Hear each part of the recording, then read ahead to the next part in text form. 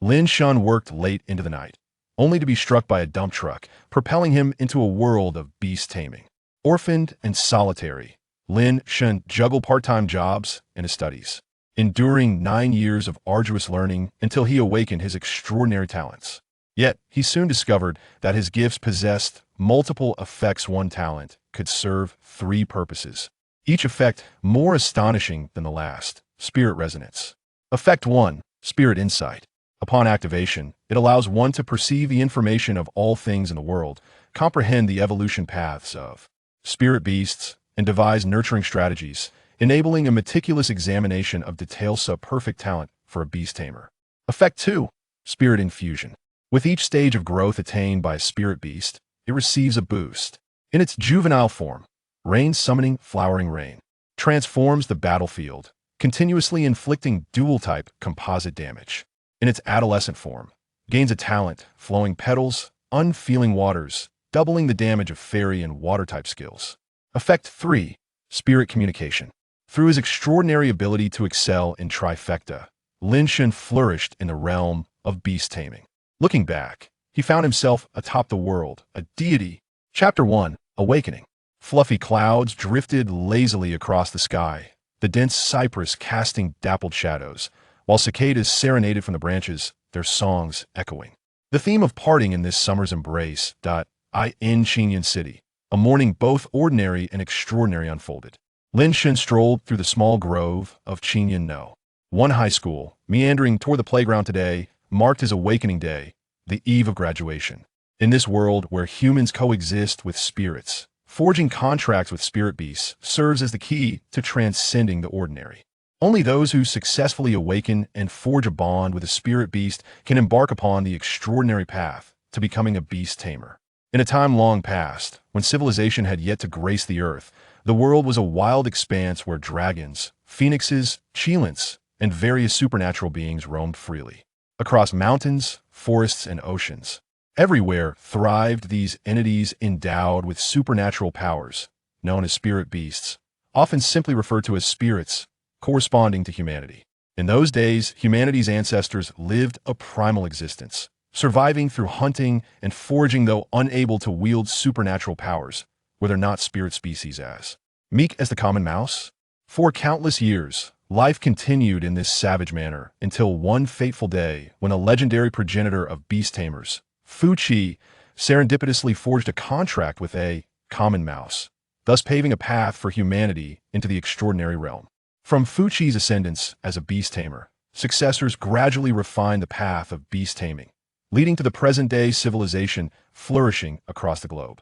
Spirit beasts bonded with humans are referred to as tamed or companion beasts. Awakening a contract space and forming a bond with a spirit beast marks the beginning of the extraordinary journey, designating one as a beast tamer.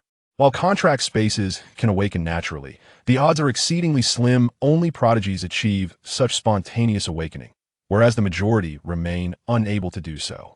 Historical records indicate that 10,000 years ago, an apothecary named Elora invented the awakening potion, heralding an era of universal awakening for humanity, and Elora was henceforth revered as the saint of medicine. Prior to the midterm examinations, various organizations distributed awakening potions to students. Those who succeeded entered beast tamer schools to acquire knowledge pertinent to their craft, training their companions in preparation for the entrance examinations for beast taming specialties. Failure, however, should not dishearten. 2 additional opportunities to receive awakening potions remain before the final exams, allowing for potential success in becoming a beast tamer. Each individual may consume the awakening potion 3 times throughout their lifetime, after which further consumption yields no effect. According to statistical data, approximately 20% of the population successfully awakens upon their first potion consumption, with the subsequent attempts yielding success rates of roughly 30 and 40, respectively. Thus, around 10 of individuals remain unable to awaken. Today marked Lin Shen's first occasion to receive the awakening potion, and he felt a twinge of nervousness, for this decision bore significant implications for his future. As a time traveler, orphaned and alone, he fit the archetype of a classic protagonist. He felt a flicker of anticipation for today's awakening. What if he truly was the hero of his own story? His parents left behind little in the way of inheritance. Had it not been for the federal mandate of 12 years of compulsory education, he would have struggled to afford tuition. The property inherited from his parents was a modest two-bedroom apartment within an aging complex in the Luoyang district. Though the location was somewhat isolated, the city's limited land availability meant that the new campus of Qingye No. 1 High School was conveniently situated nearby, allowing him to commute in just 10 minutes, thus saving a substantial sum on accommodation. Should he awaken successfully, he would be eligible for federal subsidies, granting him free education at the Beast Tamer School, complete with meals and lodging. This would liberate him from the daily grind of laboring to make ends meet. In this pivotal moment, he, a classic protagonist with a time-traveling twist and orphan background, could not possibly fail to awaken. With the potion in hand, Lin Shen hurried home.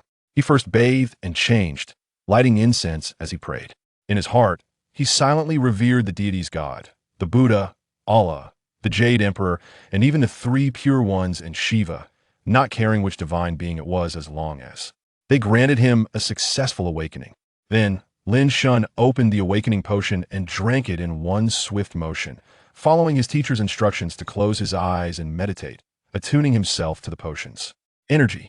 Soon, he felt his consciousness delve deep into his mind, an unprecedented lightness of spirit enveloping him, and he experienced a moment of clarity, realizing he had successfully awakened.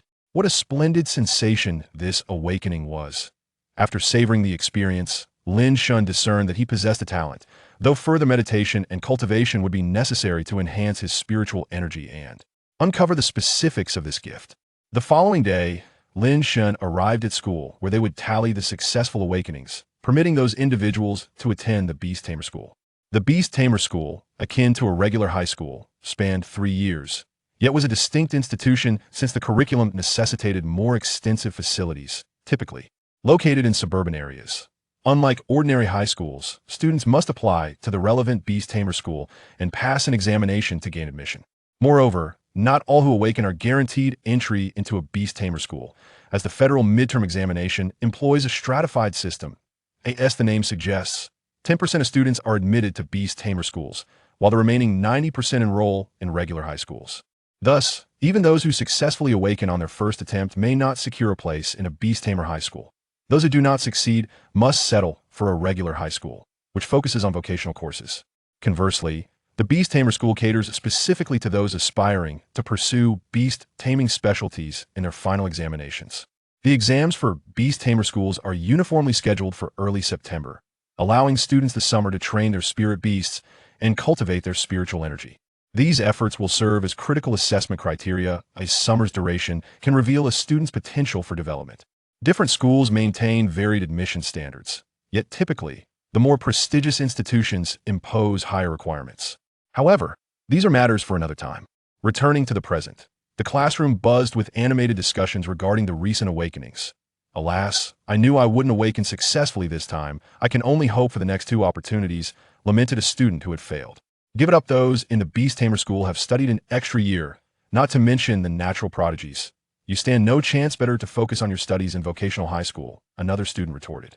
Groups of students gathered to discuss their awakening results, while others compared notes on the awakenings in different classes. Hey, did you hear? Qin Gang and Wang Xiaomei both successfully awakened. Oh, those two? They've always been vying for the top spot in our academic classes. I suspect they'll continue their rivalry in the Beast Tamer School. Indeed, both of them are in the same class, and they usually hold each other in disdain. Honestly, they might as well get together. The concept of a delightful adversary truly possesses the essence of a captivating novel, remarked a girl who often indulged in shipping couples. Just because they reach high school doesn't mean they will continue to bask in glory. After all, some naturally gifted prodigies have already been guaranteed admissions, and becoming a beast master requires substantial financial resources for training their beasts. Both of them hail from humble backgrounds. Lu Dalei, with a tone laced with sarcasm, disparaged the two, harboring a deep-seated jealousy as he consistently ranked 3rd in their year. What does wealth matter? Even Jiang Ningxue from Class 5, with her affluent family, failed to awaken successfully. What? Jiang Ningxue actually failed to awaken? Indeed, it's truly unexpected. The campus belle, Jiang, failed to awaken. Alas, Jiang Ningxue is so stunning and has consistently ranked in the top 10. Who would have thought she would fail to awaken? Isn't awakening something that can be guided with certain herbs? With her family's wealth, they should have access to precious materials, yet she still failed to awaken. My goodness, if the campus belle failed to awaken, does that not open a door of opportunity for me? Dream on. Even if she failed, she wouldn't give a second glance to someone like you, a mere frog. Jiang's family is the wealthiest in Qingyun City. Finding a handsome and capable son-in-law would be a trivial matter for them. Exactly. Just wash up and go to sleep. What on earth? That scoundrel Lu Yunju was able to awaken? This is utterly unjust, right? Why should he? Lu Yunju is nothing but a delinquent, constantly involved in fights and skipping classes, yet he manages to awaken. What a mockery of fairness. How can he awaken when even the campus belle has not? With his kind, even if they awaken, they won't get far. Let's just wait and see. I could see that moment. A balding middle-aged man entered the homeroom. Teacher, Mr. Wang. Quiet down. Come here to register your awakening results. Those who succeed will receive a free initial beast, while those who fail will need to register for the entrance examination. As the sun gradually ascended to its zenith, radiating the oppressive heat of summer, stepping out of the classroom felt like being enveloped in a wave of searing warmth. Old Lin, you successfully awakened too. That's splendid. Li Lingfeng approached, slinging an arm around Lin Shen's shoulder. Li Lingfeng was Lin Shen's neighbor, both of them the same age. After Lin Shen's parents passed away, Li Lingfeng's family took great care of him, and they grew up together, becoming childhood friends. Lin Shen was preoccupied with working to support himself and had little time for socializing, making Li Lingfeng his only true companion. Observing his exuberant childhood friend, Lin Shen felt a twinge of helplessness. Aren't you hot? Li Lingfeng awkwardly withdrew his arm and rubbed his nose. It does seem a bit warm. As they strolled and chatted, they arrived at a vending machine to purchase chilled cola. By the way, have you decided what spirit beast to contract? Lin Shen took a sip of his icy beverage and inquired. Chapter 2.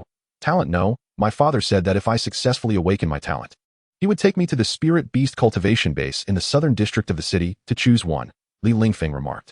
What about you? Lin Shen inquired. I suppose I'll just select from the spirit beasts sponsored by the Federation.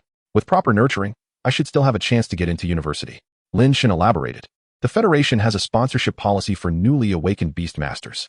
After awakening, one can select a spirit beast for free. And if they gain admission to the Beast Master University, it is regarded as the Federation's investment in newcomers. This benefit is only extended to those who successfully awaken on their first attempt. Failing to get into the university would mean incurring a debt for the spirit beast, which costs at least tens of thousands. The spirit beasts provided by the Federation, while not exceptional, are certainly not inferior, and their value is not less than 100,000. For an average wage earner, after deducting daily living expenses, it could take more than a decade to repay such a debt, which is why many financially struggling beast masters are hesitant to claim this benefit. Just make your decision, Li Lingfeng suggested. Why not come to my house for lunch today? My mom said she would prepare a few extra dishes to celebrate my successful awakening and asked me to invite you. Reluctantly accepting his hospitality, Lin Shen went to Li Lingfeng's house for lunch before returning home. Upon arriving home, Lin Shen began to meditate. That evening, he connected with his spirit beast space, revealing a chaotic yet hazy realm, within which glimmered a spherical point of light. A realization dawned upon him. This was indeed his innate talent as a beast master. Lin Shen had excelled in history, often achieving nearly perfect scores, as he held a profound interest in this wondrous world. During his studies of renowned ancient beast masters, he had read that beast masters could awaken their talents, and those who did were undeniably exceptional individuals, with the least among them achieving the status of senior beast masters. The ranks of beast masters are categorized as follows: apprentice beast masters, amateur beast masters, and professional beast masters, with the latter further divided into junior, intermediate, senior, and special grade beast masters. Beyond these ranks are the esteemed senior beast masters, followed by masters, grandmasters, heavenly kings, emperors, and the legendary demigods. Nevertheless, the proportion of ordinary individuals awakening their talents is significantly lower than that of those who awaken naturally. Among natural awakeners, the gifted are few and far between, while in the realm of postnatal awakeners, they are akin to searching for a needle in a haystack. Gifted individuals possess qualities far superior to the average person, thus receiving focused training, with the Federation offering better spirit beasts for their advancement. Lin Shen felt a surge of excitement. He considered reporting his talent, but upon reflection, he decided against it, realizing that proving his talent required demonstration. This held true for both natural and postnatal awakeners. Yet it was indisputable that natural awakeners with talent would be accorded superior treatment compared to those with ordinary talents.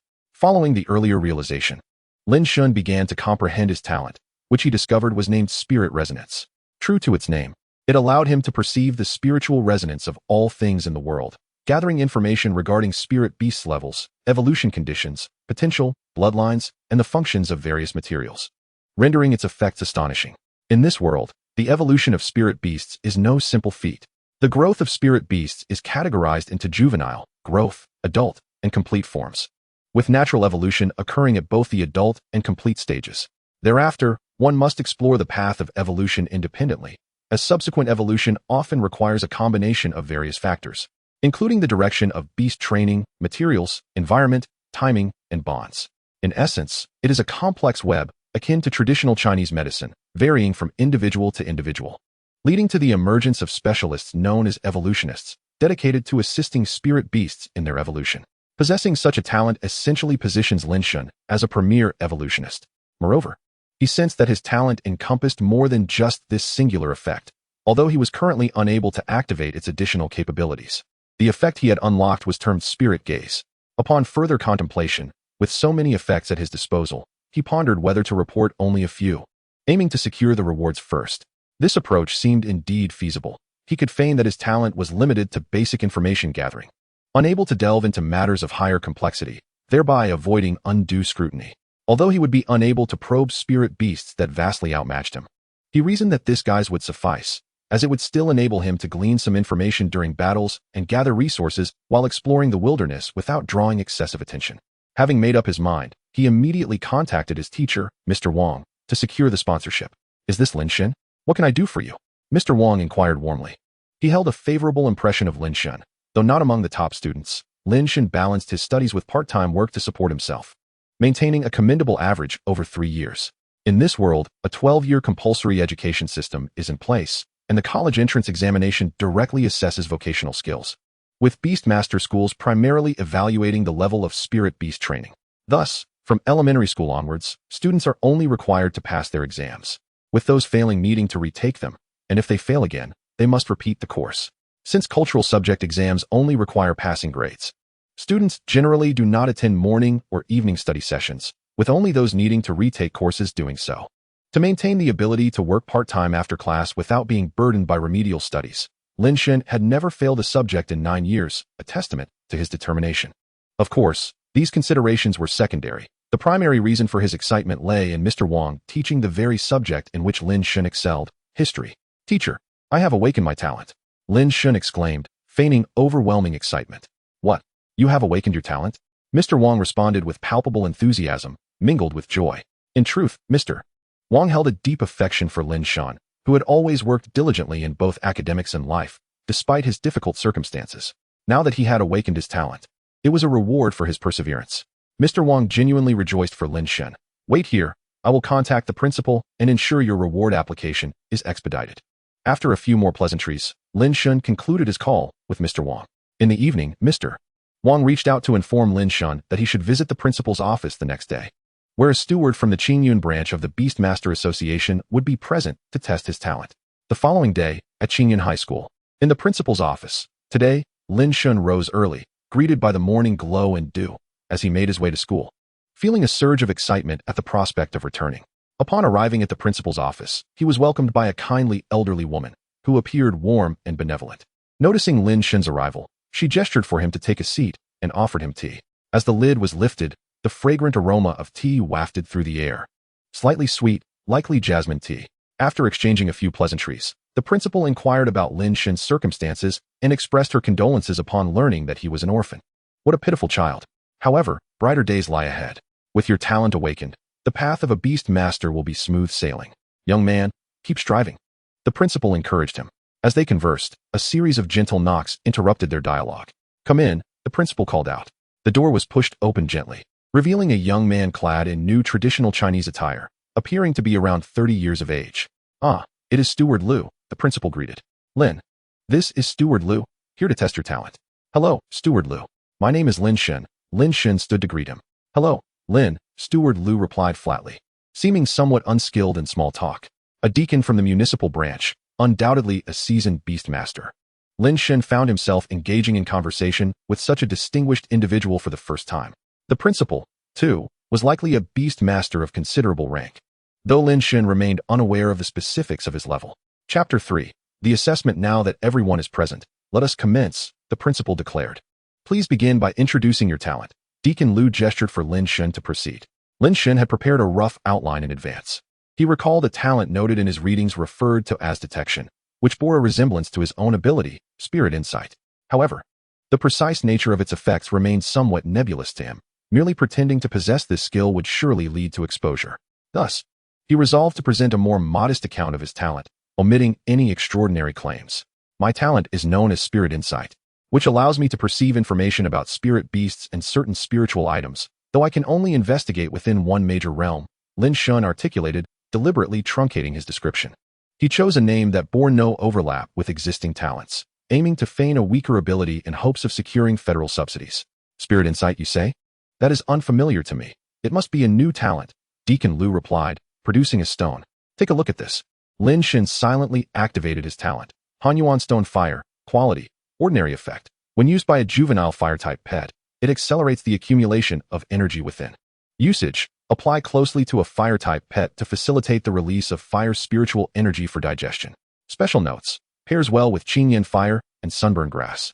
Evaluation, a relatively rare spiritual item. Its effects are akin to the commonly utilized spirit-nourishing liquid, albeit its rarity renders it less known. This is a Hanyuan stone. Its effects should be similar to that of the spirit-nourishing liquid. I sense a surge of fire energy, likely intended for use by fire-type beast masters, Lin Shen remarked, deliberately choosing only the most superficial details and feigning a need for further contemplation. Deacon Lu did not merely rely on Lin Shen's words to assess his talent. He was attuned to the fluctuations of spiritual energy in the air. In previous years, there had been instances of individuals attempting to fabricate talents to illegally acquire subsidies, prompting the association to deploy deacons for verification. Any discovery of deceit would result in expulsion from the academy, rendering them ineligible for even the most basic high school education, let alone the benefits of selecting their first spirit beast free of charge. Throughout the assessment, Deacon Lu meticulously observed Lin Shen's spiritual energy fluctuations. Once convinced of the authenticity of Lin Shen's talent, he resolved to conduct further tests, as the extent of Lin Shen's abilities would directly influence the amount of subsidy he could receive. In truth, the talent assessment was merely a formality. The real crux lay in the deacon's observation of one's spiritual energy, which ultimately determined the presence of true talent. Furthermore, only those who had yet to contract a spirit beast were permitted to undergo tests, as summoning a pet would also generate spiritual energy fluctuations. After consulting with Lin Shen, the testing continued. Deacon Lu produced several uncommon spiritual items advantageous for novice beast masters, even bringing forth a juvenile spirit beast. Before Lin Shen stood an exceedingly adorable kitten, its fur adorned with a delicate pink hue, accented by patterns reminiscent of peach blossom petals. These petals bore a deeper shade than the fur, as if they had gracefully descended upon the kitten, bestowing a soft pink luminescence upon its form. Its round, sparkling eyes darted about with curiosity as it regarded Lin Shen. Peach blossom cat, level, juvenile, 15, type, wood quality, ordinary skills, cuteness, petal dance, concentrated exploration of specific effects. Cultivation plan. Evolution path, peach blossom cat, peach blossom felis mountain peach cat. Evaluation, an unremarkable peach blossom cat, its final form, the mountain peach cat, is adept at cultivating peach-type spirit plants. Lin Shen calmly responded, indeed, this resembles the function of detection. You might consider pursuing a career as an appraiser, or even leveraging this talent to become an evolutionist, which would certainly offer you significant advantages. Following the assessment, Deacon Lu expressed satisfaction with Lin Shen's talent, providing commendable feedback. The principal, witnessing this, offered Lin Shen some encouraging words, advising him to apply himself diligently in Beastmaster School and aspire to become an evolutionist in the future. As the talent assessment concluded, Deacon Lu prepared to take his leave. Before departing, he added Lin Shen on a messaging platform, assuring him that he would report Lin Shen's talent to the association and inform him later regarding the subsidy and the selection of his first spirit beast. After exchanging pleasantries with the principal, Lin Shen too took his leave. Just before exiting, the principal discreetly slipped him a card, stating it was a token of support for talented beastmasters. Inside was a sum of 300,000 daxia coins, with further rewards promised from both the Beastmaster Association and the Federation. The nation Lin Shen resided in was called Daxia, a federal state with a culture reminiscent of his past life, instilling within him a sense of belonging. Upon exiting the principal's office, The sun was nearing its zenith as Lin Shen strolled through the shaded pathways of the campus one last time. The high school for Beast Masters was separate from that of general studies, and he mused that he likely would not return again. With that thought lingering, he leisurely made his way out of the school gates, stopping at a stall to purchase a bowl of cold noodles, which he took with him for lunch. The following day, as dawn broke, Lin Shen was jolted awake by the insistent ringing of his phone, blinking away sleep. He opened his device and was instantly alert upon seeing the caller ID. It was his homeroom teacher, Mr. Wang. With haste, Lin Shen answered the call, and Mr. Wang's excited voice burst forth. "Hello, Lin Shen. I have wonderful news. The Beast Master Association has approved your rewards. Hurry and meet me at the association to collect them." Upon hearing this, Lin Shen's heart swelled with joy, banishing any remnants of sleep. He sprang from his bed, hastily completed his morning routine, and donned a fresh outfit before dashing out the door. As he hurried toward the breakfast shop, he contemplated the nature of the rewards awaiting him. Upon arrival, he purchased several steaming buns and a cup of rich soy milk, eagerly consuming them as he walked. Before long, Lin Shen arrived at the school gate, where he spotted Mr. Wang anxiously scanning the area. Lin Shen quickened his pace to meet him, and upon their encounter, Mr. Wang led Lin Shen to the Beast Master Association. "Lin Shen, this is the Beast Master Association. Once you become a Beast Master, you will frequent this place often," Mr. Wang explained as he ushered Lin Shen to the front desk to clarify their purpose. "Is Lin Shen here? Please proceed to room 306 to collect your rewards." The receptionist quickly located the pertinent information on the computer. Filled with excitement, Lin Shen followed Mr. Wang toward room 306. Upon entering, they found a simple yet elegant office, where a staff member in formal attire was idly staring at the computer screen. After stating his purpose, the staff member promptly organized Lin Shen's rewards. "Congratulations, Lin Shen. Your talent assessment results are outstanding. Here are your rewards from the association." The staff member handed Lin Shen a package containing a bank card with 500,000 daxia coins, a points card with 300 Beast Master points, and a voucher for the Minghui Garden Beast base. With both hands, Lin Shen accepted the rewards, his eyes gleaming with astonishment as he carefully stowed them away. The points earned by Beast Masters can be exchanged for supplies in the Federal Treasury, where many items are not available in the marketplace. Furthermore, a reward of 200,000 daxia coins and 500 points will be deposited into your account within 3 working days. Please be attentive to the receipt. The staff continued. Additionally, the association has scheduled an appointment for you to collect your initial beast at the Minghui Garden Beast Breeding Base tomorrow. You may visit Area A between 10 a.m. and 3 p.m. with your certificate to select your desired companion. Lin Shen was filled with excitement. After bidding farewell to Old Wang and leaving the Beast Master Association, he returned home directly. Chapter 4. Minghui Garden. Upon returning home, Lin Shen promptly downloaded the Beast Communication app. This application, developed by the Federation, facilitates communication among domestic Beast Masters, with many renowned Beast Masters having established accounts on the platform. Since the esteemed pharmacist Alora invented the awakening potion, most individuals have become capable of becoming Beast Masters, rendering the Beast Communication app a national phenomenon. Lin Shen, previously preoccupied with work and studies, had not found the time to engage with such resources. However, now that he had awakened, it was indeed time to download the app. Furthermore, Beast Master points could also be exchanged through the app, with deliveries managed by Federal Express, ensuring the escort of professional-grade beasts for security. Anticipating his selection of beasts the following day, Lin Shen opened the forum module and began searching for strategies on choosing beasts for beginners. Soon, he stumbled upon a post titled, "Top 10 Recommended Beasts for New Beast Masters." Top 10, Flame Lion Cub. Recommendation rating, 4.5 stars. Justification, as a juvenile beast of the fire attribute, the Flame Lion Cub possesses immense growth potential. It inherently wields the ability to manipulate flames, unleashing searing fiery attacks in battle. Additionally, its physical resilience is commendable among beasts utilizing elemental attacks. Price, approximately 250,000. Top 9, Misty Duck. Recommendation rating, 4.5 stars. Top 8, Grass Monkey. These 3 beasts are commonly referred to as the 3 families among the populace. Their prices are slightly higher than the beasts provided for free by the Federation. Yet they offer significant cultivation value and possess gentle temperaments, making them suitable for novice training. Lin Shen noted that aside from the 3 families, the remaining beasts were rather expensive, with the cheapest priced at 500,000. The beasts offered to early awakening beast masters by the Federation likely corresponded to the caliber of the 3 families. As someone who had reported his talent, Lin Shen anticipated that the Federation would provide beasts of superior quality compared to the 3 families. With his innate abilities, he should be able to select a commendable companion. Just then, A series of knocks resounded from outside the door. Lin Shen glanced at his phone and realized it was already 6 in the evening.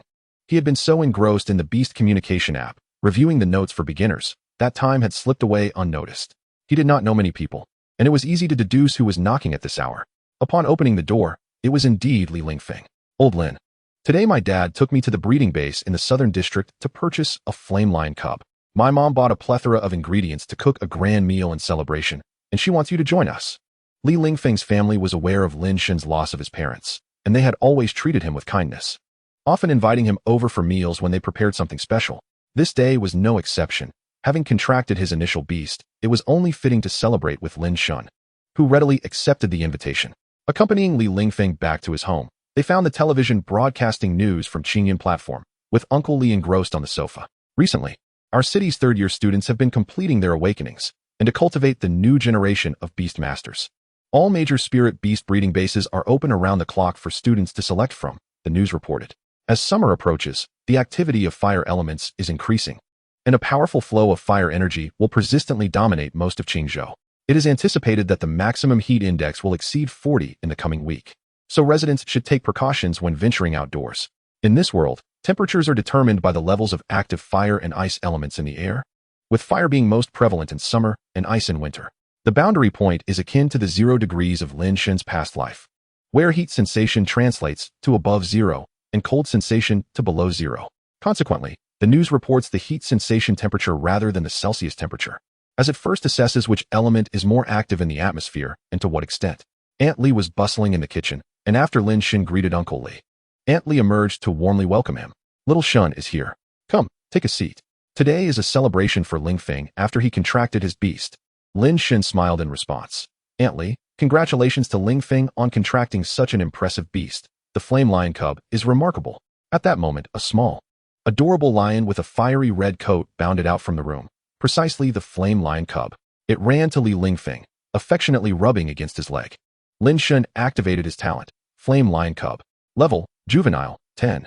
Type, fire. Quality, excellent. Skills, spark, claw, focusing to probe specific effects. Cultivation plan. Evolution path. Flame lion cub, flame lion, flame inferno lion.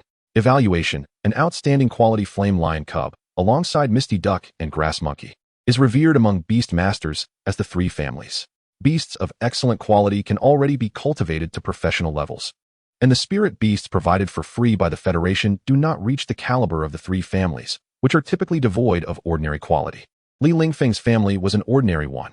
Uncle Li was a junior beast master working at a potion store. Although not officially a pharmacist, he participated in certain stages of potion production. Nonetheless, such work was relatively sought after, as positions related to potions were not accessible to trainee beast masters. Statistically, beast masters above the professional level constitute only 15% of the population, while junior beast masters already surpass the majority. Thus, the Li family maintained some savings, making the purchase of an excellent quality beast from the 3 families manageable. Li Lingfeng beamed with pride, patting the little creature's head. This little one is quite clever.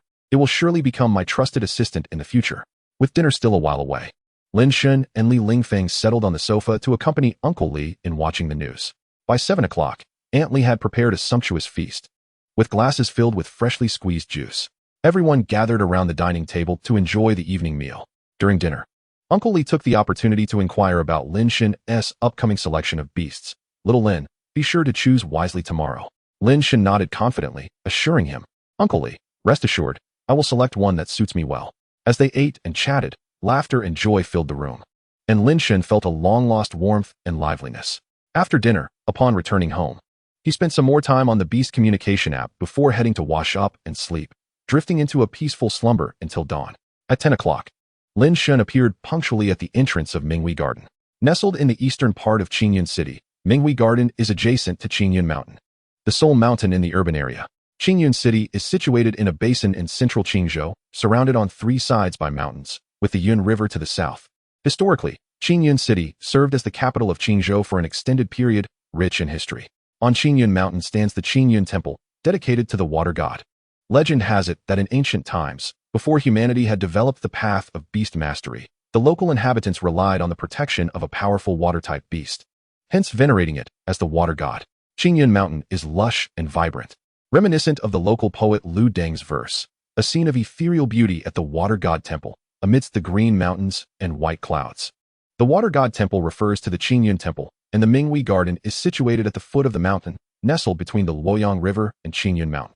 Surrounded by mountains and water, it spans a vast area, truly deserving its title as the finest nurturing base in the urban district of Qingyun. After presenting the credentials issued by the Beastmaster Association, Lin Shen took a deep breath and strode into Minghui Garden. The interior was spacious and bright, filled with the cacophony of various beast calls. He made his way to Area A, where a staff member warmly approached him, saying, "Hello, Mr. Lin Shen. I am Xiao Zhang, the guide for Area A. As an awakened Beastmaster who has reported your talent, you have the privilege to select first in this area." Lin Shen carefully surveyed the spirit beasts around him. Suddenly, a small creature radiating a mysterious blue light caught his attention. It curled quietly in a corner, its eyes displaying both vitality and determination. The guide elaborated, "This is the ice blue fox, an exceedingly rare ice-type spirit beast with immense growth potential, exhibiting a strong affinity for talented beastmasters." Lin Shen activated his spiritual resonance to inspect it. Ice blue fox, level, juvenile, 12, type, ice quality, rare skills, ice ball, ice formation, focus to probe specific effects, training plan, NA evolution route, ice blue fox, ice spirit fox, ice fox immortal evaluation, a spirit beast of exceptional talent. Its fur is smooth and delicate, appearing quite huggable. The rare quality corresponds to seasoned beastmasters, indicating that after contracting this pet, it merely requires the beastmaster's spiritual energy to reach the advanced level, thus becoming a senior beastmaster effortlessly. Chapter 5. The hero saves the beauty. However, Lin Shen possessed the talent to probe spirit beasts, so he was not in a rush to make a selection. "I plan to explore further to see if there are any spirit beasts that captivate me. You need not accompany me," he told the guide. "Understood. Once you have made your selection, simply call for me using this communicator." The guide, Shaoli, handed him a communicator and departed. Lin Shen began his solitary search for spirit beasts, growing increasingly astonished as he walked. He had initially thought that rare quality was the highest tier here, but to his surprise, Area A of Minghui Garden was brimming with rare-level spirit beasts. He had researched on the Beastmaster forum the day prior, discovering that ordinary individuals, upon successfully awakening after their first consumption of the awakening potion, could select a spirit beast from the official nurturing base. However, those beasts were predominantly of ordinary or excellent quality, and the mix of ordinary and excellent grades was designed to test the discernment of novice beastmasters. Yet, here in Area A of Minghui Garden, rare-level spirit beasts were abundant, a testament to its reputation as the premier nurturing base in the city. The quality of a spirit beast determines its potential, classified as ordinary, excellent, rare, fine, perfect, epic, legendary, and mythical. Only spirit beasts of excellent quality can evolve into their complete forms. A beastmaster who nurtures a complete form spirit beast is considered a professional level beastmaster. For instance, the peach blossom cat tested previously could not evolve into the mountain peach cat without a special opportunity. As he wandered, Lin Shen stumbled upon a small creature resembling a scoop of ice cream, with two tiny black dots atop. Lulubu level, juvenile, 6, type, psychic, ice quality, fine skills, telekinesis, focus to probe specific effects, training plan, NA evolution route, Lulubu Lucy Bululu Lili evaluation, an extremely rare spirit beast of both ice and psychic types. Its name is a transliteration since it does not originate from the Great Xia. Seeing that it was a fine quality spirit beast, Lin Shen gasped in astonishment, marveling at the unexpected presence of fine quality creatures in this place. It seemed that, akin to the training plans for ordinary beastmasters, the Federation offered a guaranteed rare level reward for exceptionally talented beastmasters. However, to assess the judgment capabilities of the beastmasters, they also included some fine quality spirit beasts. Lin Shen almost decided to contract Lulubu immediately, but he suddenly recalled a rumor he had seen on the Beastmaster forum yesterday. It was said that in the nurturing bases designated for ordinary beastmasters selecting their initial spirit beasts, the Federation randomly arranged rare-level spirit beasts each year. There were instances where commoners selected rare-level spirit beasts, soared to great heights, gained admission to Longdu University, and subsequently became beastmasters, establishing their families and achieving a leap in social class. Lin Shen felt a surge of temptation. If ordinary bases could offer rare spirit beasts, might this place harbor perfect quality ones? Glancing at his phone, it was only 11:30, leaving him ample time. He decided to continue exploring, resolving to note Lulubu's location and further investigate Minghui Gardens Area A. As he walked, Lin Shen activated his talent and soon arrived at a rugged terrain. This area of the nurturing garden was dedicated to earth-type and rock-type spirit beasts. Towering stones of various shapes loomed, some piercing the sky like blades, while others lay sprawled like colossal beasts. A heavy earthy aroma permeated the air, the ground uneven and strewn with rocks and gravel of various sizes. Occasionally, resilient wild grasses swayed in the wind among the crevices. At that moment, a rock baby caught Lin Shen's eye. This creature resembled an irregular polyhedral stone, displaying a brownish-yellow hue and measuring about 10 centimeters in size, with tiny black eyes, lacking limbs, moving solely by hopping. Rock baby level, juvenile, 5, type, rock quality, fine skills, role, rockfall. Hardness, focus to probe specific effects, training plan, NA evolution route. Rock baby rock guardian rock knight evaluation, a common rock-type spirit beast with commendable defensive capabilities.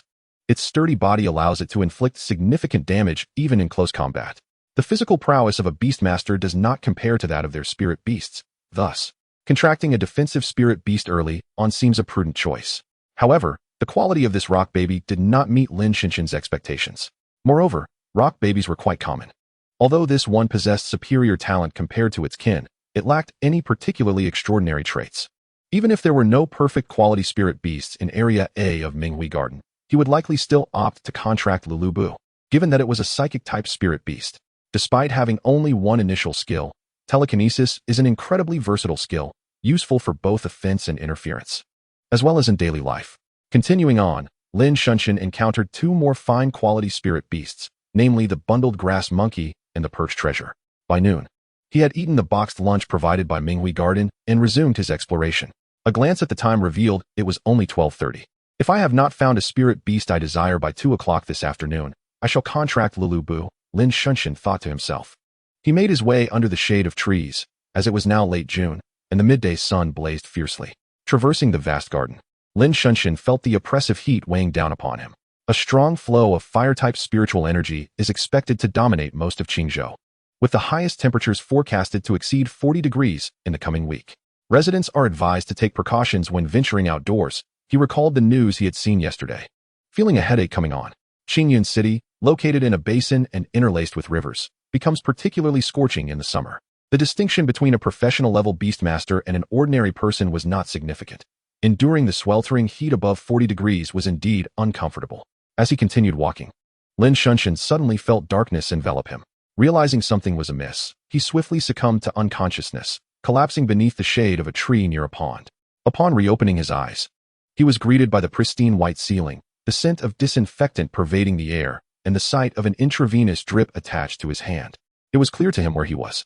Seeing Lin Shen awaken, the guide, Li, breathed a sigh of relief and hurried to the bedside.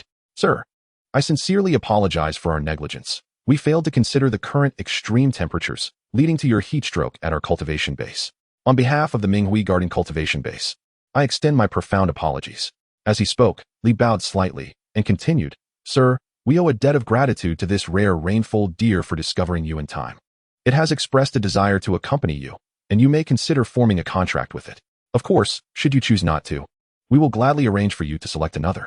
Simultaneously, our cultivation base will offer the following compensation: a cash sum of 200,000, a 4-year annual pass to the Dolan Beastmaster Center, and we will cover all resources for nurturing your first beast during your high school years." Lin Shen, being a prodigy with awakened talents, was well aware that enduring a temperature of 40 degrees Celsius could be perilous. Heatstroke is no trivial matter. Such generous compensation was, therefore, quite reasonable. Fortunately, the timely medical attention ensured that he was no longer in serious danger. At that moment, the rainfold deer peered out, observing Lin Shen. Chapter 6. The Rainfold Deer. Since succumbing to heatstroke, Lin Shen had been in a deep slumber for an entire night, awakening only in the morning. Now, let us rewind time to the previous afternoon. The rainfold deer approached the pool for a drink, only to be startled by the sight of a person lying motionless by the riverbank. It nearly suffered a fright. Cautiously, it approached and nudged the figure with its hoof, discovering that the individual was still breathing, and then it found itself entranced. "Oh my, what a remarkably handsome human. Could this be my destined beastmaster?" The rainfold deer mused, recalling its mother's words. "My dear, if you ever encounter a particularly captivating human, that is your destined beastmaster. Humans select exceptional spirit beasts, and we, in turn, can sense the extraordinary talents of our beast masters. Indeed, as the saying goes, fine birds choose suitable trees in which to perch." Spirit beasts can discern the merits of their masters, and those with exceptional abilities are often quite discerning, seldom entering into contracts lightly. Without further ado, the rainfold deer summoned a group of its companions and moved Lin Shen to the water's edge. The location chosen by the rainfold deer was indeed a splendid spot for respite from the heat. A towering tree, half of whose roots stretched into the water, provided ample shade. The deer called upon its friends to utilize their water-based skills, cooling the pool to help alleviate Lin Shen's heat-induced discomfort. With arrangements in place, the rainfold deer found itself at a loss for what to do next, as this was an unprecedented situation for it. Just as despair began to creep in, it suddenly spotted a device lying on the ground. Overjoyed, the rainfold deer recognized it as a calling device.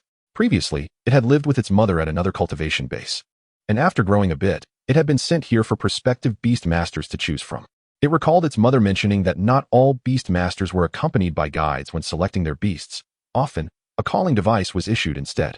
Back then, it had been puzzled by why some beast masters had guides while others did not, until its mother pointed out the calling device at the waist of one such master, explaining its significance. Without hesitation, the rainfold deer dialed the device, urgency propelling its actions. When Li received the call, only the sound of the beast's calls reached him, devoid of any human voice, prompting immediate concern. He summoned his own spirit beast to communicate with the rainfold deer. Upon learning that Lin Shen had collapsed from heatstroke in their cultivation base, Li was seized by dread. Lin Shen was a prodigious beast master with awakened talents. Any incident involving him could spell disaster. As an amateur beast master, Li had secured his position at Minghui Garden through connections, and if anything were to happen to Lin Shen, it could irrevocably alter the course of his life. With these thoughts racing through his mind, Li hurried to the site of the incident, transporting Lin Shen to the hospital while notifying the leadership of the cultivation base. The higher-ups took the matter very seriously, especially since Lin Shen was a talent with awakened abilities, which explained the generous compensation offered. I wonder how Li will fare, although I escaped unscathed. I imagine he will face some repercussions, Lin Shen pondered. In any case, it was of no concern to him, and he turned his attention back to the rainfold deer. Before him stood a delicate blue-hued fawn, adorned with fan-like spots of a soft pink, accented by dappled blue dots. Its antlers transitioned from blue at the base to pink at the tips, creating a stunning gradient.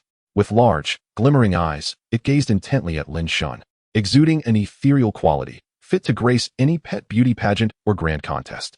Lin Shen felt a surge of gratitude toward the rainfold deer, having already resolved to care for it. He was not one to be ungrateful. The rainfold deer had saved his life and expressed a willingness to accompany him, so it was only fitting that they progress together. Lin Shen was also prudent, recognizing that the spirit beasts at this cultivation base were at least of rare quality, while the rainfold deer, being rare, was likely of exceptional caliber. Moreover, with his innate abilities, he could access nurturing plans for spirit beasts, enabling the potential for quality enhancement during evolution if cultivated correctly. With his talent providing a nurturing blueprint and the comprehensive resources offered by Minghui Garden, he felt assured. Reflecting on his gifts, Lin Shen utilized his innate abilities to assess the rainfold deer, and what he discovered was astonishing. Rainfold deer, level, juvenile, 23, type, water. Fairy quality, exceptional, special, skills, rain summoning. Alters the weather within a certain radius to rain, enhancing the effects of water-based skills within the skill area. Rainfold, a unique skill that combines fairy energy with water energy, launching a rainfold attack on opponents, especially effective in rainy conditions. Fairy wind, summons a gust of fairy wind to diminish the enemy's status effects. Nurturing plan, utilize a small amount of moonstone powder by bowfruit juice and Yuming grass to create energy cubes for the rainfold deer, enhancing its accumulation of water and fairy energy, accelerating its transition through the juvenile and adolescent stages. Regular practice in this manner can improve the proficiency of the rain summoning skill. Evolution path, rainfold deer, cloud rain deer, cloud tide deer, tidal deer. Evaluation, an exceedingly rare dual-type water and fairy spirit beast with remarkable potential, capable of achieving ultimate evolution. Upon witnessing the unique quality denoted in the evaluation, Lin Shen was taken aback. He had read in a book that professional beast masters were categorized into primary, intermediate, and advanced levels. The existence of elite beast masters was intrinsically linked to ultimate evolution. It is widely acknowledged that spirit beasts progress through stages: juvenile, growth, adult, and complete. Each spirit beast undergoes an evolution upon reaching adulthood, and again when achieving complete form. After a spirit beast matures, its contracted beast master is considered an amateur, which constitutes the vast majority. Only about 15 can attain professional status, with the fundamental requirement being the possession of a complete form spirit beast. When a beast master advances to the high-level stage, their spirit beasts also reach the late complete form. Yet certain special spirit beasts may undergo an additional evolution at this stage, resulting in the ultimate form. If a beast master successfully cultivates an ultimate form spirit beast, they may earn the title of elite beast master. The growth stages of spirit beasts can be delineated as follows: juvenile form, growth stage, youth form, adult form, complete form, ultimate form, and super ultimate form, low, mid, high tiers, followed by beast king, emperor, divine beast, and beast deity. Certain spirit beast masters may refer to the growth stage as the youth form, and the terms divine beast and beast deity are similarly interchangeable. However, unlike the former, there is a growing tendency for individuals to label the deities worshipped in temples as beast deities. Nevertheless, this designation has become increasingly obsolete among the younger demographic, serving primarily to correspond with the realm of human deities. Moreover, currently, there are no formidable human deity realm practitioners in the world, and divine beasts exist solely within the realm of legend, leading many to question the true nature of the deities enshrined in temples. Upon witnessing the rainfold deer, Lin Shen immediately discerned that this batch of spirit beasts lacked any perfect level specimens. After all, perfect level beasts are not commonplace. They possess the potential to evolve into high-tier super ultimate forms. With a perfect level spirit beast, one could tread into the domain of spirit beast masters, a realm reserved for true powerhouses. The dignity of a master is paramount. Generally, the strongest individuals in ordinary prefecture-level cities are masters, while some remote locales lack even a master, relying solely on the presence of grandmasters.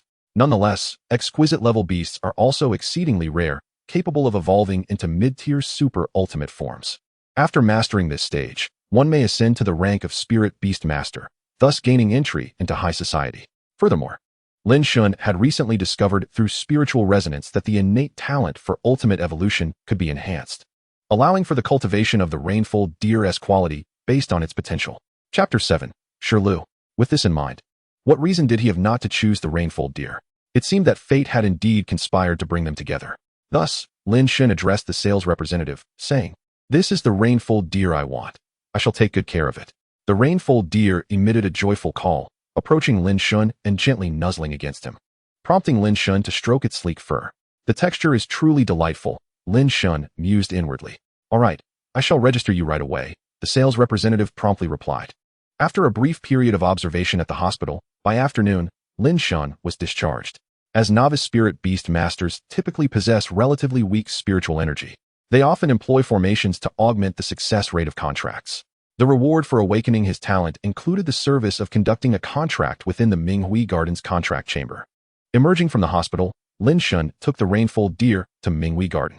While the city does not prohibit the presence of spirit beasts, their size must remain manageable, and flying spirit beasts are required to undergo training and adhere to designated flight paths. Being in its juvenile phase, the rainfold deer was naturally not too large, thus posing no issue for public outings. Due to the inconvenience of taking public transport with the rainfold deer, Minghui Garden dispatched a dedicated vehicle to escort them. The car sped through the streets, arriving at Minghui Garden in no time. Under the guidance of the sales representative, Lin Shen entered a tranquil room, precisely where the contract formation was inscribed. After the sales representative excused himself, Lin Shen settled into the room, preparing to establish a contract with the rainfold deer. Spirits of heaven and earth, sun, moon, mountains, and rivers, a million deities, I beseech you now, let the 300 elements envelop my mortal form. Transcend the ordinary, skillfully connecting with the profound nature of existence. Establish the formation, reaching into the vastness of the heavens. May we strive together, walking the great path. With sincerity, I command. Binding this fate. Contract established. Lin Shen recited the ancient contracting hymn, channeling the spiritual energies of heaven and earth, activating the room's formation, and signing the contract with the rainfold deer. The rainfold deer had long acknowledged Lin Shen, thus cooperating effortlessly, and the contract proceeded smoothly. Lin Shen exhaled a breath of relief, feeling the connection between himself and the rainfold deer. Overcome with excitement, he realized that from this moment on, he was a true spirit beast master. Turning to the rainfold deer, his gaze softened. "Rainfold deer, my name is Lin Shen. Although the sales representative may have already shared this with you, allow me to formally introduce myself." As Lin Shen caressed the rainfold deer's soft fur, it affectionately nuzzled against him. "You don't have a name yet. Shall I give you one?" Following the saying, when Lin Shen sees a deer, using deer directly feels too straightforward. "So let us change it to Lu. From now on, you shall be called Shirlu. How does that sound?" Shirlu seemed quite pleased with this name, responding with cheerful calls. Shirlu, from this day forth, we are family. Together, we shall strive to become powerful and traverse the vast landscapes of the world. Yay, how delightful. I'm happy to do anything with my spirit beast master. Shirlu wholeheartedly agreed with Lin Shen's words. Lin Shen extended his hand, and Shirlu placed its foreleg upon it, marking the beginning of Lin Shen's legendary journey. Embracing Shirlu, Lin Shen returned home. Upon arrival, he collapsed onto the sofa with Shirlu in his arms and turned on the air conditioning. The past few days had been exhausting, and the oppressive heat outside had drained Lin Shen considerably. Well, this is our home, 2 bedrooms and a living room. Although this house is somewhat aged, it's still quite well kept, wouldn't you say? Shirlu curiously peeked from Lin Shen's embrace, surveying the surroundings. The sofa in the living room was somewhat worn, with the corners of the leather frayed, yet it had been attentively patched with fabric. The television sat silently atop the cabinet since the passing of his parents. Lin Shen's finances had been tight, and he had not seen the need to repair the television when it broke, treating it merely as a decorative piece. The adjacent television cabinet, though old, was impeccably clean, neatly displaying a few simple trinkets. Shirlu leaped off the sofa, frolicking around the room and occasionally nuzzling the furniture with its head. Watching its antics, Lin Shen couldn't help but smile. He then pointed to the door across the room, saying, "That's our bedroom. Feel free to explore. I'll order a nest for you online." Lin Shen checked the time on his phone, realizing it was already June 30th. In just 2 months, school would commence. So he resolved to train diligently and aim for a prestigious class. With his talent awakened, attending the Spirit Beastmaster Academy was now a foregone conclusion.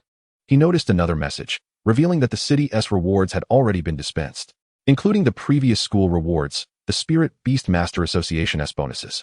In compensation from the breeding base, he currently possessed 2 million Daxia coins and 800 Spirit Beastmaster points. Gazing at the cold figures in his bank and Spirit Beast communication app, Lin Shen felt a profound sense of satisfaction. He opened the Lingbao Pavilion app, the largest internet shopping platform in the Federation, and ordered a beast nest along with a machine for preparing spirit beast food.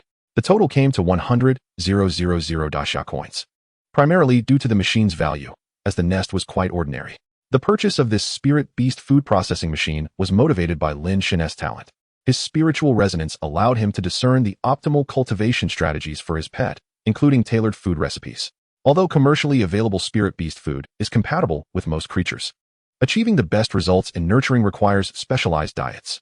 Wealthy spirit beast masters often employ professional nutritionists to design bespoke diets for their pets. Given Lin Shen's unique talent, he knew he must not squander this opportunity, but rather utilize it to its fullest potential. With a custom diet, Shirlu would undoubtedly grow at an accelerated pace.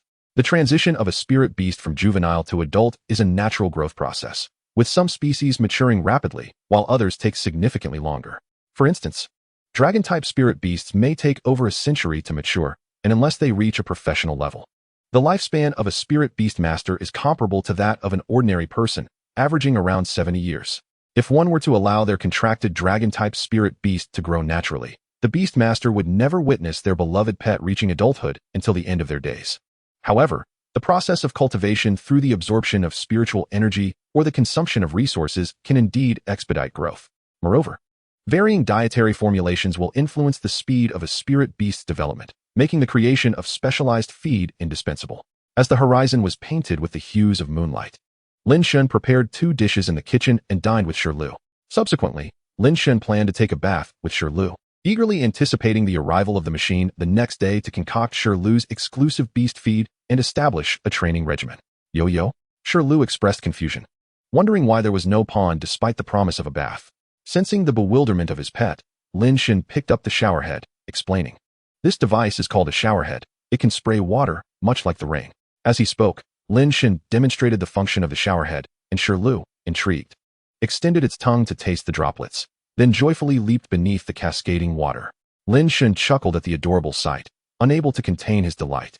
He squeezed some body wash into his palm, creating a lather, and began to cleanse Shirlu's body. The body wash transformed Shirlu's fur into a frothy spectacle, obscuring the delicate patterns of its fan-like markings, giving it the appearance of a fluffy cloud. After finishing their bath, Lin Shen used a hairdryer to dry Shirlu's fur, making it fluffy and voluminous, prompting Lin Shen to inhale deeply, reveling in the blissful moment. Chapter 8. Beast Feed. Indeed, fluffy pets are treasures of the celestial realm. At that moment, Lin Shen felt an overwhelming sense of happiness. After bathing, He embraced his cherished pet and drifted into a peaceful slumber. The following day, the sound of the azure phoenix tapping on the window accompanied the rising sun, disrupting Lin Shen's pleasant dreams. Cursed be it. I was just on the verge of becoming an emperor. Who dares disturb my beautiful slumber? Lin Shen lamented theatrically, his mind wandering in fanciful thoughts.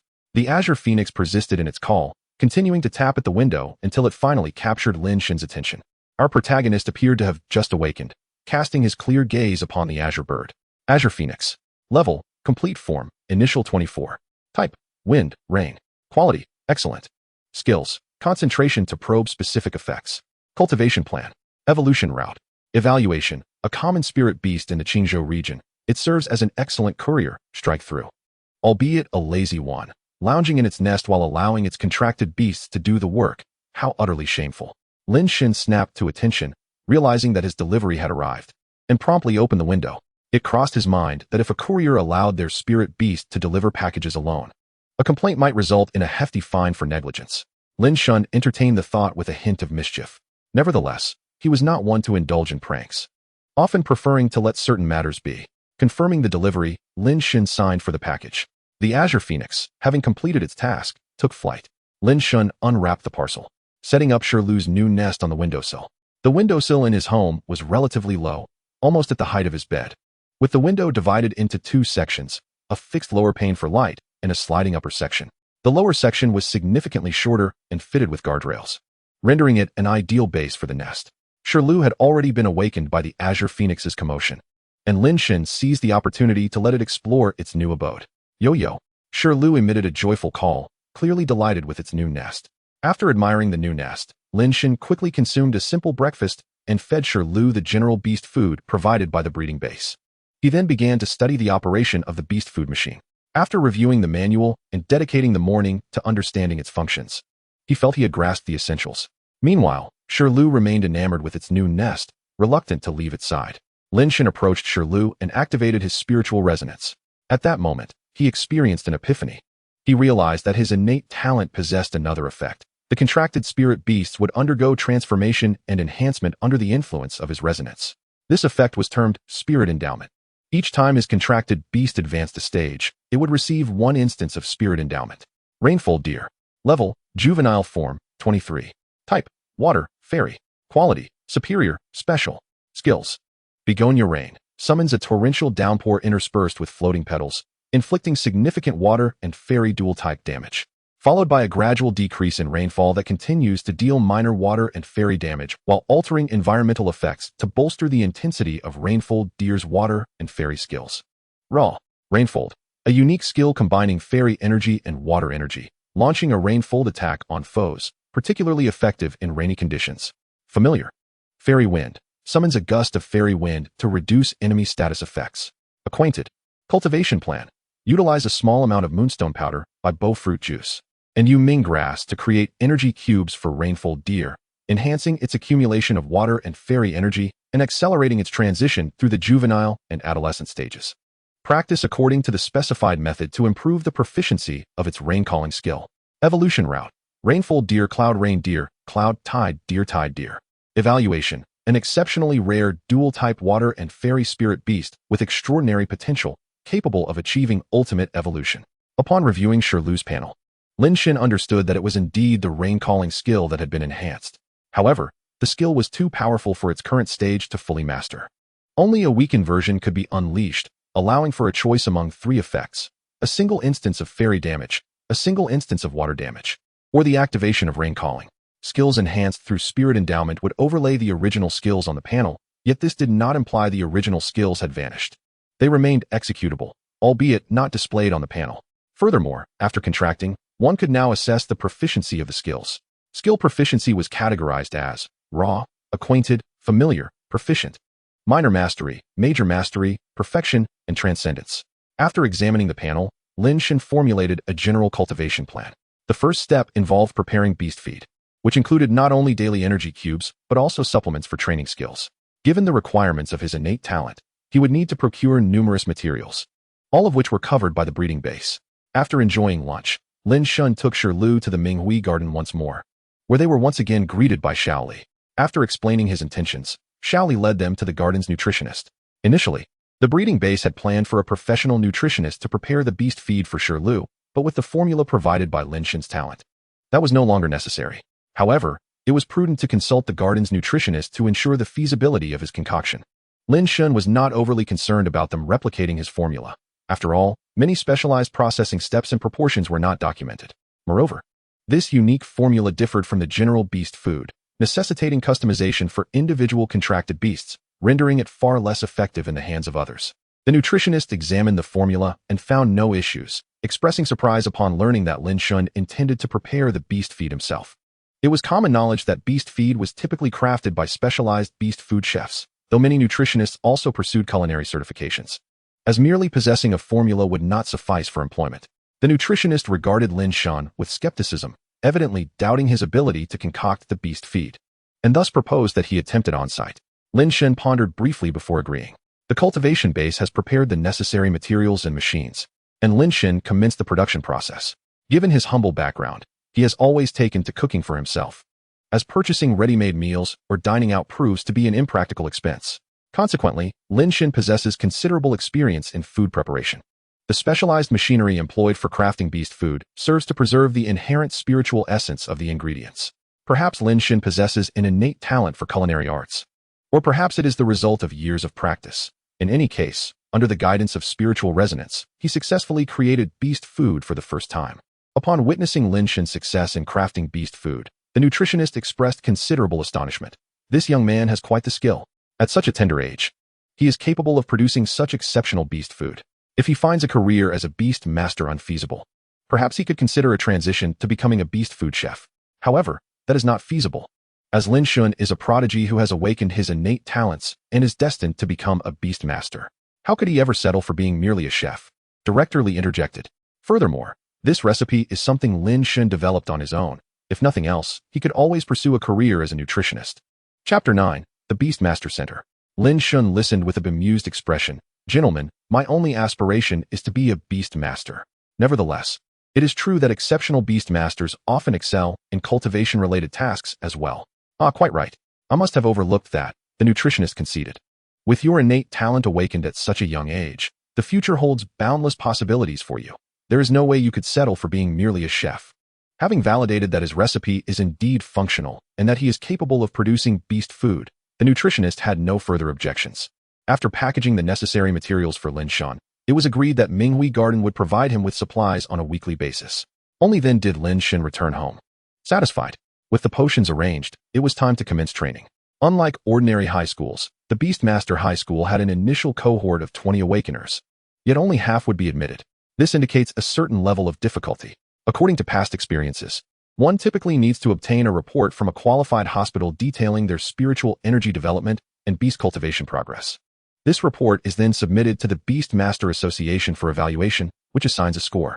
Each Beastmaster school has its own admission score threshold. If one meets the requisite score, they may participate in the entrance examinations for the corresponding school. The testing period is set for late August. And with July already upon us, it appears that training must begin promptly, Lin Shen mused. After a long afternoon, dinner time arrived, providing an opportune moment for Shirlu to sample the freshly crafted beast food. Lin Shen served a bowl of beast food to Shirlu, and as he observed the chipped bowl in his home, he fell into contemplation, having recently come into some financial stability. It was time for an upgrade in his dining ware. Thus, he accessed the Lingbao Pavilion app and purchased a new set of tableware, along with a specialized bowl for Shirlu. Shirlu joyfully indulged in the beast food prepared by her beast master, experiencing an unprecedented sense of bliss. Witnessing Shirlu's satisfaction, Lin Shen felt a profound sense of fulfillment. Perhaps every chef shares this sentiment. Observing how his culinary creations brought joy to others filled him with happiness as well. Truly, this recipe, born from my innate talent, is not only perfectly suited to Shirlu's growth, but also aligns splendidly with her palate, Lin Shen thought contentedly. Unbeknownst to him, yet another day slipped away. Before retiring for the night, Lin Shen engaged in meditation, reflecting on how swiftly time passes. The following day, he rose early, taking Shirlu to a nearby restaurant to order a Beastmaster's set meal, which they enjoyed together before heading to the Beastmaster Center for training. The so-called Beastmaster set meal includes dishes for both the Beastmaster and their companion. Lin Shen ordered a set for both himself and Shirlu, who was visibly excited to experience her first restaurant meal. Delicious, Shirlu exclaimed. Lin Shen chuckled, glancing at his beloved companion. Is it tasty? You. Shirlu nodded enthusiastically. Which is better, my beast food or this restaurant meal? Lin Shen teased with a playful smile, posing a rather devilish question. Shirlu appeared conflicted, unsure how to respond. Feigning a sorrowful demeanor, Lin Shen lamented. So, the restaurant food is superior, is it? I understand. I shall bring you here more often. He managed a feeble smile. Shirlu, sensing his mock sadness, quickly protested. You. She hurriedly clarified. Of course, the meals prepared by the Beast Master are the best. Please don't be upset. Although Beast Masters cannot comprehend the language of beasts, they can certainly sense the emotions their companions convey, allowing for seamless communication. Feeling Shirlu's earnest explanation, Lin Shen could no longer maintain his earlier facade of despondence and erupted into laughter. Ha ha, I was merely jesting. Now, let's eat up. Once we finish, we must head to the Beastmaster Center for training. Realizing Lin Shen was just teasing, Shirlu turned her back in mock indignation and continued to relish her meal. After finishing their meal and exiting the restaurant, Shirlu seemed to still harbor a trace of annoyance, turning her head away from Lin Shen. All right, no need to sulk. How about I take you to the night market later? Lin Shen sighed, recognizing that his playful antics had consequences. He gently coaxed his beast companion, accepting his fate. Upon hearing of their impending visit to the night market, Shirlu beamed with excitement and eagerly approached him. Finally managed to placate this little one, Lin Shen mused silently. Next time, I ought to refrain from such mischievous antics. With Shirlu calmed, the duo proceeded toward the Beastmaster Center. The Cultivation base had presented Lin Shen with an annual card for the Dolan Beastmaster Center, which was perfect for their visit today. The restaurant where Lin Shen had taken Shirlu for breakfast was conveniently located just a 5-minute walk from the center. The Beastmaster Center resembled a sports complex, serving as a dedicated establishment offering various services related to Beastmasters, including training facilities, battle arenas, and even accommodations and dining options. Before entering, Lin Shen observed the throngs of Beastmasters coming and going, indicative of the center's thriving business. Prior to his visit, Lin Shen had researched the Dolan Beastmaster Center. It is known as the largest of its kind in Qingyun City, surpassing even the Qingyun Beastmaster Center, and operates as a national chain brand. It is worth noting that within the Federation, only those of master rank or higher are qualified to establish enterprises that operate across state lines, underscoring the formidable strength behind this establishment. Thus, Lin Shen was exceedingly pleased with the annual card provided by Minghui Garden. Upon entering the center, he was greeted by a vibrant scene of various beasts accompanying their masters, creating a bustling atmosphere. Inside the lobby, a large screen displayed highlights from the battle arena, drawing many beast masters and their companions to pause and watch. As it is the awakening season, numerous newly awakened beast masters flocked to the center, eager to train their beasts in preparation for the upcoming tests in August and September's entrance examinations. For seasoned beast masters, the combat footage on the screen was nothing out of the ordinary, but for these newcomers, it was a thrilling spectacle. Thus, the majority of the onlookers in the lobby appeared to be students, while many may have seen countless battle scenes on television or online. The transformation from an unremarkable ordinary person to a newly minted beast master imbued them with a sense of hope for the future. Watching these battles ignited their passion, making them feel as though they were part of the action. Unlike his fellow beast masters, Lin Shen did not linger in the lobby. Instead, he made his way directly to the front desk, where a long line had formed. Many waiting beast masters were momentarily distracted, casting their gazes toward the screen. Lin Shen noticed one individual in line so engrossed in the footage that they failed to notice the person ahead had stepped forward. A clever little boy seized the opportunity and stealthily cut in line, placing himself ahead of the waiting crowd. What an impeccably orchestrated plan. Relying on his diminutive stature, he figured that if discovered, he could simply claim that his presence was unnoticed due to the height of those around him. As the battle on the screen reached its climax, the queue's patrons seemed to notice the additional figure before them and reacted with indignation, pointing accusingly at the small boy. Unfazed, he brazenly asserted that the line was too tall for him to be seen. However, unbeknownst to him, the individuals ahead were companions of the very person he had wronged. Thus, the boy's misdeeds were laid bare, leaving him utterly mortified as he scampered away in disgrace. Chapter 10. Training. The joys and sorrows of individuals seldom resonate with one another. Witnessing this theatrical episode, Lin Shen could only perceive it as a cacophony. Newly awakened beastmasters stood in line for training, a process undoubtedly arduous. However, Lin Shen, possessing an annual pass, was exempt from the tedious wait at the front desk. With an air of confidence, he strode towards the VIP entrance designated for annual pass holders, successfully securing a training room upon presenting his membership card. Following the provided directions, Lin Shen traversed the corridor and swiped his card to unlock a metallic door, thereby entering the training chamber. As a distinguished annual pass member, he was entitled to summon instructors from the Beast Center for guidance. Yet, Lin Shen's innate talent allowed him to independently devise training regimens without reliance on external assistance. The walls of the room were constructed from a specialized alloy, designed to prevent any damage from the skills unleashed during training. Within the designated area, there resided a pool, and a fabricated moon adorned the ceiling, casting a gentle luminescence. Adjacent to the pool was a patch of grass, and artificial breezes wafted through the room, indicating that this facility was intended for training various elemental beasts. Given the rarity of fairy-type creatures, the Beast Center had designed most rooms as versatile spaces to enhance their marketability, ensuring that there was always a suitable environment for every type. Upon arriving at the training arena, Lin Shen wasted no time and promptly organized Shirlu to commence skill practice. Rainfall Deer. Level, Juvenile, 25. Type, Water, Fairy. Quality, Excellent, Special. Skills. Begonia Rainfall summons a torrential downpour interspersed with petals, inflicting substantial dual-type damage of water and fairy. Subsequently, the rainfall diminishes, continuing to deal minor dual-type damage while altering the environmental effects to enhance both water and fairy skill potency of Rainfall Deer. Unrefined. Rainfall, a unique skill that harmonizes fairy and water energies to unleash an attack on foes, exhibiting amplified efficacy during rain. Proficient. Fey Wind generates a whimsical breeze, diminishing the opponent's status effects. Familiar. Training plan. Enhance the proficiency of Rainfall. Evolution path. Rainfall Deer Cloud Rain Deer, Cloud Tidal Deer Tidal Deer. Evaluation. An exceedingly rare dual-type water and fairy creature, possessing extraordinary potential for ultimate evolution. Currently, Shirlu possesses 3 skills: Begonia Rainfall, Rainfall, and Fey Wind. Among these, the proficiency of Begonia Rainfall is the lowest, classified as unrefined, while Rainfall is proficient, and Fey Wind is familiar. Rainfall, being the racial specialty of Rainfall Deer, boasts the highest proficiency. Fey Wind, a skill that inflicts negative status effects, likely had limited opportunity for utilization in the nurturing garden, resulting in its lower level of mastery. The most challenging aspect remains Begonia Rainfall, as this skill can only be fully executed in its adult form, and currently, only a fraction can be unleashed, thereby hampering proficiency enhancement. Skills at the unrefined and familiar levels possess a chance of failure upon execution.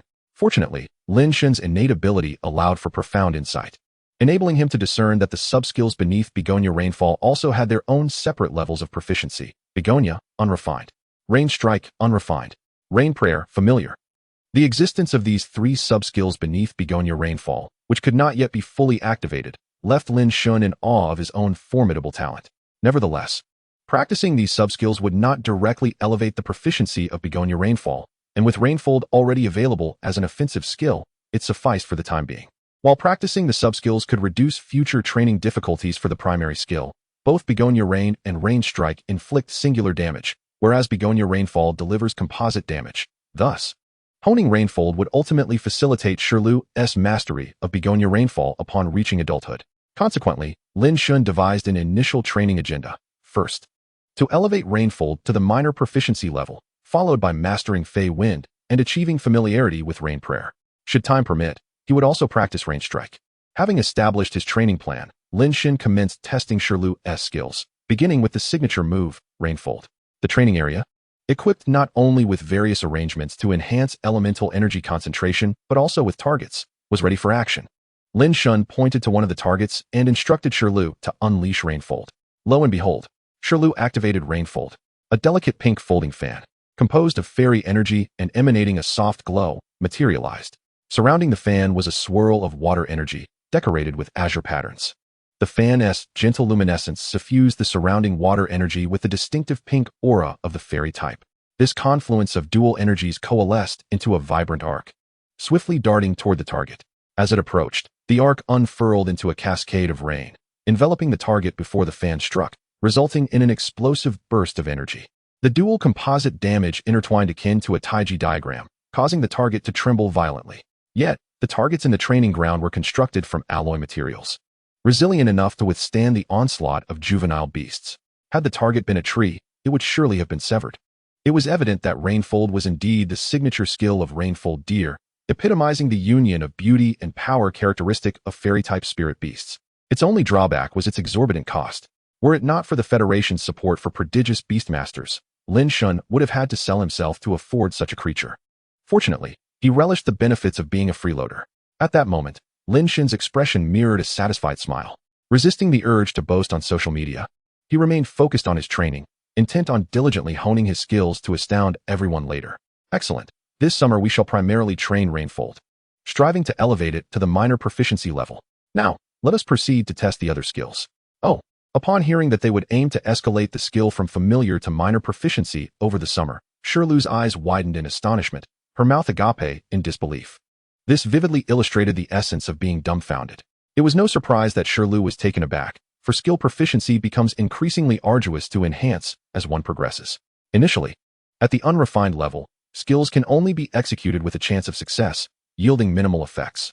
Subsequently, at the familiar level, a success rate of 2/3 suffices to achieve familiarity. Elevating a skill to this level is not overly challenging. A talented beast could accomplish it in half a day, and a well-trained beastmaster could achieve even more with less effort. The proficient level, however, demands that skills be executed flawlessly without any interference. This level is indeed more challenging than familiarity, yet only requires a few days of focused practice, even if the beast's talent is lacking or the beastmaster's training is inadequate. A fortnight is ample time to elevate skills to proficiency. Chapter 11. The Initial Battle. Following this, only upon reaching the mastery level can the full potential of a skill be realized. Compared to the mastery level, the proficiency level merely signifies the ability to successfully unleash skills. For a beast tamer, only skills at the mastery level can be deemed adequate. To elevate a skill to mastery level may take as little as 1 or 2 weeks, or extend to over a month. Following this is the minor attainment, which is the objective of Lin Shen. In addition to the widely accepted classification of proficiency into 8 levels, there exists a 4-tier classification method, which divides proficiency into 4 realms: cultivation, mastery, subtlety, and transformation. Cultivation encompasses the first 3 realms, while subtlety denotes minor and major accomplishments, culminating in perfection. The minor attainment level begins to enhance the effects of skills and allows for nuanced manipulation, thereby giving rise to the term subtlety. The progression from minor attainment to perfection involves the development of skills, transforming standardized abilities into flexible ones, ultimately leading to a seamless execution akin to an extension of one's own body. Shirlu had heard some discussions related to skill proficiency from her mother. Reaching minor attainment requires not only several months, but potentially up to a year and a half. Moreover, not every skill can be honed to minor attainment, as each beast tamer has a certain compatibility with different skills. Skills that lack compatibility will reach their limits at mastery level, regardless of how diligently one practices. The Rainfold skill is a racial specialty of Shirlu, hence compatibility is naturally assured, but a single summer vacation might be too brief a time frame. Shirlu could not help but display a worried expression, gazing at the handsome face of her beast tamer and thinking, "Oh dear, are you truly daft? Such matters should not be trifled with. I have finally found my destined beast tamer. Alas, why must fate be so cruel to me?" Lin Shen sensed Shirlu's apprehension and surprise. Although he was oblivious to her thoughts, he reassured her, "Do not fret. As your beast tamer, I am exceptionally capable. Have you not noticed that you have gained a new skill?" "Oh, it does seem that way." Shirlu tilted her head, causing Lin Shen to momentarily falter, nearly succumbing to the urge to nuzzle her. Clearing his throat, Lin Shen placed his fist to his mouth, feigning a cough to dispel the peculiar thoughts swirling in his mind, and continued, "My innate talent as a beast tamer is formidable. You are fortunate to be under my guidance. Attaining minor skills within a mere 2 months is hardly a challenge." After saying this, Lin Shen closed his eyes, tilted his head upward at a 45-degree angle, and clasped his hands behind his back, exuding an air of an enlightened master. Stealing a glance with one eye open, he noted Shirlu's expression of admiration, prompting Lin Shen to nod in satisfaction and feign profundity. Indeed, a promising pupil. After addressing the brief interlude in training, Lin Shen resumed testing Shirlu's other skills. The demonic wind skill was rather unremarkable, merely a gust infused with fairy-type energy that would induce a decline in the opponent's condition. Its description was vague, and its effects were rather lackluster. However, demonic wind was one of the few fairy-type skills capable of inflicting negative statuses, making it somewhat useful during the novice phase. The rain summoning skill, as a weather-related ability, demanded considerable energy. Shirlu struggled to execute it successfully, failing twice due to insufficient spiritual energy. As a juvenile spirit beast, its reserves were limited, prompting Lin Shen to administer a spirit restoration pill, allowing it to rest before practicing further, while he himself meditated to enhance his own spiritual energy. The spirit restoration pill was a high-grade concoction that could only be brewed by an alchemist, akin to the spirit restoration potion, which was commonly utilized as a supplement. Although Lin Shen could utilize spirit insight to view the recipe, both pharmacists and alchemists are highly specialized professions, and even with the recipe, Lin Shen would be unable to concoct it. Fortunately, as a nutritionist, the recipes were generally complex, but he could prepare beast food using a beast food machine, enabling him to create his own sustenance for beasts. After meditating for a while, Lin Shen felt that Lu should be nearly recovered. Thus he resolved to continue testing her skills. This time, the rain summoning was successfully executed, albeit Lu's level was too low, resulting in minimal impact and enhancement. After several more attempts, they successfully tested the rain strike and the begonia skills. These two skills overlapped excessively with rainfold. The begonia skill conjured a flower infused with fairy energy, while rain strike created a downpour that enveloped the enemy, effectively splitting the rainfold skill into two. Given Lu's low proficiency, the power could not be accurately assessed, but it was unlikely to surpass that of rainfold. Moreover, as rainfold dealt composite damage, it would inherently be more potent than a singular energy attack due to the reactions between the two energy types. Having comprehended Lu's skills, Lin Shen appropriately adjusted the training regimen, eliminating the initial plan to practice rain strike and relegating rain summoning to the end of the sequence. The revised plan entailed focusing entirely on practicing rainfold, with supplementary training in demonic wind, and only after mastering those would they proceed to rain summoning. With the plan set, Lin Shen activated his talent, Spirit Resonance Insight, and commenced guiding Lu in her training regarding the specifics of practicing rain summoning and demonic wind. Time always seemed to slip away quickly during skill practice, and before long, it was noon. Lin Shen prepared beast food for Lu, specifically designed for training rainfold, accompanied by a nourishing sweet water to enhance spiritual energy. According to Lin Shen's arrangement, Lu consumed some external beast food in the morning, specialized beast food for training at noon, and energy cubes in the evening. The juvenile spirit beasts grew rapidly, and with Lin Shen's specially formulated beast food, Lu's level had advanced from juvenile body 23 to juvenile body 25 in just 2 days since their contract. At this rate, she could potentially reach level 90 by the start of school, with a chance to push for her maturity phase. Not bad. I must certainly astound everyone come the new semester. After preparing Lu's lunch, Lin Shen proceeded to inspect the cafeteria of the Morin Beast Center. If it proved satisfactory, he intended to dine there for breakfast in the future. Upon entering the dining area, Lin Shen discovered it to be a vibrant indoor food street, bustling with patrons as it was mealtime. Numerous beast tamers were enjoying their meals amidst the lively atmosphere. The entire dining area was lined with various restaurants and eateries, with street vendors offering snacks. The Beast Center operated 24 hours, even featuring a night market in the evenings. After a satisfying lunch, Lin Shen decided to take Lu to explore the night market at the Beast Center later that evening. As he exited the restaurant and prepared to return to the training room to continue his efforts, he was suddenly tapped on the shoulder from behind. "Hey, old Lin, are you training here too?" Turning around, he was greeted by Li Lingfeng, who was cradling his flame lion cub. "Yes, old Li. Did you bring your flame lion cub here for a meal?" Lin Shen inquired. "We've already eaten. By the way, where is your beast?" It dawned on Lin Shen that since contracting Lu, he had been preoccupied with arranging training and had yet to mention it to Li Lingfeng. Li Lingfeng, likely busy with his own training, had not encountered Lu yet. She's in the training room, eating beast food. Upon learning that Lin Shen's beast was in the training room, Li Lingfeng nodded. "By the way, I still don't know what type of spirit beast you contracted. How about I take a look and then we have a spar?" Chapter 12. I, Lin Shen, am the messenger of justice. You want to battle against me? Lin Shen glanced at the flame lion cub. Flame lion cub. Level, juvenile body, 12. Type, fire. Quality, excellent. Skills, spark, claw, focusing on probing specific effects. Training plan. Evolution path, flame lion cub, flame lion, inferno lion. Evaluation, an excellent flame lion cub. Often regarded alongside the meow meow duck and the shuka monkey as the 3 noble beasts by local beast tamers. Its level has increased by 2 since the last encounter. Although Li Lingfeng had contracted his fiery lion cub 2 days earlier than himself, the creature's initial level was low and lacking any innate talent. His progress to this extent was commendable. "Are you certain you wish to challenge me?" Lin Shen pondered, profoundly perplexed. After all, my companion is of the water element. At that moment, Li Lingfeng nearly lost his composure. "What the hell? Are you targeting me?" However, having uttered his intentions, he resolved to confront the challenge head-on. "It's merely water. Let the games begin," he declared, patting his chest in a bid to muster courage, though his voice lacked conviction. Lin Shen sighed. "Very well. Let me indulge you. Remain here and do not move. I will fetch my creature." He feigned playfulness. "Get lost. Don't try to take advantage of me. I'll take my lion cub to the battle zone first. You can bring your creature there to find me. Li Lingfeng retorted. All right then. With that, Lin Shen returned to seek Lu, while Li Lingfeng headed towards the battle zone with his fiery lion cub. At the battle zone, a large crowd had gathered outside the first combat platform, animatedly discussing the unfolding events. Who was that woman, so arrogant? One remarked. Just a little delinquent. Not learning properly at such a young age. Engaging in all sorts of mischief, an older beast master chimed in. On the platform, a woman was seen trampling a man beneath her foot.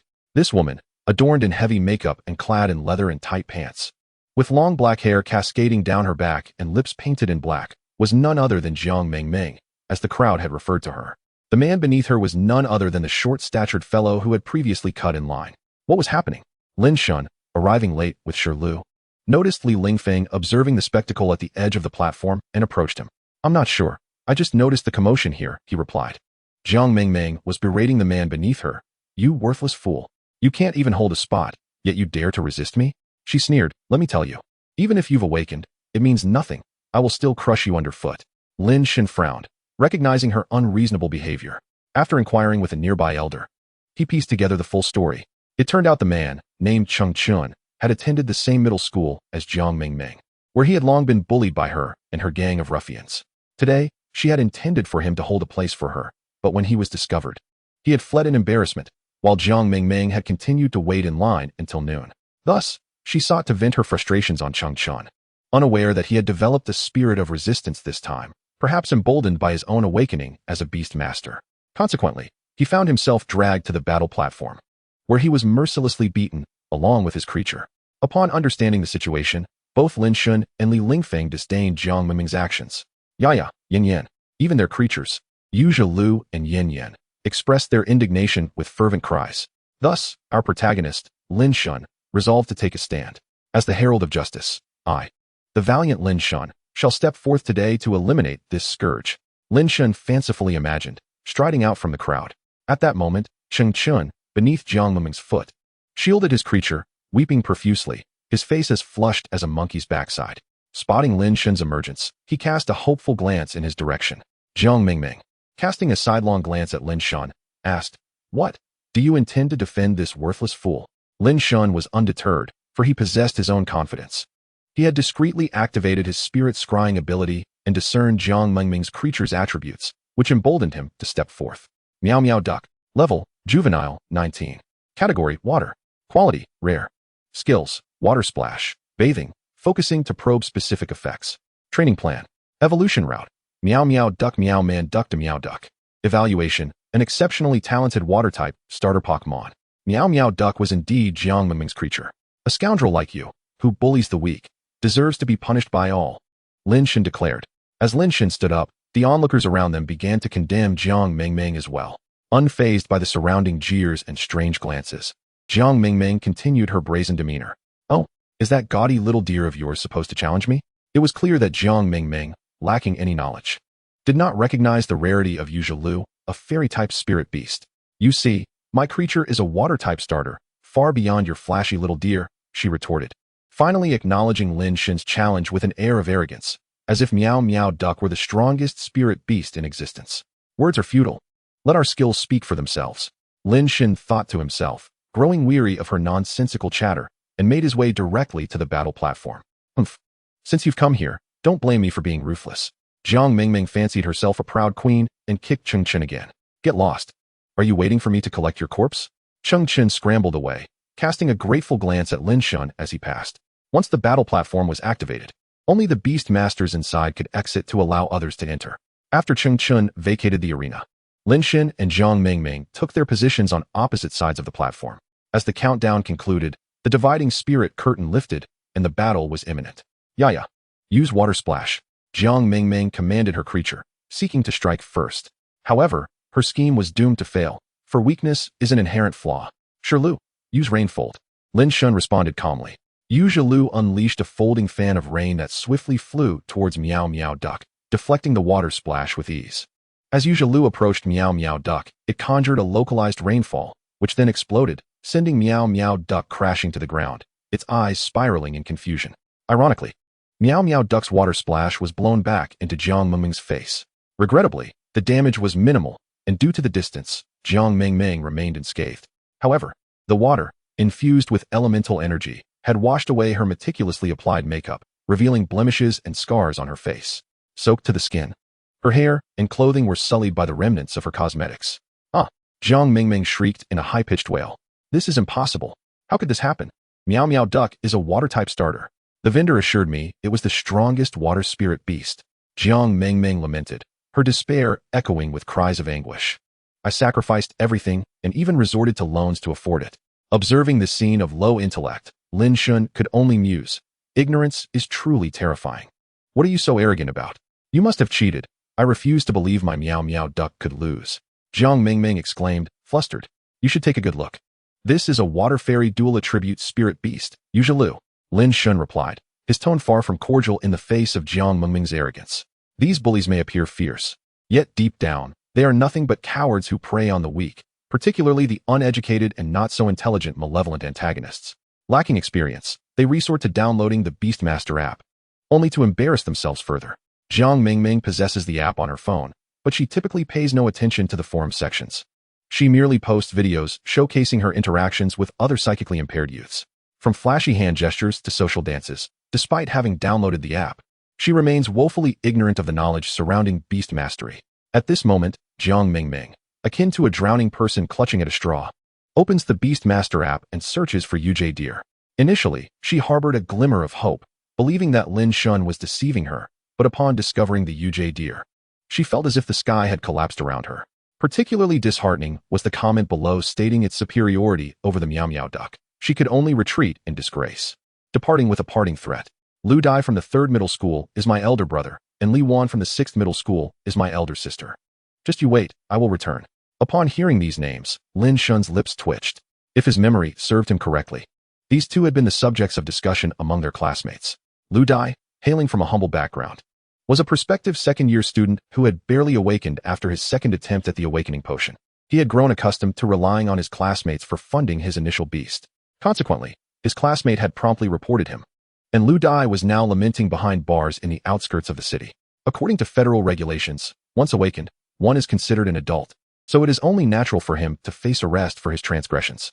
As for Li Wan, it was rumored she had been beaten by enemies after failing her awakening and was currently recuperating in the hospital. Jiang Mingming had indeed chosen a most dubious sect, with not a single capable individual among them. It was evident that like-minded individuals gravitate towards one another. It was entirely reasonable for someone as dim-witted as Jiang Mingming to associate with such ineffectual leaders. Shaking his head, Lin Shen chose to disregard her affairs. Old Lin, exuding an air of dominance. Who would have thought you were such a hero? After Jiang Mingming's hasty retreat, Li Lingfeng sidled up to Lin Shen. Spare me your theatrics. Weren't we supposed to battle? Are we still going to fight? Lin Shen shrugged off Li Lingfeng's arm, feigning disdain. Oh, Shi Lu is also here, posturing in a mock display of authority. Oh dear, Brother Lin, Boss, Father Lin, Li Lingfeng exaggeratedly called out, eliciting laughter from the onlookers. The atmosphere was filled with a jovial spirit at the number 1 battle platform. All right, let's have a late-night snack. Lin Shen waved his hand, adopting an air of magnanimity as if he had chosen to overlook the matter. Sure thing, Li Lingfeng replied eagerly. With the battle now cancelled, Lin Shen and Li Lingfeng parted ways temporarily to train their respective beasts. After an afternoon of training, Shi Lu's skill level had risen to proficiency, while Yuji had also reached mastery level. In truth, Shi Lu's skill proficiency had been nearing advancement even before their pact, which explained the rapid progress during training. Throughout the afternoon, Lin Shen had not been idle either. Besides guiding and providing supplements to Shi Lu, he had been meditating to enhance his spiritual power. The results were promising. According to the insights gained from his spiritual probing, he had already reached the level of an apprentice Beastmaster, 8.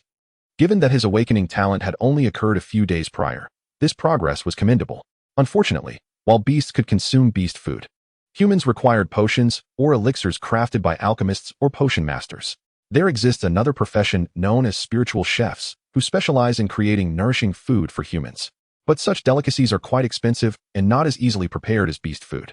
As it stands, Lin Shen could only utilize the beast food machine to create beast food, unable to produce anything beyond that. That evening, as per their agreement, Lin Shen and Li Lingfeng made their way to the night market at the Doran Beastmaster Center's food street. Although the food street was indoors, the dome featured a controlled design with a vast glass screen to shield it from the elements. To cultivate a vibrant atmosphere, the night market was not fully illuminated. relying solely on the lights from the street-side shops and stalls. The night market commenced at 6 o'clock, with its peak hours from 8 to 10, during which vendors lined the streets selling an array of snacks, illuminated by lanterns hanging from their carts. The air was filled with the tantalizing aroma of food, and the soft glow of lanterns created a festive ambience as beast masters concluded their training for the day and gathered at the bustling night market. Lin Shen and Li Lingfeng settled at a barbecue stall, ordered some skewers, and began to chat. Yoo! While Lin Shen and Li Lingfeng engaged in conversation, their beasts were also busy. Shirlu was particularly elated, having anticipated the trip to the night market all day after the owner had promised to take him. Now, with the beast master fulfilling his promise, Shirlu was overjoyed, especially at the thought of being treated by someone else.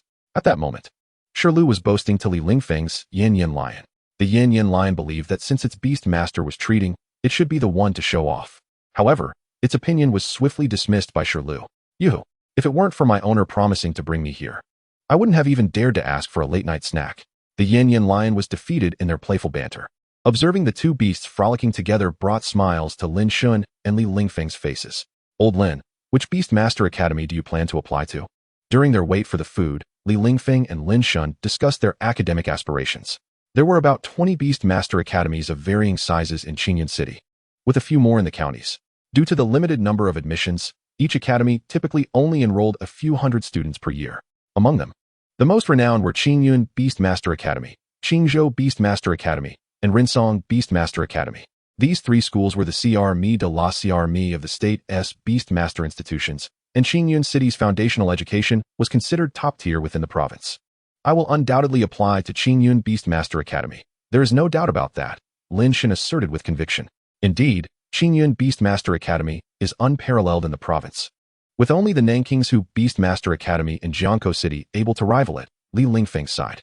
I should be content with aiming for Qingzhou or Rinsong's regular classes. That would be my limit. Historically, Qingyun City had been the capital of Qingzhou, thus boasting a robust educational foundation. Within the province, there were 8 major Beast Master Academies, 4 of which were located in the capital, Jiangkou City, and 1 situated in the eastern port city of Fushan. Qingyun City housed 3, making it second only to the provincial capital. 500 years ago, a great emperor from beyond the East China Sea descended upon Qingzhou, wreaking havoc and nearly decimating its elite combatants, causing immense destruction. Chapter 14. A clear night, unblemished, with moonlight like silver. Although several emperors within the country united against the Eastern Sea Sovereign, they managed to inflict severe damage, leaving him with nothing but a testament to his imperial beast. The Eastern Sea Sovereign was cast down from his imperial realm, and his imperial beast was also grievously wounded, with all other beasts vanquished. While the Eastern Sea Sovereign was repelled, the devastation wrought upon Qingzhou would require a protracted period for restoration. This upheaval is historically referred to as the Qingzhou Eastern Sea Catastrophe. With the local monarchs nearly extinguished, some who had held marginal positions in other provinces relocated their families to Qingzhou. They congregated in Jiangkou City in southern Qingzhou, which gradually evolved into the provincial capital. Following the loss of its provincial status, Qingyun City could only subsist on its historical legacy. In its heyday, Qingyun Beast Master Academy was undoubtedly the premier institution in Qingzhou, and even now, it can only be compared with Nankingsu Beast Master Academy. The 8 great imperial academies are open for enrollment to the entire province, and elite institutions such as Qingyun and Nankingshu only grant exemption slots to those exceptionally gifted individuals who possess innate awakening. Others, whether ordinary individuals with natural awakening or those who have awakened their talents later, must pass the entrance examination in September to gain admission into these prestigious schools. However, Lin Shen is confident in his ability to secure a place at Qingyun Imperial Academy. After all, if his extraordinary talents and remarkable beast companions cannot earn him entry, they might as well cease recruitment altogether and simply maintain a few exempted students throughout high school. The probability of natural awakening is 1 in 1,000, while those with innate talent among the naturally awakened are a mere 1 in 100,000. With a population of 8 million in Qingyun City, there are approximately 100,000 graduating students each year, making gifted individuals exceedingly rare. It is nearly impossible for those who awaken their talents later to possess any innate abilities, unless unforeseen circumstances arise. Lin Shen is likely to be the only individual with later awakening talent in Qingyun City this year. However, with a total population of 60 million in the province, the 8 great imperial academies should still attract a few candidates. Returning to the present, Lin Shen, brimming with confidence, is accompanied by the contemplative Li Lingfeng and the jovial beast companions. Their attention is drawn to the sizzling skewers at the barbecue stall. Amidst the sounds of the vendors serving dishes, through the transparent canopy above, they gaze at the serene night sky, which is adorned with an enchanting beauty. In the quiet of the night, the moonlight shines like silver. When pouring wine, it must be filled to the brim. Such a splendid evening truly deserves exquisite wine to complement the meal. Regrettably, according to the laws of the Great Xia, one must be 20 years old to indulge in alcohol. Thus, they settle for some chilled, non-alcoholic kvass from the vendor, enjoying skewers and refreshing drinks, reveling in the delight of the moment. While kvass may not intoxicate, the refreshing bubbles and delightful flavors provide a sense of euphoria, leaving them in a state of blissful inebriation. Perhaps it is the moonlight that captivates the spirit. Lin Shen gazes at the luminous orb in the sky, which is 2/3 full, yet it remains unchanged in its emotional resonance. Memories of his homeland before his transmigration flood his mind, recalling late-night overtime sessions, often accompanied by such moonlit nights. He then thinks of his parents in this world. In his previous life, he was an orphan, and now, having finally experienced familial love, he finds it has already slipped away. He vividly remembers a beautiful night from his childhood, camping on a mountain with his family of 5, his parents, their beast companions, and himself. Lost in thought, a single tear glistens and rolls down his cheek. Noticing the shift in atmosphere surrounding their beast master, Shirley pauses her voracious eating and calls out to Yin lion cub, who tilts its head in confusion. Shirley gestures for it to look at their master, who is gazing at the moon. The two beasts instinctively move closer to comfort their master. Yu, Shirley emits a gentle deer-like call, nuzzling against Lin Shen with her fluffy fur, awakening him from his distant reverie. Looking at Shirley, Lin Shen suddenly realizes, yes, I have family now. Embracing Shirley tenderly, he believes that from now on, whenever he sees such beautiful moonlight, it will evoke wonderful memories, just like this moment, perhaps even better. As they journey to many places, meet countless people and spirit beasts, and welcome new companions into their ranks. Thank you. Lin Shen smiles through his tears, softly expressing his gratitude to Shirley. Yu, no need to be sad, Beast Master, I am here with you. Shirley feels like a busy little creature, not only occupied with training, but also comforting her despondent master. Yet, seeing Lin Shen smile, she finds joy in this life. At this moment, Li Lingfeng has also been cheered up by Yin lion cub. Reigniting his determination, he resolves that despite his average talent, he will strive to gain admission to one of the top 3 imperial academies. However, good times do not last forever. After finishing their late-night snack, the lively night market gradually disperses, signaling that it is time to part ways. Fortunately, they have 2 months of training ahead of them, providing ample opportunities to reunite. That very dawn, a sudden thunderclap echoes, followed by a gentle rain shower. The rain continues to fall, showing no signs of stopping by morning, as if it seeks to wash away the oppressive heat of recent days. Unfortunately, the earth has already absorbed the sun's scorching rays, causing the rain to evaporate into steamy humidity, creating an altogether different kind of heat. Lin Shen steps out of his home, holding an umbrella. For the past few days, he has been training with Shirley at the Beast Center, even spending the nights there. He only returns home to prepare meals for the beasts, as the weather has been sweltering, making it necessary for him to leave early and return late. Just last night, he had come back to prepare a week's worth of beast food, only to find rain pouring down today. The morning's weather, accompanied by the rain, is refreshingly cool, but by noon, it is likely to become stifling. Fortunately, Lin Shen spends his days training in the air-conditioned Beast Center, making the heat bearable. Stepping outside, he hails a taxi to the center, planning to have breakfast upon arrival. Glancing at his phone during the ride, he notes that it is already July 20th. In recent days, Lin Shen has been meditating to refine his spiritual energy while overseeing Shirley's skill practice, yielding commendable results. Lin Shen level, Apprentice Beast Master, 16, Talent, Spirit Resonance, Spirit Insight, Spirit Endowment, Beast, Rainfold Deer, Juvenile Form 49, Rainfold Deer, Level, Juvenile Form, 49, Type, Water. Fairy Quality, Excellent, Special, Skills, Begonia Rain, Unrefined, Rain Invocation, Proficient, Begonia, Unrefined, Rain Strike, Proficient, Rainfold, Mastered, Wind Spirit, Mastered, Training Plan. Utilize a small amount of moonstone powder, Bibbo fruit juice, and Yao Ming grass to create energy cubes for the Rainfold Deer to enhance its accumulation of water and fairy energy, accelerating its transition through the juvenile and adolescent stages. Practicing in this manner will improve the proficiency of rain invocation. Evolution Path, Rainfold Deer, Cloud Rain Deer, Cloud Tide Deer, Tide Deer. Evaluation, an exceptionally rare dual-type water and fairy beast, possessing extraordinary potential for ultimate evolution. Chapter 15, Combat Training. First and foremost, Lin Shen's rank as a Beastmaster has now reached Apprentice Beastmaster level 16. The levels of Beastmasters differ slightly from those of Spirit Beasts. It is well known that Spirit Beasts grow from juvenile to adult without any bottlenecks, as this is fundamentally a growth process from childhood to adulthood, although the ranks of Beastmasters correspond to those of Spirit Beasts. Apprentice Beastmasters are akin to juvenile and adolescent Spirit Beasts. Amateur Beastmasters correspond to adult Spirit Beasts. Like Spirit Beasts, Beastmasters also experience no bottlenecks before entering the professional level. Both apprentice and adolescent Beastmasters are considered under the same category, without further subdivisions of rank. According to the classification of adult Spirit Beasts, the first evolution serves as a milestone, demarcating the distinction between apprentice and amateur Beastmasters. Collectively, these two are referred to as ordinary Beastmasters. Upon becoming an amateur Beastmaster, one can contract a second beast, in stark contrast to ordinary Beastmasters.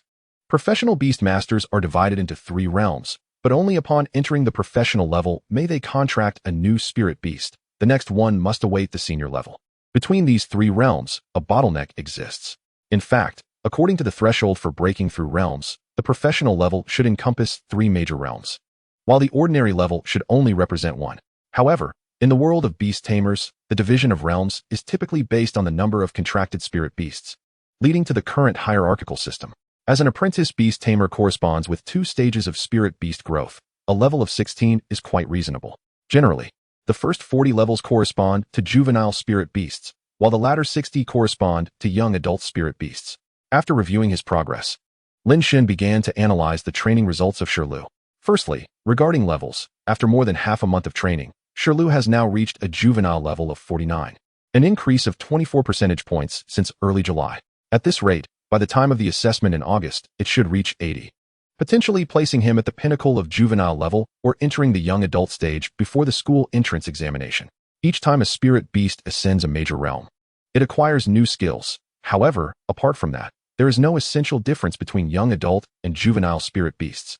Shirlu naturally possesses 3 innate skills, making him unafraid even against young adult spirit beasts during the entrance examination.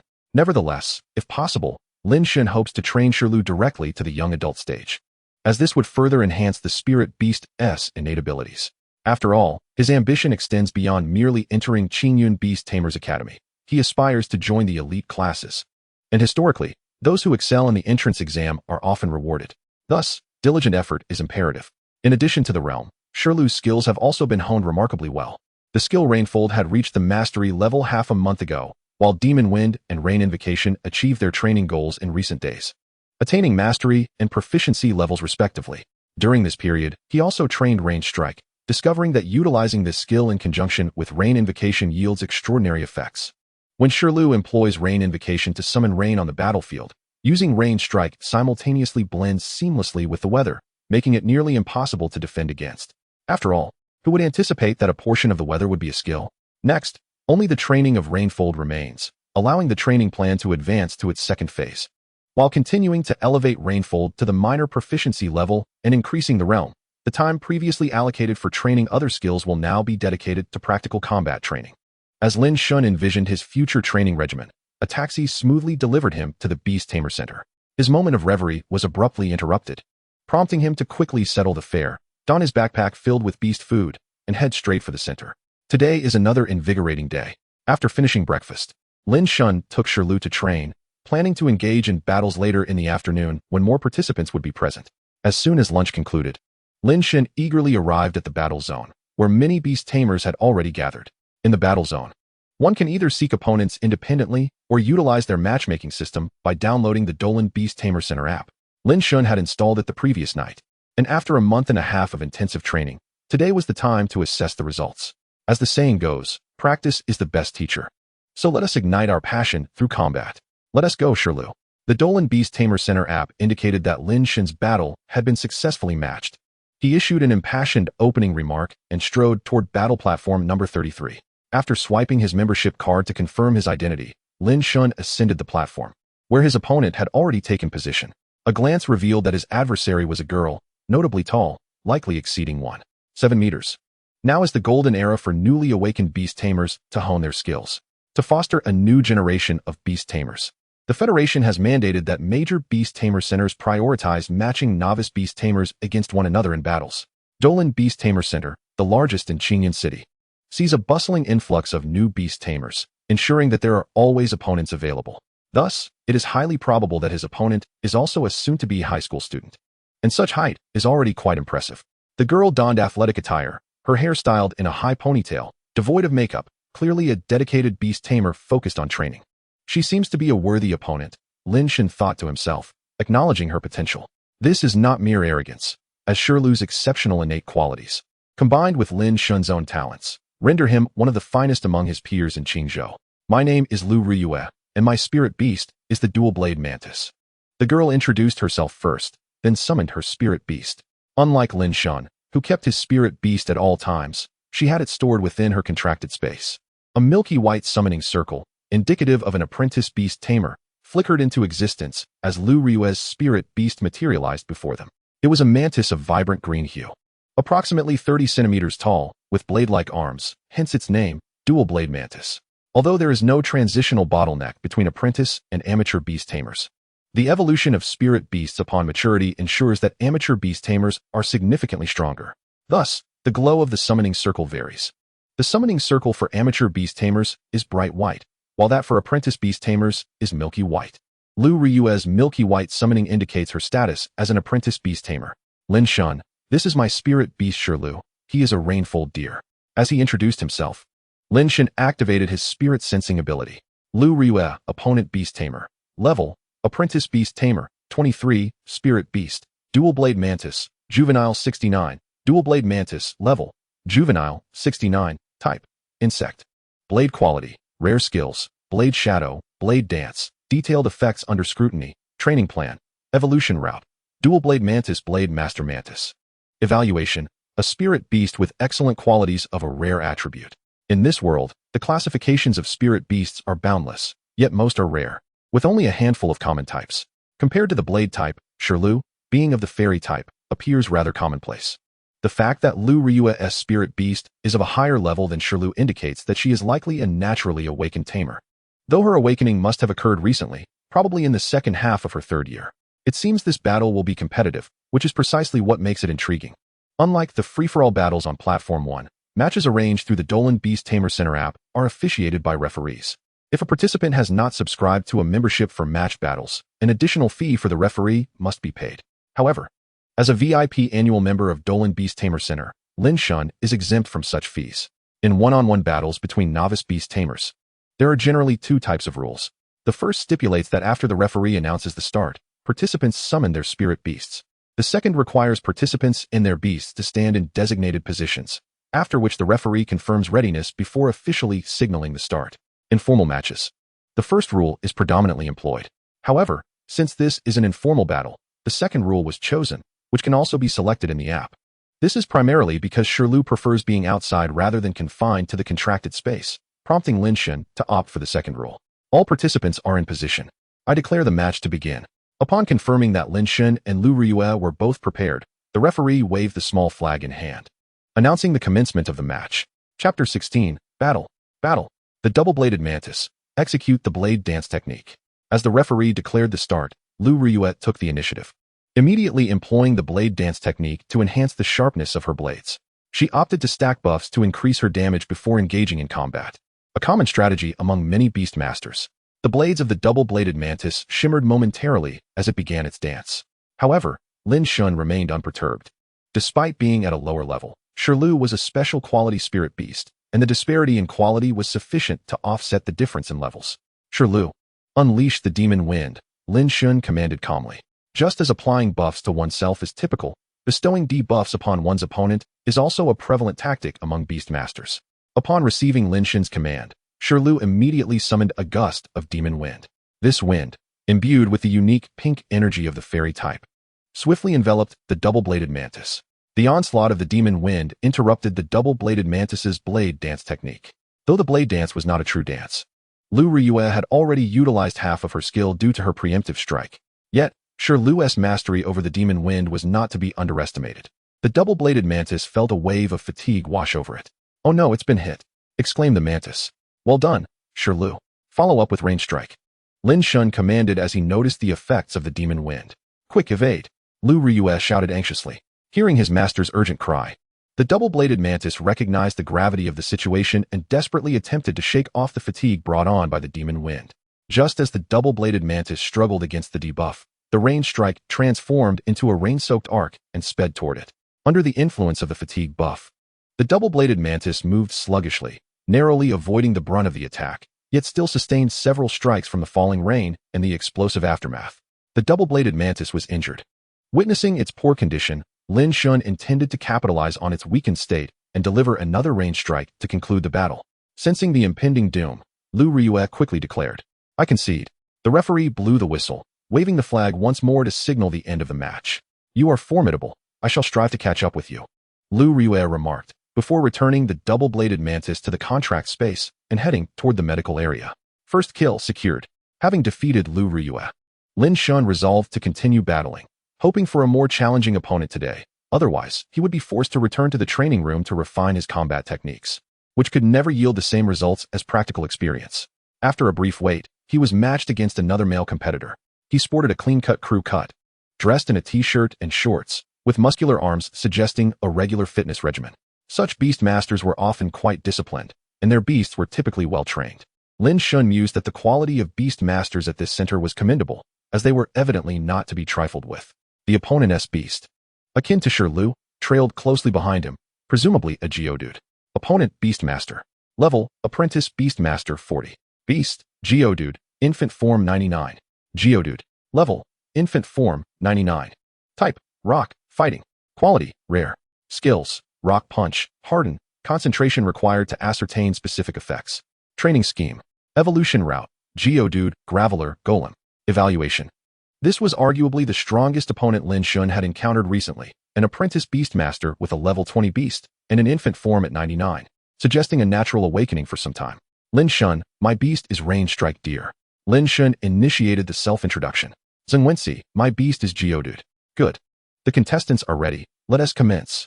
The referee waved the flag, and the battle was poised to erupt. Shirlu, summon the rain. Determined not to be outpaced this time, Lin Shen opted for a preemptive strike. Upon Shirlu's call, a gentle rain began to fall upon the battlefield.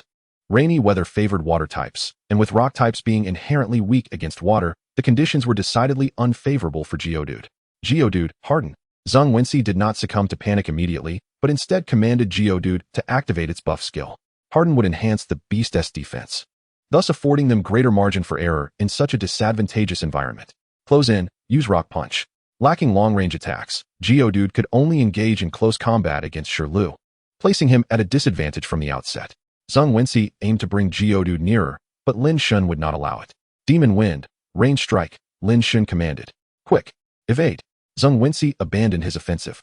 The Demon Wind and Rain Strike howled toward Geodude, who, in a flurry of activity, attempted to dodge, yet inexplicably faltered, succumbing to the onslaught of wind and rain.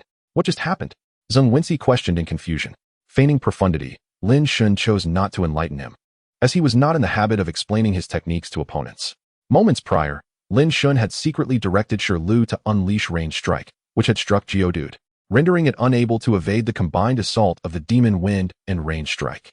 Despite sustaining such a heavy blow, Geodude remained standing. Truly, it was a testament to the defensive prowess of rock-type beasts. Bolstered by level advantages and the hardened skill, it had become nearly indomitable, even in the rain. Enduring the two water-type attacks, it had not succumbed. However, it was now running on fumes. Coupled with the fatigue debuff from the Demon Wind, Geodude had become akin to fish on a chopping block, devoid of any capacity to resist. I concede. Recognizing the futility of the situation, Zhengwensi decisively surrendered. With that, the match concluded, and the victor was declared as Lin Shen. I plan to apply to Qingyun Beastmaster Academy. I look forward to seeing you there. Zhengwensi remarked as he withdrew Geodude into the beast space, and, like Lu Ryue before him, made his way to the medical area. After another match, Lin Shen faced a creature of only ordinary quality, which he promptly dispatched with a single strike. Not bad, not bad. A 3-win streak. Lin Shen nodded in satisfaction before departing the battle area with Shirlu. Let us take a break and then continue our training. This battle arena is merely a place to experiment with skills and tactics. Thus far, the opponents have either been weaklings or elite monsters. In any case, they lack the challenge I seek. Today went well. Tonight, I shall treat you to something special. He gently patted Shirlu's plush back, intent on rewarding his little beast for its triumphant 3-win streak. Yay! Lu gleefully nuzzled against Lin Shen. A beast master with such innate talent naturally exuded a magnetic charm towards spirit beasts. Even before signing a contract, Lu had been utterly captivated by him.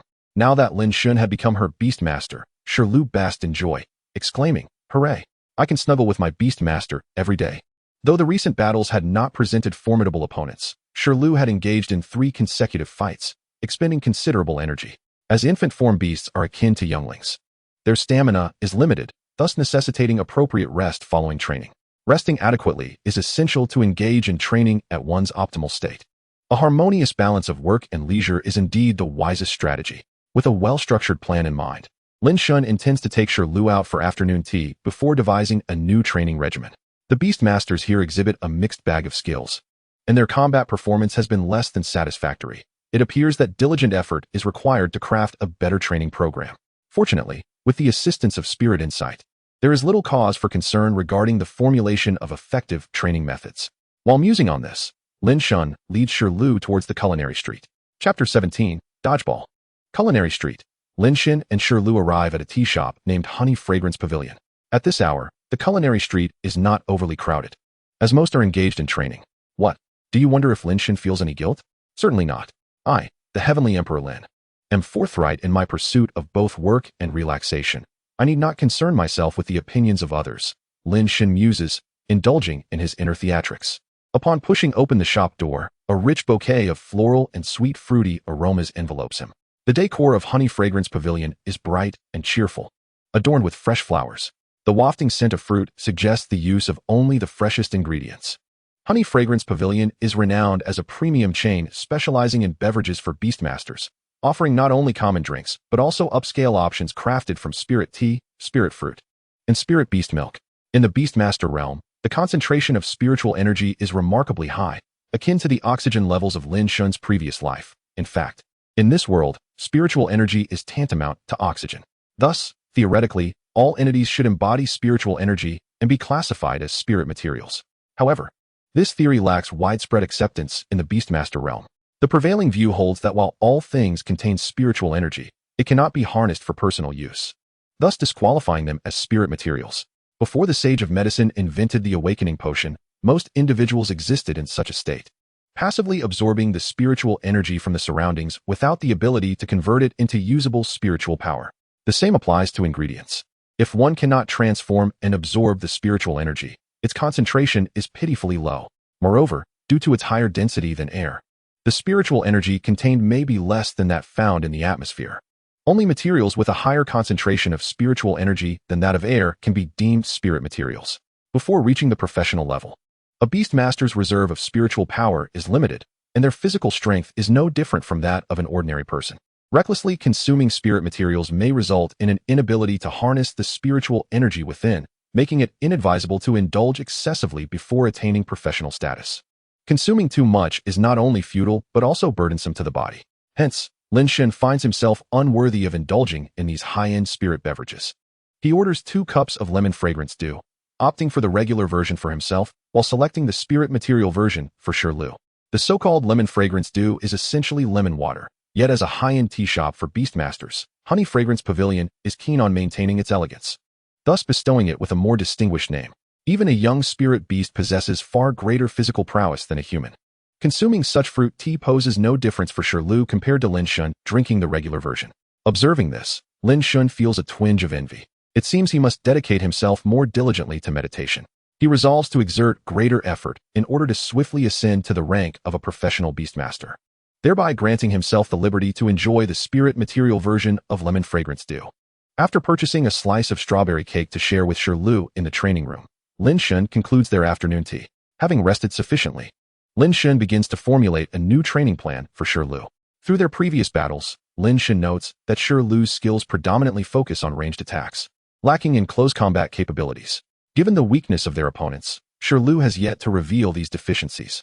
However, Lin Shen cannot perpetually engage in battles with such feeble adversaries. Thus, this issue warrants serious attention. Fairy-type and water-type spirit beasts are primarily ranged attackers, and it is quite normal for them to lack close-quarter combat proficiency, especially for a petite spirit beast like Lu.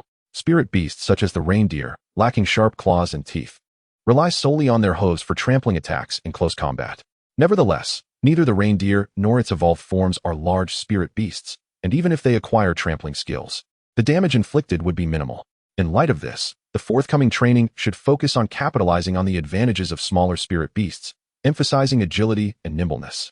As long as Lu can evade enemies before they close in and continue to disrupt them with ranged skills, he can effectively prevent them from approaching. Additionally, incorporating physical training is essential. Even if close combat abilities are somewhat lacking, at least he should not be easily overwhelmed. Enhancing physical stamina increases the margin for error. For in battle, it is an impossible feat to remain entirely unscathed, as one cannot truly engage in combat without incurring any injuries. Therefore, physical training is indispensable. With a completely new training plan in mind, Lin Shen promptly moves to a training room dedicated to agility and stamina enhancement. This room is equipped with a dodgeball machine, a common tool for training the agility of spirit beasts, and even features as an event in the International Beastmaster Sports Championship. Lin Shen recalls learning in geography class during middle school about a nation called the Kingdom of Kesagao, which excels in dodgeball. This small nation boasts only master-level practitioners, relying on the dodgeball event to gain some recognition internationally. Training a spirit beast agility with a dodgeball machine is straightforward. One merely needs to evade the balls launched by the machine within a designated area. However, while it sounds simple, executing it is far more challenging.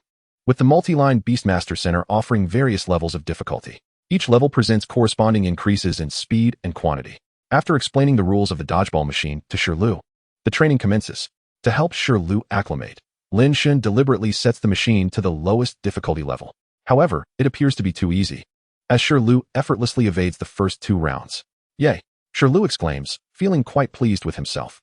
Lin Shen realizes that this cannot continue. What if his beloved Lu becomes an arrogant spirit beast? Thus, Lin Shen decides to ramp up the intensity, skipping the 2nd level and adjusting the setting to the 3rd. The intensity at this level is significantly stronger than the 1st. Yet, Lu concentrates and still manages to evade all the balls with relative ease. He gracefully weaves between the flying projectiles, resembling a delicate sprite in dance. The dodgeball machine at the Beastmaster Center is equipped with a biological detection device that can pinpoint the spirit beast undergoing training. With the assistance of this device, every ball is precisely aimed to strike Lu. Nevertheless, Lu nimbly dodges. Each time it seems he is about to be hit, he simply leaps aside, effortlessly evading the incoming balls. Has he reached his limit? Lin Shen decisively increases the difficulty once more. As the challenge escalates to level 4, Lu finds it increasingly taxing to cope, yet he still manages to keep up, narrowly avoiding each ball with precision. He even manages to catch a few, impressing Lin Shen immensely. However, as a spirit beast under the care of the Heavenly Emperor Lin, is it acceptable for him to be on the brink of exhaustion at this level? This simply will not do. Increase the difficulty, Lin Shen commands, pressing the button for level 5, causing the challenge to surge dramatically. With a crack, this marks the first time Lu is struck by a ball today. Oh, Lu pauses, a look of confusion crossing his face. Has his relentless evasion drained his energy? In the fleeting moment of distraction, a relentless barrage of small balls came hurtling towards Lu. Caught off guard, Lu was subjected to a series of attacks. Ouch! He exclaimed involuntarily upon being struck. Chapter 18, The Pavilion of Hungao. Lin Shen hurriedly deactivated the dodgeball machine and approached Lu. Concern etched on his face as he gently stroked Lu's head. What is the matter? Does it hurt a lot? Logically, it shouldn't, as the dodgeball equipment in the training room was primarily designed to enhance agility. The balls were specially crafted to cushion the impact, ensuring no harm came to the Beastmaster. Indeed, Lu shook his head. No, it doesn't hurt, he replied listlessly. Are you tired?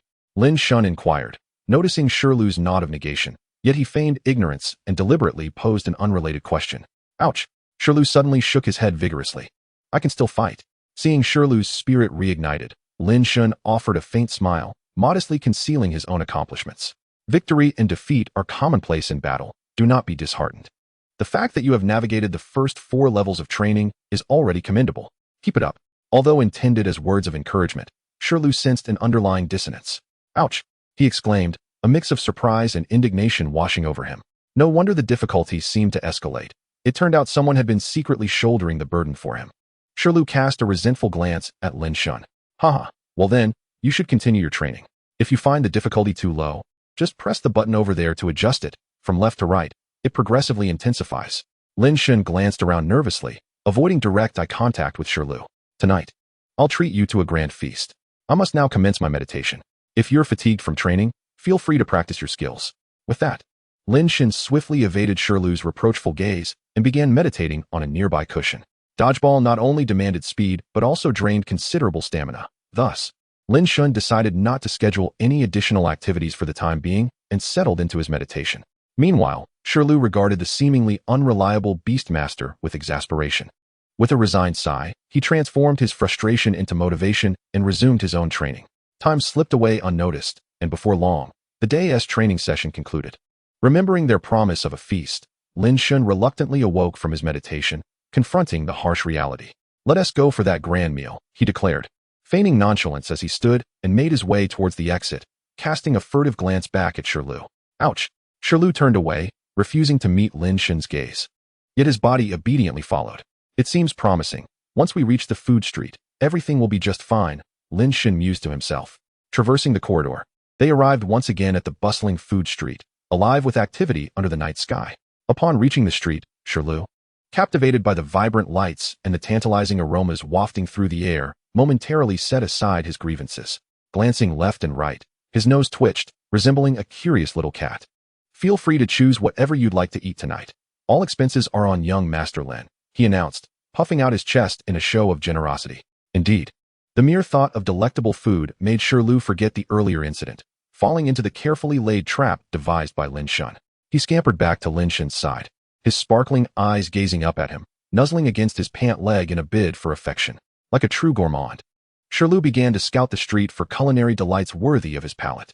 Today, he resolved to treat Lin Shen to a lavish meal.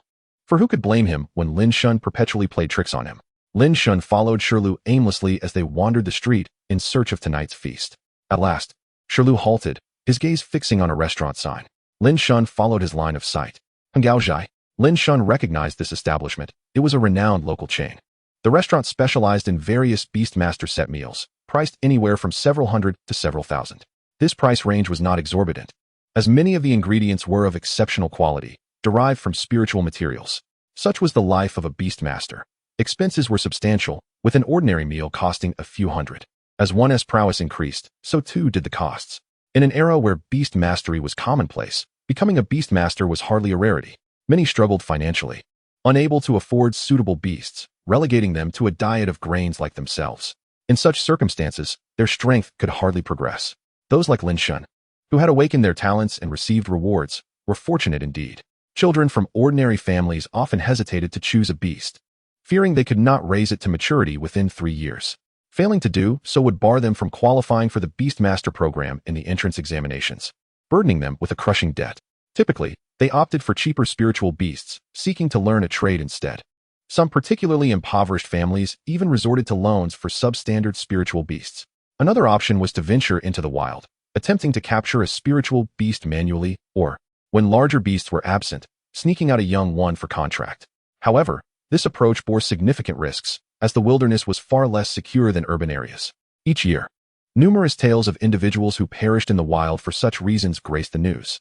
For those timid souls unwilling to incur debt, emulating their predecessors was the only alternative, contracting a sweet mouse, one of the few spiritual beasts that could be bested by humans.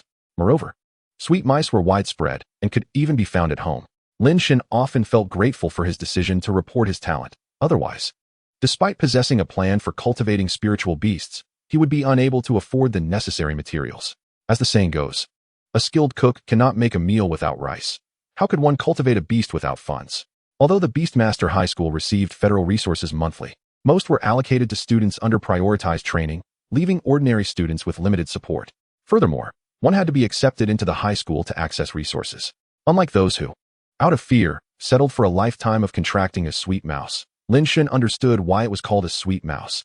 It had a mildly sweet taste when eaten raw. Even without talent, he would surely opt for the federally provided spiritual beasts to take a chance. For him, even if he failed the entrance examinations and incurred a substantial debt, it would be preferable to later regret his youthful decision to contract a sweet mouse. Having reflected on his sagacious choices, Lin Shen casually ordered the 1888 Beginner S set meal, settling down to await its arrival. The Beginner S set was designed for Beastmasters of professional rank or below. Ordinary Beastmasters, whose bodies had yet to be strengthened, could not consume excessive spiritual materials. Hence, The meals prepared for them were either devoid of spiritual properties or contained only a mild infusion of spiritual energy. The term beginner merely sounded more dignified. After all, labeling it as a regular set, an apprentice set, or an amateur set would be rather unappealing. Such names would surely doom the business to failure. In the spirit of culinary delight, Shirley temporarily forgave the mischievous beastmaster who was now resting on Lin Shen's lap. During the wait for their meal, Lin Shen absent-mindedly stroked Shirley's silky fur while browsing information on the Beastmaster network, perusing updates on the upcoming pre-examination tests. As July drew to a close, it was nearly time for the evaluation of new Beastmaster's training results. The news on the network was vast and varied, but after rummaging through the free section for what felt like an eternity without finding anything useful, Lin Shen decided to spend $3 to access a detailed post about the pre-examination tests. Indeed, the premium content lives up to its name, providing an intricate exposition that has endowed Lin Shen with profound insights regarding the pre-examination assessment. To succinctly summarize, the duration of the pre-examination is 3 days, typically from August 25th to 27th. Chapter 19, Registration. The subsequent days are allocated for the dissemination of the assessment results to the Beastmaster Association for grading, with esteemed educators from various prestigious institutions participating in the evaluation. The assessment encompasses 4 key areas: the spiritual development level of the Beastmaster, the spiritual development level of the Beast, physical training level, and skill training level. The maximum score is 650 points, with the Beastmaster's spiritual assessment accounting for 200 points, while the other 3 categories are each worth 150 points. The disparities among Beastmasters far exceed those in academic subjects, forming a distinct pyramid structure, with only a handful of prodigies emerging. Even in the elite high schools of Longdu and Jinghai, there are always a few exceptional individuals. Consequently, the pre-examination serves as a grading system. Otherwise, significant variances in entrance scores within the same institution would be quite unsightly. After perusing online guides, Lin Shen has prepared his beginner's package. A sumptuous array of dishes is served, and after putting down his phone, Lin Shen and Shirley indulge in a delightful feast. Satiated, Lin Shen contentedly pats his belly and takes Shirley for a leisurely stroll to aid digestion.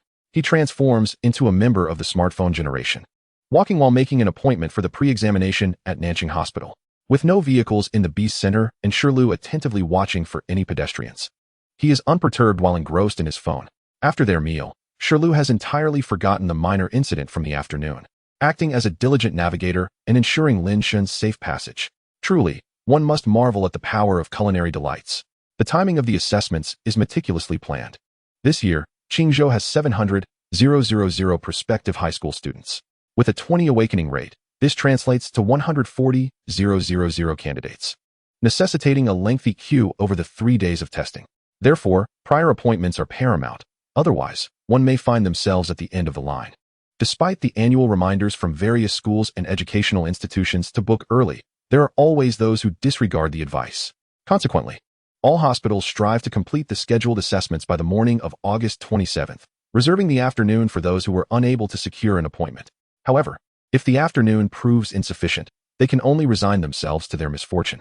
Lin Shen navigates to the hospital's official website, and in a short while, he receives confirmation of his successful appointment for August 25th at 3 p.m. Many had already booked for the morning of the 25th, leaving Lin Shen with no choice but to settle for the afternoon slot.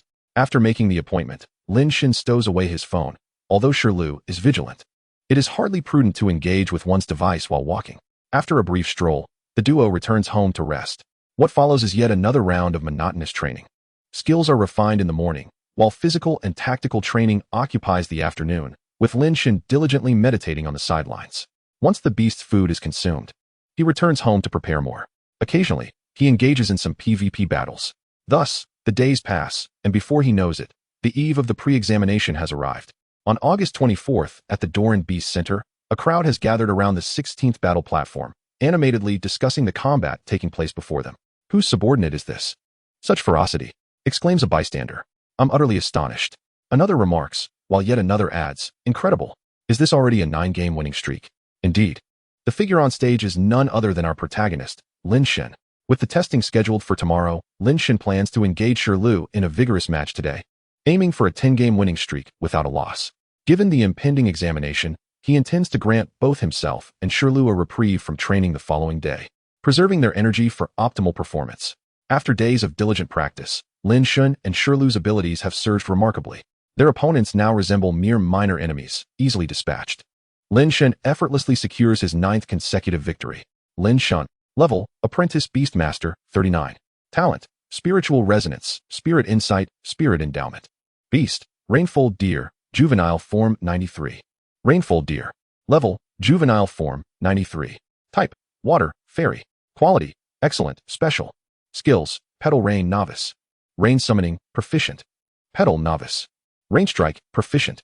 Rainfold, Minor Mastery. Enchanted Wind, Mastery.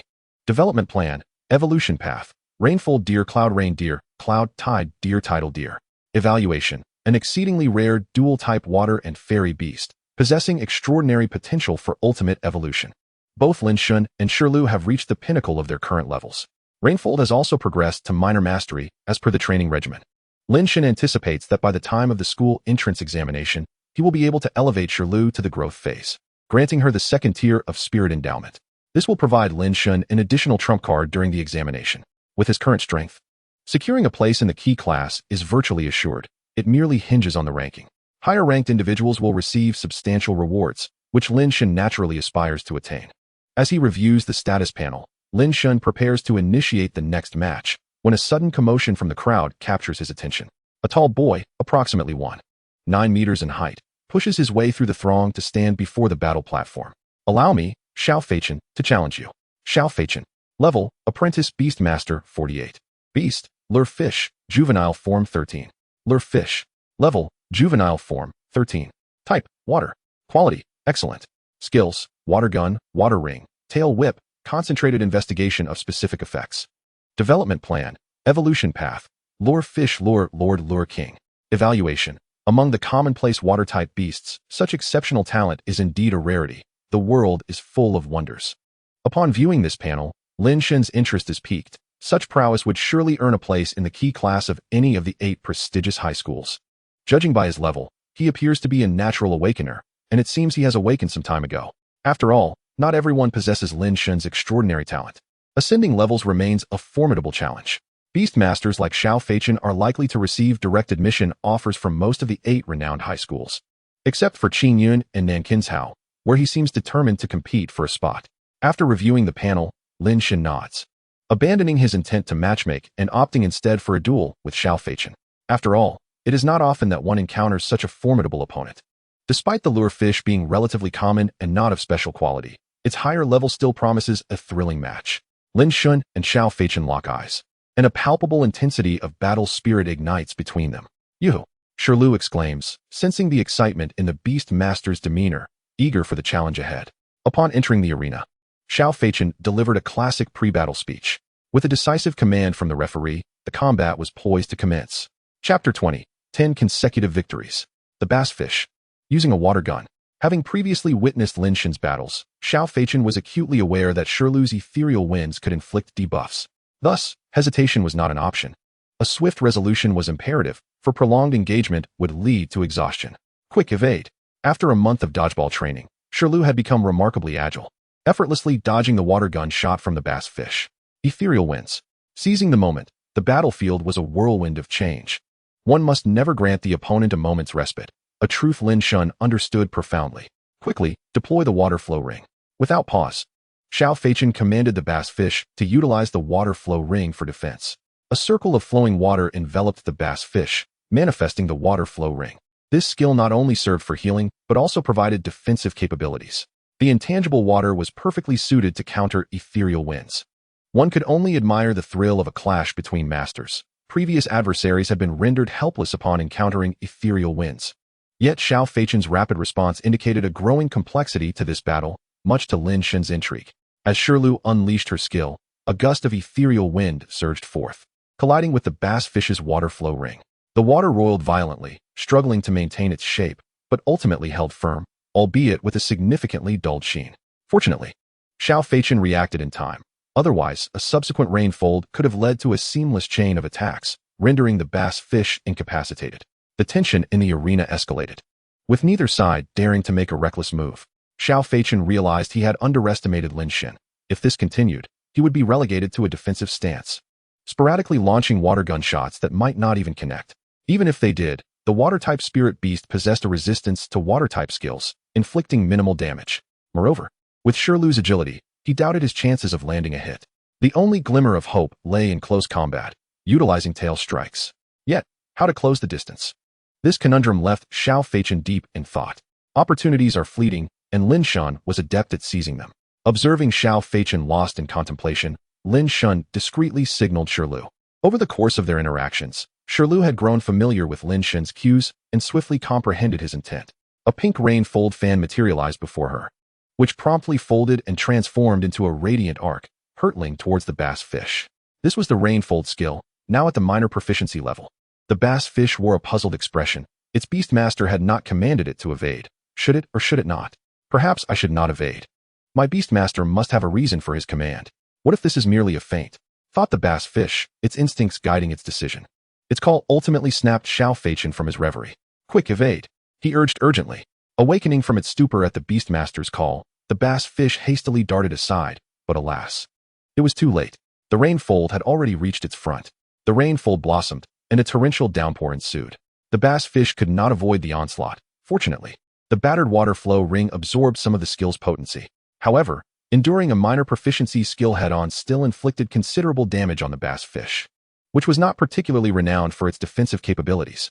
Had the rainfold not been a dual-type attack, wherein the water type would naturally sustain damage against its own kind. Compounded by the water flow ring's mitigation, the bass fish, despite its higher level, may have been knocked down. I concede. An expert can discern the disparity in skill at a glance. Although the bass fish had not yet wholly lost its combat abilities, Xiao Feichen recognized that he was utterly outmatched by Lin Shen. Continuing the battle held no purpose, even if he used the water flow ring to restore some vitality. Closing the distance was unfeasible, and with another skill strike, he would surely falter.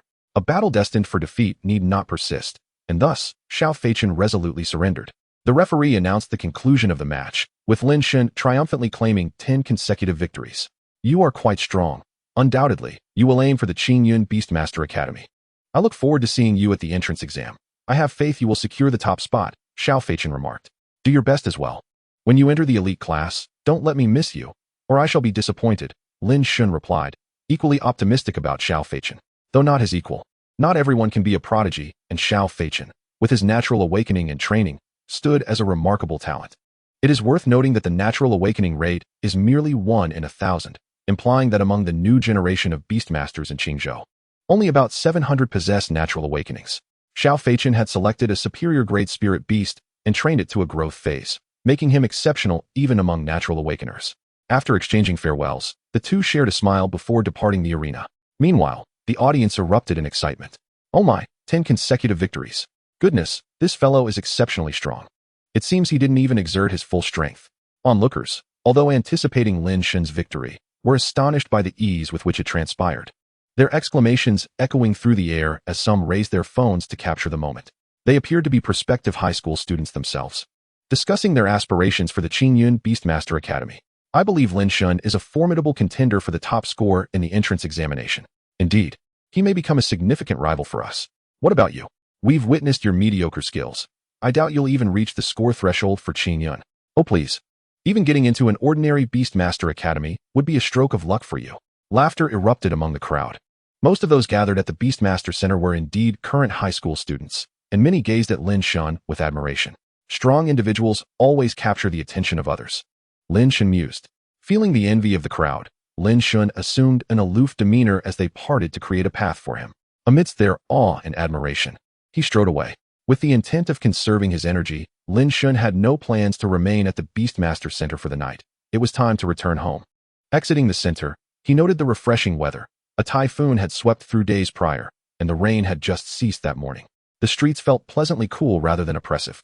The region of Qingzhou resembled a temperate monsoon climate akin to Lin Shen's previous life. As August waned, summer clung to its final breath, yet the lingering warmth bore the strength of an autumn tiger. However, the climatic conditions of this world did not directly correlate with those of his past life. The air was not merely filled with ordinary currents, but rather spiritual flows. And due to the influence of spiritual energy, both the causes and types of climate diverged significantly from his former reality. Drawing a parallel to a temperate monsoon climate was merely a reflection of sensory similarity. As the heat was not particularly oppressive, Lin Shen and Shirlu navigated 2 bus routes. Spirit beasts of Shirlu's size did not require a ticket, as they could simply be held in one's arms. Larger beasts could only be summoned to the contracted space. At 5 in the afternoon, Lin Shen returned home with Shirlu. Due to the numerous typhoons in Qingzhou during August, Lin Shen had prepared a substantial amount of beast food in advance and had not returned home for 2 weeks. The furniture within his abode had gathered layers of dust. Originally intending to take a break, Lin Shen ultimately found himself tidying up the house with Shirlu for 2 hours. Chapter 21, South City Hospital. After a rare opportunity to rest, he was nonetheless occupied with cleaning, which left him quite impressed with his own diligence. Exhausted from the cleaning efforts, he lacked the energy for any other frivolous activities, so he hastily prepared a bowl of egg noodles and fed Shirlu some beast food, concluding the day rather hastily. The following day, Lin Shen seized the rare chance to sleep in a bit longer, as it was the day of the pre-examination tests. After breakfast, he and Shirlu began to cultivate their energies, which essentially involved meditating to enhance their spiritual powers. Both Lin Shen and Shirlu had reached a critical point of breakthrough, with nearly a week remaining until the entrance examination. They were optimistic about achieving success in their breakthroughs, hoping to catch their opponents off guard during the exam. With an unexpected stretch of free time at home, Lin Shen was at a loss for how to spend it, so he decided to meditate alongside Shirlu. After a morning filled with meditation, Lin Shen felt rejuvenated and planned to head to South City Hospital for testing in the afternoon. He summoned a flying beast via the Beastmaster app, and the assigned creature was a cloud sparrow, a spirit beast commonly used for aerial transport. Traveling by flying spirit beast is rather expensive, and Lin Shen typically refrained from such a mode of travel unless there was an urgent necessity.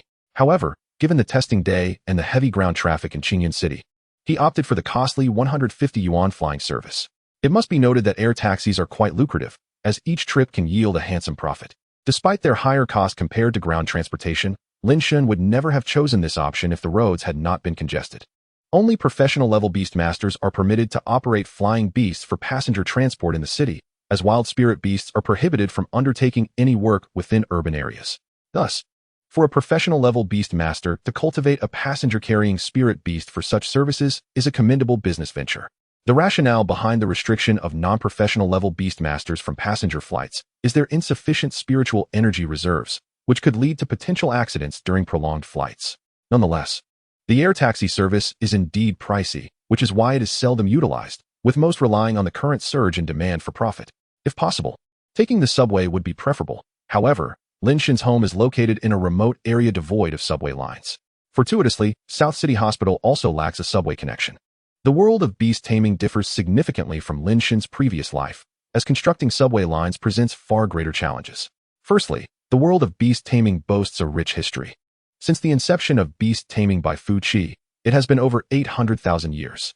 In a historically significant city like Qingyun, one could easily unearth artifacts with a mere dig. Secondly, due to the influence of spiritual energy, the underground geography is exceedingly intricate, housing various peculiar geological formations and numerous spirit beasts residing beneath the surface. The world of beast taming emphasizes the coexistence of humans and spirits. Thus, reckless destruction of underground habitats is strictly forbidden. Consequently, even in a metropolis like Qingyun, there are only 5 subway lines, mostly concentrated around the city center, far removed from Lin Shen's residence. Hence, Lin Shen had no choice but to reluctantly summon the expensive air taxi, as ground transportation would likely leave him stuck in traffic. As he soared above, he noticed many others unable to endure the road congestion, opting to disembark and call for an air taxi at the roadside. Today, the air traffic was noticeably heavier than usual. However, not everyone could justify the expense of an air taxi, so the aerial routes remained unobstructed. Many had camped out at the hospital the previous night, hoping to ensure a smooth testing process. The air taxi sped along, and soon the Zhongbin building came into view, a landmark of South City and notorious as a half-finished structure. South City, adjacent to the Yun River, is a burgeoning development zone in Qingyun City. Originally intended to become the economic center of the city, it failed to achieve that ambition. After the state government relocated southward, South City became even more desolate, with the Zhongbin building standing as a remnant of pre-relocation efforts, having been under construction for centuries without completion. The surrounding area was supposed to be developed into a riverside CBD, but now it lay abandoned. South City, already distanced from the central district, hosts primarily hospitals, research institutions, and cultivation bases. South City Hospital is one of them. As a newly established hospital, securing the qualification for pre-examination testing for the Beastmaster entrance exam signifies its impressive growth trajectory. After a few more minutes, the Cloud Sparrow smoothly landed in the plaza in front of South City Hospital. Lin Shen scanned the payment to the air taxi driver and made his way towards the hospital building. The land area of South City is vast, with many undeveloped regions. Featuring wide and open roads, South City Hospital occupies an extensive area, with the main plaza in front feeling several times larger than the playground of Qingyun One high school. It is even capable of accommodating the takeoff and landing of flying spirit beasts. This seems reasonable given its relatively remote location. As many patients arrive via flying spirit beasts, the southern extension of Subway Line 4 was originally planned to pass through South City Hospital. But construction was halted upon the discovery of an underground spirit beast habitat. The state has focused on developing Jiangkou City, and after the capital's southward shift, the city has redirected its focus back to the old city. Additionally, due to financial constraints, South City has seen this subway segment languish as an unfinished project. Taking a deep breath, Lin Shen entered the hospital building with Lu. Hello, I have an appointment for the pre-examination test at 3 o'clock through the Beastmaster app. Approaching the front desk, Lin Shen presented the verification QR code he received after making the appointment. Scan here, instructed the nurse at the front desk. Gesturing to a device on the table, Lin Shen complied, and the screen quickly indicated a successful scan. Upon successful scanning, the nurse handed Lin Shen a slip of paper. At 3 o'clock, take this slip to the testing department, but do not arrive later than 3:30. Will it really be completed in half an hour? If it takes longer, will I be asked to leave? Lin Shen expressed concern about being dismissed mid-test. Even though he knew he was being overly cautious, this was indeed a crucial moment in his life, and he felt it prudent to clarify. The time from 3 to 3:30 is your entry window. If you arrive within that period, regardless of how long the testing takes, they will not rush you out. The front desk nurse patiently explained. However, completing the test in half an hour should be quite feasible. After hearing the nurse's explanation, Lin Shen felt a wave of embarrassment wash over him, as he hurriedly took the slip and made his way swiftly to the waiting area. He was anxious about being perceived as a fool by the nurse if he dawdled. However, he seemed to have unnecessarily worried. The nurse appeared unfazed, attending to the next person in line with an air of indifference. It was apparent she was merely eager to finish her shift and was not concerned about Lin Shen's discomfort. Unbeknownst to Lin Shen, the time flew by as he waited in the area, and before he realized it, the alarm he set for 3 o'clock began to ring. He feigned a phone call, leading Lu away from the waiting area towards the testing department. Hello, I am here for the pre-examination test, number 37332. Upon entering the testing department, Lin Shen provided his reference number to the attending nurse. The nurse directed him, and after expressing his gratitude, Lin Shen officially proceeded with Lu for the testing. Upon arriving at the destination, Lin Shen encountered a young female physician, bespectacled and engaged in the manipulation of testing machinery. Her masked visage obscured her features. In the hospital, such tasks are typically delegated to junior doctors, as the assessment of spiritual energy merely requires the subject to be seated in the apparatus. Given the influx of visitors in recent days, the seasoned experts in the diagnostic department had migrated to evaluate skills and physical conditions instead. Next patient for physical examination. Room 306, came the call. The assessment of spiritual energy proceeded swiftly. Lin Shen had scarcely stepped into the room when the previous subject had already departed for the skill and physical assessments.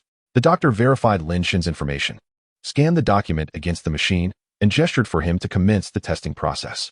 Please take a seat on the chair-like device and don the helmet. Simply follow my instructions, she said, handing Lin Shen a helmet. He complied, adorning the helmet and closing his eyes to enter a meditative state.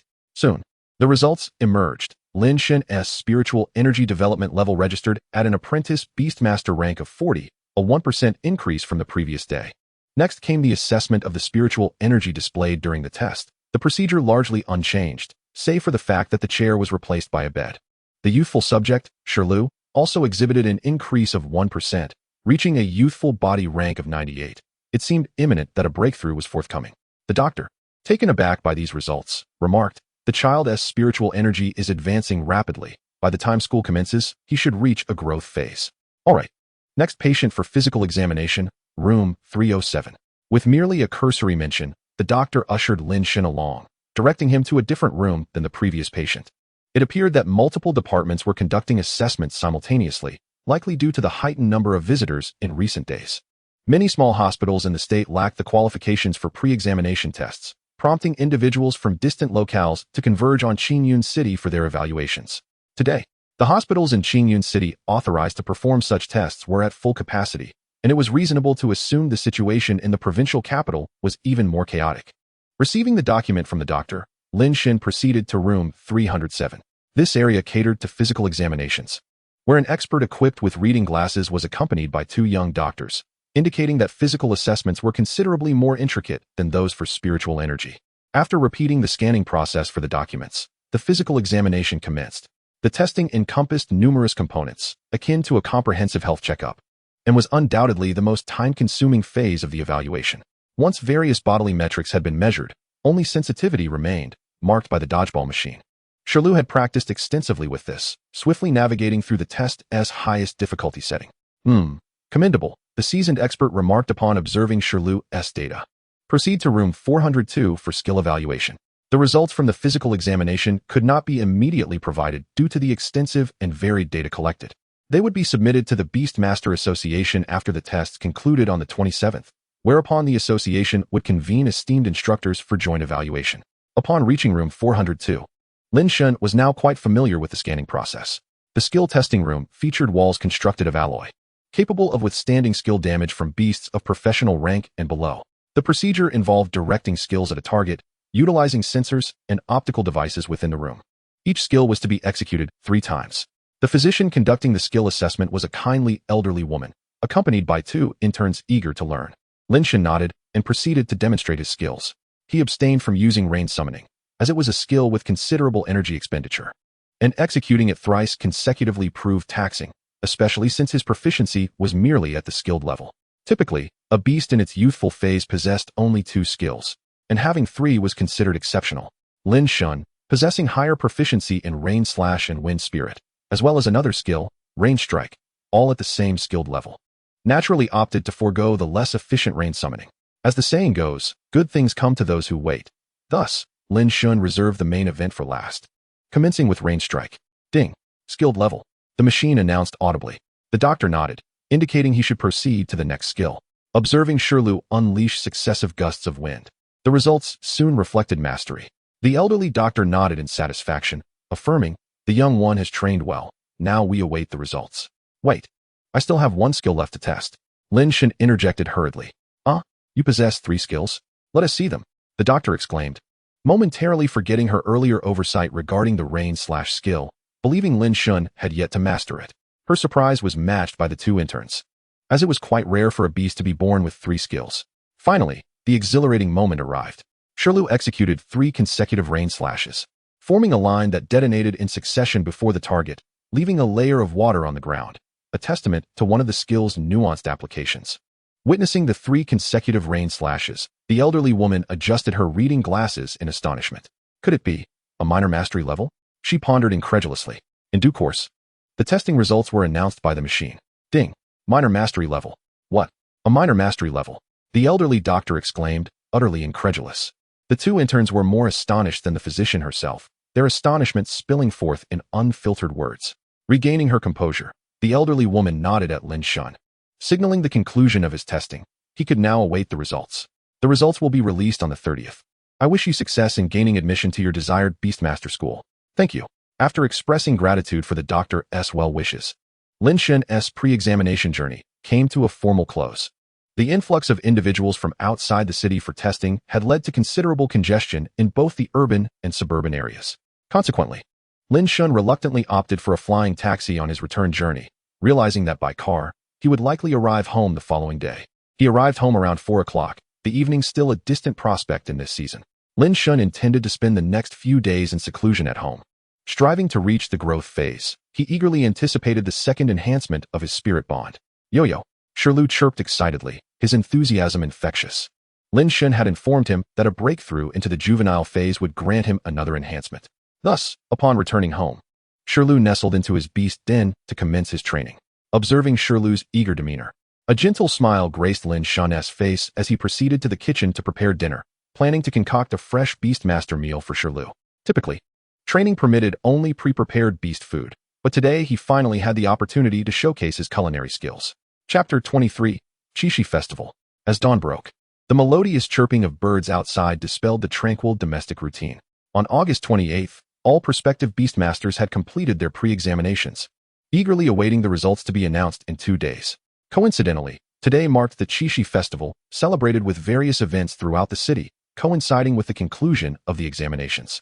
Due to the presence of an intercalary month in the lunar calendar this year, The Qixi festival had captured the tail end of summer. The heat of July lingered. Yet the arrival of the intercalary June had postponed the festival by a month, rendering the weather pleasantly temperate. This year's autumn heat seemed less oppressive, perhaps owing to the morning's coolness. Awakened by the raucous calls of beasts, Lin Shen felt a slight chill in the air. Yo-yo yo-yo. Shirlu's exuberant cries disrupted the peaceful slumber of the Beastmaster. While accustomed to the bird's morning serenade, Lin Shen found the noise bothersome. He turned to Shirlu, puzzled by his pet's exuberance. Suddenly, a spark of inspiration illuminated his mind. Could it be a breakthrough? Lin Shen hastily activated his spirit-gazing ability. Rainfall Deer. Level, Young Body 1. Type, Water, Fairy.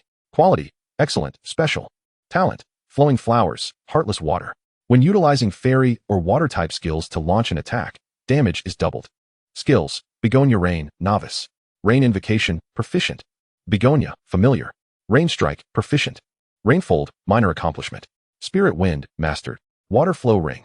Creates a stream of water that encircles oneself or a designated unit, providing a minor healing effect. While the Water Flow Ring exists, it can partially resist skills unleashed by enemy units. Novice. Nurturing Plan. Utilize a small amount of Moonstone Powder, Blue Wave Fruit Juice, and Yao Ming Grass to craft energy cubes for the Rainfall Deer, enhancing its accumulation of water and fairy energy, thereby accelerating its progression through the juvenile and young stages.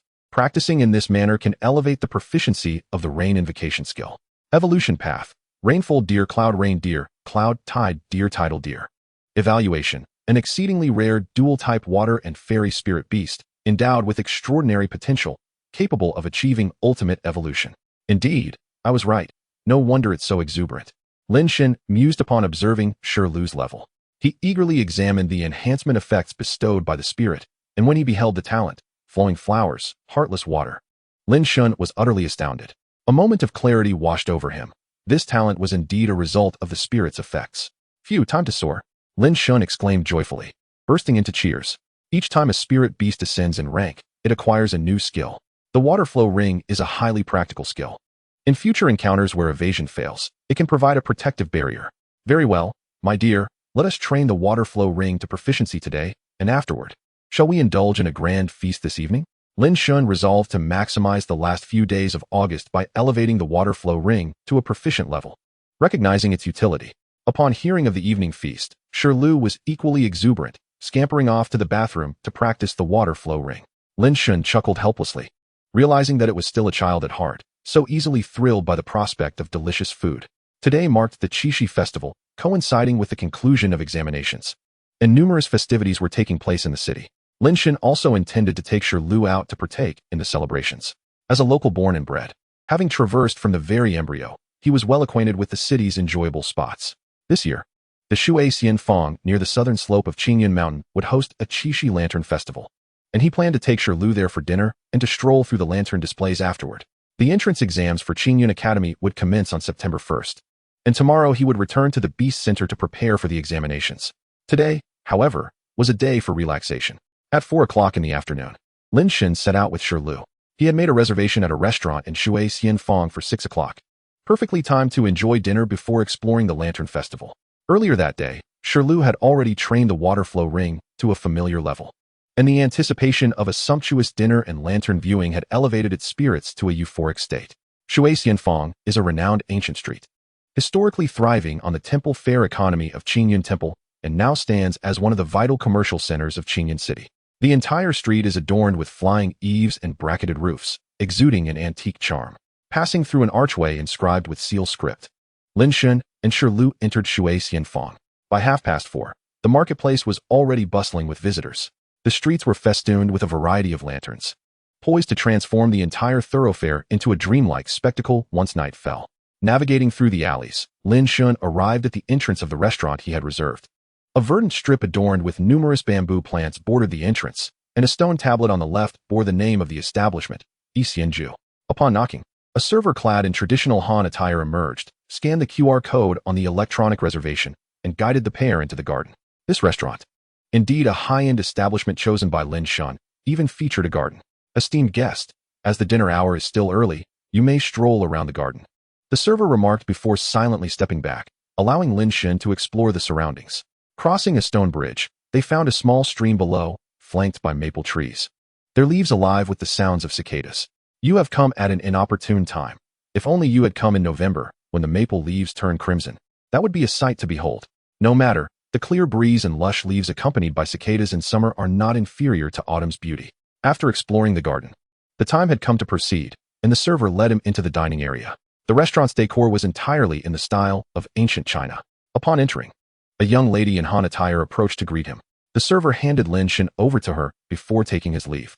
The lady wore a crimson chest-length skirt paired with a pale yellow gauze top, her hair styled in twin loops, adorned with blossoms upon her forehead. She resembled a figure stepped straight from a classic painting. At that moment, this enchanting figure smiled warmly at Lin Shen, awaiting his response. Lin Shen, momentarily entranced, quickly dispelled any distraction. "Esteemed guest, please follow me," she beckoned, guiding Lin Shen to their reserved table. The restaurant offered both private rooms and dining in the main hall. However, the cost of the private rooms was rather steep, so Lin Shen opted for the latter. Nevertheless, the seating in the hall was divided by screens. Following the lady, Lin Shen and Shirlu arrived at a cozy two-person table, and the lady then went to signal the kitchen for their orders. The table was set with two menus, one for Lin Shen and the other for Shirlu. Due to Lin Shen's lower level, he could not partake in too many spirit materials, hence the menus differed. Lin Shen opened his menu, which was crafted from fine paper with cloud patterns, elegantly inscribed with dish names in small, delicate characters. Each menu was vertically arranged from right to left, listing at least 20 dishes. Lin Shen selected a set meal named Late Summer Dream, costing him 13,888 yuan. It must be said, this establishment was indeed expensive. He deemed it a well-deserved reward for his diligent training in recent days. Chapter 24, Lantern Festival. Before long, the lady returned with a server, bringing forth Lin Shen's dinner. The restaurant employed a shared dish system, presenting each dish one at a time. With each serving meant for a single person, over 20 dishes would surely suffice. After each dish was served, the lady would provide an explanation. The first dish to arrive was a cold platter, which required no special introduction, and the lady casually described its contents. As an appetizer, one particular dish, the plum goose, was particularly favored by Lin Shen. Yay! Shirlu also seemed quite taken with the plum goose. The dishes for the two were largely similar, with the primary distinction being that Shirlu's meal featured spirit materials, while Lin Shen could only partake of ordinary food. Our second dish is mushroom pigeon soup, with the spirit material being the mushroom pigeon. After finishing the cold platter, the first dish made its grand entrance, and the lady began her detailed introduction. The feathers of this pigeon spirit beast, once matured, will shed and transform into a texture and flavor reminiscent of mushrooms. When simmering the mushroom pigeon, its feathers serve as the finest supplementary ingredient.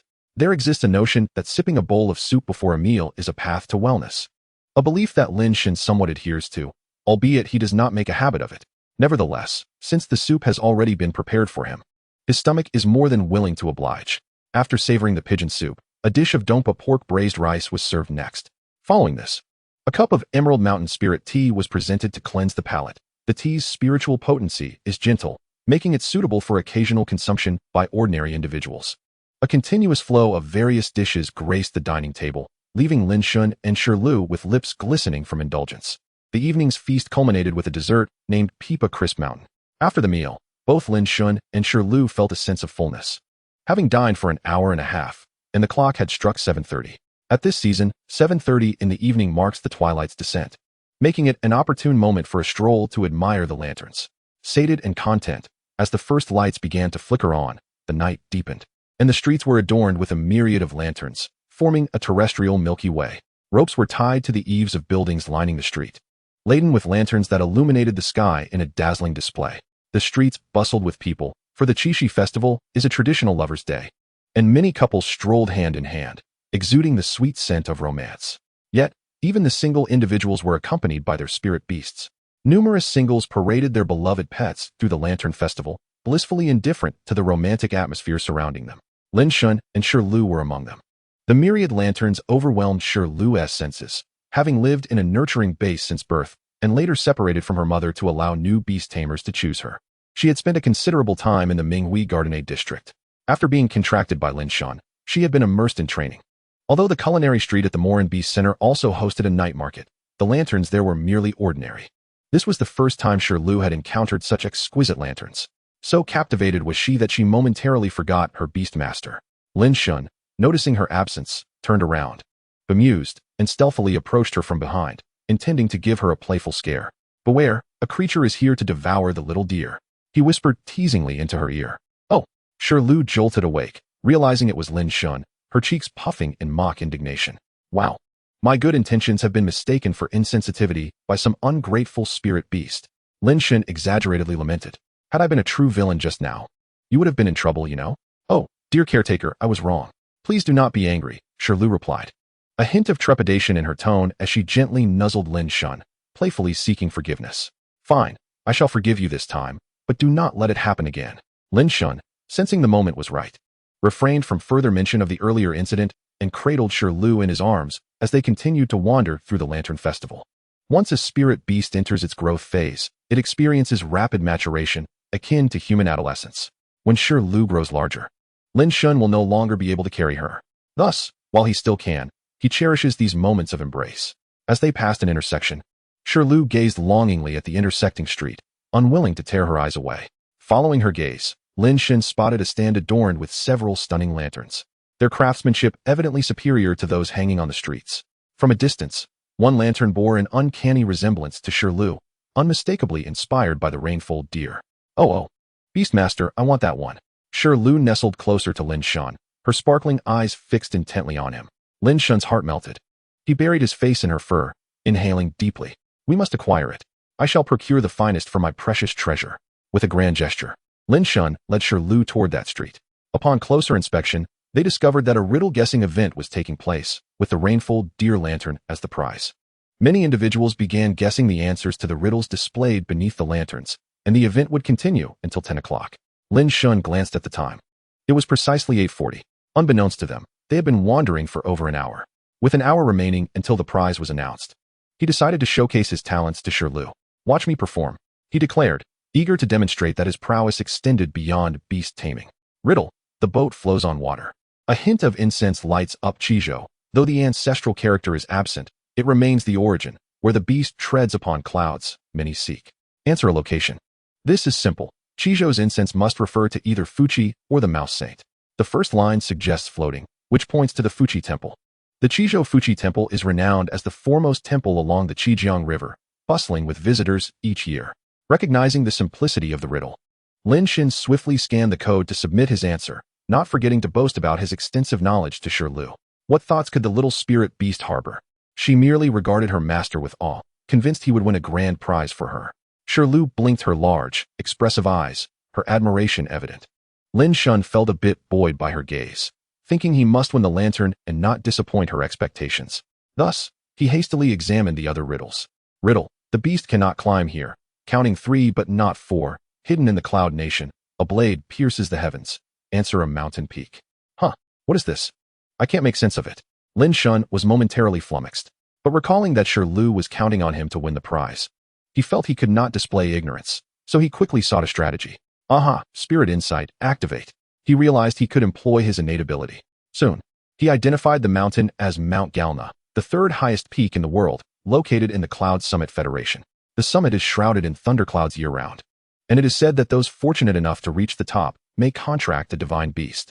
With the aid of his talent, Lin Shen proceeded to tackle the riddles, swiftly accumulating points. At 10 o'clock, the organizers announced the conclusion of the competition. The app ceased tallying scores and revealed the rankings. Lin Shen undoubtedly claimed the top spot. The first place winner, please come up to select your prize. Just then, an untimely voice interjected. Wait, my girlfriend adores that little deer lantern. Could you let her have it? Chapter 25, Senior Sister. Lin Shen turned to investigate the source of the voice.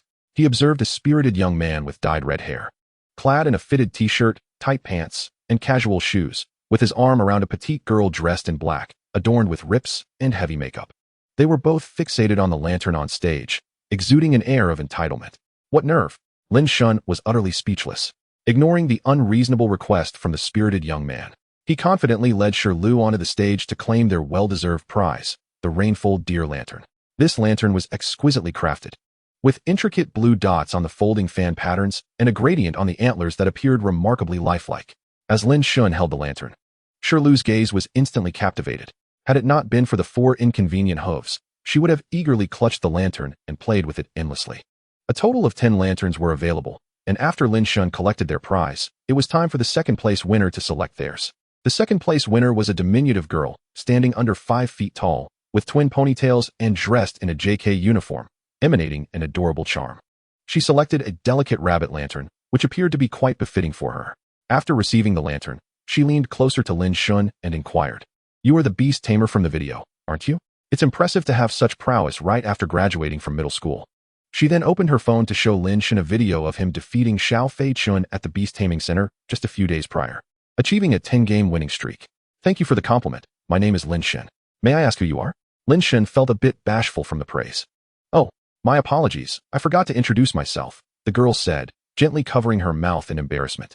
"I am Qian Xiaoxing, a student at Qingyun Beast High. I'll be entering my second year when school starts, so you can call me senior." She clasped her hands behind her back and smiled up at Lin Shen. But I am not a student at Qingyun Beast High." Lin Shen shook his head, declining her suggestion. "Oh, come now. With your abilities, acing the entrance exam should be a piece of cake. Why worry about not getting into the school?"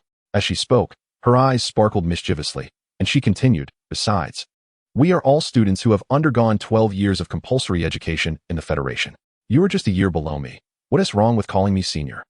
Qian Xiaoxing smiled brightly, and Lin Shen found himself momentarily dazzled by her radiant expression.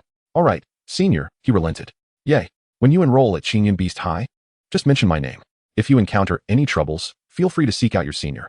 I've got you covered," she declared confidently, patting her chest with bravado. "Let us exchange contact information," she proposed. Lin Shen nodded in agreement and added her on Yunshu, one of the most widely used chat applications in the Federation.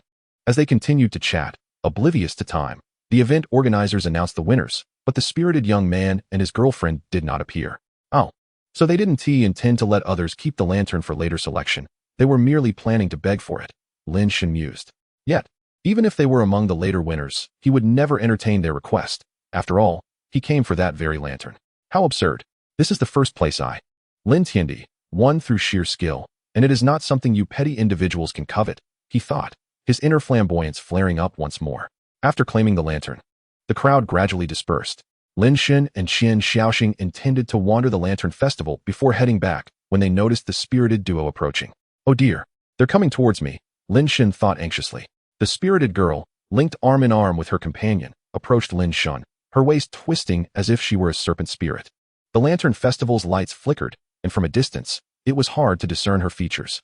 Only when she drew closer did he realize it was Jiang Mingming, which was hardly surprising given her character. "Qinggu, you must help me get that lantern," Jiang Mingming implored, gazing at her companion with an exaggerated tone. "Leave it to me. You can count on it," the spirited young man replied, puffing up his red hair with a self-satisfied air, as if he were particularly charming in Jiang Mingming's eyes. He then turned to Lin Shen, feeling dwarfed by Lin Shen's height and presence. Though they were the same age, Lin Shen stood at an impressive 1.8 meters, while he was merely 1.68 meters tall, which made him feel inadequate and diminished his bravado. However, after a moment, he mustered some confidence and dared to ask Lin Shen for the lantern. I'm Qin Ku from the 10th Middle School, and I've contracted a rare-level spirit beast. I plan to enter Qingyun Beast High. Can you do me a favor and let my girlfriend have that lantern?" Lin Shen merely regarded the lantern with a protective expression, as if it were a treasured possession that he wouldn't part with easily. Just as he was about to respond, Jiang Mingming interjected. "Lin Shen, what a coincidence to see you here," she exclaimed, finally shifting her gaze from Qin Ku to Lin Shen. "Brother, it's him. He bullied me at the Beast Taming Center," Jiang Mingming falsely accused, her words igniting a fire in Qin Ku's spirit. "My girlfriend is also a beast tamer who has contracted a rare spirit beast. She's training hard to get into Qingyun Beast High alongside me. Although you managed to defeat Mingming by luck before, she has been training diligently, and you are no match for her now," Qin Ku stated earnestly. "We both aim to enter Qingyun Beast High together. You probably won't make the cut, so why not part with the lantern today and foster goodwill?" Upon finishing, he met Lin Shen's gaze with an air of confidence, as if victory was already assured. Of her, entering Qingyun Beast High, Qian Xiaoxing burst into laughter, pointing at Jiang Mingming. "Our school doesn't accept students who can only contract a spirit beast with a base skill of water splash. She'd be lucky to even come close to the cutoff score." Jiang Mingming's bullying antics at the Beast Taming Center had been recorded and shared online, though it didn't garner much attention. In contrast, Lin Shen's battle against Xiao Fei Chun had trended on local hot searches. Qian Xiaoxing had seen Jiang Mingming's lackluster performance through related recommendations and was well aware that her contracted spirit beast, Meow Meow Duck, had a base skill of water splash, which was significantly weaker than the typical water gun. Generally, spirit beasts from the three primary families possess commendable qualifications. But Meow Meow Duck's initial skill being Water Splash indicated a severe disadvantage. It was likely that Chang Chun's spirit beast was merely at an ordinary level, otherwise, he would not have suffered such a humiliating defeat. Lin Shen activated his innate ability to assess their levels, realizing that combined, they barely matched the skill level of Lu, who was his contracted spirit beast. It was laughable that they had the audacity to claim they would enroll in Qingyun Beast High. As for Qin Ku, while he was a normal beast tamer and lacked Lin Shen's innate talent, his rare-level spirit beast might allow him to barely scrape by into Qingyun Beast High. Jiang Mingming, however, was purely a joke. It was evident she had been slacking off in her training. With her level and that so-called rare spirit beast that only had Water Splash as its initial skill, she would not qualify for even the ordinary prestigious schools, let alone the top 8. Why don't you go where it's cool, if you're not mentally sound? Perhaps seek help at a psychiatric hospital instead of acting foolishly here? Lin Shen scolded them mercilessly. Qin Ku was furious, but upon seeing Lin Shen's towering stature and his massive fists, he swallowed his words. Ku, brother. Seeing Qin Ku wavering, Jiang Mingming quickly grasped his hand, adopting a cutesy tone. The melodious quality of her voice sent shivers down Lin Shen and Qian Xiaoxing's spines. Yet, inexplicably, Qin Ku was utterly captivated by her charm, his face turning crimson and his demeanor becoming comically infatuated. Ugh, how nauseating, Qian Xiaoxing remarked disdainfully. Upon hearing the elder sister's words, Qin Ku was immediately overwhelmed with shame, his mind nearly igniting with embarrassment, leaving even Jiang Mingming behind as he fled in utter disarray. Witnessing Qin Ku's abrupt departure, Jiang Mingming stood frozen in shock, as if struck by lightning. Your boyfriend has just run off, and yet you remain here? Depart. Lin Shen declared with palpable impatience. At that moment, Jiang Mingming felt a tumult of sorrow and indignation, hastily abandoning any harsh words as she hurried off to pursue Qin Ku. Qin Ku, wait for me, she called, disregarding the strain in her voice. With the two prominent figures gone, Lin Shen and the elder sister lost interest in further exploring the Lantern Festival, as time was of the essence. Lin Shen bid farewell to the elder sister. By the way, you are currently a hot topic in the local forum of the Beastmaster communication, a prominent figure in the entrance examination. You should take a look when you have time, the elder sister remarked before parting ways. Understood. Thank you, elder sister. Farewell. Lin Shen responded, waving goodbye as she gestured in farewell. After exchanging goodbyes, Lin Shen turned back towards the depths of the market, having booked a guest house for the night. With the availability of the subway to Shuixianfang and the Morin Beast Center, Lin Shen intended to rest here for a night before heading directly to the training center the following day. The premium for accommodation was relatively low compared to food prices, as he managed to secure a room in a guest house with a yard for merely 1998 daxia coins. After all, the packages for Beastmasters were composed of spiritual materials, making ordinary lodging incomparable. After a refreshing wash, Lin Shen and Lu promptly retired for the night. The next morning, after enjoying breakfast at the guest house, Lin Shen took Lu on the subway to the Beastmaster Center. What lay ahead was the final sprint before the examination. While Lu only needed to focus on enhancing her skill proficiency, Lin Shen had numerous considerations to ponder. Although the elder sister had mentioned his rising popularity in the forum the day prior, Lin Shen had refrained from checking it out due to returning home late and needing to rise early for training. Now seemed the perfect time to delve into it. The information regarding my opponents should also be included. I am merely gathering intelligence, he mused, justifying his decision as he opened the Beastmaster communication app and navigated into the local forum module. Upon entering, he immediately stumbled upon a post concerning himself. In the same city, the annual Dark Horse, an orphan youth unexpectedly awakens his talent, becoming a popular candidate for the Qingzhou entrance examination. It is well known that the annual entrance examination for Beastmaster High School is fast approaching, with numerous young geniuses emerging each year. So, which talents are worth watching this year? Join the editor to find out. Today, I present to you a previously overlooked Beastmaster, Lin Shen. This student was initially just one among the 140,000 awakened youths this year. However, he has astonished everyone by defeating the popular candidate, Cultivation, on the combat platform at the Beastmaster Center. Video link. The footage reveals his effortless victory. Cultivation's background is quite remarkable. He is a naturally awakened Beastmaster who has secured a premium-grade largemouth base sponsored by the Federation. In contrast, Lin Shen is a postnatal awakener. Intrigued, I sought an interview with Lin Shen's former school, Qingyun No. 1 Middle School. I learned that he lost both parents at a young age and has been surviving through part-time work and federal assistance, which only piqued my curiosity further.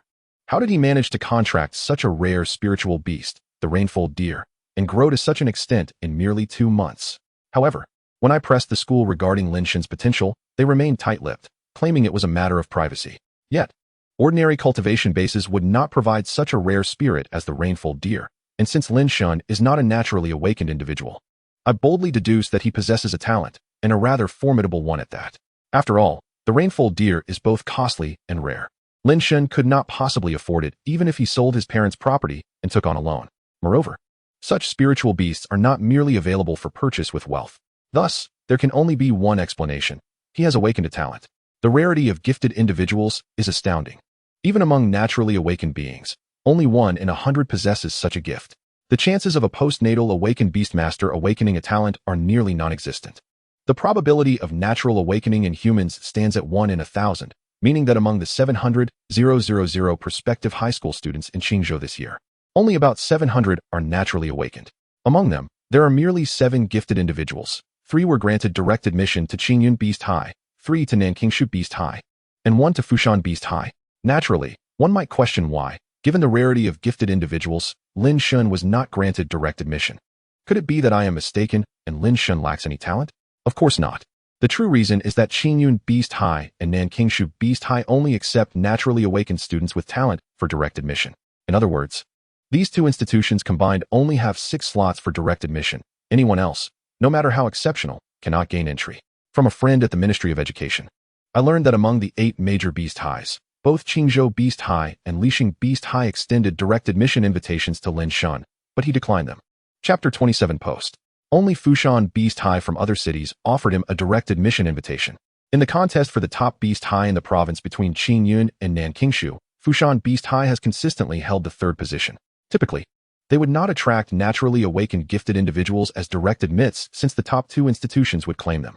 However, Leichuan is a local and Fushan Beast High has established a special accelerated class this year, while another class is fully supporting Leichuan's training.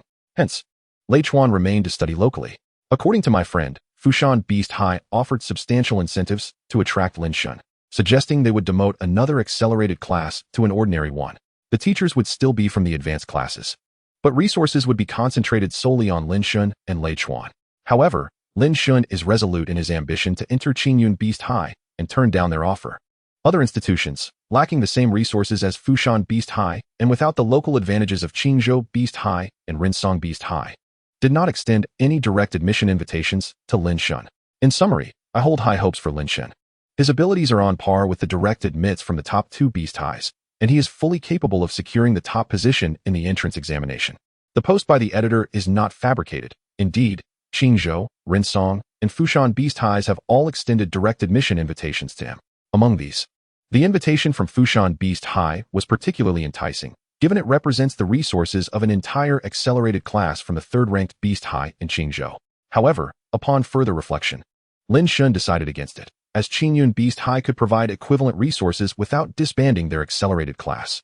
Leichuan remained at Fushan merely because it was his hometown. Furthermore, if only Leichuan were to stay, he could still attend the accelerated class, at least among classmates who were genuinely part of the program.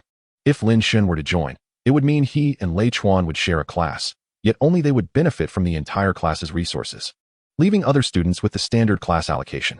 Consequently, due to the diminished resources, many students might opt out of attending Fushan Beast High, resulting in a class of diminished capability. It is difficult to envision a harmonious class dynamic under such circumstances. Thus, Lin Shen resolutely declined the invitation from Fushan Beast High. Beneath this post, various internet users were embroiled in heated debate. Pure-hearted Cockroach exclaimed, "Is the author being paid by Lin Shen? Why the excessive praise? Is he your father?" At 4 in the morning, the begonia blossoms. Responding to the pure-hearted Cockroach, I wholeheartedly agree. Among the Beastmasters in this year's Awakening contract space in Qingyun City, I hold a particularly high regard for Du Yingxin. She is the legitimate eldest daughter of the Du family, her father a master-level Beastmaster, her grandfather a revered Grandmaster, and she has successfully contracted a formidable dragon-type pet. It is highly likely that she will secure the 1st place in this entrance examination. User unknown, responding to the begonia blossoms at 4 in the morning. Are you trying to make me laugh to death? Aren't you the one being a shill? Du Yingxin's pet is a little fire dragon, a dual fire and dragon-type beast. The rainfold deer possesses a unique racial ability, rainfold, which allows for dual water-type attacks that can significantly counter Du Yingxin's little fire dragon. One might say that it could easily obliterate it with just a touch. and yet you speak of her as the first-place contender? You should perhaps pray that your master does not encounter Lin Shen in the preliminary rounds. Otherwise, it would be quite amusing if she fails to even enter the accelerated class. Garlic cheese lobster.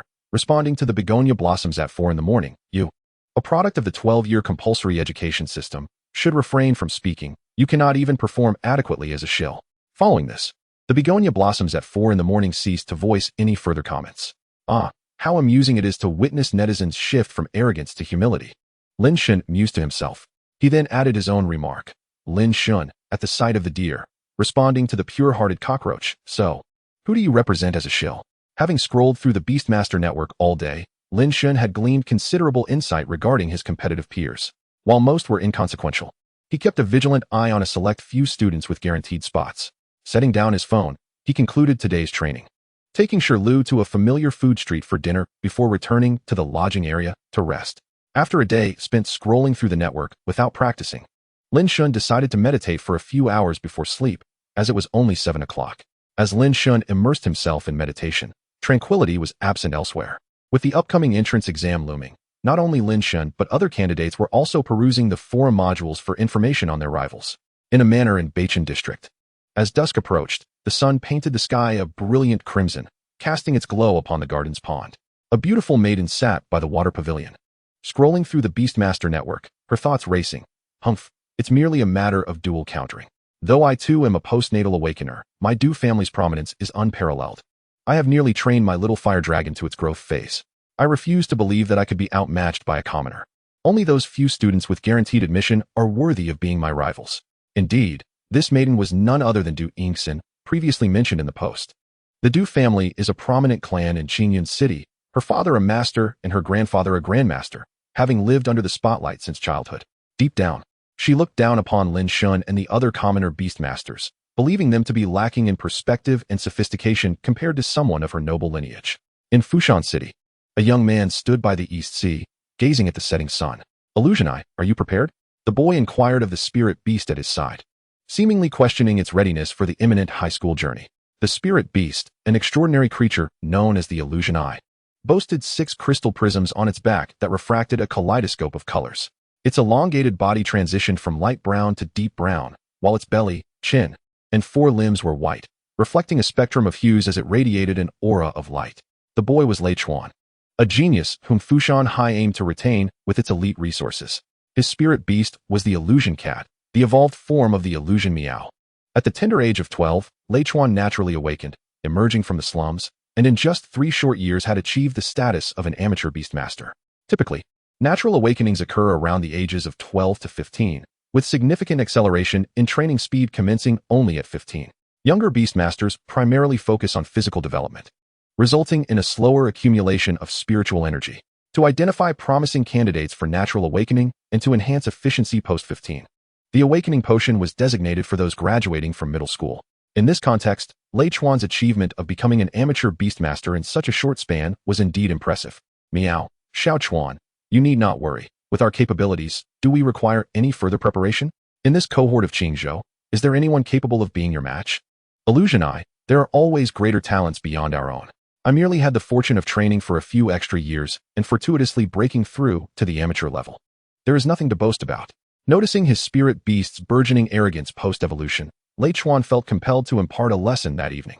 In the northern part of Qingzhou, atop Fengwang Mountain, splendid structures shimmered in the glow of the setting sun as a young man stood at the mountain gate. An elder beside him adjusted his collar. Disciple, as you embark on your studies in the provincial capital, our next meeting will not be until the new year. I must admit, I feel a tinge of reluctance to part. Master, do not worry. I shall surely gain admission to Yin University and bring honor to our Fengwang Hall. Oh, if you take good care of yourself, I shall have peace of mind. Have you packed everything in your storage device? I have everything in order. You need not fret. Master. Chapter 28. The results are announced. Within the Federation, aside from schools, there exist numerous sections. The cultivation of beastmasters is not an endeavor that yields immediate results. The more profound the realm, the longer the time required. Clearly, the years spent in school are insufficient, prompting many to join sects for further training upon graduating from university.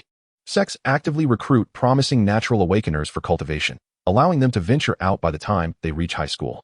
Attending high school, participating in the college entrance examination, and subsequently enrolling in university serves as a rite of passage for sect disciples. In addition to those who join the sect midway, there are also children nurtured within sects from a young age, considered preparatory disciples. The innate talents of these individuals can vary widely. Those who awaken their contract space upon their first use of the awakening potion are recognized as registered disciples, while those who do not are promptly dismissed. Prior to the invention of the awakening potion, the number of beastmasters was exceedingly scarce, with sects keeping their resources closely guarded. Following the invention of the potion by the medicine sage, sects gradually began to engage with the outside world. Within the Federation, sects and families are intricately intertwined, with various families often sending their children to join sections. Disciples from these sects would then enter various institutions within the Federation, forming a network of factions linked by the sections. Some smaller families belonging to the same sect might band together for mutual support. Families and sects alike vary in strength. Take Fengwang Hall, for instance, which is considered a minor sect. Its internal resources do not compare to those of prominent beastmaster schools within the Federation. Major sects also allow their disciples to attend school, as exposure to society is beneficial compared to remaining cloistered within a sect for grueling training. Time passed swiftly during training, and soon it was August 30th, the day the examination results were to be released. That morning, candidates from all over the country gathered before their computers or phones, eagerly awaiting their scores. Lin Shen was among them. After days of training, Shirlu's waterflow ring had reached a proficient level. Lin Shen planned to keep Shirlu at home for 2 more days to conserve energy, ensuring they would enter the entrance exam in peak condition. Now, Shirlu was well-rounded in both offense and defense, poised to shine during the examination. At 10 o'clock in the morning, after refreshing the interface once more, it finally displayed the words awaited by countless students. Your results have been posted. Please click to view. With a heart racing with anticipation and trembling hands, Lin Shen, though confident in his performance, could not help but feel a surge of excitement. Taking a deep breath, he clicked to view his results. As anticipated, Lin Shen's transcript can only be described as magnificent, adorned with the beauty of numerical values. Beastmaster Spirit Power Development Level, 199 points. Beast Spirit Power Development Level, 1,495 points. Beast Body Development Level, 150 points. Beast Skill Development Level, 150 points. Total score, 6,485 points. Current ranking, 1. Upon observing that the first 2 items did not achieve full marks, Lin Shen was not surprised. After all, those who awaken naturally have had a longer period for cultivation, which naturally leads to higher levels. Nevertheless, he still overwhelmingly outperformed them, achieving full marks in both body strength and skills. Qingyun and Nankingshu only accept students scoring above 600, and Lin Shen undoubtedly met this criterion. Hesitation leads to defeat. Thus, Lin Shen swiftly clicked onto the enrollment page of Qingyun Yuga and registered. After entering the verification code he had just received, it wasn't long before an admissions officer from Qingyun Yuga called to inquire. Is this Lin Shen? Yes, it is. Oh, wonderful. Welcome to choose our Qingyun Yuga. The admissions officer enthusiastically elaborated on the various advantages of their school, essentially assuring him that choosing their institution was the right decision. Before hanging up, the officer revealed a tantalizing tidbit. The top 3 scorers in the entrance examination would be granted the opportunity to select a second pet from the premier beast cultivation base in Qingzhou. However, the reward for the first place would be even more enticing, and the officer encouraged Lin Shen to strive for it. It is worth noting that the premier beast cultivation base in Qingzhou is the finest in all of Qingzhou. This also represents the greatest asset of Qingyun City. After the state government relocated southward, many institutions moved away, but unlike administrative bodies, the beast cultivation base is not easily translocated. The premier beast cultivation base in Qingzhou is situated in Yushu Town, Qingyun County, near the southern urban area, with a rich history spanning over 100,000 years. Many of the environments designed for the beasts have been refined and planned countless times over the years. Most engineers who participated in the planning of the premier beast cultivation base in Qingzhou have long since turned to dust. Thus, relocating this cultivation base is simply out of the question. In recent years, Jiangkou City has invested heavily in constructing the Nankingshu cultivation base. But due to its relatively short history, it cannot compare to the venerable establishment. During the turmoil in the East China Sea, the premier beast cultivation base in Qingzhou narrowly escaped disaster due to its secluded location. Although it is a state-run entity, it is still situated on the territory of Qingyun City, which gives Qingyun City a considerable say in the allocation of beasts from the cultivation base. Hence, Qingyun Yuga can offer this opportunity as a reward for the top 3 in the entrance examination. This first place is mine for the taking. Not only Lin Shen, but Du Yingxin shared this sentiment. That night, in the Beichen district, distinct from the Du family manor, In a luxurious villa, Lu Yunzhou sat on the terrace, gazing thoughtfully at the twinkling lights of the villa district. A shadow blade goblin played nearby in the shadows, occasionally disappearing into the darkness and then suddenly appearing, seemingly attempting to startle its beastmaster. Ghost-type spirit beasts are known for their playful mischief, yet their nature is not malevolent, and they generally do not harm those they prank. Upon seeing the goblin emerge unexpectedly, Lu Yunzhou did not display the startled reaction it had hoped for. Perhaps beastmasters bold enough to contract ghost-type pets possess inherently strong hearts. Of course, it could also be that he had become accustomed to such antics. In any case, this prank was insufficient to unnerve Lu Yunzhou. Enough, Goblin King. Stop fooling around. Lu Yunzhou's voice was cold, and combined with his aloof demeanor, it easily intimidated the Shadow Blade Goblin. The goblin scuttled away, crestfallen. For ghost-type pets, failing at a prank is a grave matter, one that would invite ridicule from their peers. Moreover, the master's demeanor was indeed rather frigid. A little expression would not go amiss, considering this had happened numerous times, yet the goblin was subdued by a single remark. Seeing his pet quiet down, Lu Yunzhou let out a gentle sigh. Ghost-type pets can be quite troublesome. I don't know why it insisted on sticking to me back then. This stereotype of being the cold-hearted man is quite enough already. Indeed, despite the Shadow Blade Goblin currently appearing dejected, it had been the one to approach him initially. Believing Lu Yunzhou's icy exterior matched its own temperament perfectly, it had hoped to scare the seemingly cool Beastmaster into a scream. Chapter 29, Qingyun Yuga. It had initially intended to startle Lu Yunzhou, but he remained unfazed. The Shadow Blade Goblin now had another reason to choose him as its Beastmaster. Pranking 1's Beastmaster is a traditional skill of ghost-type pets. Well, this time the pre-exam assessment went fairly well, so I 1-hold it against it. I may not secure the first place in the entrance exam, but I shall strive for a spot in the top 3. This night was destined to be a restless one for countless individuals. Numerous students, upon checking their results on electronic devices, experienced a spectrum of emotions, ranging from sorrow to joy, permeating every corner of the Federation. Some were disheartened by unsatisfactory scores, unable to sleep through the night, while others, elated by their results, found it impossible to find rest. Lin Shen belonged to the latter group. At midnight, Lin Shen found himself rising from bed for what felt like the umpteenth time. He and Shirlu strolled through the community's greenbelt, gazing at the bright moon and twinkling stars, gradually finding tranquility in their hearts. Upon reaching a viewing pavilion, Lin Shen began to meditate under the moonlight, while Shirlu practiced nearby. At 4 in the morning, the begonia flowers remained awake, yet Lin Shen and Shirlu knew it was time to return to rest. Having inadvertently meditated until the early hours, the entrance exam is the day after tomorrow. Wait, it's now early morning, so it's tomorrow. I need to sleep a few fewer hours and then catch up at night. I cannot afford to be lethargic during the entrance exam. After the rain, the sky cleared, the wind refreshing, heralding the return of migratory geese. September 1st marked the commencement of the entrance exams for Yuga, coinciding with the start of the regular high school year. From this day forth, numerous students and parents began to gather at various Yuga institutions for the entrance examinations. Each Yuga's exam schedule varied. Qingyun Yuga and Nankingsha Yuga held theirs on September 1st, while Fushan Yuga was set for September 2nd. The remaining 5 of the 8 major Yugas scheduled their entrance exams for September 3rd. Other key Yugas commenced examinations between the 4th and 5th, while ordinary Yugas ran from the 6th to the 8th. The entrance exams spanned more than a single day. The dates mentioned only signify the start of the process, and all eligible Beastmasters who met the score threshold could participate.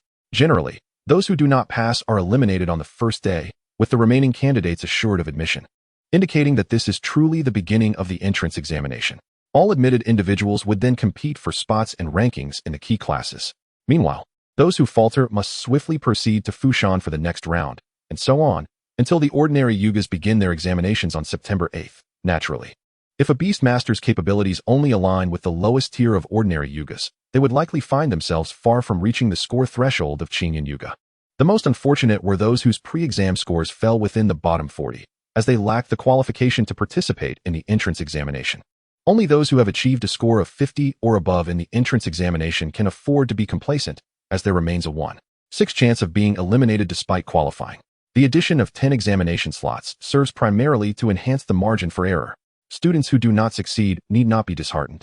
Those who consume the awakening potion for the first time often awaken successfully. Even if one chooses the path of a life profession, they still hold an advantage over others. For those unwilling to accept defeat, they may opt to invest in martial arts training at a dojo before attempting the entrance exam again. Within the Federation, only Beastmasters of master level or above possess the credentials to establish a dojo. although they typically do not teach there. The mere thought of potentially being favored by a master and accepted as a direct disciple is tantalizing, even if one is not chosen by a master. It is not uncommon for successful beastmasters to emerge from dojos and gain admission to universities each year. While their numbers may be scant, it indicates that opportunities do exist. Consequently, many individuals enroll in dojos annually, especially those who have successfully awakened after their second or third consumption of the awakening potion and aspire to enter the Beastmaster program. However, the majority of those who attend dojos lack a university admission and have not pursued vocational courses at regular high schools, leaving them without a particular skill to their name, resulting in a rather dismal existence. They represent one of the most unfortunate segments of society, and even those who have failed to awaken 3 times would fare better by striving for a clerical position at a regular high school. Some individuals have even depleted their life savings to attend a dojo, rendering their situation even more tragic. Nevertheless, this has little bearing on diligent scholars like Lin Shen, who steadily ascend toward Qingyun Academy. His sole focus is to strive to surpass his competitors, as there are far too many who endure hardship in this world. Lin Shen was once among them before his awakening. However, everything changed the moment he unlocked his talent. The splendor and brilliance of the world now lay wide open before him, awaiting his exploration. Without a moment's pause to lament the suffering of others, Lin Shen calmly disembarked from the flying shuttle and stepped toward the prestigious academy that countless aspiring beastmasters in Qingzhou yearn for, dreaming of its halls day and night. Qingyun Academy is a grand establishment located in the expansive Luoyang district, which is one of the 3 major districts in Qingyun City, the latter being divided into 6 districts overall. Consequently, Qingyun Academy occupies a vast expanse within Luoyang, which is also home to Qingzhou Academy, making it the educational hub of Qingyun City. Lin Shen's residence is also situated in Luoyang district, allowing him to conveniently reach Qingyun Academy by bus. However, given the significance of the entrance examination today, he chose to take the flying shuttle for added assurance. Upon boarding, he observed that Qingyun Academy boasts 3 athletic fields, along with sprawling villa districts and impressive greenery. The entrance features a grand plaza, constructed similarly to that of the Southern City Hospital, designed to accommodate the landing and takeoff of flying spirit beasts. Such designs are commonplace within the Federation. Lin Shen mused to himself, perhaps I should contract a bird as my second spirit beast. I wonder if the ranking rewards for the entrance exam are self-selected or predetermined. Alas, overthinking serves no purpose. I shall leave it to fate. A few days prior, while perusing the forums on the Beastmaster network, Lin Shen gained a rough understanding of his standing among his peers. Aside from Lei Chuan from Fushan, who is rumored to have surpassed the amateur level and is therefore unbeatable, Lin Shen is confident that he can at least hold his own against the others. As for his fellow candidates in the entrance exam, to be honest, he hardly regarded them as formidable. Originally, Du Yingxin, who has contracted a dragon-type spirit beast, was expected to be his strongest competitor. However, her fire dragon's dual attributes are severely countered by Lin Shen's capabilities. After Shirlu's breakthrough to his teenage form, the new talent he acquired has doubled his damage output. Coupled with the dual counter, Lin Shen cannot fathom a scenario in which he would lose. Nevertheless, he recalls a wise figure from his past life who proclaimed, "Underestimate your enemies strategically, yet regard them with respect tactically."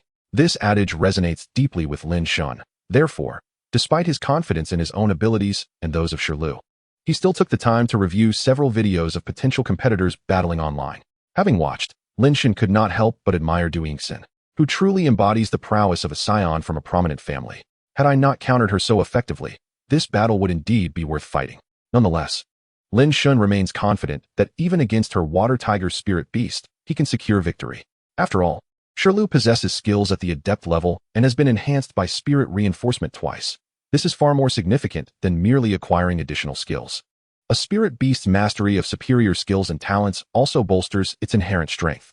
Upon reaching maturity, each stage allows the learning of one acquired skill, and it has long been established that mastering corresponding skills enhances a spirit beast's physical capabilities, with the added benefit of double damage. Be it a fire dragon or a water phoenix, Lin Shen is determined to break through, as he has yet to enter Qingyun Academy for training. There is limited access to battle videos of these competitors online. The available footage predominantly features battles conducted on the Beastmaster Center's combat platform. He has concluded that, aside from the guaranteed candidates and himself, there are only 3 noteworthy opponents in this cohort. One is Du Yingxin, whose dragon-type spirit beast requires no further elaboration. Another is Xiao Feichen, who, despite being easily subdued by Lin Shen, possesses high-quality spirit beasts that still command respect. His water flow ring has caused many opponents great distress. and Xiao Feichen frequently participates in battles on the combat platform, far more often than Lin Shen. Numerous videos of his battles can be found online, with most opponents struggling to counter the water flow ring. The final contender is Lu Yunjiao, who hails from the same Qingyun No. 1 high school as Lin Shen. Often perceived as a delinquent due to his cold demeanor and frequent fights, Lin Shen understands him to be quite different. He is merely reserved and appears aloof. In truth, he is not a bad person. Lin Shen has witnessed him rescuing classmates from bullies. Unfortunately, some troublemakers cannot tolerate his presence and frequently challenge him. Lu Yunjiao remains somewhat enigmatic, with only one battle video available online from July. His spirit beast, the Shadow Blade Demon, enhances his intimidating aura. Lu Yunjiao comes from a wealthy family. His grandfather is a master. In the Federation, local city councils are comprised of master-level beastmasters. And while their influence may not rival that of the Du family, nurturing an apprentice beastmaster is a relatively simple task for such affluent families. The Shadow Blade Demon is also a rare and powerful spirit beast, making Lu Yunjiao a significant figure in this year's entrance examination at Qingyun Academy. The other candidates are not necessarily weak. After all, attaining the score required to enter Qingyun Academy is no small feat. However, in comparison to Lin Shen, they fall significantly short. While guaranteed candidates may engage Lin Shen in a competitive match, Du, Xiao, and Lu can indeed exchange a few blows with him, whereas the remaining candidates may struggle to hold their ground. High-quality spirit beasts are not commonplace, nor are the descendants of masters and grandmasters easily found.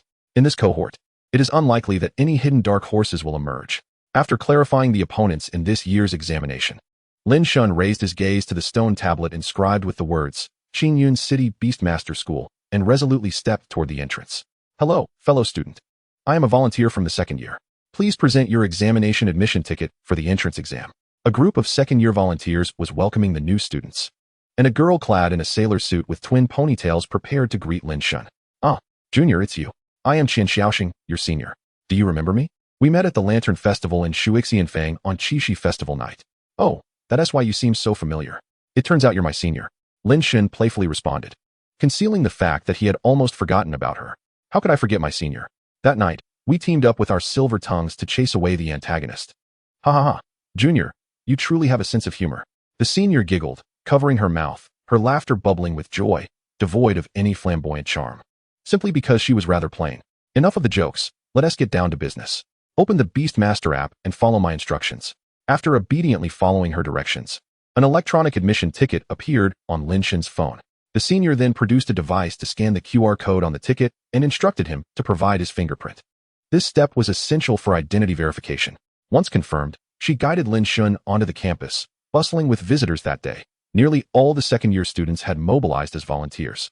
As they walked, high school students guided the test takers in every direction. The admission score threshold for Qingyun Yuga High was exceptionally high, eliminating the vast majority of applicants. Yet nearly 1,000 still arrived at the examination venue. Qingyun Yuga High had established 7 classes for each grade, labeled from A to G. Classes A and B were elite classes, while the others were standard. Each class accepted 32 students, with Class A accommodating 3 recommended candidates, totaling 35. Thus, among the 1,000 applicants, only 224 would be admitted to Qingyun Yuga High, with the top 64 being the elite class for the entrance examination. As the senior led Lin Shen towards the examination site, she elucidated the examination rules. Soon, they arrived at a battle hall. As one of the premier schools in the state, Qingyun Yuga High boasted multiple battle halls. This time, they had allocated 10 battle halls, where candidates would compete against one another, with the 256 highest scorers advancing to the knockout rounds. Candidates would only learn if they qualified for the knockout stage, with the bottom 64 from the preliminary round facing elimination first. The winners would progress to the top 128, while the losers would regretfully depart to seek opportunities elsewhere. Due to the pressing schedule to finalize the knockout spots, they began receiving candidates as early as 6 in the morning. The official competition commenced at 8. Tardiness would result in disqualification and relegation to the next batch of schools. The preliminary phase was intense, with each contestant battling once per hour, culminating in the final match between 4 and 5 in the afternoon. There would be a lunch break from 12 to 1, meaning a total of 8 matches would be held that day. Each match was limited to 30 minutes, with a 30-minute intermission between rounds, allowing for 2 matches per hour. Should a match remain unfinished after 30 minutes, it would be deemed a draw. Points were awarded as follows: 10 for a victory, double for consecutive wins, -5 for a loss, double for consecutive losses, and 5 for a draw, which would interrupt any winning or losing streak. After 5 o'clock, The qualification matches for the knockout stage began, and candidates could check their standings on the Beastmaster app to see if they were among the bottom 64. If so, they would participate in the qualification matches. Otherwise, it would signify their admission to Chinyan Yuga High. By 6, the examinations concluded, and most students could only pack their bags and leave in disappointment. At 8 in the morning, the competition officially commenced. Upon receiving the notification on the Beastmaster app, Lin Shen stepped onto Battle Platform 10 in Battle Hall 6. Candidate Lu Ma versus Candidate Lin Shen, please confirm. The judges for the entrance examination, who also served as examiners, were faculty members from the school, with additional support from the Association of Beastmasters. After Lin Shen and Lu Ma confirmed their identities, the examiner waved his hand, signaling the start of the match. Chapter 31, Instant Kill. Lu Ma, level, Apprentice Beastmaster, 32, Beast, Young Blue Bull, 81. Young Blue Bull level, Young, 81. Rarity, Rare type. Wind skills, Wine Blade, Proficient. Charge, Mastered, Training Plan, Evolution Route. Young Blue Bull, Azure Bull, Gentle Wind Bull evaluation. As expected from the entrance examination at Chinyan Yuga High, even a random opponent can rival the elite monsters outside. Well trained, and with its rare quality, it could potentially scrape by into the standard class, but unfortunately, it has met me. Lin Shen silently lit a candle for his opponent in his heart. I wonder if he'll have enough points after this loss. After all, there are still 7 matches left. Why worry for others? Returning to the present, Lin Shen commanded Shirlu to use Rain Slash. The Rain Slash transformed into a dazzling rainbow, conjuring a dreamlike rain. Young Blue Bull KO. Lin Shen swiftly eliminated Lu Ma, allowing him to take a break. He found a seat in the stands to watch others battle. In the second half of the first round of the Chinyan Yuga High entrance examination on Platform 10, 2 contenders were locked in combat. One of them seemed familiar as they had previously battled in the Beastmaster Center. Lu Weiru level, Apprentice Beastmaster, 38, Beast, Twin Blade Mantis, 96. Twin Blade Mantis, level, Young, 96. Type, Bug, Blade Rarity, Rare skills, Blade Shadow, Mastered. Dance of Blades, Mastered, Training Plan, Evolution Route. Twin Blade Mantis, Blade Master Mantis, Lu Rinjia level, Apprentice Beastmaster, 48, Beast, Binding Grass Monkey, 15. Binding Grass Monkey level, Growth Stage, 15. Type, Grass Rarity, Rare skills, Parasitic Seed, Proficient. Leaf Blade, Mastered. Vine Whip, Proficient. Training Plan, Evolution Route. Evaluation, Lu Weiru had significantly improved compared to a month ago, but unfortunately, she wasn't a top-tier competitor, and her growth rate couldn't match Lin Shen's. Although Lu Rinjia had a higher level and an extra skill, bug types had an advantage over grass types, making this battle quite intriguing. Candidate Lu Weiru versus Candidate Lu Rinjia. The match began. As the examiner announced the start, both released their summoning formations. Since the entrance examination was an official competition, the rule was to summon beasts after entering the arena. With Lu Weiru casting a cream-colored formation and Lu Rinjia a bright white one, the battle commenced. Vine Whip. Lu Rinjia knew that despite his higher level, grass was inherently weak against bug, and blade types also countered grass types. Blade types were rare. Had he not known better, he wouldn't realize this. However, Lu Rinjia's mother possessed a blade-type beast, so he was well aware of the Twin Blade Mantis's prowess. He aimed to swiftly subdue it to prevent his opponent from gaining an advantage. Dance of Blades, sever them. Lu Weiru, being an experienced beast master familiar with the battle platform, knew that countering a skill like Vine Whip was better achieved by cutting it rather than dodging. The range of Vine Whip was substantial. If dodged incorrectly, she could easily become ensnared. She commanded Twin Blade Mantis to utilize Dance of Blades, enhancing its own power while leveraging the skill's characteristic of swinging its blades and infusing them with spiritual energy to sever the Binding Grass Monkey's Vine Whip. In an instant, the Binding Grass Monkey unleashed 2 Vine Whips, attempting to ensnare the Twin Blade Mantis in one fell swoop. Yet, its offensive crumbled under the auxiliary skill of Dance of Blades. The Dual Blade Mantis brandished its razor-sharp blades, infused with spiritual energy that shimmered brilliantly, effortlessly severing the incoming Vine Whips. The blade type had an inherent advantage over the grass type, and with a master-level combatant facing off against an adept level 1, the outcome was as one-sided as a tempest uprooting fragile saplings. Seizing the moment, the Dual Blade Mantis advanced towards Lu Rinjia. Blade Shadow, exclaimed Lu Rinjia succinctly.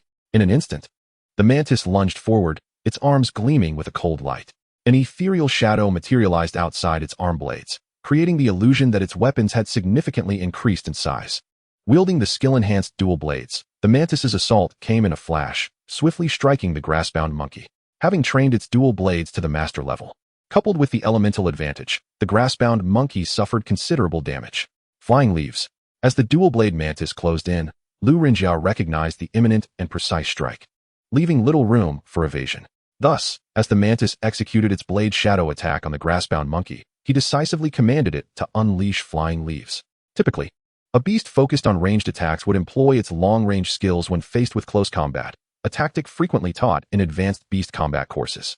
In essence, what would usually be an easily dodged skill from afar became nearly unavoidable in close quarters. Skills akin to Thousand Leaf Dagger, in such proximity, provide virtually no opportunity for evasive maneuvers.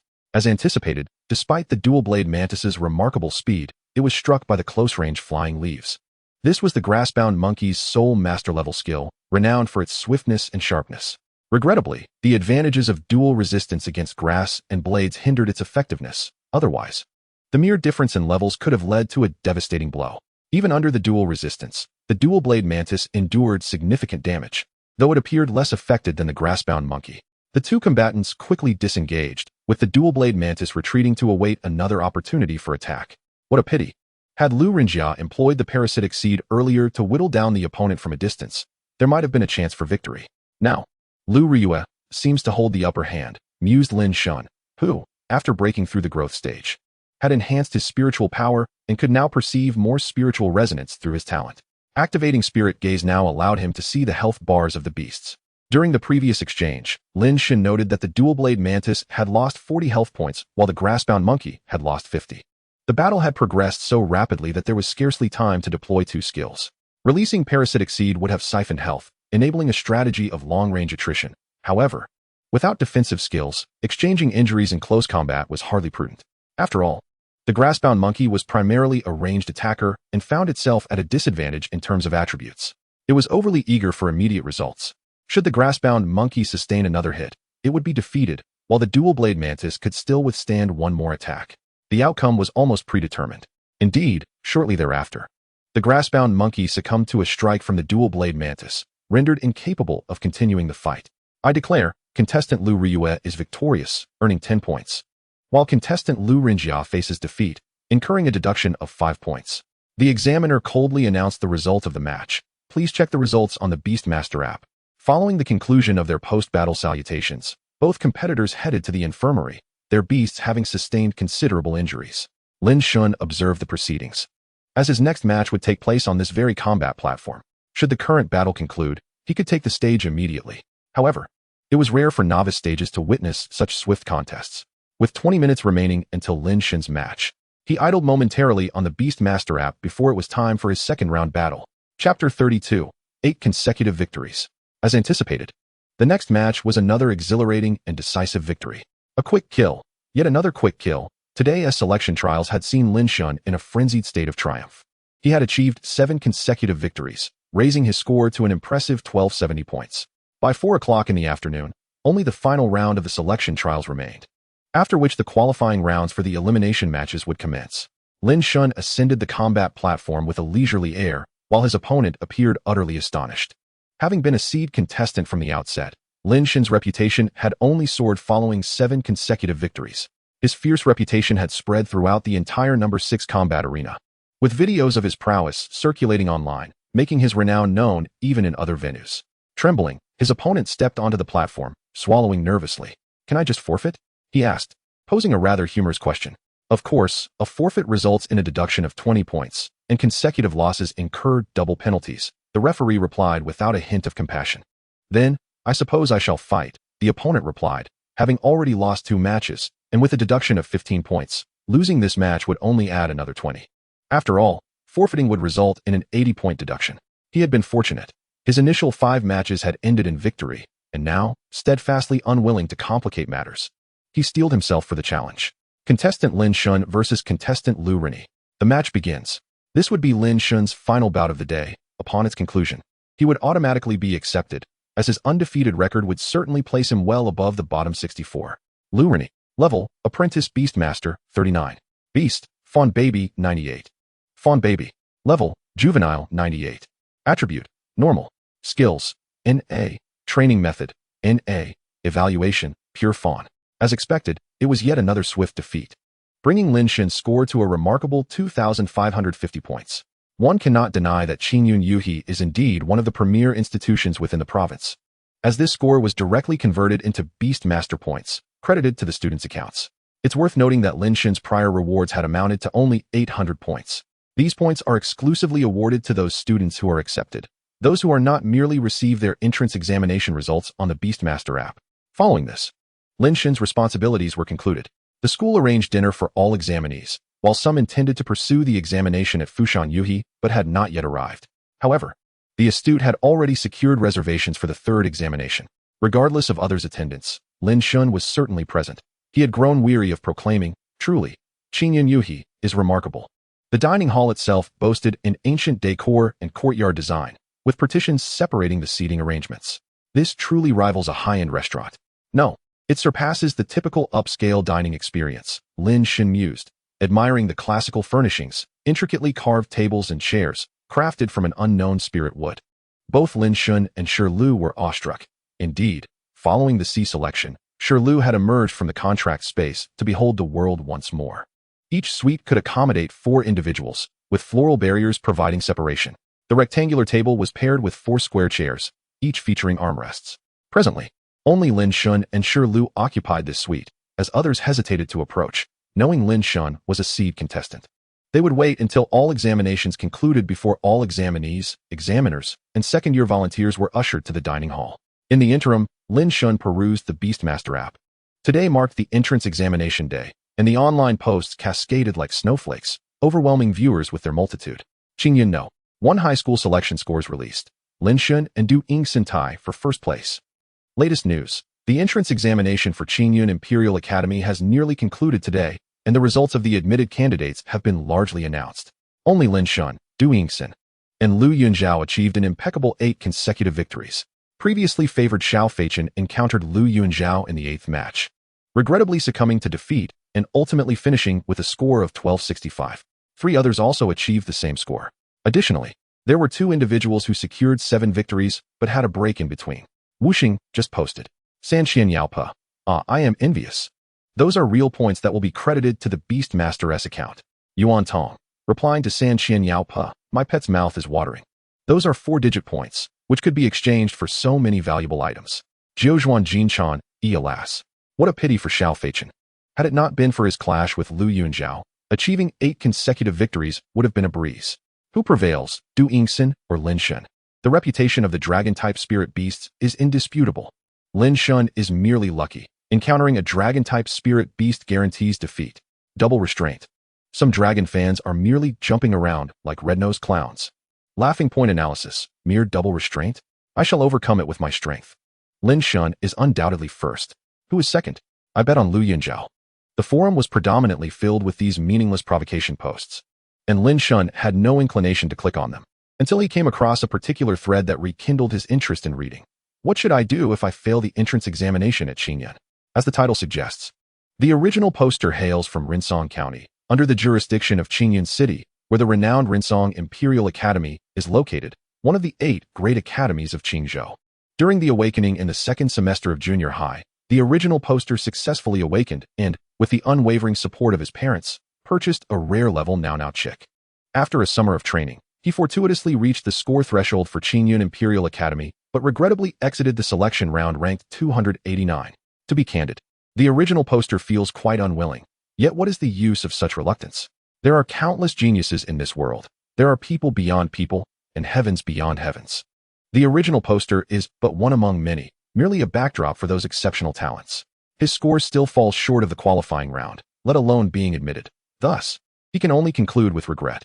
The original poster's mother believes his performance was commendable, just shy of entering Qingyun Imperial Academy, and wants him to take the entrance examination at Fushan Imperial Academy tomorrow. However, his father wishes for them to return to their hometown to participate in the entrance examination at Rinsong Imperial Academy the day after tomorrow. The original poster is utterly perplexed and hopes the esteemed forum members can bestow their wisdom to guide him. Yunjiang Little Lobster just posted, "Shiji Tingzhu. Hugs to the original poster. There are far too many geniuses in this world, and we ordinary individuals can only do our utmost. I wish the original poster divine assistance in gaining admission to the desired academy. Wuxing, why not visit Qingyun Temple and pray?" Perhaps the water deity will bless you with success at Fushan Imperial Academy, humorous. Garlic cheese little lobster. Replying to Wuxing, what you said is entirely correct, doghead. Beastmaster sect on the run. Not all top-tier geniuses will attend Qingyun and South Qingzhou Imperial Academies. The other 6 academies are equally competitive, especially this year. Fushan Imperial Academy has the fiercest competition. I reckon the first 2 schools are not that exaggerated, but this year it will be a bloody contest. Riding a snail through the Jianghu. Replying to Beastmaster sect on the run, please elaborate.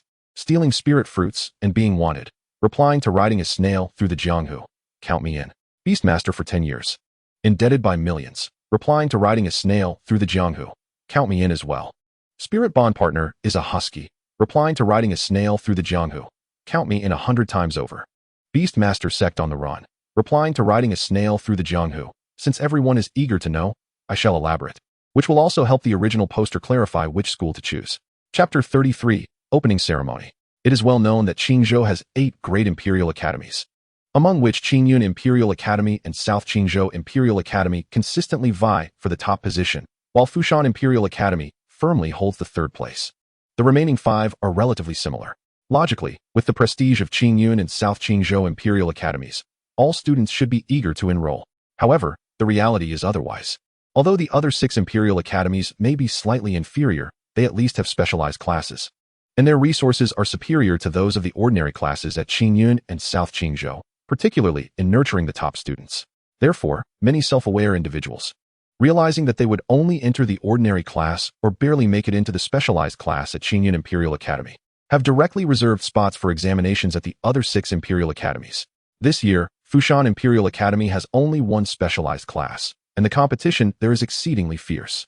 Moreover, even if one enters Fushan, it is of little use. They merely attract talent with the resources of a specialized class. Going there is merely akin to revolving around Lei Chuan like other stars. Thus, I suggest the original poster conserve energy tomorrow and heed his father's advice to take the entrance examination at Rinsong Imperial Academy in his hometown. Yunjiang Little Lobster. Finding a talking stone. The above is correct. Today's exertion has already taken a toll on one's energy. To rush to Fushan to be a stepping stone for others would be foolish. My spirit beast escaped again, replying to finding a talking stone. Indeed, original poster. Do not tire yourself out only to end up in an ordinary Imperial Academy. That would be quite laughable. Do you intend to boast about being eliminated during the entrance examination at Qingyun Imperial Academy? Lin Shen sees deer. Replying to my spirit beast escaped again. Lower your voice. Is that something to be proud of? Doghead. This thread amused Lin Shen, reminding him of a humorous anecdote from his past life, prompting him to comment. The original poster was receptive to advice and decided to return to his hometown to take the examination at Rinsong Imperial Academy. The joyful moments spent scrolling through the forum often slip by unnoticed, but what follows is an even more delightful mealtime. Junior, what a coincidence. You are here as well. The newcomer was Qian Xiaoxing. Indeed, what a serendipitous encounter. Senior, will you be sitting here? Lin Shen inquired. At times, he truly felt that this world was vast yet small. A prestigious institution like Qingyun Imperial Academy could not possibly have only one dining hall. Meeting a senior in the same place felt quite fateful. The prowess of Qingyun Imperial Academy is undoubtedly unquestionable. However, with so many students dining simultaneously, it was still necessary for students to queue for their meals. What a grand feast. Gazing at the Beastmaster meals he returned with, Lin Shen found himself utterly astounded. Feeling like a country bumpkin, today was akin to Lu Lao entering the Grandview Garden, gaining new insights. The meals provided by Qingyun Imperial Academy were crafted from spiritual materials. All reception today was covered by the school, requiring no expenditure from the examinees. I wonder if those who rushed to Fushan tonight to be cannon fodder will regret it. Lin Shen silently mourned for them for a mere second. Yea, Shirlu had already begun to eat joyfully. Only beautiful food and scenery must not be neglected. Lin Shen also ceased hesitating and began to feast heartily. The food provided to the Beastmasters at Qingyun Imperial Academy contained a small quantity of spiritual materials, all of which were gentle and nourishing, suitable even for lower-ranked Beastmasters to enjoy. Such luxuries are typically reserved for the scions of illustrious families, meticulously curated by dedicated nutritionists. Yet, to his astonishment, Lin Shen discovered that at Qingyun Yugo, such provisions were readily available to all. The Federation mandates 12 years of compulsory education. Yet general high schools do not provide meals or accommodation, and many lack dormitories entirely. Lin Shen, hailing from a unique family background, had enjoyed complimentary lunches from a young age. However, Qingyun Yugo was a different matter altogether. For simple words, meals, and lodging included. Lin Shen felt he had truly arrived at the right place. The audacity to offer such exceptional dining services indicated the substantial funding allocated by the state and city. It was apparent that for the next 3 years, he would likely be free from concerns regarding resources. No wonder so many beast tamers were eager to gain admission to Qingyun Yugo. It wasn't merely a lack of self-awareness on their part. The allure of Qingyun Yugo was simply irresistible. After the meal, those not accepted were escorted away, while a senior student guided Lin Shen to his lodgings. Before departing, she informed him that she was a student in Class 2B and encouraged him to reach out if he needed assistance. After exchanging goodnights, Lin Shen parted ways with her and entered the townhouse where he would be staying for the night. These townhouses served merely as temporary accommodations. Once the elimination rounds concluded and classes were assigned, students would relocate to dedicated villas corresponding to their grade levels. Perhaps still numbed by the day's overwhelming revelations, Lin Shen felt little emotional investment in the housing arrangements. However, Shirlu was quite exhilarated, as 4 of their classmates were also staying there that night. Their pet beasts surrounded Shirlu with expressions of adoration, clearly viewing her as their leader. In the world of beast taming, strength reigns supreme. And not only the beasts but even their masters regarded Lin Shen with a sense of reverence, which he found quite gratifying. Reluctantly, he endured a session of flattery in the living room. Lin Gu is so formidable. He must have trained his beast to its growth phase already. Today, Lin Gu truly dominated, leaving those opposing beast tamers in utter disarray. Indeed, Lin Gu is extraordinary, having contracted such a rare beast as the UJ deer. It must be of exceptional quality. How impressive. If it were me, I wouldn't even be able to pick one out at the cultivation base. Exactly. It takes Lin Ji's discerning eye to recognize such talent. These students were likely candidates for the ordinary classes. Even at Qingyun Yugo, distinctions were made. Those in the ordinary classes served as support for the key classes. Class B supported Class A. And the ordinary students in Class A were mere complements to the gifted students and prodigies like Lin Shen. The disparity between them and Lin Shen was vast, prompting them to go to great lengths to curry favor with him. They hoped to become his lackeys, even if they couldn't. Simply sharing a night in the same townhouse and having conversed with Lin Shen would be a source of pride, wouldn't it? After listening to their praises for a while, Lin Shen grew weary and dismissed them. Although Shirlu felt there was still more to say, she recognized it was time for rest and sent her little followers back to their respective rooms. Another night of sweet dreams ensued. The following morning, after finishing breakfast brought back by his temporary lackeys from the cafeteria, Lin Shen set off towards the playground. The first round of candidates had already departed, leaving only the new freshmen present. Consequently, the school planned to hold a ceremony to mark the commencement of the new academic year and the opening of the elimination rounds. Once everyone had gathered, the various teachers and school leaders began to deliver their speeches.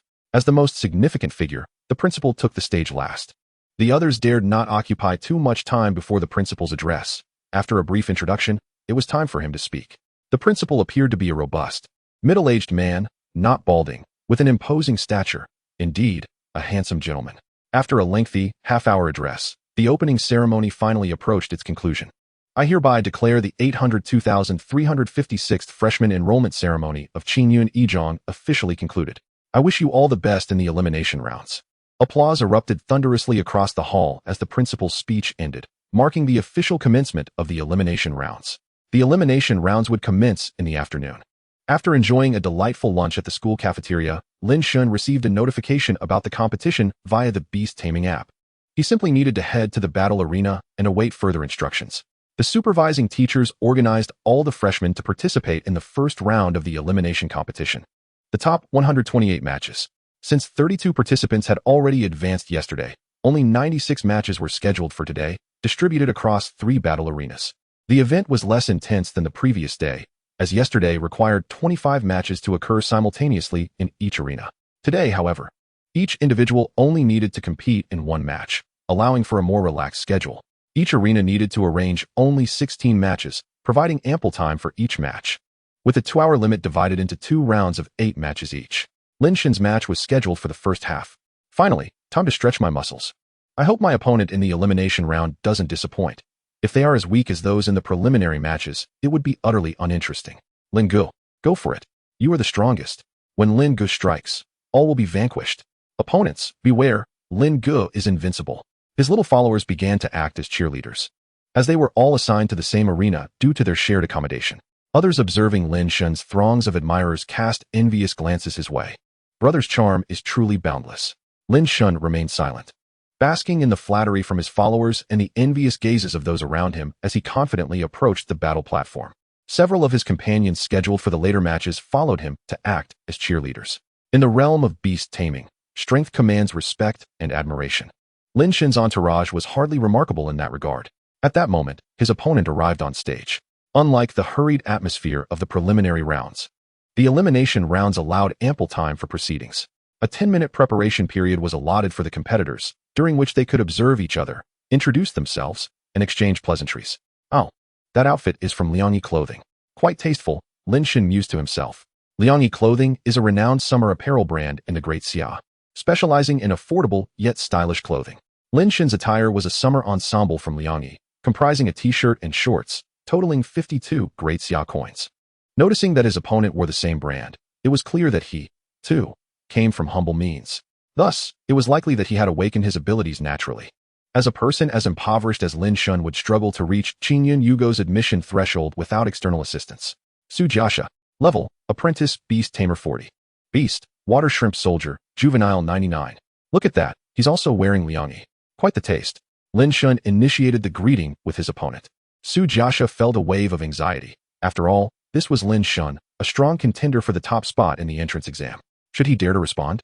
He hesitated, momentarily flustered, causing him to speak with a slight delay. From the sidelines, Lin Shen's temporary followers decided it was time to assert their presence. "Hey, my brother is talking to you. Wake up."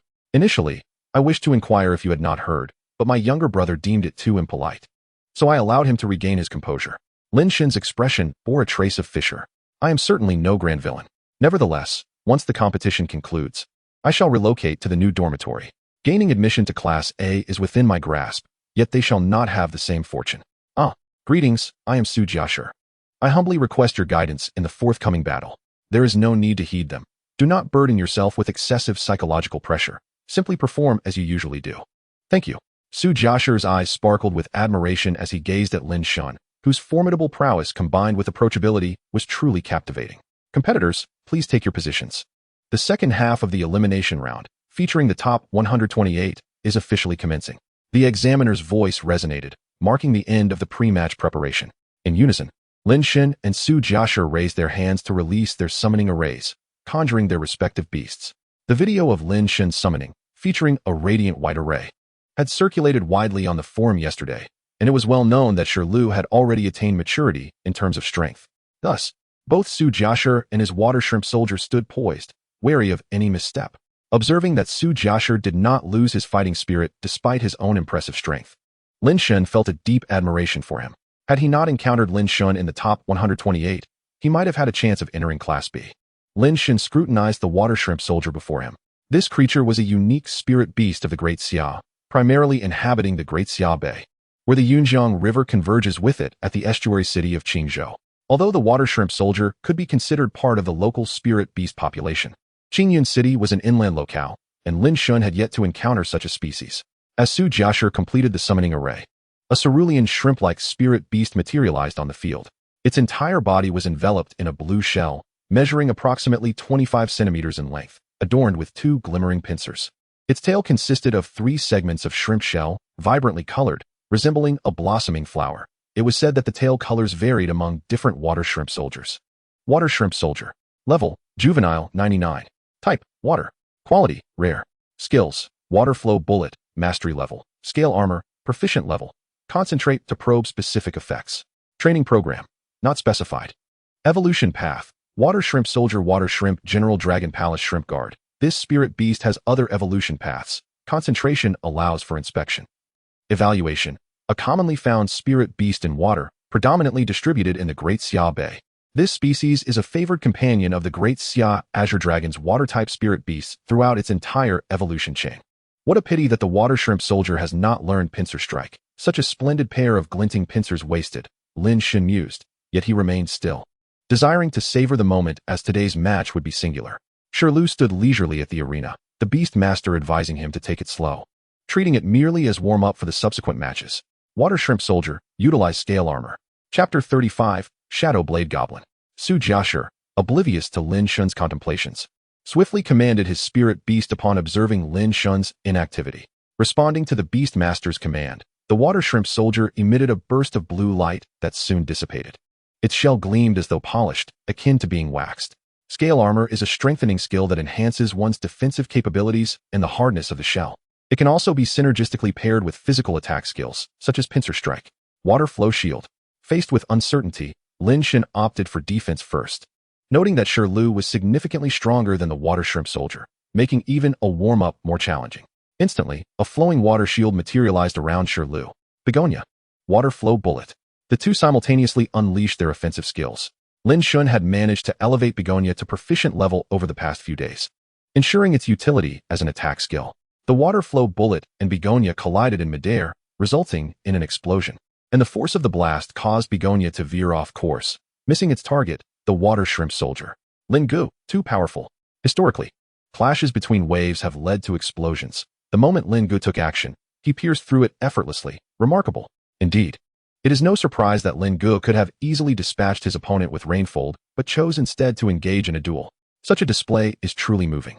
The enthusiastic supporters resumed their fervent praises. At this moment, many spectators gathered below, primarily those who had begun their matches in the latter half, coming to observe the battles of the seeded contestants. Lin Shen was indeed a favorite for the championship. His prowess in effortlessly obliterating his opponent's skill was commendable. What of it? His level exceeds that of his opponent. He has yet to unleash his signature skill, Rainfold. Indeed, once Rainfold is deployed, who can contend? I firmly believe the title of first place belongs solely to Lin Shen.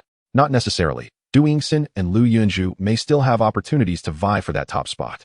Both having awakened their abilities postnatally, Lin Shen's ability to nurture his Rainfold deer to maturity is quite remarkable, making him the likely champion.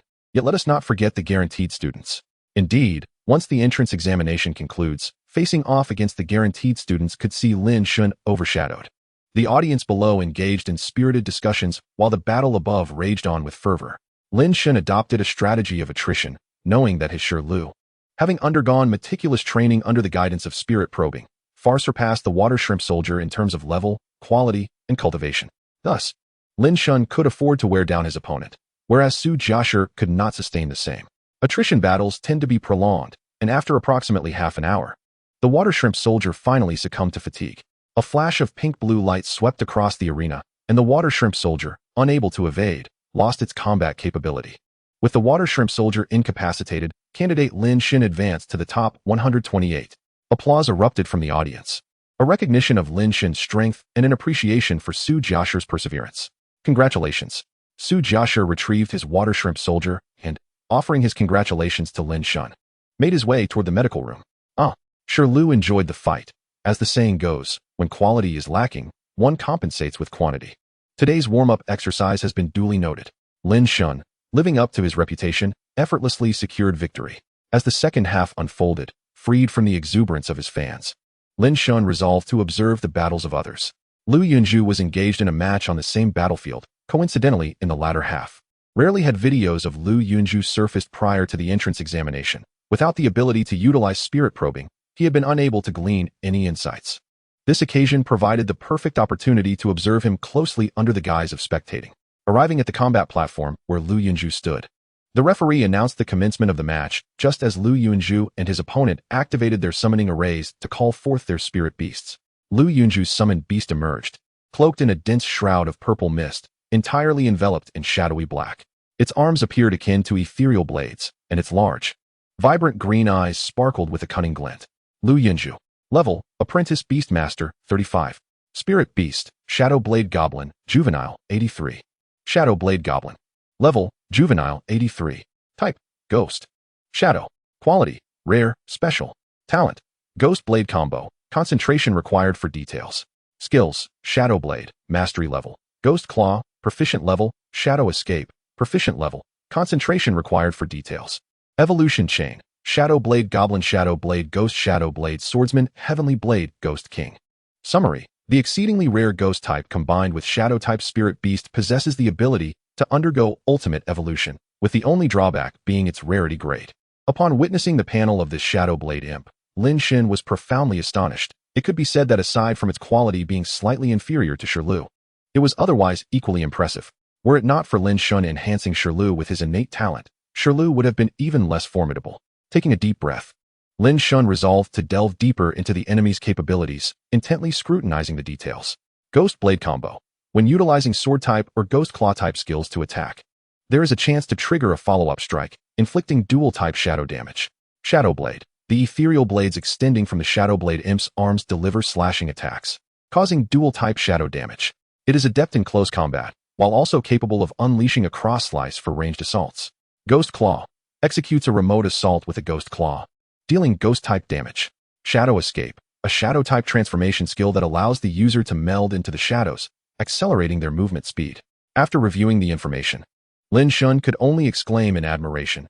Indeed, it was worthy of a master family to provide such a quality spirit beast as a starting companion for their disciples. This is what it takes to be my rival. I wonder how formidable Du Yingxin has become. Lin Shen glanced back at Lu Yunju's opponent. Bao Hua AI. Level, Apprentice Beastmaster, 38. Beast, Floating Bone, Juvenile Form 97. Floating Bone. Level, Juvenile Form, 97. Quality, excellent. Well, no need to look further, merely cannon fodder. As expected. Within 3 minutes, Bao Hua AI was swiftly defeated by Lu Yunju, with Floating Bone losing its combat capability, allowing Lu Yunju to advance to the top 128. As the referee's voice echoed, Lin Shen was the first to exit the battle hall. There was no need to linger, for the other matches failed to pique his interest. After enjoying the complimentary dinner provided by the school cafeteria, Lin Shen refrained from accepting the adulation of his subordinates, having grown weary of it. Meanwhile, Shirlu relished the company of its subordinates, leading them on a merry jaunt around the villa. Standing amidst the spirit beasts, it resembled a mountain king surveying its minions. Observing Shirlu's joy, Lin Shen retreated to his bedroom to meditate. Time passed swiftly, and on the third, Lin Shen effortlessly advanced through both the top 64 and top 32 rounds, and before long, it was September 4th. Today, the top 16 and top 8 matches would be conducted in one go. With the dwindling number of competitors, the matches would be held consecutively. The transition from the 32 to the 16 rounds could be regarded as an internal conflict within Class A. Gathered here were the most gifted individuals among the students of Qingyun Academy, the C'Armée de la C'Armée of Beastmasters. Not only had all the new students come to observe, but upperclassmen also arrived to partake as spectators. Even reporters from television stations and live streaming hosts had come to broadcast the event, creating a lively atmosphere. Families, I am currently live from the #1 playground of Qingyun Academy. Today, we will host the competition for the top 8 of the entrance examination. The host will be providing full coverage, and the candidates have already entered the arena. Please stay tuned. Fei Ka, a well-known live streamer in Qingyun City, had been invited by the school to cover the upcoming matches. Chapter 36. In the face of dual resistance, I shall prevail through strength. She herself was merely an amateur beastmaster. In Daxia, one could not engage in business without professional-level strength, if one did not wish to work for someone else.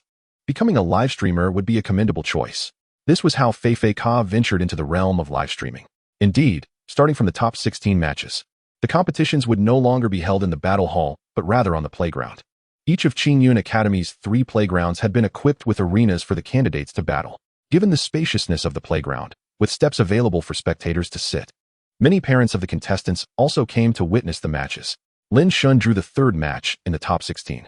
As he took to the stage, he was met with raucous cheers. By this stage, it was no longer just his few cohabiting subordinates cheering for him. Many fellow freshmen had come specifically to support Lin Shen. Behold, this is the promising contender for the championship, Lin Shen. In the livestream, Fei Ka hurriedly began her commentary upon Lin Shen's entrance.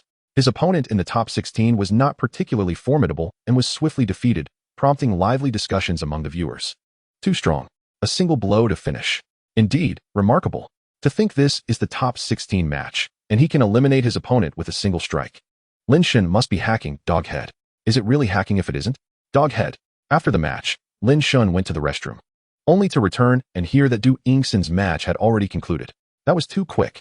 I stepped out for just a moment, and it's already over? Lin Shen felt a tinge of regret. I didn't even get a chance to see what Du Yingxin's spirit beast was. Oh well, I can check this afternoon. The morning's matches were unremarkable. Hastily approaching their conclusion, it seemed the school had intentionally separated the seeded players, as the top 16 matches did not feature any encounters among them. Thus, there was little to captivate the audience, even causing Fei Ka's livestream to lack fervor. After the matches, everyone gathered in the cafeteria for a meal. What was expected to be yet another unremarkable and delightful lunch turned out to be interrupted by an unexpected guest. A tall girl, approximately 1.75 meters in height, approached. Dressed in a cool sports outfit, t-shirt and shorts, she showcased her impressive physique. However, her beautiful features were marred by an expression of smugness as she strode toward Lin Shen, flanked by a group of followers. With a condescending gaze, she regarded Lin Shen. You must be Lin Shen, just a country bumpkin. Daring to aspire to claim first place in the entrance examination? What? Do you have some grand insights? Lin Shen, unaccustomed to such foolishness, retorted coldly. Good dogs don't block the way, scram. Huh, what are you to tell me to scram? You best pray we don't meet in the top 8, otherwise. She paused dramatically. I shall ensure you suffer a humiliating defeat. Du Jie is magnificent. She will crush Lin Shen's arrogance. The goddess is invincible. Lin Shen trembles in fear. It turned out this person was Du Yingxin. After mocking Lin Shen, she sauntered away with her entourage, as if she had merely accomplished a trivial task. The world is a vast mental asylum. Lin Shen lamented. He sighed, rubbing his forehead, adopting the expression of a sweat-drenched emoji in the corner. Why do I always encounter such fools? Is this the essence of a protagonist? Shaking his head, Lin Shen made his way to the playground. For the afternoon's matches would determine the top 8 contenders. These individuals had fought their way through numerous battles, and at this stage, their prowess was commendable. Thanks to brother Wenfeng wooing for the carnival.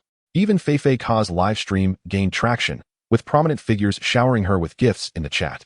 The first match of the quarterfinals features Du Yingxin, who strides confidently towards the competition arena, adorned with a sun hat.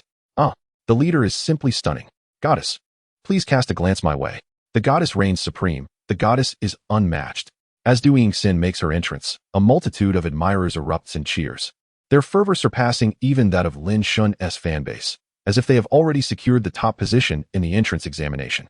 Du Yingxin carries herself with the pride of a victorious rooster, her gaze dismissively overlooking the throngs of adoring fans. To everyone's surprise, she is the first to compete in the afternoon session. Her opponent is destined for defeat. Fei Fei Ka diligently provides commentary from the live streaming studio. Wow, my goddess radiates such an overwhelming presence. Even in her simplicity, she outshines them all.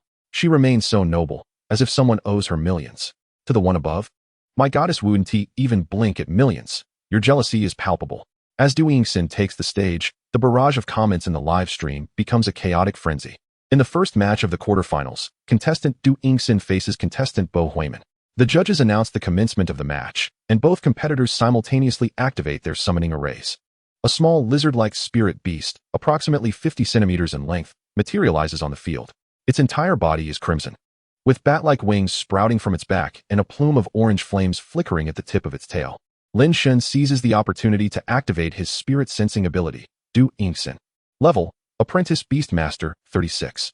Beast: Little Fire Dragon, Juvenile Stage 93. Little Fire Dragon. Level: Juvenile Stage, 93. Type: Fire Dragon. Quality: Perfect. Skills: Dragon Breath, Mastery Level. Fiery Bite, Mastery Level. Tail Flame, Mastery Level. Concentrating to probe specific effects. Development Plan.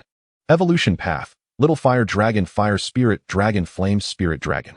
Evaluation: An immensely powerful dragon-type spirit beast, possessing formidable combat capabilities even in its juvenile stage. No wonder she boldly claims she will defeat Lin Shen and leave him in utter defeat.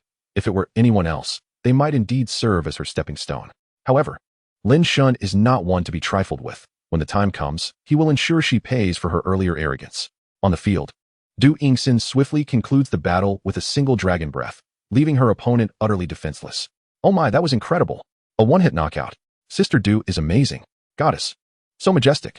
Following Du Yingxin's victory, a surge of her supporters floods Fei Fei Ka's live stream, as if they intend to seize control of the chat, frantically bombarding it with comments. Seizing the moment as a golden opportunity for garnering views, Fei Fei Ka hastily approaches Du Yingxin with her streaming equipment. Hello, may I interview you? Oh, an interview with me? Du Yingxin initially contemplates a refusal, but then seems to reconsider, shifting her tone. Very well, go ahead and ask. She remains as aloof as ever. A mere glance from her sends the fans into a frenzy, inundating the chat with comments. They are eager to conduct an in-person interview with Du Yingxin. What are your thoughts on advancing to the quarterfinals? Boring. Then what is your opinion of your opponent? Trash. Du Yingxin maintains her condescending demeanor, yet the comments in the live stream praise her commanding presence, leaving one to wonder if she has employed online supporters. Alright, here comes the final question. Fei Fei Ka clears her throat and asks, it is widely said that you and Lin Shen are the focal points of this entrance examination. However, Many believe your little fire dragon is doubly restrained by Yu Zhe and Lu, making your defeat almost inevitable. What are your thoughts on this? Humph. Du Yingxin scoffs, tilting her head at a 45-degree angle, a mischievous smile gracing her lips as she declares with conviction, a mere double restraint. I shall overcome it with my strength. Chapter 37. Advancing to the quarterfinals. At her proclamation, astonishment fills the air. After uttering her words, Du Yingxin, amidst the adulation of her admirers, strides away with regal pride. Yet, Fei Fei Ka's live stream erupts with excitement. The goddess is so domineering. Her aura radiates beyond the screen. I could catch it with my tongue. I love watching her go wild. With such strength, why should she be modest? Some Du fans are flaunting my family's tutu dog. Even through the screen, it looks famished. Someone just insulted tutu dog, laughing and crying. The comments become a battleground, and Fei Fei Ka's live stream experiences a meteoric rise in popularity, delighting her immensely. Lin Shen's battle is the second match, pitted against an individual who, like Xiao Feichen, had achieved 7 victories in the preliminary rounds. Both competitors unleash their spirit beasts, and Lin Shen activates his innate power. Wu Mingshi, level, Apprentice Beastmaster, 41. Beast, Chestnut Snow, Youth Stage 5. Chestnut Snow, level, Youth Stage 5. Type, Wood Snow. Quality, Rare. Skills, Chestnut Ballista, Mastery level. Snow Breath, Mastery level. Parasitic Seed, Proficient level, concentrating to probe specific effects. Development Plan. Evolution Path, Chestnut Snow Pine Beast Frosted Ancient Pine. Evaluation. A chestnut topped with snow is sent forth, its large, watery eyes fixated intently on Shirlu. Wood counters water. It seems we can have a proper contest this time. With that thought, Lin Shen gazes at his opponent, his eyes brimming with anticipation for the battle. Wu Mingshi meets his gaze, a flicker of combat spirit igniting within his own eyes. Those who make it to the top 16 are certainly not weak. Despite knowing he is unlikely to defeat Lin Shen, he is determined to give it his all. Their eyes lock, and the battle is poised to commence. Chestnut Snow. Use Chestnut Ballista. Wu Mingshi commands first. A crimson aura envelopes Chestnut Snow as it spins in place, launching into the air and hurtling towards Shirlu. Lin Shen, however, remains unhurried, as if the incoming attack poses no threat to Shirlu whatsoever. Shirlu, use Demon Wind. Shirlu comprehends Lin Shen's intent and immediately unleashes a gust of demonic wind towards the airborne Chestnut Snow. Having already initiated its skill, Chestnut Snow finds itself unable to maneuver midair and is struck directly by the demon wind. Wu Mingshi realizes the dire situation. Chestnut Snow lacks any skill to dispel negative status effects. What can be done now? Yet, he does not give up, knowing Lin Shen is formidable and unbeatable. He resolves to use this as an opportunity to fortify Chestnut Snow's resolve in facing powerful adversaries. Let us see how long they can endure. Struck by the demon wind, Chestnut Snow inevitably veers off course, failing to hit Lin Shen. I thought the wood-type juvenile spirit beast would be impressive. Is this all it has? Lin Shen expresses his disappointment. With so many matches still ahead, he sees no reason to waste time here. Yu Zhe, finish him. Lin Shen delivers his ultimatum. Shirlu also felt a sense of ennui. What kind of opponents were these, utterly feeble? She conjured a rain arc and directed it toward the recently grounded Li Zixue, who had yet to regain her composure. Given the minimal difference in levels and the fact that water-type moves were resisted by wood, the attack did not result in a decisive blow.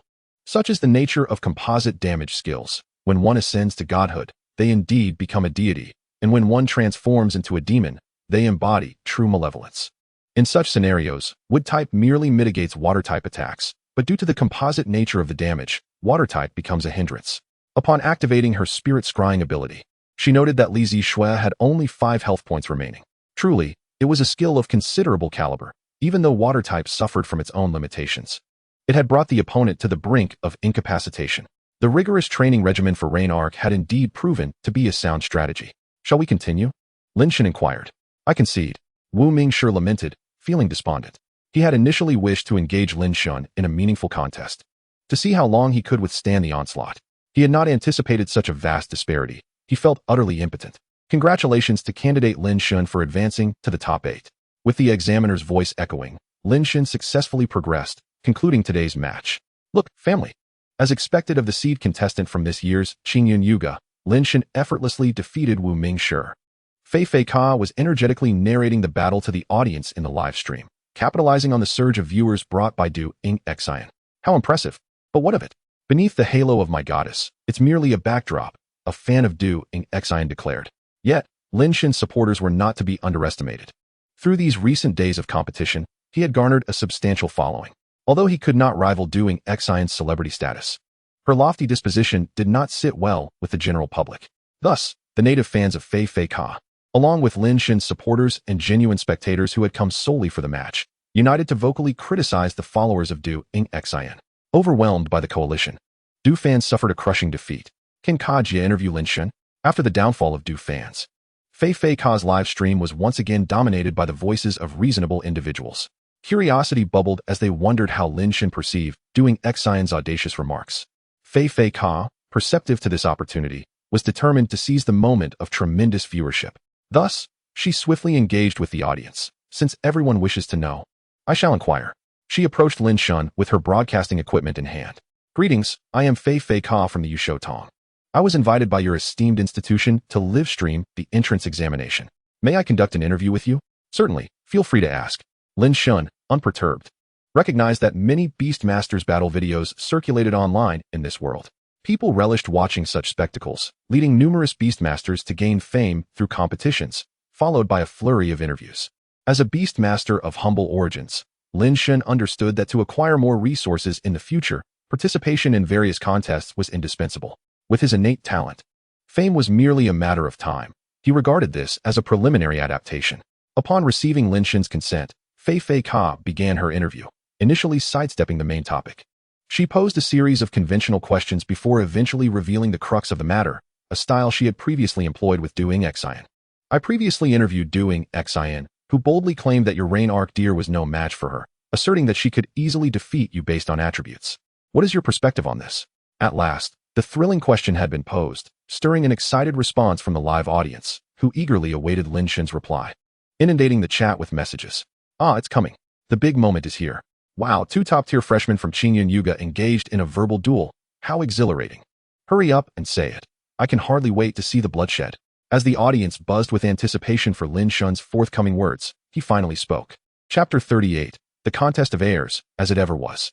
Lin Shen maintained a demeanor of indifference, seemingly unfazed by his opponent's malicious slander and attacks, resolutely articulating his response. Words without action are but empty boasts. The truth shall reveal itself when we meet face to face. I merely hope she does not suffer too humiliating a defeat, lest I find her beneath my contempt. With that, Lin Shen disregarded Fei Fei Ka and made his way back to his temporary quarters. After dinner, the list of the top 8 was announced. Lin Shen, Lu Yunzhou, Du Ying Xian, and Xiao Fei Chun were prominently featured. Another individual had also made a notable impression in the round of 16, capturing public attention. As Lin Shen perused the forums, the discussions surrounding the day's broadcast had surged in intensity. Particularly, the exchange between Du Ying Xian and Lin Shen had ascended to trending status. Currently, the entrance examinations were fervently underway across the Federation. Yet Du Ying Xian's remarks had sparked extensive debate online. Lin Shen casually clicked on a post, filled with various arguments and disputes regarding the matter. Ignoring dual weakness. Is it arrogance or genuine talent? Recently, Qingyun Yuga, a top-tier institution in Qingzhou, has been conducting entrance examinations. Today marks the selection of the top 8 candidates, with numerous media outlets invited for coverage. In a live stream hosted by the Yusho Tong broadcaster Fei Fei Ka, she interviewed contestant Du Ying Xian. Both Du Ying Xian and Lin Shen are favored to win, and the host asked her how she felt about her beast being doubly weak against its opponent. She confidently proclaimed, "A mere dual weakness, I shall overcome with strength." So who exactly is Du Ying Xian? Why such arrogance? Join the original poster in exploring this topic. As per the original poster's knowledge, Du Ying Xian is a seed contestant hailing from the prestigious Du family, with her grandfather being a master-level powerhouse. This esteemed elder built a vast empire from nothing, establishing a foothold in Qingyun City following the retreat of the Eastern Sea monarch amidst the region's rebuilding efforts. Renowned as a formidable figure, Du Ying Xian, as a young lady of the affluent family, though only a postnatal awakener, has received exhaustive training from the Du family. They not only procured for her an exceedingly rare dragon-type beast, but also nurtured it to an impressive level of over 90 within a mere 2 months. Such prowess undoubtedly provided her with a sense of entitlement. What are your thoughts on this? Feel free to share your opinions in the comments below. Yumiyama Little Lotus just posted. Youngsters today, unaware of their limitations. I once hoped to strike the earth with lightning and combat against opposing attributes, only to be swiftly defeated, leading to my social demise. Flowing wind and returning snow. Replying to Yumiyama Little Lotus. Doing Xion's bold remarks may lead to an embarrassing downfall. Dragon treasures undefeated in the world. You simply do not understand the might of dragon-type beasts. Overcoming adversity is commonplace. Dragon Slayer, replying to dragon treasures undefeated in the world. Who doesn't know that fairy types are specifically strong against dragon types? Moreover, fairies are adept at summoning formidable spirit beasts. Is Rain Arc Deer truly weak? Dragon treasures undefeated in the world, replying to Dragon Slayer. Woe is me, do not berate me. I had no idea Lin Shen's beast was fairy type. My little dragon suffered terribly against it, and has surrendered. I yield. Crying, Pawnee Lu's dog. Everyone, hurry and take a look. Du Yingxin has posted something absolutely explosive. Link. This comment from Pawnee Lu's dog piqued Lin Shen's interest, and with curiosity, he clicked on the link, eager to uncover the secrets hidden within Du Yingxin's words. Arrogant? If only you knew my little fire dragon is of perfect caliber. As stated, my little fire dragon is a flawless beast. Battling against opposing attributes is merely a walk in the park. Du Yingxin just posted. What a bold claim. Real name registration online. Sis, she must be a formidable contender. After reflecting on this in his mind, Lin Shen began to peruse the comments below. Yufeng what? Perfect caliber? That's incredibly strong. Qinglong. That quality directly points to the master realm. Jiahua. Replying to Qinglong. What a pity though, the postnatal awakened talent is ultimately lacking. And I wonder if Du Yingxin can truly achieve master status. Yufeng. Replying to Jiahua. She should be able to, right? Wasn't her grandfather a postnatal awakener who became a master? Ji. Replying to Yufeng. It's difficult. Those who awaken postnatally face far greater challenges in advancing than those awakened innately. And she is not particularly gifted. Liezhou Qiuhu. Regardless of whether she can become a master in the future, a perfect caliber is undoubtedly the highest quality among this cohort of examinees, which explains her immense confidence. Jingshan. Replying to Liezhou Qiuhu. Perfect caliber merely indicates a fighting chance. It barely grants 2 points of possibility for victory. The greatest advantage of composite attacks lies in dual advantages. If Du Yingxin's beast were simply a dragon type, it would be manageable, but alas, it is a dual-type fire dragon. What a cruel twist of fate. Observing the comments from netizens, Lin Shen remained non-committal. They were unaware that Shirlu's Rainfold was a minor skill and that there existed talent-enhancing attributes. Otherwise, they would not so readily assert that Du Yingxin had a 2-point chance of success based solely on her perfect caliber. In Lin Shen's perspective, if Du Yingxin were to contract another beast, perhaps she could match him evenly, yet it was inconceivable that she could overcome him with her little fire dragon. However, he could not comprehend why Du Yingxin felt the need to target him so directly. Logically, someone of her lofty disposition should not resort to such audacious proclamations merely to attract attention. As the saying goes, know thyself and know thy enemy, and you shall win 100 battles. Over these past days, Lin Shen had taken the time amidst competitions and training to review Du Yingxin's previous videos. According to her usual demeanor, she would typically avoid interviews with Feifei. Inquiring for clarity, Lin Shen decisively commented beneath the post. Lin Shen Shijianlu. Based on Du Yingxin's past behavior, she should not have accepted an interview with Feifei. Yalan Rinsheng. Replying to Lin Shen Shijianlu. Brother, you see right through it. You may want to check out my post, where I analyzed Du Yingxin's motives in detail. Link. Upon seeing Yalan Rinsheng's response, Lin Shen's interest was piqued, and he clicked on the link, eager to understand why Du Yingxin was behaving so uncharacteristically. A profound interpretation of the underlying logic behind Du Yingxin's audacious remarks. Today, everyone has likely witnessed Du Yingxin's outrageous statements. The original poster has been following her performance since she became a beast master. She is a person of considerable pride, born into a prominent family, and rarely resorts to such bold proclamations. Given her background, she believes others unworthy of her words. So why this unusual behavior? The original poster happens to have some insider information. Those familiar with Qingyun's local history would know that Old Master Du is the father of the second son born to his second wife, known as Third Master Du.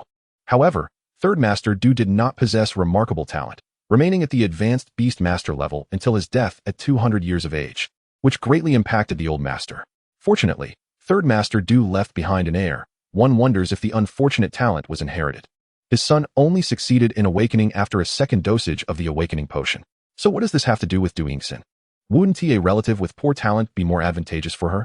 The issue lies precisely here. Third Master Du's son had dismal talent and, despite the family's resources, struggled at the threshold between amateur and professional levels. Thus, he married young and had children early. It is well known that the stronger a professional is, the longer they live. And conversely, the later they marry. Hence, the eldest daughter of the eldest son, Du Yingxin, was able to ascend to a high position, while the younger son's descendants had already grown up. This year, third Master Du's grandson, the old Master's great-grandson, just entered his third year of junior high and naturally awakened, marking a first in the family after hundreds of years of effort. Moreover, he happens to be the favored descendant of the youngest son, which naturally calls for intensive cultivation, positioning him as the next head of the Du family. With the old master aging, successfully nurturing his descendants would allow him to enjoy his twilight years. Du Yingxin has sensed a growing sense of crisis.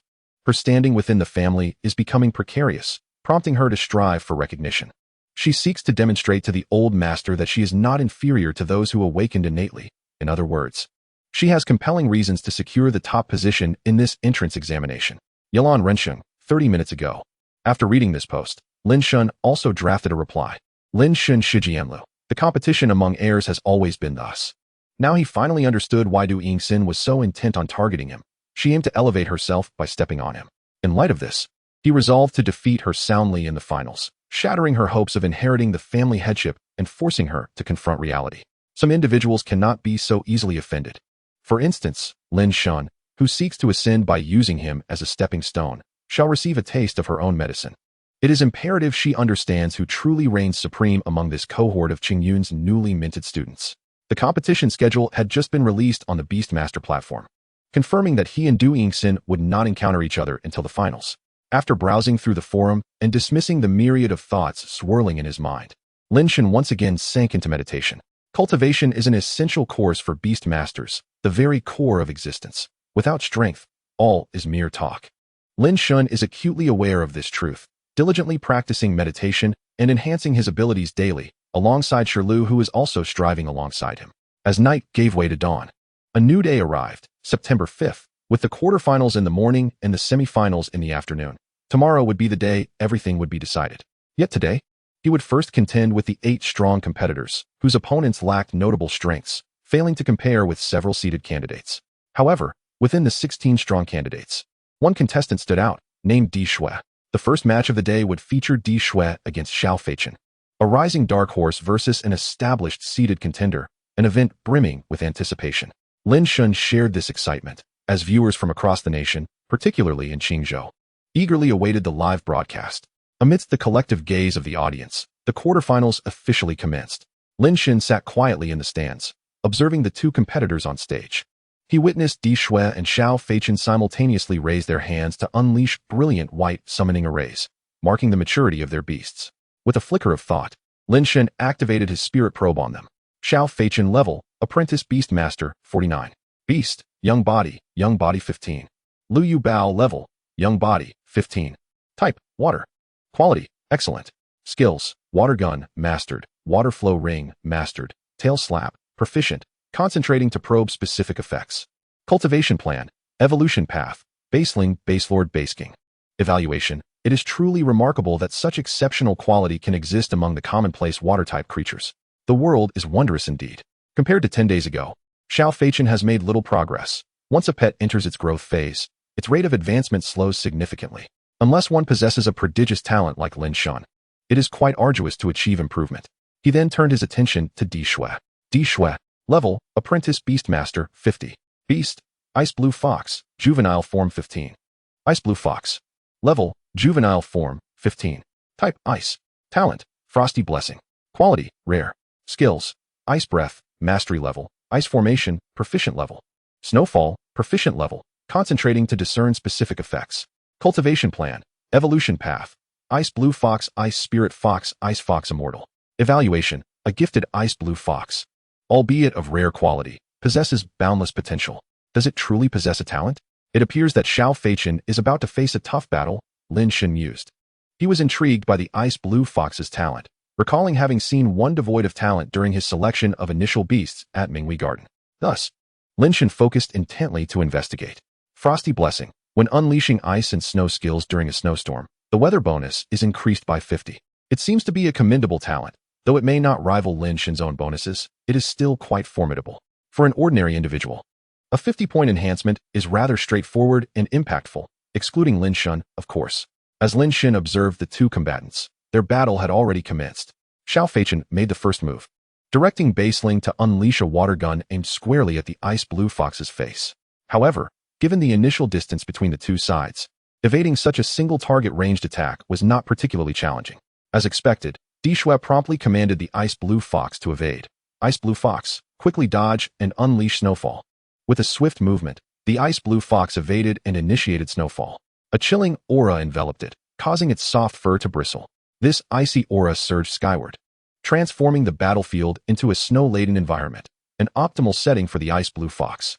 The temperature on the arena plummeted, and the activity of ice elements surged past the threshold, dropping from a warm 35 degrees to a frigid 5 degrees. At this moment, its talent activated, augmenting its already enhanced strength due to the snowstorm, allowing the Ice Blue Fox to gradually gain the upper hand. Lin Shen, through his spirit vision, noted that the Ice Blue Fox's spiritual energy had just diminished by 1/3, while the invocation of rain prayer would consume only 1/5 of its energy. Ice Blue Fox, it is time for our counterattack. Use Ice Breath. The Ice Blue Fox opened its mouth and let out a resounding cry, releasing a concentrated white breath. This breath, a blend of ice shards and snowflakes, expanded rapidly under the influence of the snowstorm, hurtling towards Baseling with great speed. Baseling, employ Water Flow Ring. In response to the Ice Blue Fox's offensive, Xiao Feichin utilized his usual tactic, deploying Water Flow Ring to defend. In the snowstorm, the Ice Blue Fox was significantly empowered, while Basling's movements became sluggish. Navigating on land with a fishtail was already cumbersome, and in such weather, evasion proved nearly impossible. Thus, he resorted to his strongest skill, Water Flow Ring.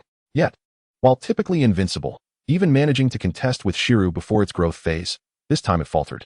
Snowflakes fell from the sky, blanketing the arena, and the air was saturated with ice elements, causing the water-type skills unleashed to undergo elemental assimilation.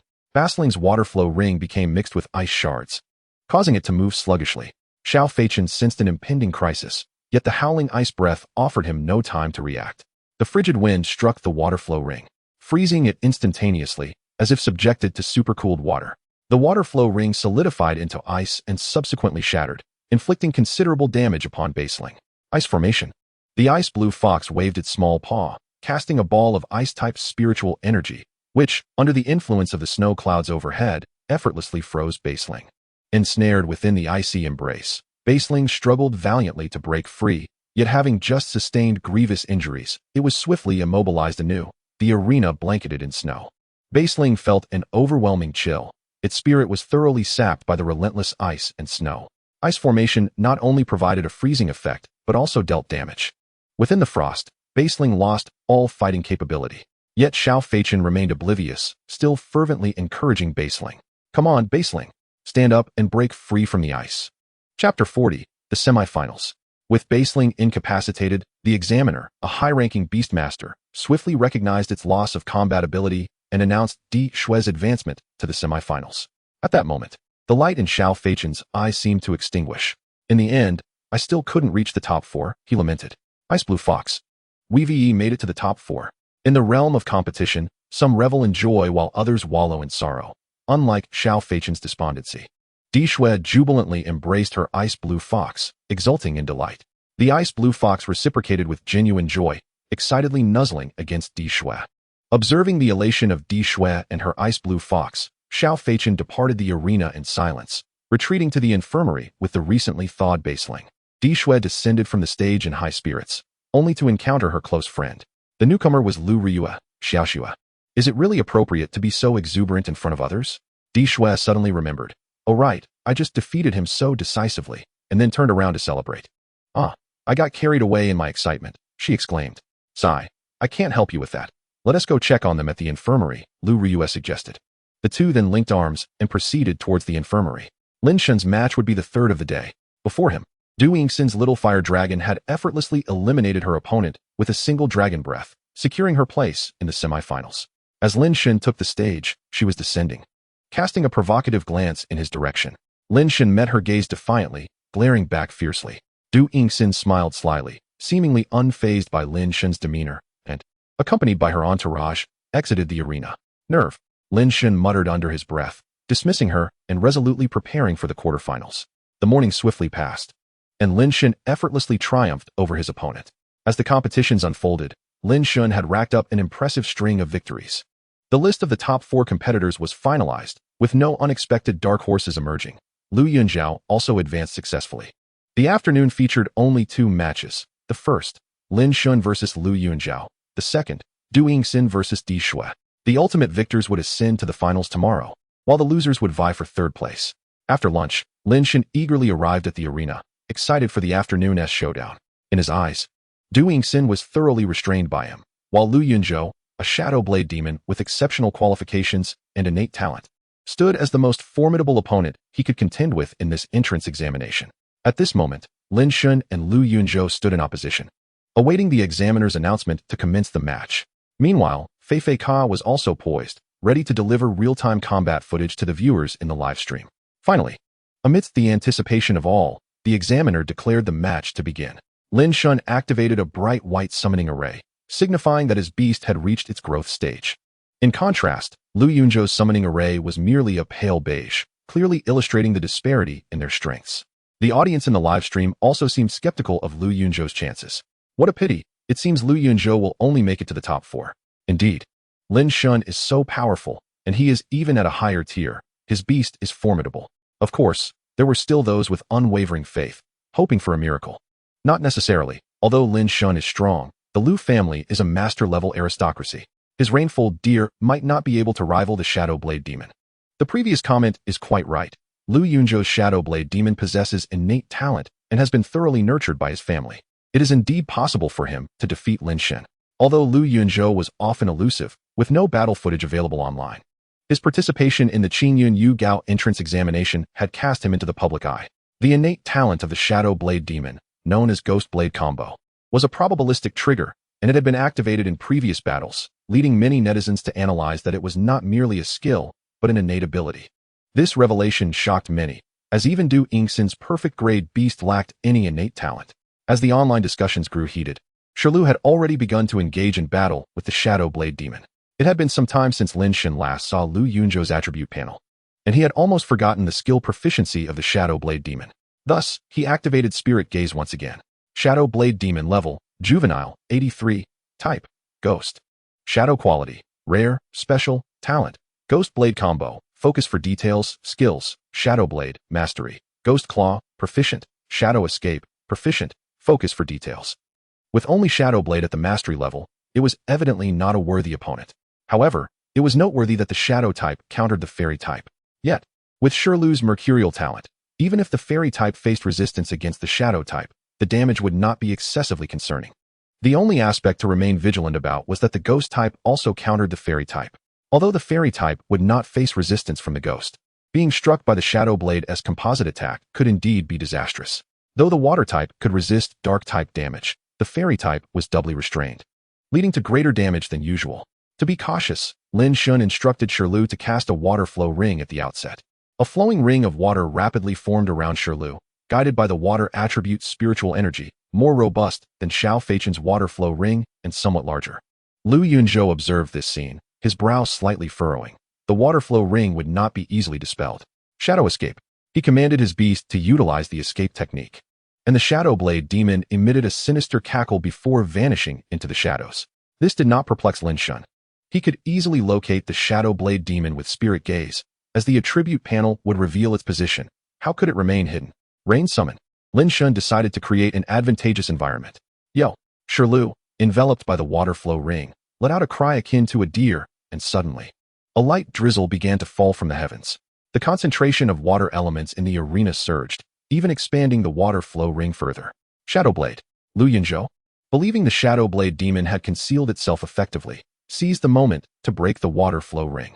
Unbeknownst to him, this was precisely what Lin Shen had anticipated. The Shadow Blade demon, augmented by the escape technique, moved swiftly, while Shilu's skills primarily focused on ranged attacks, making it challenging to hit. Fairy Wind. Fairy Wind. Yo! Shilu, intuitively grasping Lin Shen's strategy, complied. As Lin Shen's command was issued, the Shadow Blade demon, approaching Shilu to unleash its skill, was suddenly struck as if by lightning. Its casting of Shadow Blade was abruptly interrupted, causing it to falter momentarily. In that fleeting moment of distraction, it was struck by Fairy Wind, rendering it fatigued. How could this happen? Lu Yunzhou felt a surge of confusion, but recognized that now was not the time for curiosity. He racked his brain for a way to turn the tide. Chapter 41, Inexplicable.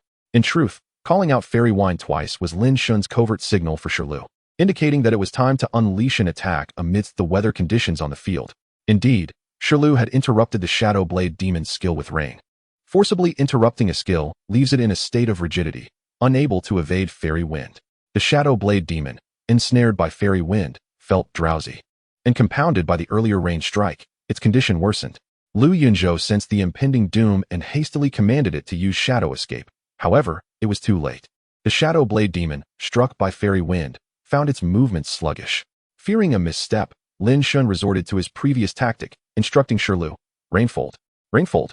Shirlu immediately understood her Beastmaster's intent and struck the rain clouds once more to unleash another rain attack. Subsequently, she executed a Rainfold. The Shadow Blade Demon, already affected by fairy wind, was delayed in casting its skill and was suddenly interrupted by the rain, plunging it into a state of rigidity. It could only watch helplessly as Rainfold approached. Boom. With the explosion of the fan and the additional impacts from the rain strikes and Rainfold, the Shadow Blade Demon sustained severe injuries. A final rain strike ensured its complete defeat. At this moment, it wasn't just Lu Yunzhou who was puzzled. The viewers in Feifei Ka's livestream were equally bewildered. The audience below and the cheering squad were utterly confused about the situation. They only witnessed the Shadow Blade Demon disappearing after employing Shadow Escape, only to inexplicably reappear near Shirlu and stand frozen as fairy wind struck. What's going on? What just happened? How did Lu Yunzhou lose so inexplicably? Could there be foul play? Is it a fixed match? The audience's questions went unanswered, as Feifei Ka, being merely an amateur Beastmaster, lacked the understanding to clarify. Yet, the examiner, a senior Beastmaster, possessed a discerning eye, although commentary was not his role. His responsibility was simply to confirm that Lin Shen had not cheated and coldly announced the match's outcome. With the Shadow Blade Demon rendered incapable of combat, candidate Lin Shen advanced to the finals. After calmly declaring the results, the examiner paid no heed to the crowd's reactions, instructing them to vacate the area to allow Du Yingxin and Di Shui to compete. The match between Du Yingxin and Di Shui promised to be intriguing. As fire and ice types countered each other, ice counters dragon types, making it a perilous encounter. However, Du Yingxin's little fire dragon was, after all, of perfect caliber. The formidable opponent, Di Shui, was hardly a concern for her. With a mere flick of her hand, she intended to conclude the battle. Boring, little Charizard. Unleash your tail flame.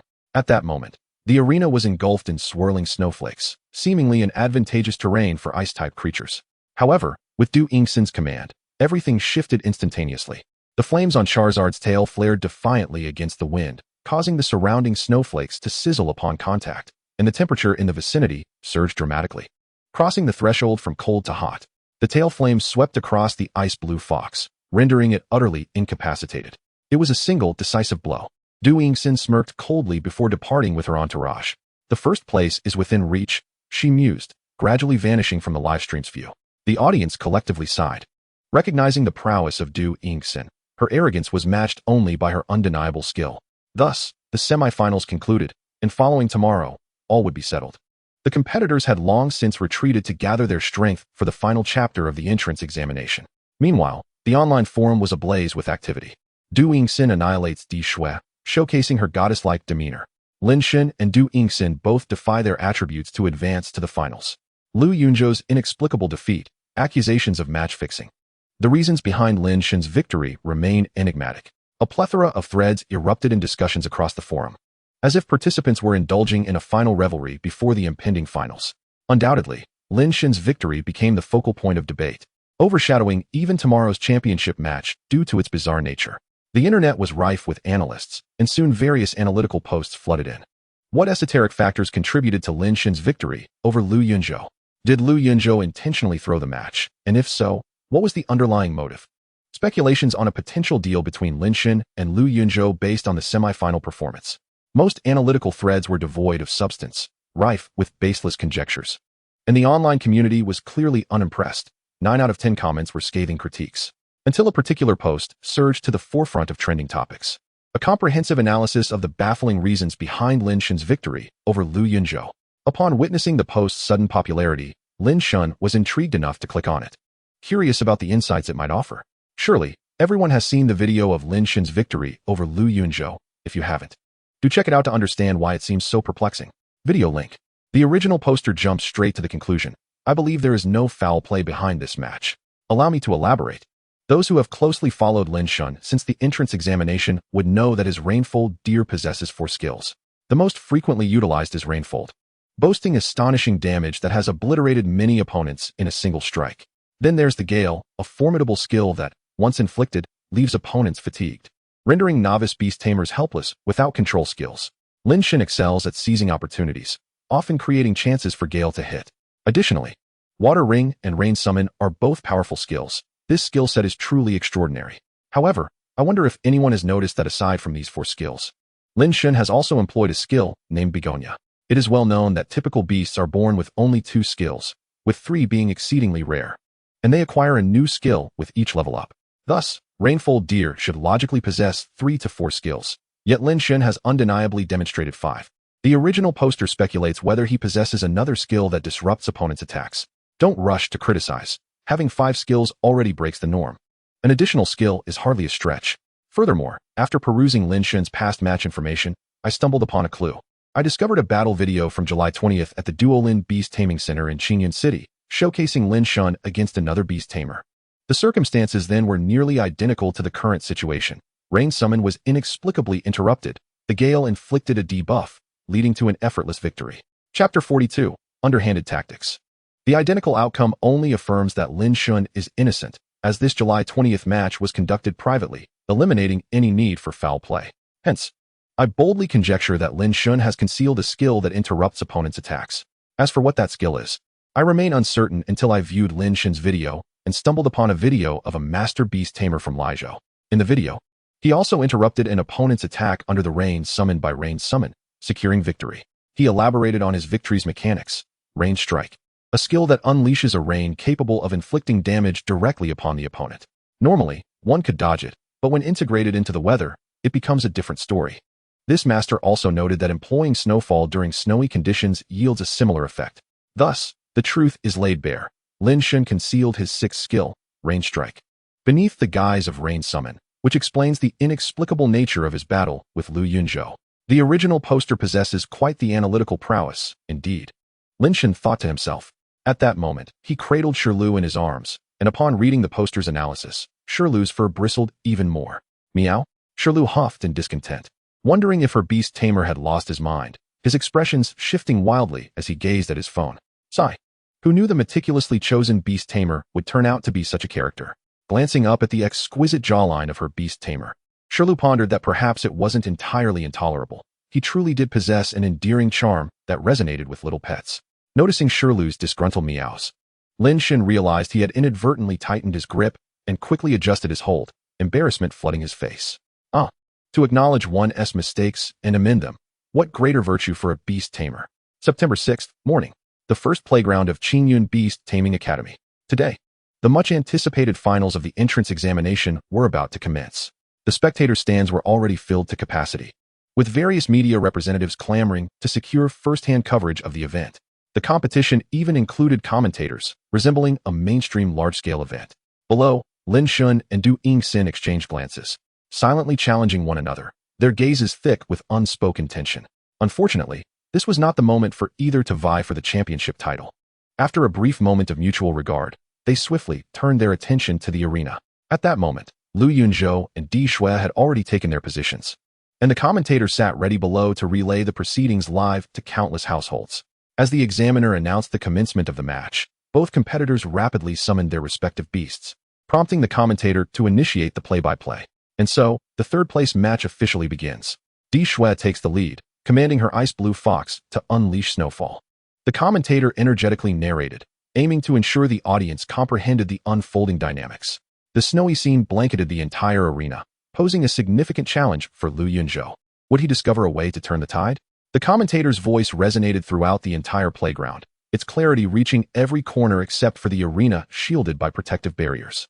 Lin Shen sat in the audience, cradling Shirlu in his arms, utterly engrossed in the unfolding commentary. Despite Qingzhou's latitude not being particularly low, the air's fiery essence had waned since the vibrant summer months. However, today's peak temperature still soared to a sweltering 32 degrees Celsius. It was morning, and Lin Shen felt no discomfort from the heat while holding Shirlu, a water element spirit beast. Though she was adorned with a plush coat of fur, her embrace brought a refreshing coolness that was quite delightful. At this moment, as the commentator aptly noted, the shifting dynamics of the battleground posed significant challenges for Lu Yunjiao. He needed to devise a strategy swiftly. Shadow escape. Upon Lu Yunjiao's command, the Shadow Blade spirit instantly melded into the shadows, biding its time. Having perused discussions online the previous day, Lu Yunjiao understood the reasons behind his earlier defeat. Now, he turned his gaze toward Di Shui, pondering whether her ice blue fox had mastered the snowfall technique. However, the battlefield was ever-changing, and he resolved to remain vigilant, refusing to concede simply because of such underhanded tactics. Dear viewers, observe closely. Lu Yunjiao's Shadow Blade spirit has already vanished into the shadows, undoubtedly altering the course of the match. Should Di Shui fail to locate the Shadow Blade spirit, she will find herself at a disadvantage. Lu Yunjiao could pinpoint its location through their bond, while others, with the exception of Lin Shen, lacked the ability to perceive the Shadow Blade spirit without a spirit contract. Unless they were professional beast tamers, who were more attuned to the fluctuations of spiritual energy, albeit with less precision. Only advanced beast tamers could accurately analyze these energy waves. But such a skill was ultimately trivial in battles of equal standing. Use Shadow Blade. Sensing the Shadow Blade spirit approaching the ice blue fox, Lu Yunjiao immediately commanded it to strike. Use Snowfall. Di Shui shouted, unaware of the Shadow Blade spirit's proximity due to her lack of investigative talent, and thus could only act upon Lu Yunjiao's directives. Watch out, evade quickly. Lu Yunjiao realized the impending danger and hurriedly urged the Shadow Blade spirit to retreat. Unexpectedly, as it dodged, it collided with the ice blue fox's skill, becoming encased in ice, which was promptly followed by the ice blue fox's finishing move. Lin Shen watched in astonishment, taken aback by the remarkable prowess displayed by this girl named Di Shui. With the Shadow Blade spirit incapacitated, Di Shui emerged victorious.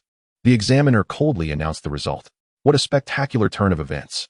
The commentator exclaimed with fervor. In truth, Di Shui did not initiate the snowfall technique at all. She was feigning it against Lu Yunjiao. As a seasoned beast tamer, he discerned that the ice blue fox had not unleashed the snowfall technique. The commentator continued.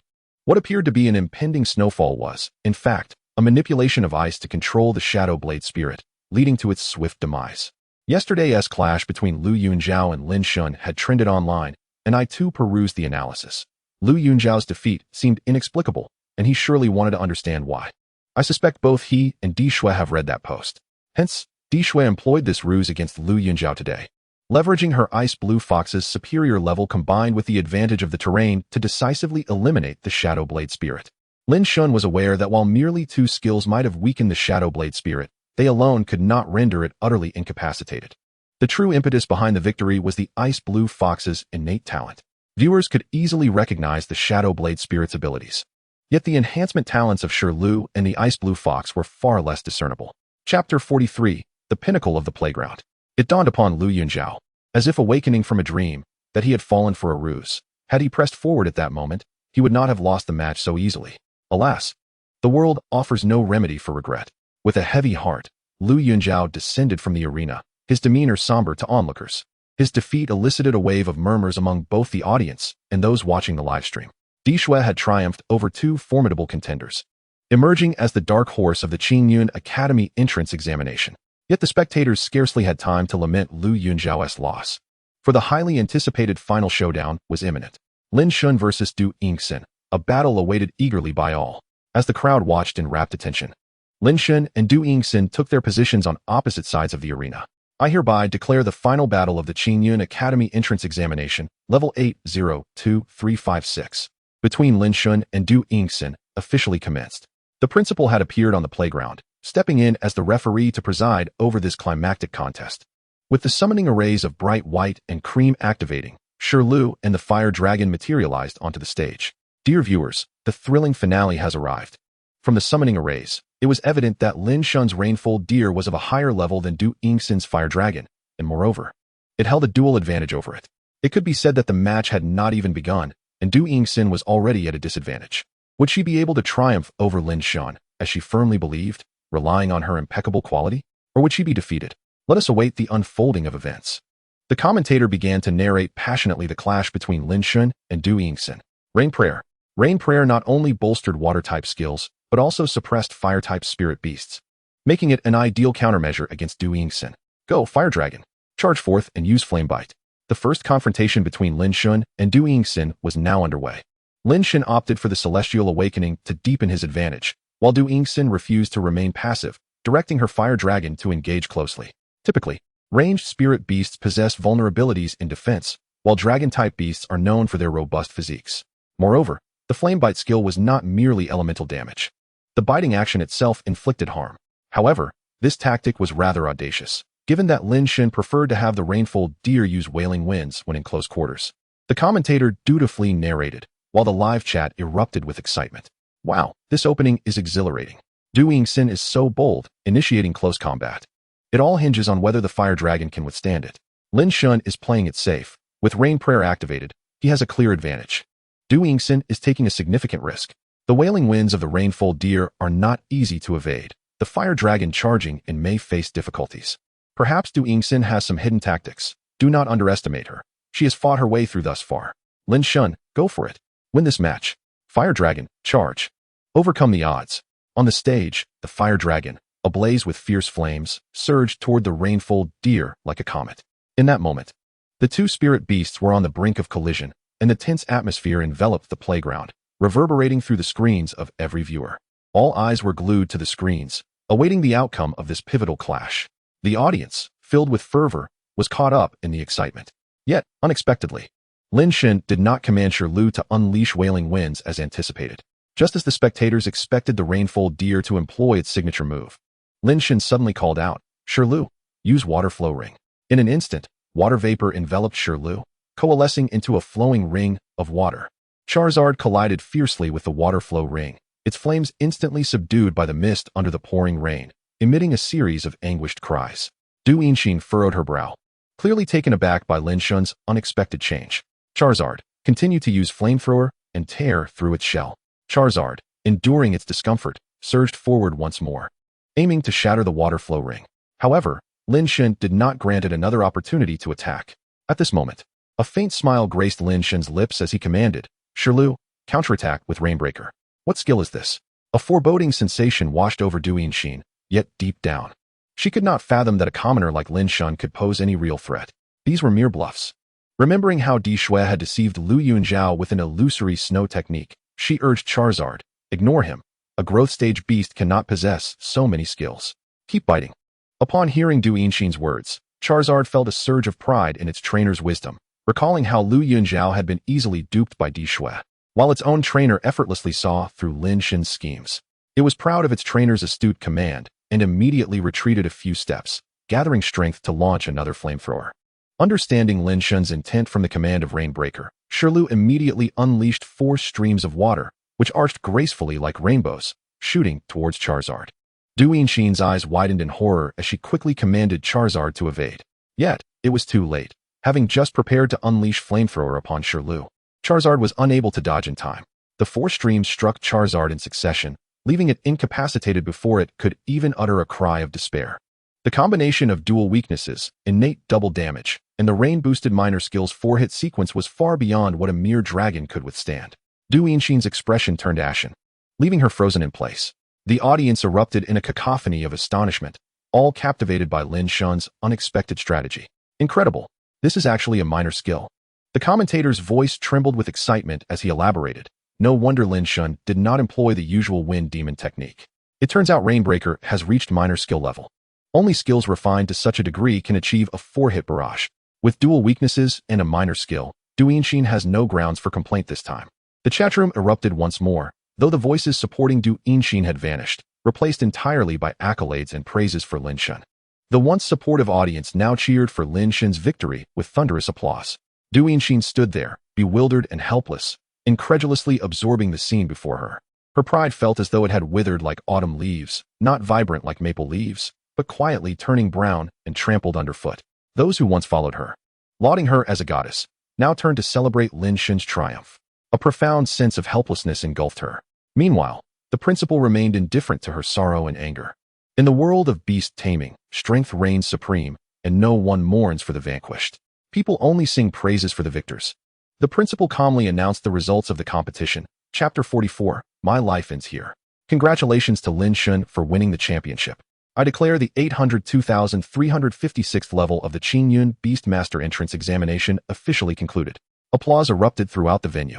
Yet, Du Yinxin felt as though she had plunged into an icy abyss. She could not bear to think of what would happen if her grandfather discovered her bold claims followed by such a humiliating defeat. Imagining the reproaches from her parents only deepened her despair.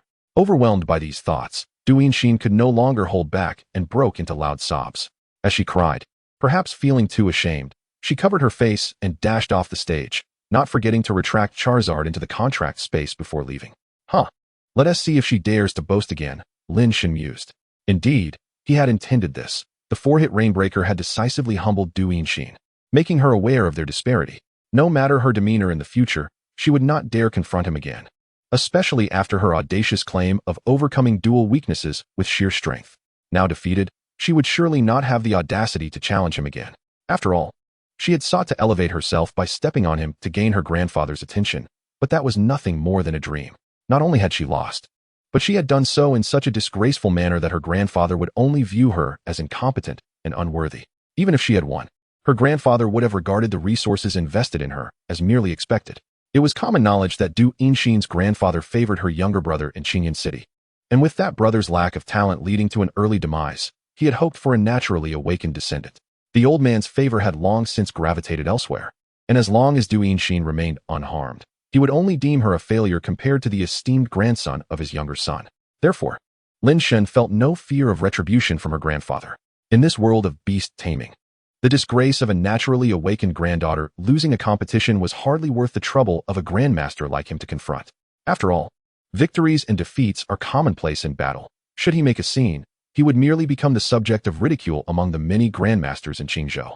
Moreover, the principal of Qingyun Beastmaster was a quasi-king, and only the president of the Beast Alliance in Qingyun City could be compared to him. Quasi-kings and quasi-emperors are often stuck at bottlenecks due to the difficulty of breaking through, and thus their status is akin to a significant realm upgrade. As such, the terms quasi-king and quasi-emperor exist. Grandmasters enjoy a lifespan of 800 years, while quasi-kings can reach 1200 years. And perhaps Du Yinxin's grandfather had once been a student of the principal, making him reluctant to act out in Qingyun Beastmaster. If her grandfather, a grandmaster, did not dare to act recklessly at Qingyun Beastmaster, her father, a master, would be even less inclined to do so. Thus, Lin Shen's decisive victory over Du Yinxin instilled in him a sense of confidence. He knew she had no chance of claiming the position of head of the Du family. Setting aside her nephew's innate awakening and superior talent, the mere affection her grandfather had for him was enough to eliminate Du Yinxin from contention. As the saying goes, to the victor go the spoils. With Du Yinxin's defeat, Lin Shen vowed never to grant her an opportunity to rise again.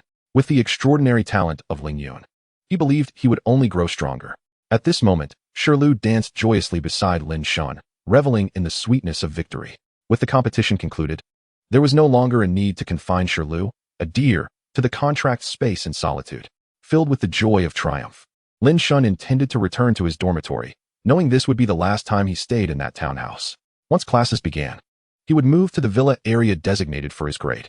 As Lin Shen imagined the bright future ahead, he was unexpectedly approached by the principal. I presume he is here to present me with a reward, Lin Shen thought to himself.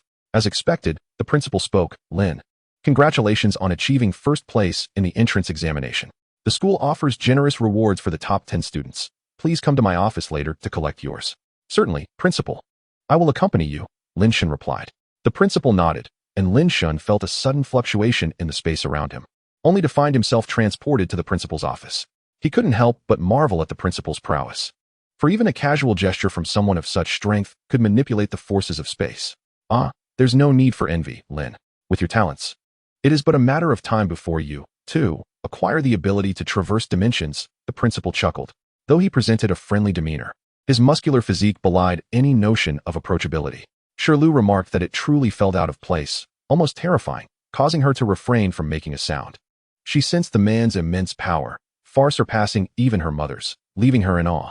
The principal, however, said nothing further and handed Lin Shen his rewards. The prize for first place was indeed substantial, leaving Lin Shen profoundly surprised. The resources of Qingyun Yuga were truly unfathomable. Had he chosen to attend Fushan instead, he likely would not have encountered such fortuitous opportunities. Firstly, there was a contract card for the premier beast cultivation base in Qingzhou, allowing him to select a spirit beast cub of at least perfect quality. Secondly, he received a tangible sum of 1,000 beast master points. This was no trifling amount. For an apprentice beast master like Lin Shen, It was astronomical. Despite having effortlessly amassed over 2,000 points previously, he had only accrued 800 from earlier rewards. This underscored the rarity and value of the points, with each point convertible to at least 10,000 daxia coins. While daxia coins were readily obtainable, points were scarce, and it was uncommon for individuals to exchange points for currency. Typically, a 4-digit point total sufficed for most resources required by intermediate beast masters. Lin Shen, already possessing 350 points as an apprentice, was undeniably in possession of an astronomical sum. However, since Minghui Garden covered all of Shilu's expenses, he found himself without a place to spend his newfound wealth. It seemed his only recourse was to diligently train, striving to break through to the amateur level and then contract a second spirit beast. Lin, your talent cannot merely be as simple as it appears, can it? As Lin Shen reveled in his accomplishments, the principal's unexpected query left him momentarily bewildered. Your rapid advancement in level, without any backing from a family or sect, must indicate a more profound endowment. The principal pressed again, leaving Lin Shen in silence. Shilu looked at the principal with a tense expression, as if fearing he might resort to sinister measures. Surely, he does not intend to use this as leverage to manipulate the beast masters. Perhaps even acting as an undercover agent for an evil organization, Shilu thought frantically, becoming increasingly agitated. Observing the reticent beast master, she silently closed her eyes, contemplating her fate. Alas, my life is forfeit. Ha! Chapter 45, Qinglong Courtyard. The principal seemed to find Shilu's reaction amusing, bursting into hearty laughter. Why so tense?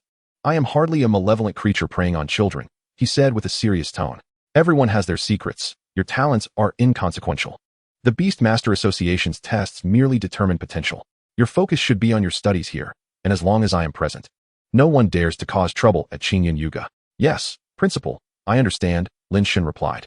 His gaze filled with gratitude as he recognized the principal's concern for his worries regarding Du Yingxin's potential retaliation, which might hinder his training. Good, I am glad you understand. The Qinglong Courtyard in the Donghu area has been prepared for you.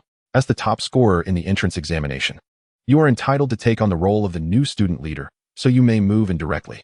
After bidding farewell to the principal, Lin Shen made his way to the Qinglong Courtyard. With fewer than 1,000 students across the 3 grades of Qingyan Yuga, each individual resided in their own villa, with the elite classes each occupying a separate unit. The ordinary classes were also stratified, with classes C, D, and E sharing accommodations for 2, while classes F and G housed 4 students per unit. The villas provided for student housing were divided into 3 sections, with the graduating seniors vacating their areas for the incoming freshmen. Unfamiliar with the school, Lin Shen decided to contact senior Qian Xiaoxing via Yunxin, seeking her guidance. She readily agreed, not only offering to show him the way, but also introducing him to the villa district. Each section of the school has 4 separate courtyards. And in the Donghu area where you will reside, there are the 4 major courtyards, Qinglong, Baihu, Zhuke, and Xuanwu, she explained as they walked towards Qinglong Courtyard. These 4 courtyards are reserved for the top 4 students of the grade. Although the school annually enrolls recommended students, they do not directly allocate these courtyards to them. Today, Senior Qian wore her hair down rather than in twin ponytails, the ends trimmed evenly, giving her a polished appearance. Clad in a tailored blazer with a bow tie, complemented by a JK skirt and white stockings, she exuded youthful exuberance. The Beastmaster School imposed no restrictions on students' attire. As long as they could train their pets to become formidable, they were considered exemplary students. Junior, moving into Qinglong Courtyard does not guarantee permanent residence. After 1 month of enrollment, there will be a competition. Lower-ranking students can challenge all students in their class and the preceding class to improve their standings, with each person allowed 5 adjustments. Afterward, there will only be opportunities to challenge 5 times a month and be challenged 3 times, with restrictions on challenging students ranked more than 5 places above you. Senior Qian smiled, continuing, you must be cautious. Those recommended students are eyeing your Qinglong Courtyard with envy. Do not underestimate them. They are inherently awakened and possess exceptional talents, making them formidable opponents. Furthermore, rankings not only determine residency, but also the resources allocated each month. As they strolled through the picturesque campus, admiring the garden-like scenery and listening to the seniors' explanations, time seemed to stand still. A gentle breeze swept by, accompanied by the mournful cries of cicadas, rendering the moment utterly enchanting. Yet, time did not truly freeze. Before long, they arrived at Qinglong Courtyard. I'll see you here, goodbye? Senior Qian waved and bid him farewell. Yes, goodbye, and thank you for your help today. I owe you a meal sometime, Lin Shen replied. Then I shall thoroughly enjoy it. She laughed, turning gracefully to depart. Standing before the grand entrance of Qinglong Courtyard, Lin Shen let his fingertips glide over the weathered, vermilion door knocker. The knocker was adorned with a dragon relief, its scales shimmering in the sunlight with a verdant glow, as if ready to soar into the sky. Taking a deep breath, he pushed open the heavy wooden door. Beyond lay a path of blue stones, flanked by shimmering lingni bamboo, a species rich in light elements, exuding a semi-transparent, glass-like quality that sparkled under the sun. At night, these bamboos emitted a gentle glow, creating a breathtaking spectacle. Wow, such beautiful bamboo! Shirley exclaimed, unable to contain her excitement. Lin Shen chuckled helplessly. Don't get distracted. We have plenty of time to admire them later. Let us first drop off our luggage. Okay, she replied, albeit reluctantly. The stone path was not long. At its end stood a shadow wall depicting a dragon. The path bifurcated on either side of the wall. As they rounded the shadow wall, they discovered a small courtyard situated before the main house. It was modest in size, featuring a ginkgo tree at its center. The main house was a two-story building, surrounded by the stone path, with starwave bamboo planted along the courtyard's perimeter. Traversing the flagstone path flanking the house leads to the backyard. However, Lin Shen presently harbors no intention of exploration. His priority is to first settle Shirley before anything else. The main residence of Qinglong Courtyard is a two-story wooden structure adorned with azure tiles, its eaves elegantly curved, and its ridge intricately carved with exquisite dragon motifs. The windows, designed with wooden lattice, are fitted with translucent spiritual paper, allowing light to filter through while effectively obstructing external prying. Beneath the eaves, several bronze wind chimes dangle, producing a melodious and crisp sound when caressed by the gentle breeze. To the left of the main house lies a side room, while to the right, a modest storeroom is designated for the storage of cultivation resources and daily necessities. The azure tiles on the roof glisten with a soft luster under the sun, occasionally revealing wisps of spiritual energy flowing through the crevices, signifying the extraordinary nature of this courtyard. Upon pushing open the door, Lin Shen is greeted by a rather large rabbit, approximately 1.50 meters in height, holding a tray of items in its hands. Warm fluff spirit. Level, early stage complete body, 25. Type, water. Skills. Evaluation. The warm fluff spirit is renowned as an exemplary caretaker spirit beast, adept at household chores. Upon noticing Lin Shen's entrance, the warm fluff spirit sets down the tray, takes the luggage from Lin Shen, and guides him to the bedroom on the second floor. This bedroom is equally remarkable, as the entire main building is constructed from spiritual materials, and the bedroom is no exception. The floor is laid with a type of spiritual wood, and several cabinets are provided for storage. In the center stands a tea table, accompanied by a comfortable sofa, while a screen divides the bedroom into two distinct areas. Passing through the screen, Lin Shen discovers the true dwelling, featuring a 2-meter bed crafted from spiritual wood, draped with a mosquito net made from an unknown spiritual fabric. Sunlight filters through the window, separated from the balcony by a wooden sliding door. Upon opening the sliding door, he is met with a spacious terrace of about 10 square meters, furnished with a wooden 8 immortals table. The material is a mystery, yet it remains impervious to the elements despite being placed outdoors. The terrace is bordered by a flower fence, directly facing the backyard, which offers a breathtaking view. In the backyard, a pond glimmers, home to several koi fish, while a pebble path winds along the shore. Flanking the bank are maple trees and a lush lawn, promising a splendid display of crimson leaves in a month or two, ideal for admiring from the terrace or the small pavilion in the yard. Chapter 46. Are you afraid now? After assisting Lin Shen in settling his belongings, the warm fluff spirit resumes its duties. Yoo-hoo, what a magnificent house. I absolutely adore it. Shirley joyfully frolics around Qinglong Courtyard, prompting Lin Shen to smile and allow him to run free. The entrance examination commences on Monday, which means classes officially begin the day after tomorrow. Anticipation for the courses at Qingyun Yugo is palpable.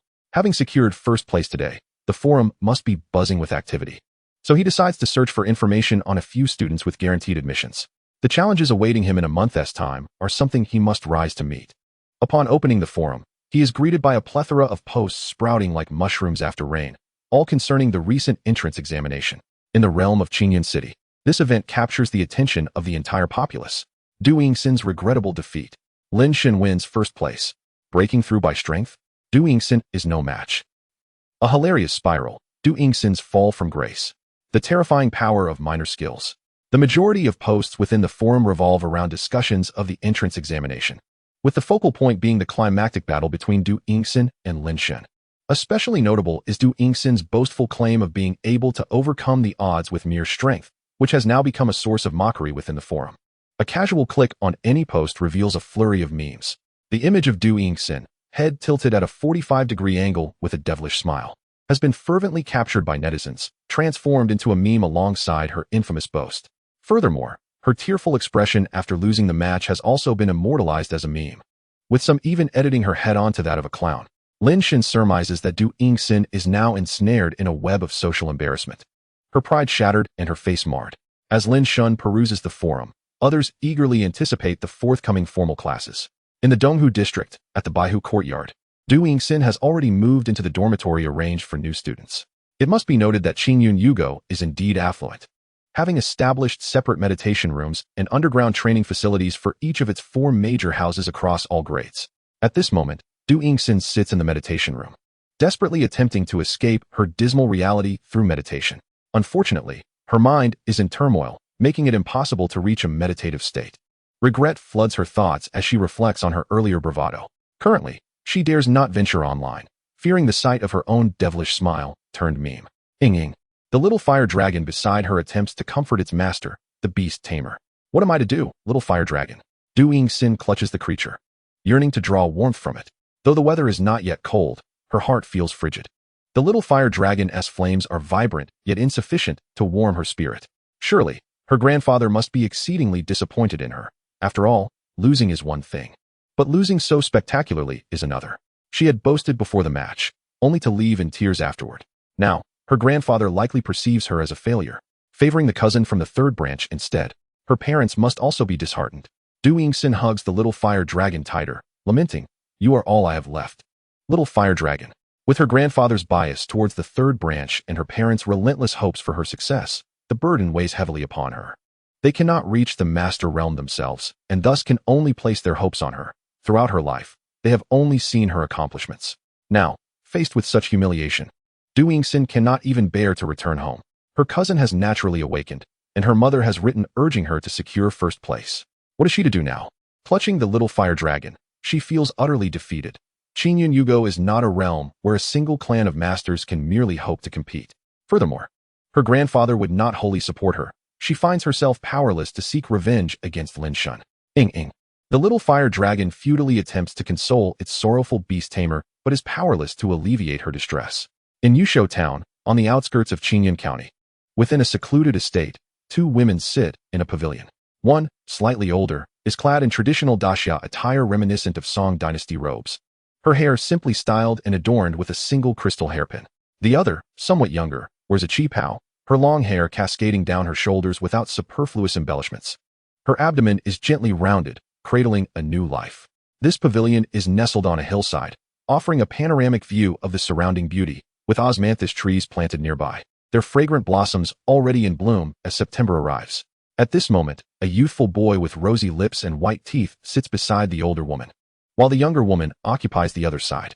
Rumo, with your departure for school, your grandmother may not see you for quite some time, the elder woman remarks, fanning herself with an exquisite fan crafted from wind-type spiritual wood and the silk of an ice-type spirit beast. The fan, a masterpiece of alchemy, stirs a refreshing breeze that disperses the sweet scent of osmanthus throughout the pavilion. As you embark on your studies, remember to take care of yourself. Forge good relationships with your classmates. Those who have made it into Class A are undoubtedly individuals of bright prospects, and who knows, they may one day stand shoulder to shoulder with our Su family. The boy, named Su Rumo, is indeed one of the students granted direct admission to Qingyun Yugo. The Qingshan Su family is a prestigious lineage renowned in the region, said to have maintained its legacy for a staggering 100,000 years, guarding the foremost beast cultivation base in Qingzhou across generations. This elderly matriarch is no ordinary woman. Despite residing in a secluded estate, she is a formidable quasi-king level warrior, a figure of considerable influence throughout Qingzhou. Mother is indeed right, said the young man, Su Roma. Upon my return to school, I shall exercise utmost caution, lest I become as reckless as that young lady from the Du family. After all, neither you nor grandmother can afford to lose face. This young woman, his mother, is also a master-level warrior. I understand, grandmother and mother. Worry not, I shall ensure I do not bring trouble upon you, Su Ruomo remarked, taking a bite of the cookies on the table. His voice was clear, imbued with a distinct youthful charm that endeared him to his elders. Very well. Then grandmother can rest easy.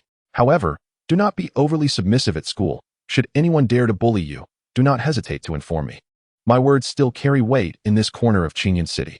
Despite her worries, Su's grandmother reiterated her advice before finally allowing him to return to school. At the Qingyun Academy, within a training hall, a pair of young combatants engaged in a duel. The girl, adorned in a lovely Lolita outfit, had a bow tied in her hair, while the boy donned his student uniform, his jacket unbuttoned and shirt collar carelessly open.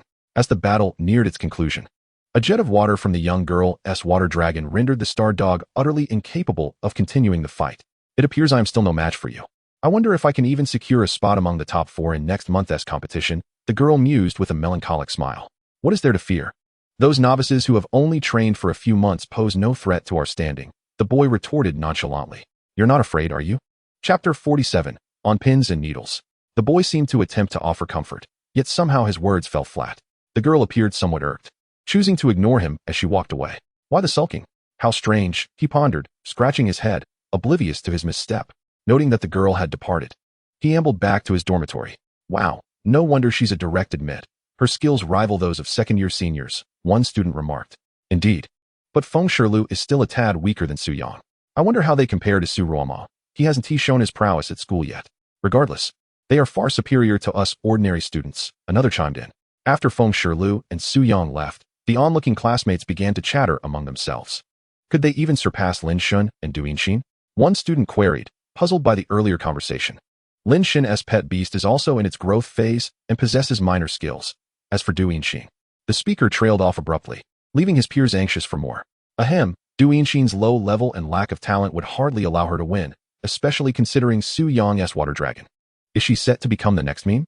At this, laughter erupted among the gathered students, a jovial atmosphere enveloping them. Time passed swiftly, and on September 8th, a Monday, the weather began to cool, with Qingyun City's highest felt temperature dropping to 29 degrees. Lin Shen had already familiarized himself with the circumstances of the 3 directed myths through the forum. For the past few days, he had been meditating and training with Shi Lu in the Qinglong Institute, feasting on beast cuisine made by the warmth spirit alongside human food. Compared to the school cafeteria, the ingredients provided by the school were of high quality, as they were freshly prepared in small batches, often surpassing the cafeteria's offerings in taste. The Qinglong Institute also featured a beast food machine, and Lin Shen took the opportunity to prepare some additional meals. He provided the warmth spirit with the recipe for the beast cuisine he had gleaned through his insight, which consisted of energy blocks as supplementary food, resulting in remarkable growth for Shi Lu. Lin Shen. Level, Apprentice Beastmaster, 43. Talent, Spiritual Resonance, Insight, Empowerment. Beast, Rainbending Deer, Youth Form 7. Rainbending Deer. Level, Youth Form, 7. Affinities, Water, Fairy. Quality, Excellent, Special. Talent, Flowing Petals, Heartless Waters. Skills, Begonia Rain, Elementary. Rain Summoning, Mastered. Begonia, Proficient. Rain Strike, Mastered. Rain Bend, Minor, and Demon Wind, Mastered. Water Flow Circle, Proficient. Cultivation Plan. Utilize a modest amount of moonstone powder, bibo juice, and yao ming grass to create energy blocks for the rain-bending deer, enhancing its accumulation of water and fairy energy, thereby accelerating its transition through the youthful stages. The beast cuisine serves as the primary course, with energy blocks further enhancing its effects. Following the outlined training regimen will improve the mastery of rain summoning skills. Evolution Path. Rainbending Deer, Cloud Rain Deer, Cloud Tide Deer, Tidal Deer. Evaluation. An exceptionally rare dual affinity water and fairy pet beast, possessing extraordinary potential for ultimate evolution. Despite only advancing 6 levels in these few days, at this pace, he could contract a second beast by the new year. It is worth noting that the entrance standards for the Beastmaster specialization in the college entrance examination merely require an amateur Beastmaster qualification. Such progress is indeed astonishing. The proficiency of his skills has also seen significant improvement, perhaps due to frequent use. Both Rain Summoning and Rain Strike have reached mastery level.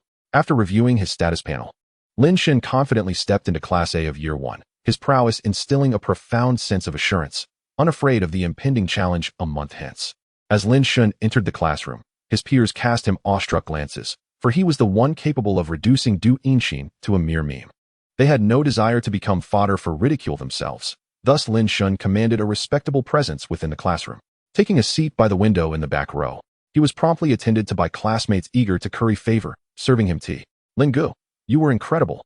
Du Yinxin was already insufferable, and now she has been brought low, one student exclaimed. Yes, indeed. Lin Gu's triumph over her has certainly humbled her.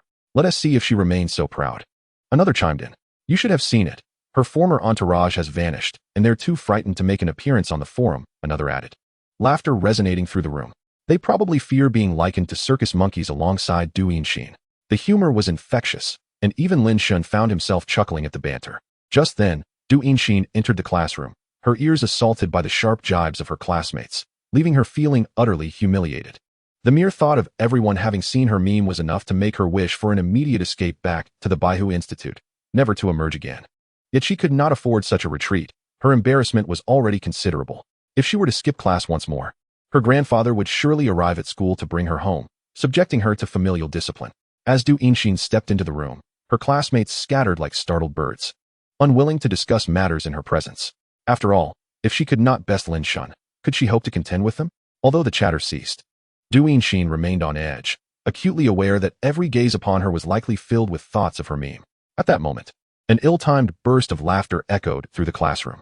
Lin Shen, startled and furious, turned towards the sound, only to find her classmates deliberately averting their eyes.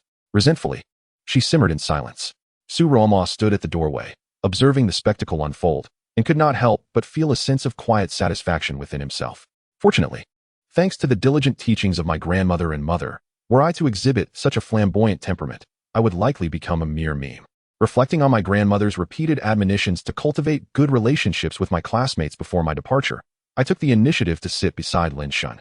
Hello, I am Su Roman, a student granted special admission this year. Let us be desk mates henceforth.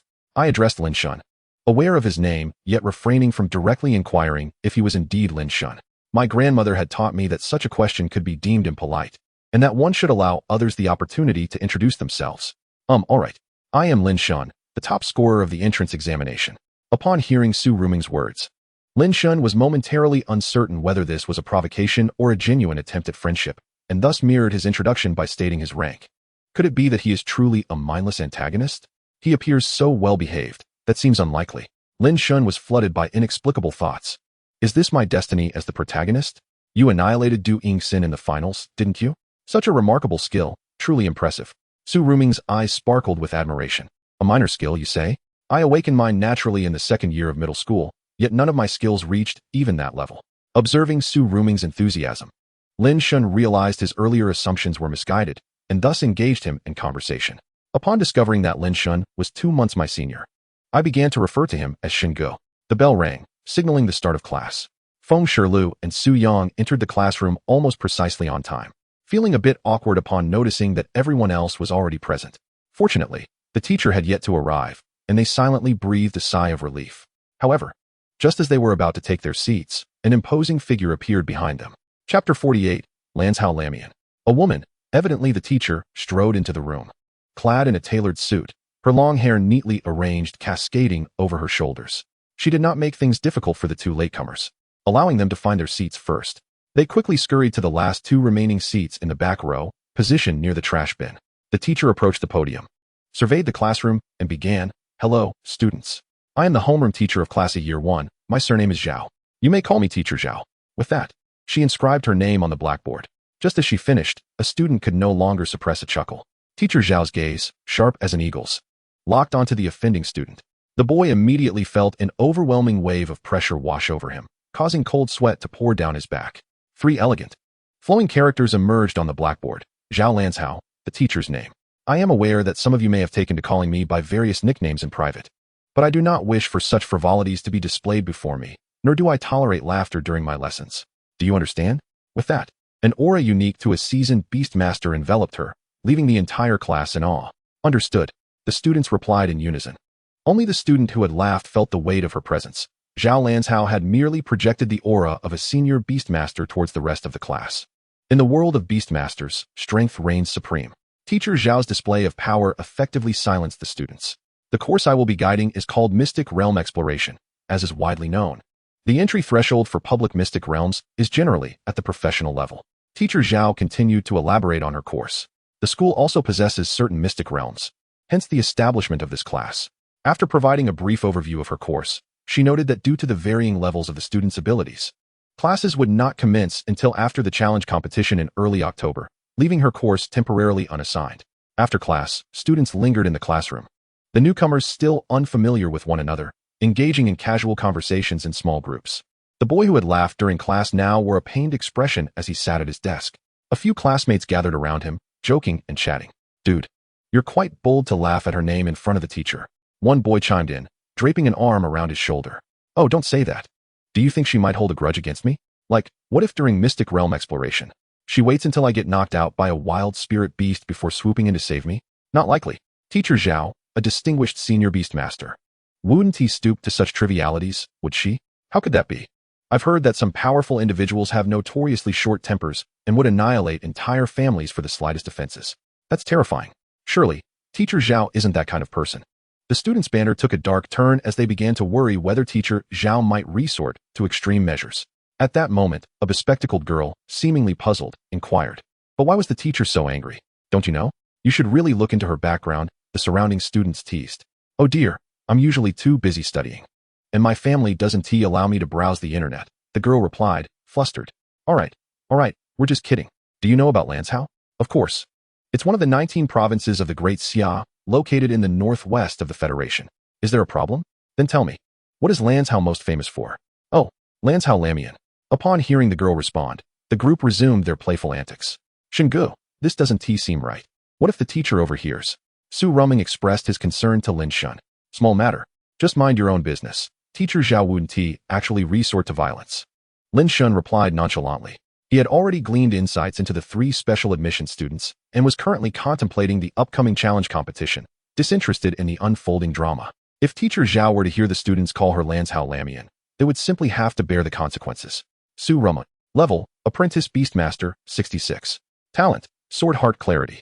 Affinity with sword-type beasts at 25. Increases damage by 15 and critical hit rate by 10 when using sword-type skills. Beast, Little Sword Crow, Growth Stage 45. Suyong. Level, Apprentice Beastmaster, 58. Talent, Water Dragon Resonance. High affinity with water and dragon-type beasts. Recovery speed of beasts increases by 10, allowing for gradual health restoration during battle, maximum recovery to 30. When a beast's health drops below 30, it can temporarily unleash its potential. Increasing skill release speed by 20, cooldown 10 minutes. Beast, Little Water Dragon, Growth Stage 30. Feng Shilu. Level, Apprentice Beastmaster, 52. Talent, Starshine Intuition. Sensitive to astrological changes. In nighttime or starry environments, all attributes of beasts slightly increase. 5. With a small chance. 1. To warn of impending attacks during battle. Beast, Starry Dog, Growth Stage 21. Talents vary in strength. Most talents, like those of the trio of special admission students, merely enhance certain attributes or affinities. Any talent that offers mechanisms or nurturing effects is considered exceptional, such as Feng Shilu's talent, which could potentially save her life in critical moments. After examining the talents of the 3, Lin Shen felt increasingly satisfied with his own abilities. Without comparison, there would be no pain, relative to his own. Their talents seemed somewhat lacking. Yet, talents are exceedingly rare, and even so, they represent extraordinary gifts. The bell rang, signaling the swift passage of time as class came to an end, yet the students were still not entirely accustomed to the rhythm. However, it mattered little, they were young, and time was plentiful. This particular lesson focused on artistic cultivation, taught by a lady educator adorned in an artistic fashion. She wore a misty blue silk mandarin collar blouse. Her sleeves elegantly rolled up to reveal her delicate wrists. Complementing her attire were wide-legged trousers of gray-hued gauze, the hems adorned with hand-stitched, ethereal Dunhuang scroll patterns. A carved yellow wood hairpin was artfully placed in her coiled hair, exuding a gentle beauty. Greetings, students. You may call me Teacher Wang. I shall be instructing you in the realm of artistic cultivation. She introduced her subject. Do not underestimate the significance of our course. Why has the Federation designated artistic cultivation and beast mastery as the only 2 compulsory cultural subjects during your time at the esteemed Yuga Academy? Teacher Wang posed this question to emphasize the importance of her course. Seeing no immediate responses, she continued, Students, in the world of beast mastery, strength reigns supreme. Thus, an entire class slipped quietly by. Through Teacher Wang's vivid explanations, Lin Shen began to grasp why Yuga Academy offered a seemingly unrelated course on artistic cultivation for beast masters. In essence, the world of beast mastery is one where strength speaks volumes. Although it may appear modern, what sustains this modernity? The answer is obvious. The world of beast mastery fundamentally revolves around the strong. A nation devoid of formidable beast masters would quickly succumb to becoming mere prey for wild spirit beasts, vassals, or even parts of other nations. Beast masters represent the future of the Federation. It does not wish to cultivate a generation of illiterate, uncultured individuals who cannot discern beauty from ugliness. Such a nation would merely be a hollow shell, disintegrating upon the demise of its strong. The longevity of the Daxia dynasty, spanning tens of thousands of years, owes itself not only to the unbroken lineage of powerful emperors, but also to its rich culture. Therefore, the establishment of the artistic cultivation course aims to ensure that the academy does not produce a cadre of brutish individuals reliant solely on raw power. Finally, the class concluded. As soon as the teacher departed, the classroom erupted into a cacophony. Being the first day of classes, most teachers merely introduced themselves without delving deeply into the curriculum.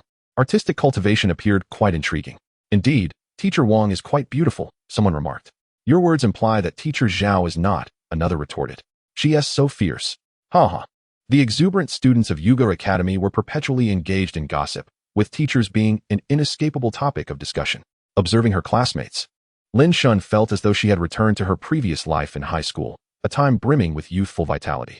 Back then, the days were filled with endless assignments and lessons, and during rare moments of respite, students would share similar lively banter. Ah, flowers may bloom again, but youth never returns. Since I have the chance to traverse and relive my youthful days, why not embrace it? Thus, Lin Shen found herself drawn into the discussions, pulling along Su Romo, who had been quietly observing from the sidelines. Throughout the morning, aside from the instructors of training and combat, the students merely exchanged pleasantries. Yuga Academy offered 5 courses: Artistic Cultivation, Beast Mastery Guidelines, Basic Nurturing, Exploration of Secret Realms, and Training in Combat. The instructor for Beast Mastery Guidelines was an elderly scholar, bespectacled and clad in a traditional Zhongshan suit. He was merely an intermediate beast master, over 160 years old. The teacher for Basic Nurturing was a middle-aged woman, known for her rigorous and no-nonsense teaching style, earning her the moniker the Extinction Mistress. After a morning spent familiarizing themselves with their instructors, the afternoon swiftly approached. The upcoming class focused on training and combat, the cornerstone of Yuga Academy's curriculum. After all, the primary aim of a professional beastmaster is to enhance their strength, which entails training their beasts and engaging in combat. After a brief hour of lunch, the students gathered at a combat arena, finally meeting their training instructor. Contrary to their expectations of a burly and intimidating figure, the instructor turned out to be quite handsome. While not as striking as Lin Shen, he stood at an impressive height of 185 meters, exuding charm and charisma. I am Long Li, a master beastmaster, responsible for your training and combat lessons over the next 3 years. You may simply call me Long Gu, he announced, eliciting gasps from the audience. The students had not anticipated that their instructor would be a master-level powerhouse. Many who failed to gain admission to Yuga Academy sought training at martial arts schools primarily for the opportunity to learn from masters, often without ever meeting one. Do not let my title as a master fool you. I am only a little over 100 years old, still quite youthful, Long Li continued, prompting laughter from the students. Although he had a point, masters often live for 500 years, making a centenarian master seem relatively young. The notion of him claiming youth at such an age was rather amusing. Laugh all you want. I, Long Gu, possess a good-natured temperament. Had it been any other teacher, you would have faced repercussions by now, he jested, yet a surge of master-level aura emanated from him, silencing the students instantly. That is more like it. Quietly listen to Long Gu, he affirmed, nodding in satisfaction. My course, titled Training in Combat, primarily emphasizes combat, with training serving to enhance combat effectiveness. Thus, to better devise training programs, I would like you to engage in a demonstration battle. Lin Shen and Su Romo, you are the top candidates from the entrance examination and the acknowledged strongest student of Yuga Academy, respectively. Step forward and demonstrate for your classmates. Upon hearing the teacher's request, Lin Shen and Su Romo moved to the forefront. Su Romo glanced at Lin Shen, who nodded in reassurance.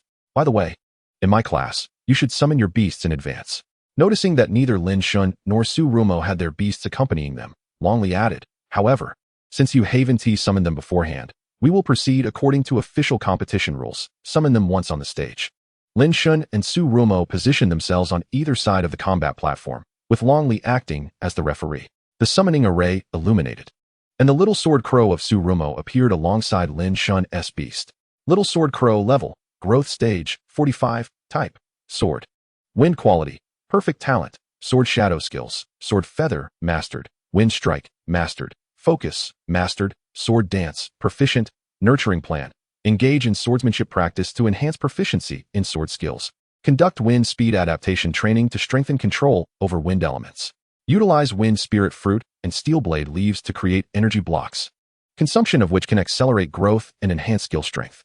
Evolution path, Little Sword Crow, Sword Feather Crow, Sword Flower Crow.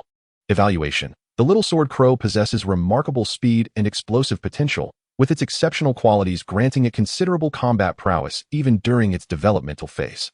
The dual affinity of sword and wind allows for a versatile skill set, excelling in both single-target assassination and area damage.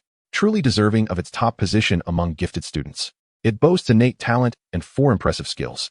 However, should it triumph in the upcoming challenge a month from now, it is likely that no one would dare to confront it. With this thought, Lin Shen felt a surge of excitement and proceeded to examine the specific effects of the Little Sword Crow's talents and skills. Chapter 50, Little Sword Crow. Shadow Blade. There exists a probability of triggering a residual blade aura upon attack, inflicting minor additional damage. Sword Feather. Launches a flurry of sword-shaped feathers, dealing continuous slashing damage to enemies within range, accompanied by a 10-point armor penetration effect. Wind Assault. Harnessing the power of the wind for a rapid dash. It inflicts impact damage on enemies in its path, with a certain probability of triggering a knockback effect. Focus. Enters a state of concentration, enhancing critical strike rate by 20. Flying Sword. Condenses a flying sword directed at the enemy, guaranteed to trigger Shadow Blade. Upon reviewing these skills, Lin Shen acknowledged their strength, as expected from a gifted student. Yet, he remained undaunted. Shirlu, summon the rain. Lin Shen commanded, initiating the battle with a weather manipulation skill. This not only provided a tactical advantage, but also served a more significant purpose. Rain suppresses wind elemental spirit beasts. In this world, there is no physics or chemistry. Only elemental studies, which are compulsory subjects in primary and secondary education. Due to the stark contrast with the physics and chemistry of his previous life, Lin Shen had diligently applied himself to his studies, albeit with limited success in elemental studies as a result of his prior worldview. Nevertheless, having never failed a subject in 9 years, Lin Shen had a basic understanding. The universe inhabited by spirit beasts comprises the 4 fundamental elements of earth, wind, water, and fire, which give rise to countless derivative elements. Among these, earth and water are considered heavy elements, while fire and wind are classified as light elements. The earth element, being the heaviest, forms the foundation of the world, upon which the water element rests, creating rivers, lakes, and seas. The wind element, the lightest, constitutes the primary structure of the atmosphere, with fire as a secondary element, radiating light and warmth across the land. The interplay between wind and earth generates gravitational forces, allowing wind elemental spirit beasts to soar through the skies, relying on the atmospheric foundation provided by the wind element. Conversely, the water element, while inherently a heavy element that should reside on the ground, becomes vaporized and buoyed by the wind element due to the influence of fire elements in the air. When an excess of water elements accumulates, overwhelming the wind's capacity to support them, precipitation occurs. The rain, laden with heavy water elements, disrupts the gravitational equilibrium in the wind-dominated atmosphere, thus making it challenging for low-level spirit beasts like the Little Sword Crow to take flight in rainy conditions. In the wild, such avian spirit beasts are compelled to remain in their nests during inclement weather. Shirlu chirped, conjuring rain clouds, transforming the arena into a downpour. Observe closely, everyone. Lin Shen's performance is commendable. The rain is detrimental to wind elemental spirit beasts. Should anyone in the future contract water elemental spirit beasts, invoking rain against wind elemental opponents could prove advantageous. Longley explained as he guided his classmates while they watched Lin Shen battle Surumo. Much like during the entrance examination, the protective barrier isolated the sounds from outside, ensuring that the competitors remained undistracted. By the way, Dushue, your spirit beast can summon snow, right? That should yield a similar effect. Wow, Longgu is quite knowledgeable. As soon as Longley finished speaking, he was met with praise from his classmates, prompting a broad smile. Why does summoning rain suppress wind elements?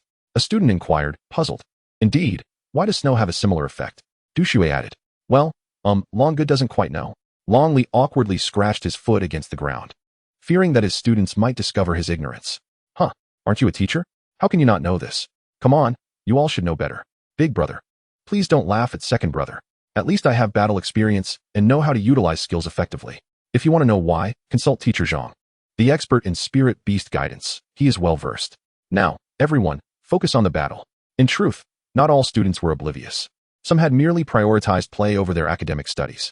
However, those who were knowledgeable refrained from speaking up, recognizing that it would be counterproductive to embarrass their teacher, who might otherwise grant them extra training sessions. With the rain rendering flight impossible, the wind assault skill was also rendered ineffective. Thus, Surumo directed the Little Sword Crow to enhance its abilities with focus. Use Water Ring. Lin Shen, aware of the current limitations on wind assault, instructed Shirlu to deploy a ranged attack. A flowing water ring materialized beside Shirlu, bolstered by the rainfall. See that? This is called caution. You should all learn from Lin Shen. With the terrain advantage and a minor skill in hand, Lin Shen remained vigilant. Long Li seized the opportunity to educate the observing students in Class A. Truly deserving of the top spot in the entrance examination, Shen Ge is astonishingly formidable. It feels as if I cannot compete. Su Rumo felt a wave of anxiety wash over him. Despite his higher level and the little sword crow being a perfect great spirit beast, he couldn't fathom why he was being pressured right from the start. No matter. I'll try an offensive skill. Sword feather. Kakaka. The feathers adorning the little sword crow glimmered, transforming into a flurry of projectiles resembling its plumage, launching toward Shirlu with the precision of flying swords. Swish, swish, swish. The sword feather pierced through the water ring, and Lin Shen refrained from obstructing this assault, curious to see whether the water ring could withstand it. Moreover, with Shirlu's minor skill, it could inflict double damage, ensuring victory was out of the question. After the sword feather breached the water ring, it appeared nearly depleted, unable to withstand another attack. Having gauged the water ring's strength, Lin Shen ceased hesitating, immediately instructing Shirlu to unleash a triple range strike. In truth, there had been no need for such an extensive display against Duingxin, the dual advantage of elemental weakness. Level superiority and innate damage amplification rendered a quadruple strike against a fire draken excessive. Dodge quickly, Su Rumo decisively commanded. The minor skill proved overwhelmingly potent. Kakaka. The little sword crow attempted to evade, but it was accustomed to flying, and the inclement weather rendered that impossible. Clumsily scampering on the ground, it became an easy target. Incapacitated on the spot, both Lin Shen and Su Rumo stood in stunned silence. Lin Shen was taken aback, having not anticipated the little sword crow's clumsiness on the ground. It had initially kept its distance from Shirlu, fearing a misfire with the triple range strike. To his astonishment, it was entirely unaccustomed to ground movement and fell victim to the attack. Su Rumo was equally bewildered, questioning the validity of the damage dealt. His spirit beast, despite its superior level and quality, had succumbed to a mere minor skill. Was it truly so terrifying? Chapter 51. A sharp intake of breath. Su Rumo remained unaware that Shirlu possessed innate talents bestowed through spiritual enhancement.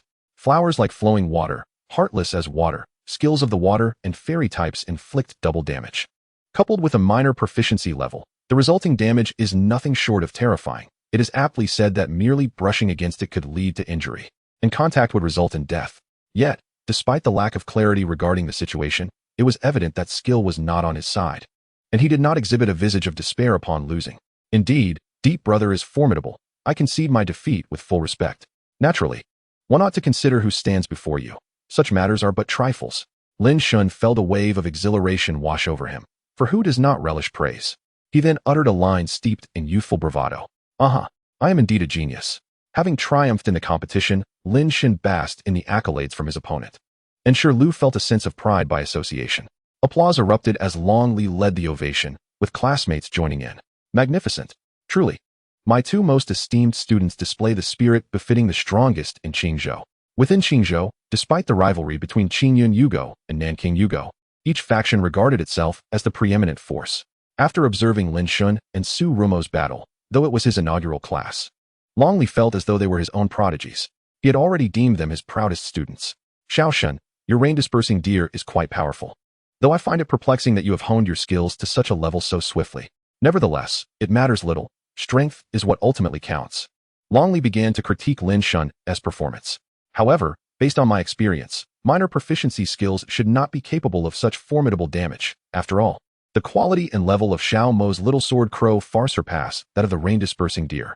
Indeed, as Brother Long stated, under normal circumstances, minor proficiency skills do not yield such high damage.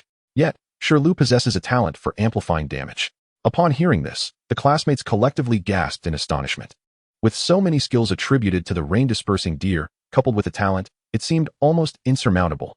Duingxin, concealed within the crowd, felt increasingly embarrassed. Had she known Lin Shen was this formidable, she would have refrained from boasting earlier. Now she merely hoped her classmates would overlook her. She wished to avoid the resurgence of those audacious remarks, which had become the subject of jest in Qingyun City. This damage amplification is rather excessive, but then again, he is my student, so it is to be expected, Long Li mused, feeling a swell of satisfaction.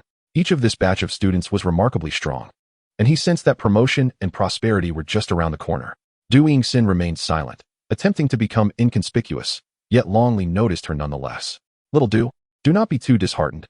Losing to Lin Shen is entirely reasonable. However, I must advise you, never assume victory before the contest has even begun. As the saying goes, pride comes before a fall. You must at least ascertain your opponent's capabilities before making a move.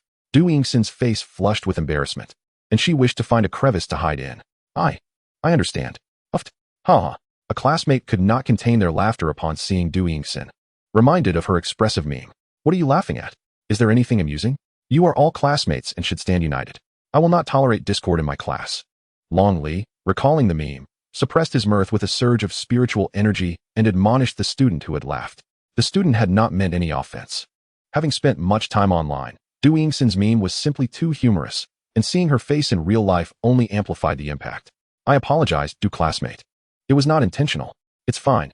After all, it was I who made those audacious claims, Du Yingxin thought, having shed her prior exuberance over these past days. The individuals who once lauded her now seemed to avoid her. She had come to terms with reality. I ought to apologize to Lin classmate. Huh, for me? Lin Shen was bewildered. What was she now attempting to convey? I am sorry, I was presumptuous before.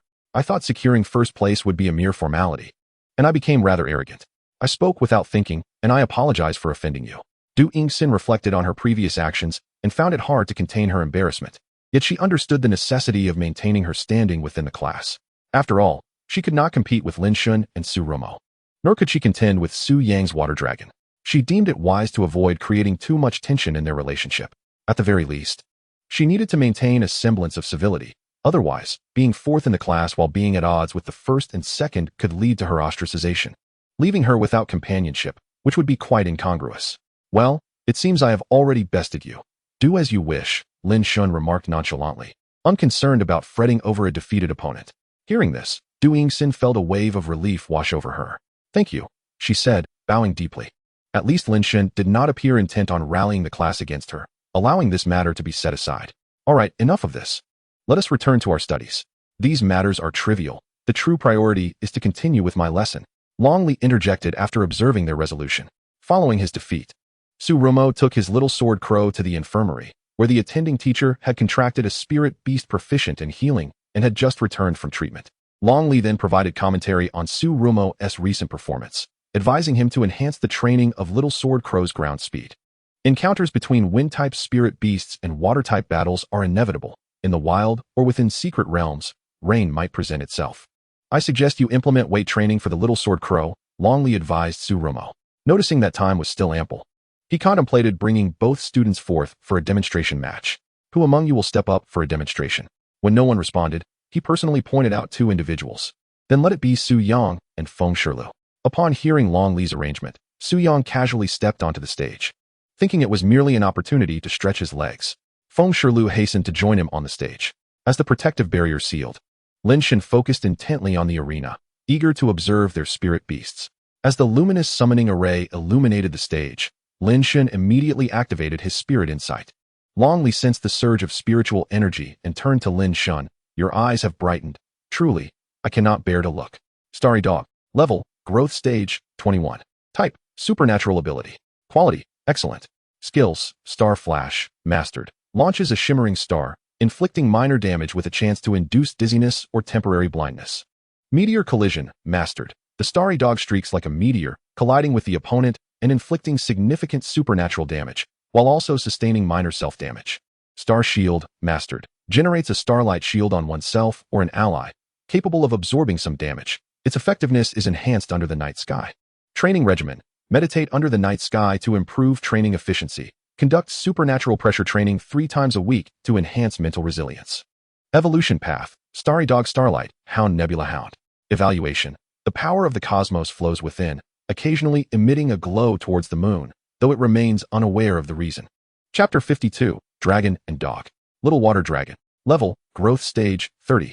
Type, Dragon, Water. Quality, Excellent, Special. Skills, Dragon Breath, Mastered. Inflicts composite damage of water and dragon breath. Water Tornado, Mastered.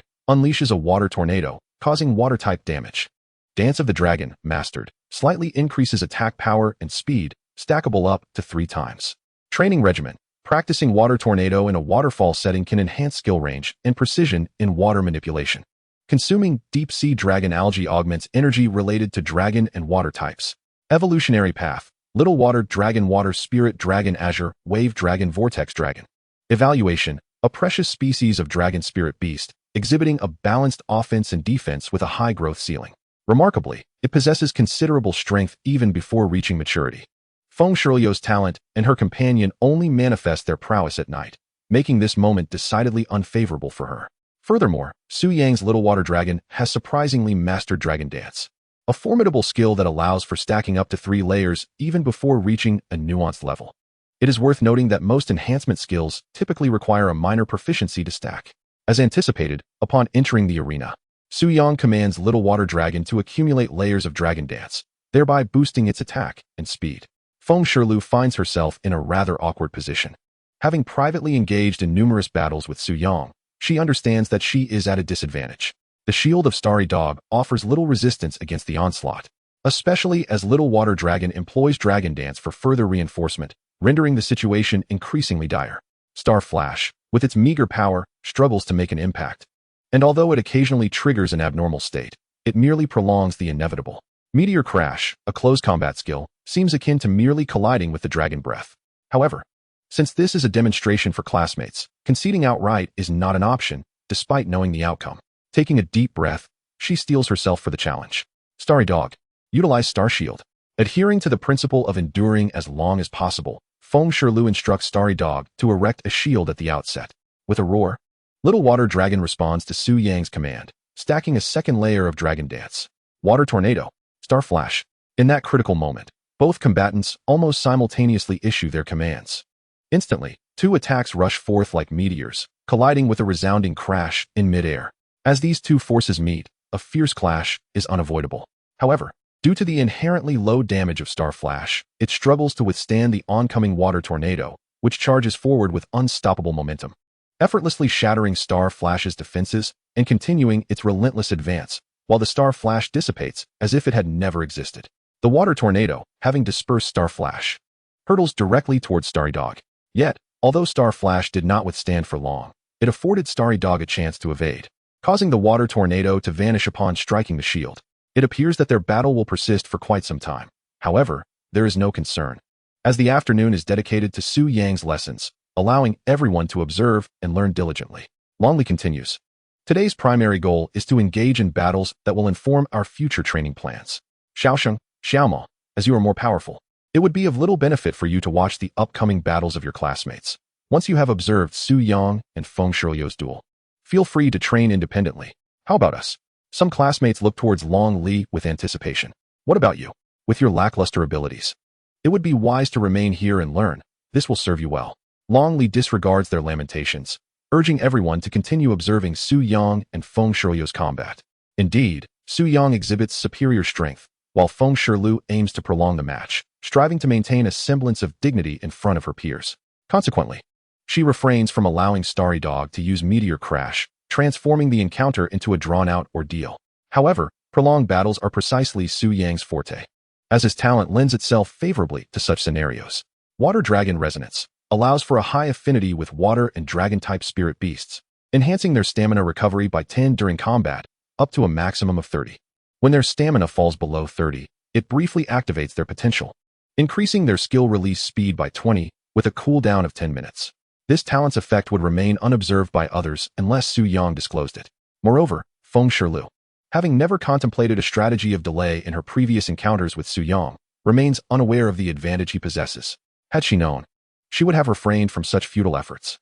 However, Lin Shen, having glimpsed Su Yang's talent through spirit observation, is acutely aware of this. Casting an odd glance at Feng Shirlu. Xiaosheng, have you discerned something?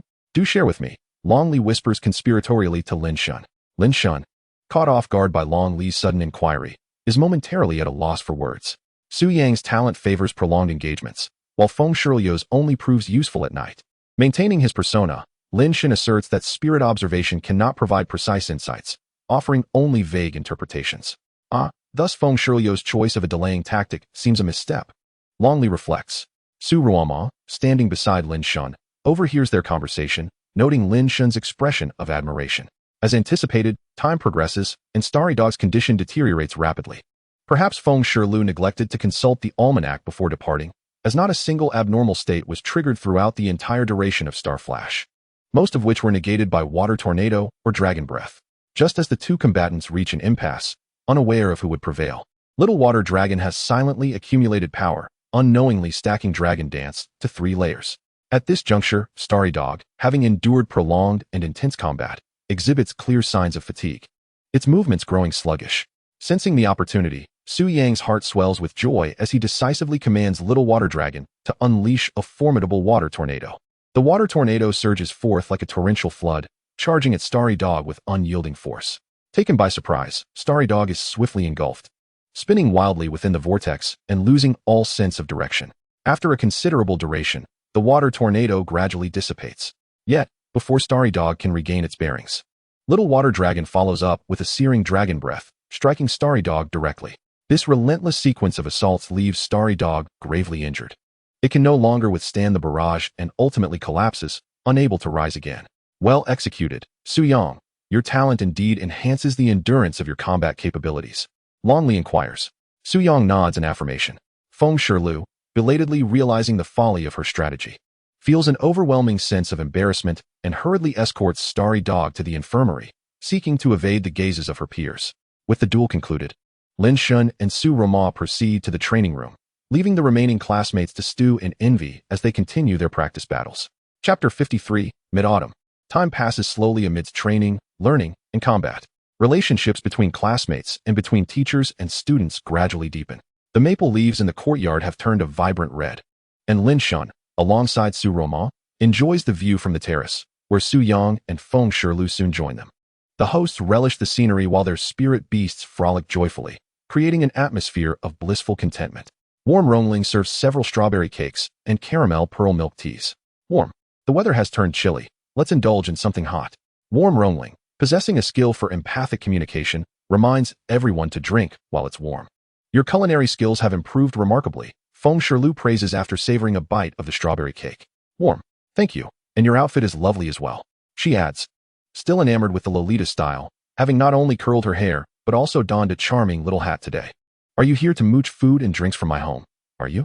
Lin Shen jested with a smile. Ah, deep brother, isn't today the Mid-Autumn Festival? Su Roma replied. We thought it would be nice to go out and relax a bit. Su Yang chimed in. After the Mid-Autumn Festival comes the Newborn Challenge, right? We thought to invite you along for some relaxation. I heard a new barbecue restaurant has opened in Chengdu District. After dinner, we could take a stroll together. What do you say? Would you like to join us? Feng Shilu inquired. What do I need to relax for? You won't be able to secure the first position anyway, Lin Shen retorted, yet he ultimately acquiesced to join them in celebrating the Mid-Autumn Festival. He recalled how long it had been since he took Shilu out for some fun. The little one would surely be delighted, so he agreed. He reflected on the progress made during his recent training. Lin Shen. Level, Apprentice Beastmaster, 61. Talent, Spirit Resonance, Spirit Gaze, Spirit Endowment. Beast, Rainfold Deer, Juvenile Form 37. Rainfold Deer.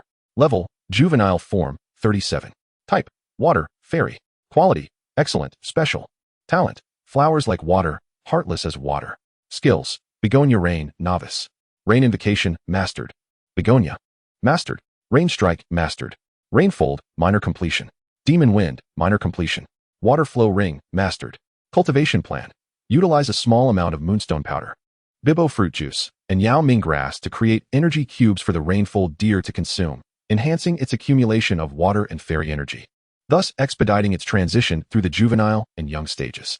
The beast meal made with this method should serve as the main course, with energy cubes as supplementary food for optimal effect. Training in this manner can improve the skill proficiency of Rain Invocation.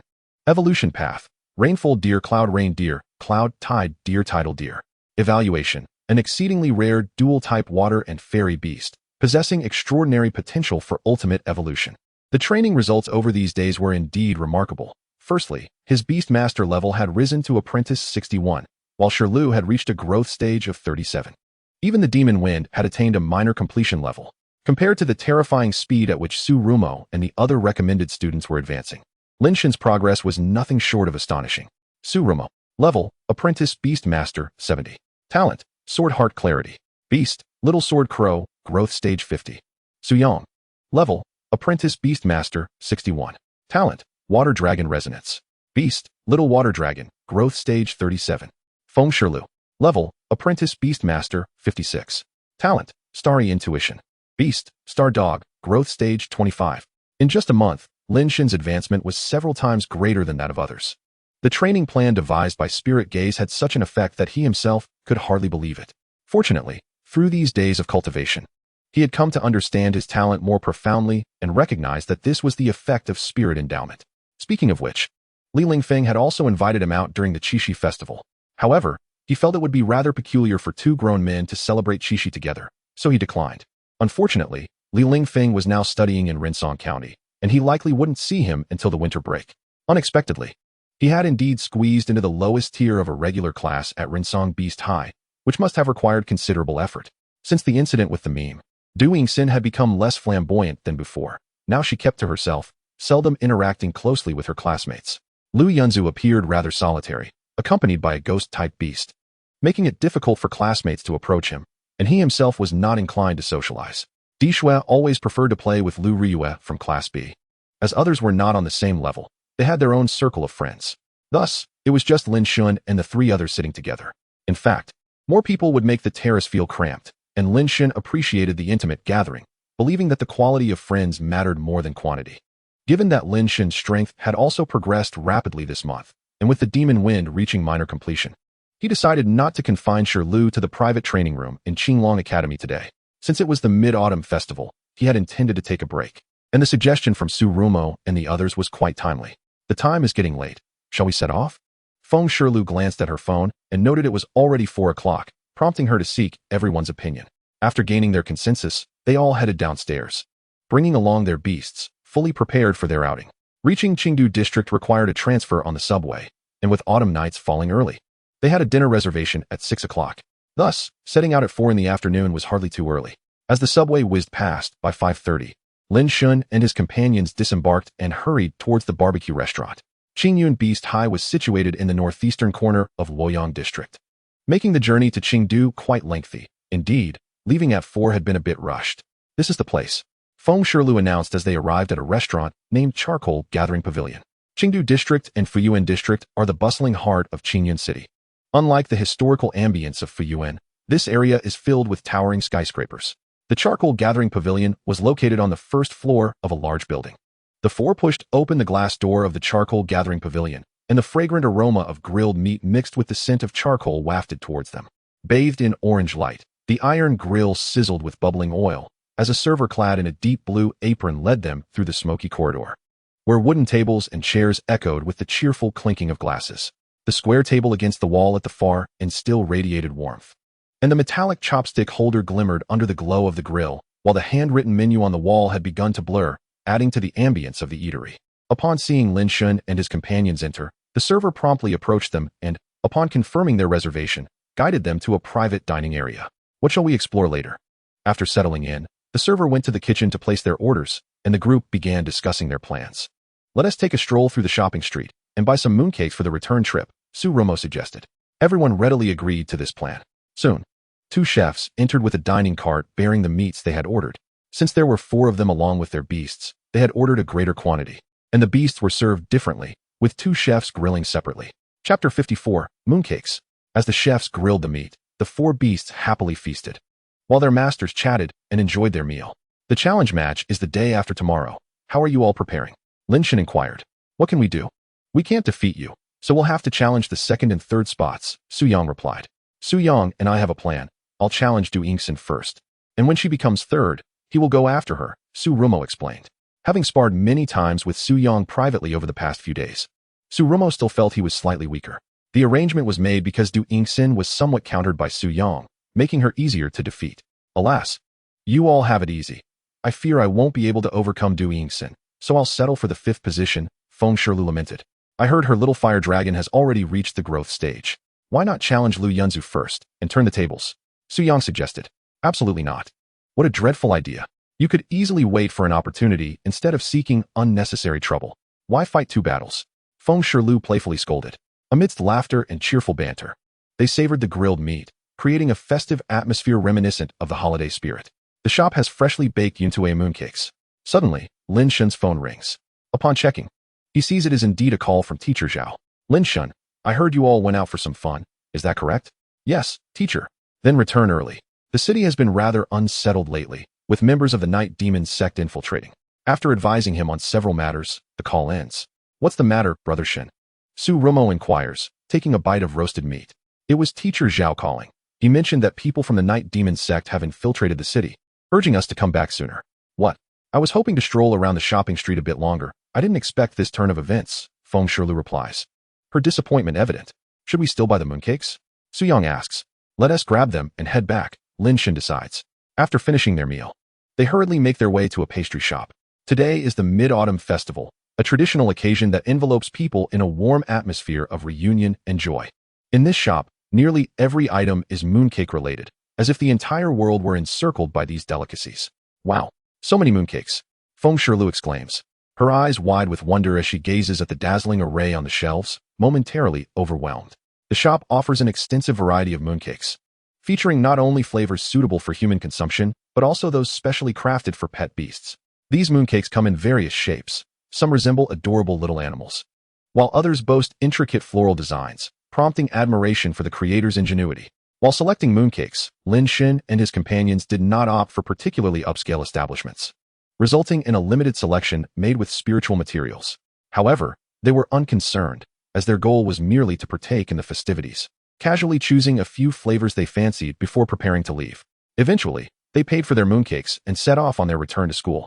This world is far from peaceful. In addition to the wild spiritual beasts needing the protection of beast tamers, various villainous organizations significantly impact global tranquility. The Night Demon sect is one such notorious group, which refers to itself as the Night God sect. They venerate the legendary Night Roamer, claiming to bring darkness to the world, yet in truth, they engage in nefarious activities across the globe. Naturally, with their growing notoriety, some individuals attempt to imitate them. Certain people take on illicit jobs via the dark web, acting under the guise of the Night Demon sect. Regardless of whether the infiltrators in the city are genuine members of the Night Demon sect, the situation remains perilous. Thus, after purchasing the mooncakes, the group hastily made their way back, for despite being prodigies, they were still young and unseasoned. Even the amateur beast tamers, who are adults in the truest sense, can easily become temporary beast tamers, as ordinary individuals can also easily attain this status. They had only recently entered the realm of beast taming, so hearing of the presence of evil organizations within the city made them quite anxious. Fortunately, they returned to school safely by 8 o'clock that evening. After contacting their teacher to confirm their safety, they settled in a pavilion within Lin Shen's courtyard to admire the moon. The table was adorned with the mooncakes they had just purchased, and the warm Jinling spirit served them a pot of osmanthus jasmine tea. As they munched on mooncakes, conversation flowed. What do you think is going on? How could members of the Night Demon sect infiltrate the city? Su Yang pondered. Logically, they wouldn't be expected to operate in a large city like Qingyan City, Feng Shirlu added. The prevalence of powerful beast tamers in big cities makes such activities risky, especially in Qingyan City, which is home to Qingzhou University, where a renowned figure serves as the principal. Although he is seldom present in Qingyan City, the mere mention of his title carries weight. Lin Shen, too, found it perplexing that members of the Night Demon sect would dare to infiltrate Qingyan City. Typically, they would operate in smaller towns, as committing crimes in larger cities significantly increases the likelihood of capture. It's still uncertain whether those who infiltrated are truly from the Night Demon sect, Su Romo suggested, sipping her tea slowly. Do you know any insider information, Romo? Lin Shen asked curiously. Brother Shen, are you familiar with the Jiang family? Su Romo posed a question instead of answering directly. You mean the wealthiest family in Qingyan City? Feng Shirlu inquired. Yes, that's them, Su Romo confirmed. What does this have to do with the Night Demon sect? Su Yang questioned. The patriarch of the Jiang family passed away just a couple of days ago, Su Romo revealed, dropping a bombshell. He was quite elderly, and his time was limited. But the family lacks a suitable heir. They were attempting a risky breakthrough to the semi-king level, but it ended in failure and led to his demise. Are you suggesting that those who have infiltrated the city are actually targeting the Jiang family, using the Night Demon sect as a facade? Feng Shirlu exclaimed in astonishment. Su Romo's grandmother is a semi-king, so it is natural for her to possess such insider knowledge, and none doubted the veracity of her words. Indeed, with the late patriarch's passing, the vast family estate now lacks a powerful figure to safeguard it, making it vulnerable to enemies, Su Romo elaborated. Before his death, the patriarch had chosen an exceptionally talented bride for his grandson, but fate intervened, and she disappeared during an expedition into a secret realm. A hush fell over the group as they understood the implications of such a disappearance. Vanishing within a secret realm typically signifies death. His great-granddaughter failed to awaken this year and had planned to wait until adulthood to find a gifted husband to support the family. But the patriarch's unexpected death has thrown everything into disarray, Tsurumo lamented. So, the implication is that with the patriarch's demise, his enemies are now targeting his family? Lin Shen surmised. It's possible that the sudden death of the patriarch was orchestrated by these individuals, Tsurumo agreed, nodding. The conversation soon shifted to lighter topics. And the evening of the full moon passed in laughter and joy. The following day, Tsurumo rushed over to find Lin Shen. Brother Shen, there's big news. Wake up. What is all this ruckus early in the morning? The challenge is tomorrow. Have you been training adequately? Lin Shen grumbled, roused from sleep by Tsurumo's excitement. Hee. Brother Shen, it's monumental news, so astonishing you won't be able to sleep once you hear it. Tsurumo blinked innocently, gazing up at Lin Shen in an attempt to charm him. Standing half a head shorter, he presented a somewhat endearing image from Lin Shen's perspective. However, I, Lin Tiandi, am a Sigma man. How could I be swayed by such trivial antics? He declared resolutely. Put away your little tricks. If you give me that look again, I shall take your eyes. He then continued. Now, tell me, what is this big news? If it isn't explosive, you shall face consequences. Lin Shen felt like a tyrannical figure oppressing his subordinate. Put away your peculiar thoughts. I, Lin Tiandi, have a lifetime of conduct guided by great scholars. Tsurumo, oblivious to Lin Shen's internal conflict, was solely focused on sharing the sensational news. The Jiang family has been wiped out. The statement struck like thunder, leaving Lin Shen momentarily speechless. What? Wiped out? Such explosive news? Elaborate. Lin Shen pulled Tsurumo into Qinglong courtyard, his face alight with curiosity as he awaited more details. This news came from my grandmother, Brother Shen. Please do not spread it indiscriminately, Tsurumo said with utmost seriousness. Rest assured, brother. You know what kind of person I am, don't you? My lips are as tightly sealed as steel. Speak quickly, Lin Shen urged. It was the night demon sect that recently infiltrated the city. The municipal council is about to convene, came the reply. Lin Shen was taken aback. A council meeting was no trivial matter within the Federation. The Federation's council comprises kings, the state council comprises masters, and the city council comprises grandmasters, with no councils below the city level. These council meetings are convened only during significant events, gathering the local powerhouses to deliberate on how to address critical issues. Unlike the Blue Star of Lin Shen's previous life, the council system in the Great Xia operates with part-time council members. As long as one resides locally and meets the strength criteria, the Federation grants them council status, along with a monthly stipend. Due to the mixed nature of council members, ordinary matters seldom warrant a council meeting and are typically resolved by the Beastmasters Association. Thus, the announcement of a council meeting indicates the gravity of the situation. The prowess of Beastmasters does not equate to administrative capability, yet the affairs of the Federation are inextricably linked to these Beastmasters, resulting in such a peculiar system. However, there is no need to fear administrative chaos from Beastmasters, as the association merely issues directives, with actual execution carried out by civil servants from the Department of Civil Affairs. Thus, even in a parallel world, civil service positions remain highly coveted, as not everyone can become a Beastmaster. One must reach the professional level to be considered a full-fledged Beastmaster, and attaining this professional level is rather awkward, while it may seem challenging. Given the threshold of only 15, the Federation is home to 1 billion individuals, resulting in an estimated 15 million professional Beastmasters. Many of these professional Beastmasters earn no more than that of ordinary civil servants. Indeed, those below the senior Beastmaster rank often earn more from civilian professions than those who specialize in combat and exploration.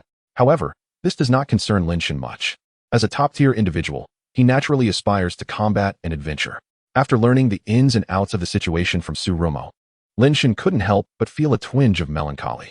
After all, Zhang Ningxue was once his classmate in middle school, a veritable campus belle. Now, with the annihilation of the Jiang family, it was likely that they had become mere remains. In truth, such a tragic fate could have been avoided, as the Jiang family originally bore the surname Chen.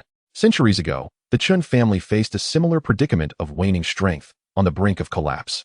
Thus, they invited the elderly patriarch of the Jiang family to marry into them. At that time, the patriarch was a renowned prodigy among beastmasters in Qingyun City. The Chen family coveted his talents, hoping he could help sustain their family's prosperity. Such arrangements are not uncommon in the world of beastmasters. Tsurumo's grandmother was similarly married into her family. After all, cultivation is not as simple as eating or drinking. Achieving breakthroughs in realms requires more than mere accumulation of resources. Many families, having produced a powerful individual, eventually faced the dilemma of a lack of heirs after centuries of glory. Therefore, marrying off civilian prodigies has become a viable path.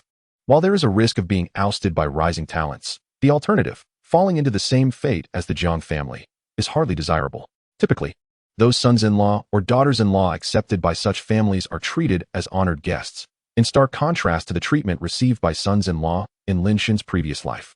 Consequently, once these civilian prodigies ascend to power, they seldom mistreat the original family members. At most, they might change surnames and promote a few relatives. In some extreme cases, they might even reduce the old family to a vassal status, as long as they do not commit acts of total annihilation. Such conduct generally goes unnoticed and is even tacitly accepted as a standard procedure within the world of beastmasters.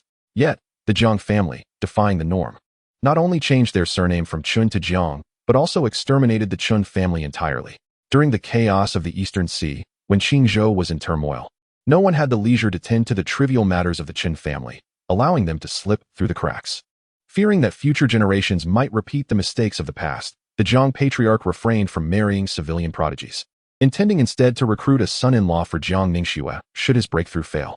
Little did he know that the repercussions of his failure would lead to his own demise, providing his enemies with the opportunity to orchestrate the massacre of the Jiang family.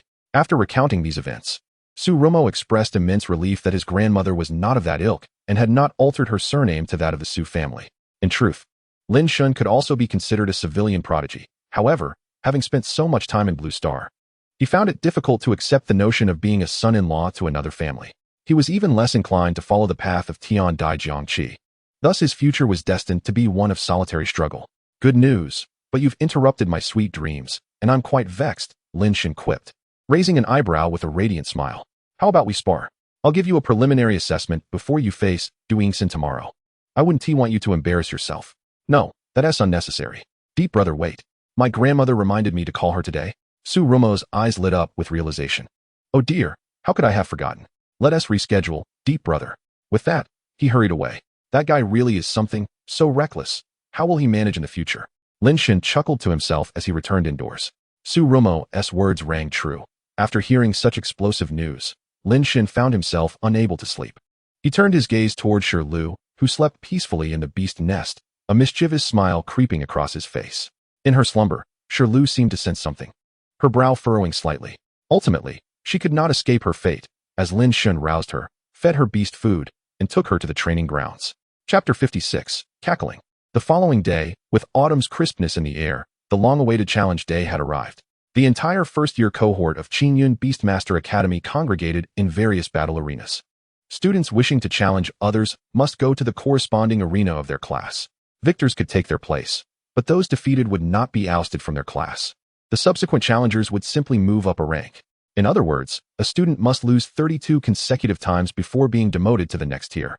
With a clear understanding of the rules, the students of Class A remained composed within their arena, awaiting the challenger's arrival. Among the crowd, Shi Lu cast a resentful gaze at Su Rumo, who awkwardly scratched his nose, unable to meet her eyes. Besides challenges from other classes, internal challenges would also occur. After all, varying ranks within a class could impact the allocation of resources within the school, particularly for the 4 prestigious factions in Class A, which everyone vied to join.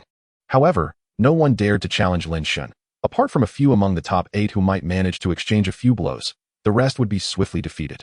The first match of the day for Class A featured Su Rumo challenging Duingxin, with Lin Shen's position as the unassailable first. The competition for the second spot heightened students' anticipation, as everyone was eager to witness who would emerge victorious. Today, the arena for Class A was overseen by Zhao Lanju and Long Li. Once all the students had gathered, the 2 teachers exchanged glances and declared the challenges open. As Duingxin and Su Rumo ascended the stage, Lin Shen activated his spirit sight. Both had made considerable progress in recent days. Lin Shen had already assessed Su Rumo's level, which had reached 70 in his apprenticeship, while his small sword Crow had entered its growth stage at level 50. In addition, he had also trained his sword Feather to the minor achievement level, having awakened his abilities 2 years prior. Su Rumo had naturally honed his skills to a minor achievement level, yet the path to advancing skills becomes increasingly arduous with time. Reaching the major achievement level is no simple feat. The mastery of skills at the great accomplishment level often requires years of diligent practice. Of course, exceptions like Lin Shen, who possesses extraordinary talent, do not apply. He anticipates that Shirlu will likely achieve mastery of the rainfold technique by the next semester. Shifting his gaze to Du Yingxin, he noted that her little fire dragon had only recently broken through, and he had yet to witness her in action. He was also unaware of the skills acquired during its growth phase. Du Yingxin, level, Apprentice Beast Tamer 40. Beast, Little Fire Dragon, Growth Stage 1. Little Fire Dragon, level, Growth Stage 1. Type, Fire Dragon. Quality, Perfect. Skills, Dragon Breath, Mastery. Fiery Bite, Mastery. Tail Flame, Mastery. Dragon Dance, Familiar. Concentrate to probe specific effects. Training Plan. Evolution Route, Little Fire Dragon Fire Spirit Dragon Flame Spirit Dragon. Evaluation, an incredibly formidable dragon-type spirit beast, even in its growth stage. It possesses remarkable combat capabilities. Due to the limited time available, only the Dragon Dance could be trained to the familiar level. This made Lin Shen apprehensive. It would be quite amusing if she failed to execute it later. With focused intent, the two simultaneously issued commands to activate their enhancement skills. The little sword crow's eyes sparkled with intensity, its critical hit rate significantly heightened. However, on the opposite side, as fate would have it, the little fire dragon merely twisted its body, and nothing transpired. Lin Shen nodded in approval of Su Romo's display. It was indeed unfortunate that Du Yingxin's dragon dance had failed to activate. If it had succeeded, it could have provided additional defense. Little sword crow, use sword feathers. With that command, spiritual energy transformed into countless razor-sharp feathers, each glimmering with a chilling light, as if forged from the sharpest of swords. These feathers danced rapidly through the air, intertwining to create a spectacular display resembling a rain of feathers. They soared forward like arrows, propelled by an overwhelming force. Aimed directly at Du Yingxin and her little fire dragon. After enhancement, the little sword crow's power surpassed all expectations. Coupled with Su Romo's innate talents that further amplified damage and critical effects, the destructive potential of this attack was staggering. Moreover, as this was a skill of the minor accomplishment level, its inherent strength was formidable. The oppressive weight of their levels meant that even before the attack landed, Du Yingxin and her little fire dragon were already engulfed in an unprecedented sense of dread. Tail Flame. Observing the deluge of sword feathers cascading down like rain, Du Yingxin acted swiftly, issuing a resolute command to her little fire dragon. Understanding her intent, the little fire dragon concentrated all its power into its tail, which ignited into a roaring flame, resembling a colossal torch. With a fierce roar, the little fire dragon swung its tail, unleashing a powerful tail flame that erupted like a volcanic explosion, charging toward the oncoming storm of sword feathers. In an instant, fire and the sound of swords clashed spectacularly, resonating throughout the arena. The tail flame and sword feathers collided fiercely in midair, each attempting to negate the other, sending sparks flying like fireworks in the night sky. However, despite the impressive might of the little fire dragon's tail flame, it ultimately could not withstand the relentless barrage of sword feathers. The sheer number of feathers rained down unceasingly from above, ultimately breaking through the tail flame's defense and striking the little fire dragon with the ferocity of a tempest. With a pained roar, the little fire dragon trembled but remained steadfast, its eyes gleaming with unwavering resolve. Yet, in that moment of resilience, an unexpected turn of events occurred. As the sword feathers dispersed, a shadowy sword silhouette emerged, striking the little fire dragon. It was the activation of the little sword crow's innate ability. The fleeting sword shadow impacted the little fire dragon, causing it to emit a cry of agony. The relentless barrage soon left the little fire dragon significantly wounded. Realizing the futility of the struggle, Du Yingxin conceded defeat, promptly escorting her little fire dragon to the healing room, where defeated beasts cannot be challenged. Thus, Du Yingxin found a brief moment of tranquility. As she tended to her little fire dragon in the infirmary, others were not idle. Students ranked lower were facing challenges from Class B. Meanwhile, Lu Yunzhou resolved to challenge Di Shui once more. Having been bested by Di Shui through a clever trick previously, he was determined to avenge his earlier humiliation. With the summoning array shimmering, the Shadow Blade Goblin and Ice Blue Fox materialized on the field. Hee, cackled the Shadow Blade Goblin, recalling the embarrassment of its prior defeat. The anticipation of retribution thrilled it, causing the purple mist surrounding it to quiver, its mouth stretching into a chilling grin. Ghost King, enough with the noise. We must focus on the task at hand, Lu Yunzhou stated with a stoic expression, prompting the Shadow Blade Goblin to ready itself for battle with utmost seriousness. It was evident that the bond between them had forged a formidable partnership. Who could deny the uncanny resemblance between the two? Chapter 57. Oh dear, it has perished. The prowess of the duo had evolved significantly compared to a month prior. Di Shui, level, Apprentice Beast Tamer, 52. Beast, Ice Blue Fox, Youth Stage 20. Ice Blue Fox. Level, Youth Stage 20. Type, Ice. Talent, Frost and Snow Enhancement. Quality, Rare. Skills, Ice Breath, Mastery. Ice Formation, Proficient. Snowfall, Proficient. Concentrate to probe specific effects. Training Plan. Evolution Route. Ice Blue Fox, Ice Spirit Fox, Ice Fox Immortal. Evaluation. A gifted Ice Blue Fox, though rare in quality, its potential is boundless. After a month, Dishue's progress was comparatively modest next to Surumo and the others, which was to be expected, for talent is a rare gift. Dishue's innate awakening already placed her above 999 others. There was no need to measure herself against those on guaranteed paths. In contrast, Lu Yunzhou had made substantial strides, as juvenile spirit beasts tend to develop at a much faster rate than those in their growth stage. Lu Yunzhou. Level, Apprentice Beast Tamer, 38. Beast, Shadow Blade Goblin, Juvenile Stage 94. Shadow Blade Goblin. Level, Juvenile Stage 94. Type, Ghost Shadow. Quality, Rare, Special. Talent, Ghost Blade Combo, Concentrate for details. Skills, Shadow Blade, Mastery. Ghost Claw, Proficient. Shadow Escape, Mastery. Concentrate for details. Evolution Chain. Shadow Blade Goblin, Shadow Blade Ghost, Shadow Blade Swordsman, Divine Blade Ghost King. Summary. An exceedingly rare spirit beast of the ghost and shadow types. Capable of ultimate evolution, possessing no flaws aside from its rare quality. Observing the panels of both, Lin Shen nodded. It was evident that others were diligently striving for improvement. He and Shirlu could not afford to lag behind either. Resolute, he decided to intensify their training upon returning home. Shirlu sensed an ominous chill in the air. What's the matter, Beast Tamer? Your expression resembles that of the so-called Ghost King Shadow Blade Goblin. It remarked, tilting its head in confusion, concerned that its master might have attracted some ill fortune. Lin Shen cleared his throat twice, composing himself. It's nothing. Let us focus on the battle unfolding before us, he said, gently ruffling Shirlu's little head as they both turned their attention to the clash at hand. On the field, Lu Yunzhou and Dishue stood poised for confrontation. During their last encounter, Dishue cunningly deceived Lu Yunzhou with a non-existent technique known as the falling snow art, causing him to abandon all defenses.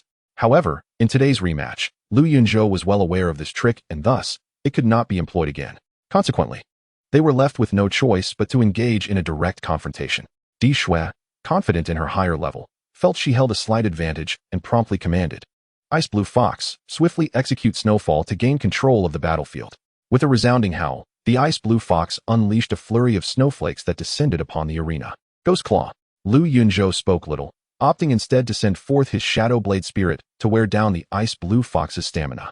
The Shadow Blade Spirit raised its sword-like arms, summoning a swirling purple mist around it. Cackling ominously, it condensed a sinister aura into a claw with 3 grotesque toes, which it then hurled towards the Ice Blue Fox. As the chilling wind howled past, the Ice Blue Fox appeared momentarily paralyzed by fear, failing to evade the impending attack. Quick dodge, Dishue shouted frantically, but the Ice Blue Fox seemed oblivious to her pleas. Indeed, the prowess of ghost-type abilities is not to be underestimated. Without proper training, merely witnessing such a ghastly sight can incite shivers of terror, rendering one incapable of responding effectively, Lin Shen remarked, shaking his head in dismay at the Ice Blue Fox's reaction. Oh dear, cried Shirlu, her voice trembling.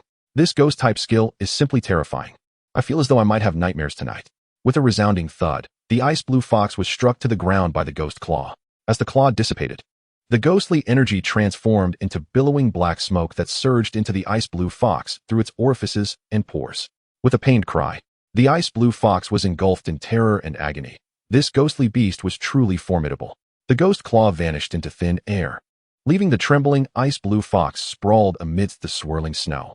Fortunately, there was no inherent advantage between the two creatures, and this singular assault was insufficient to incapacitate it. Yet before the Ice Blue Fox and Dishue could catch their breath, a shadowy figure suddenly materialized before the creature. It turned to grin maniacally, its mouth stretching unnaturally wide. No, it had no ears. The chilling laughter echoed across the battleground, adding to the desolation under the snow-laden sky. In a flash of cold light, the specter unleashed a blade of energy that struck the Ice Blue Fox, vanishing without a trace. This was the talent known as Ghost Blade Combo. The Ice Blue Fox's vitality plummeted rapidly. In the realm of spirit insight, its health bar dwindled to a mere 40. It was uncertain whether the decline stemmed solely from the blows received or the fright experienced. Dishue gulped hard, forcing herself to extricate her thoughts from the malevolent skills of the Shadow Blade Spirit. She realized she had lost the initiative and needed to mount a vigorous counterattack.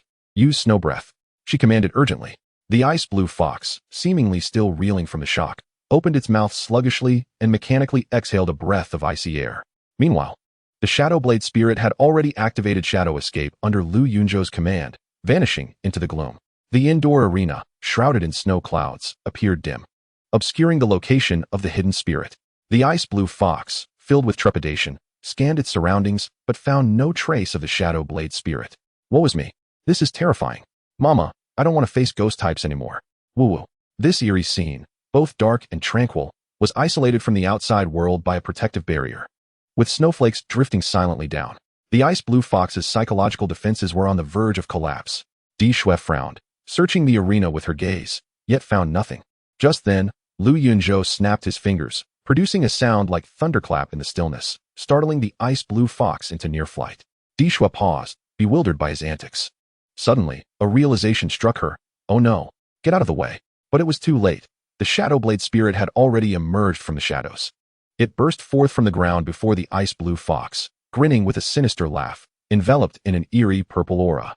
The ice blue fox was petrified with fear, unable to heed its master's commands.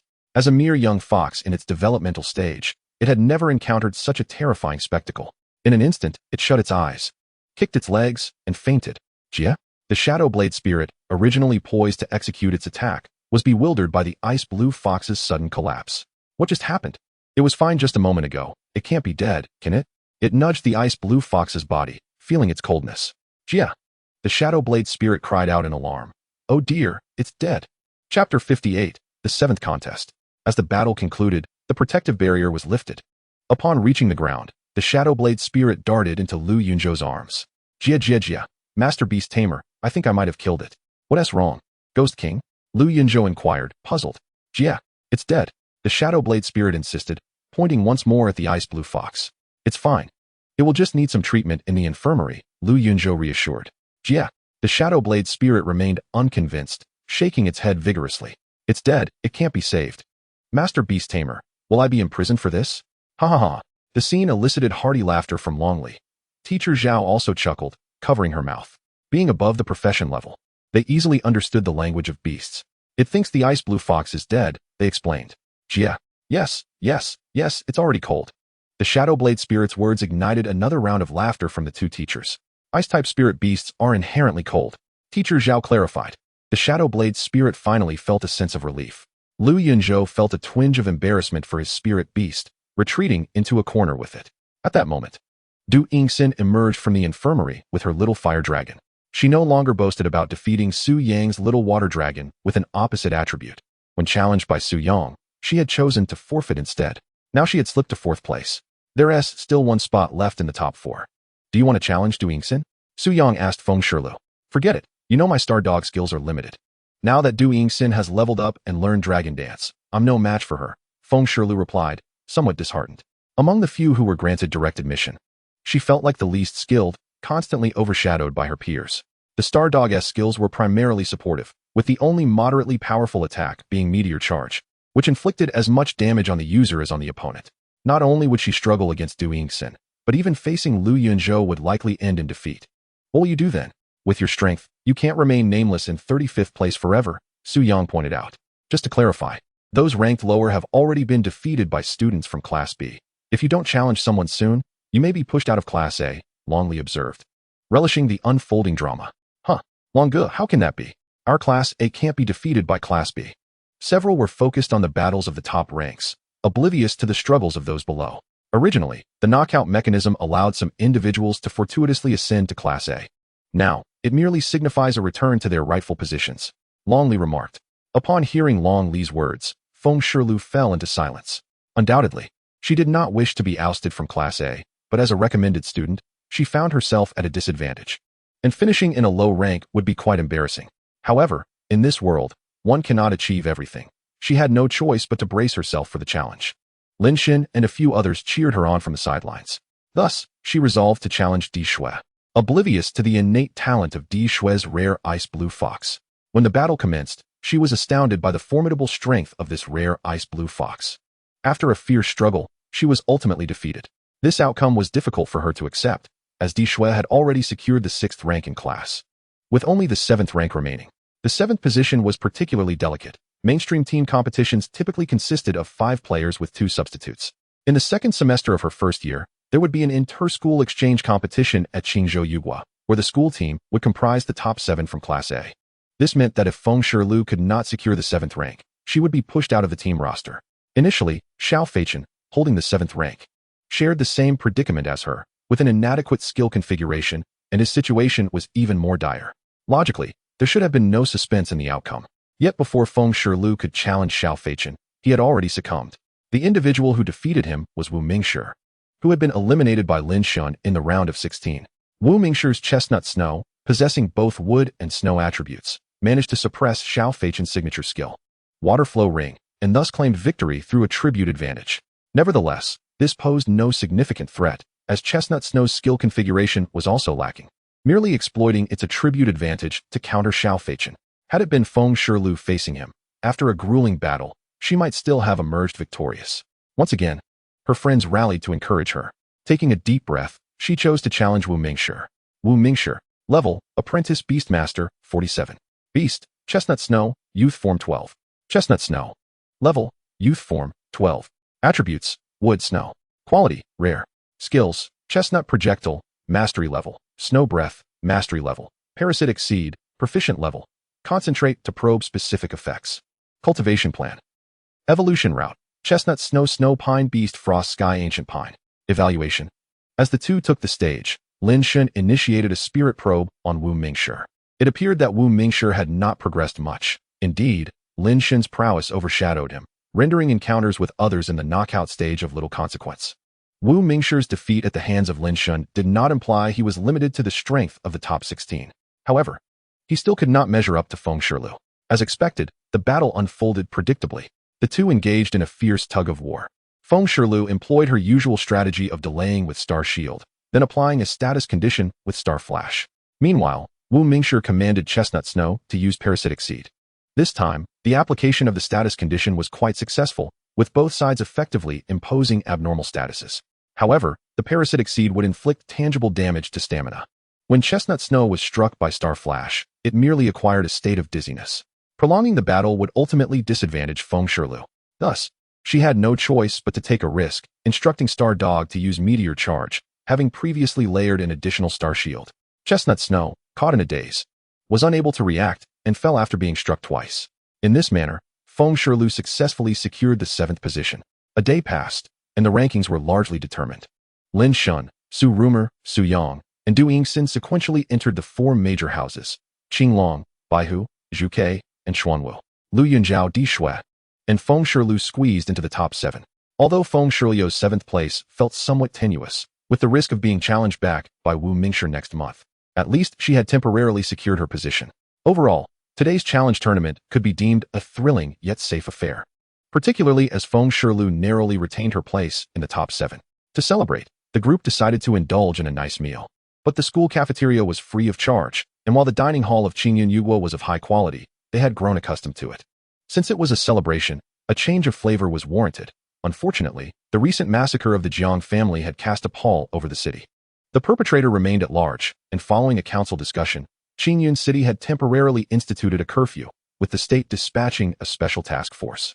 Thus, going out for dinner was out of the question, leading them to decide on a gathering at Lin Shen's Qinglong house. That evening, as darkness enveloped the sky, the group gathered on the terrace for a barbecue, inviting the other 3 from the top 7.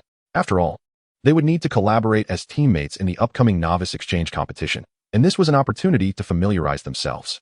Strangely enough, as night fell, a torrential downpour began.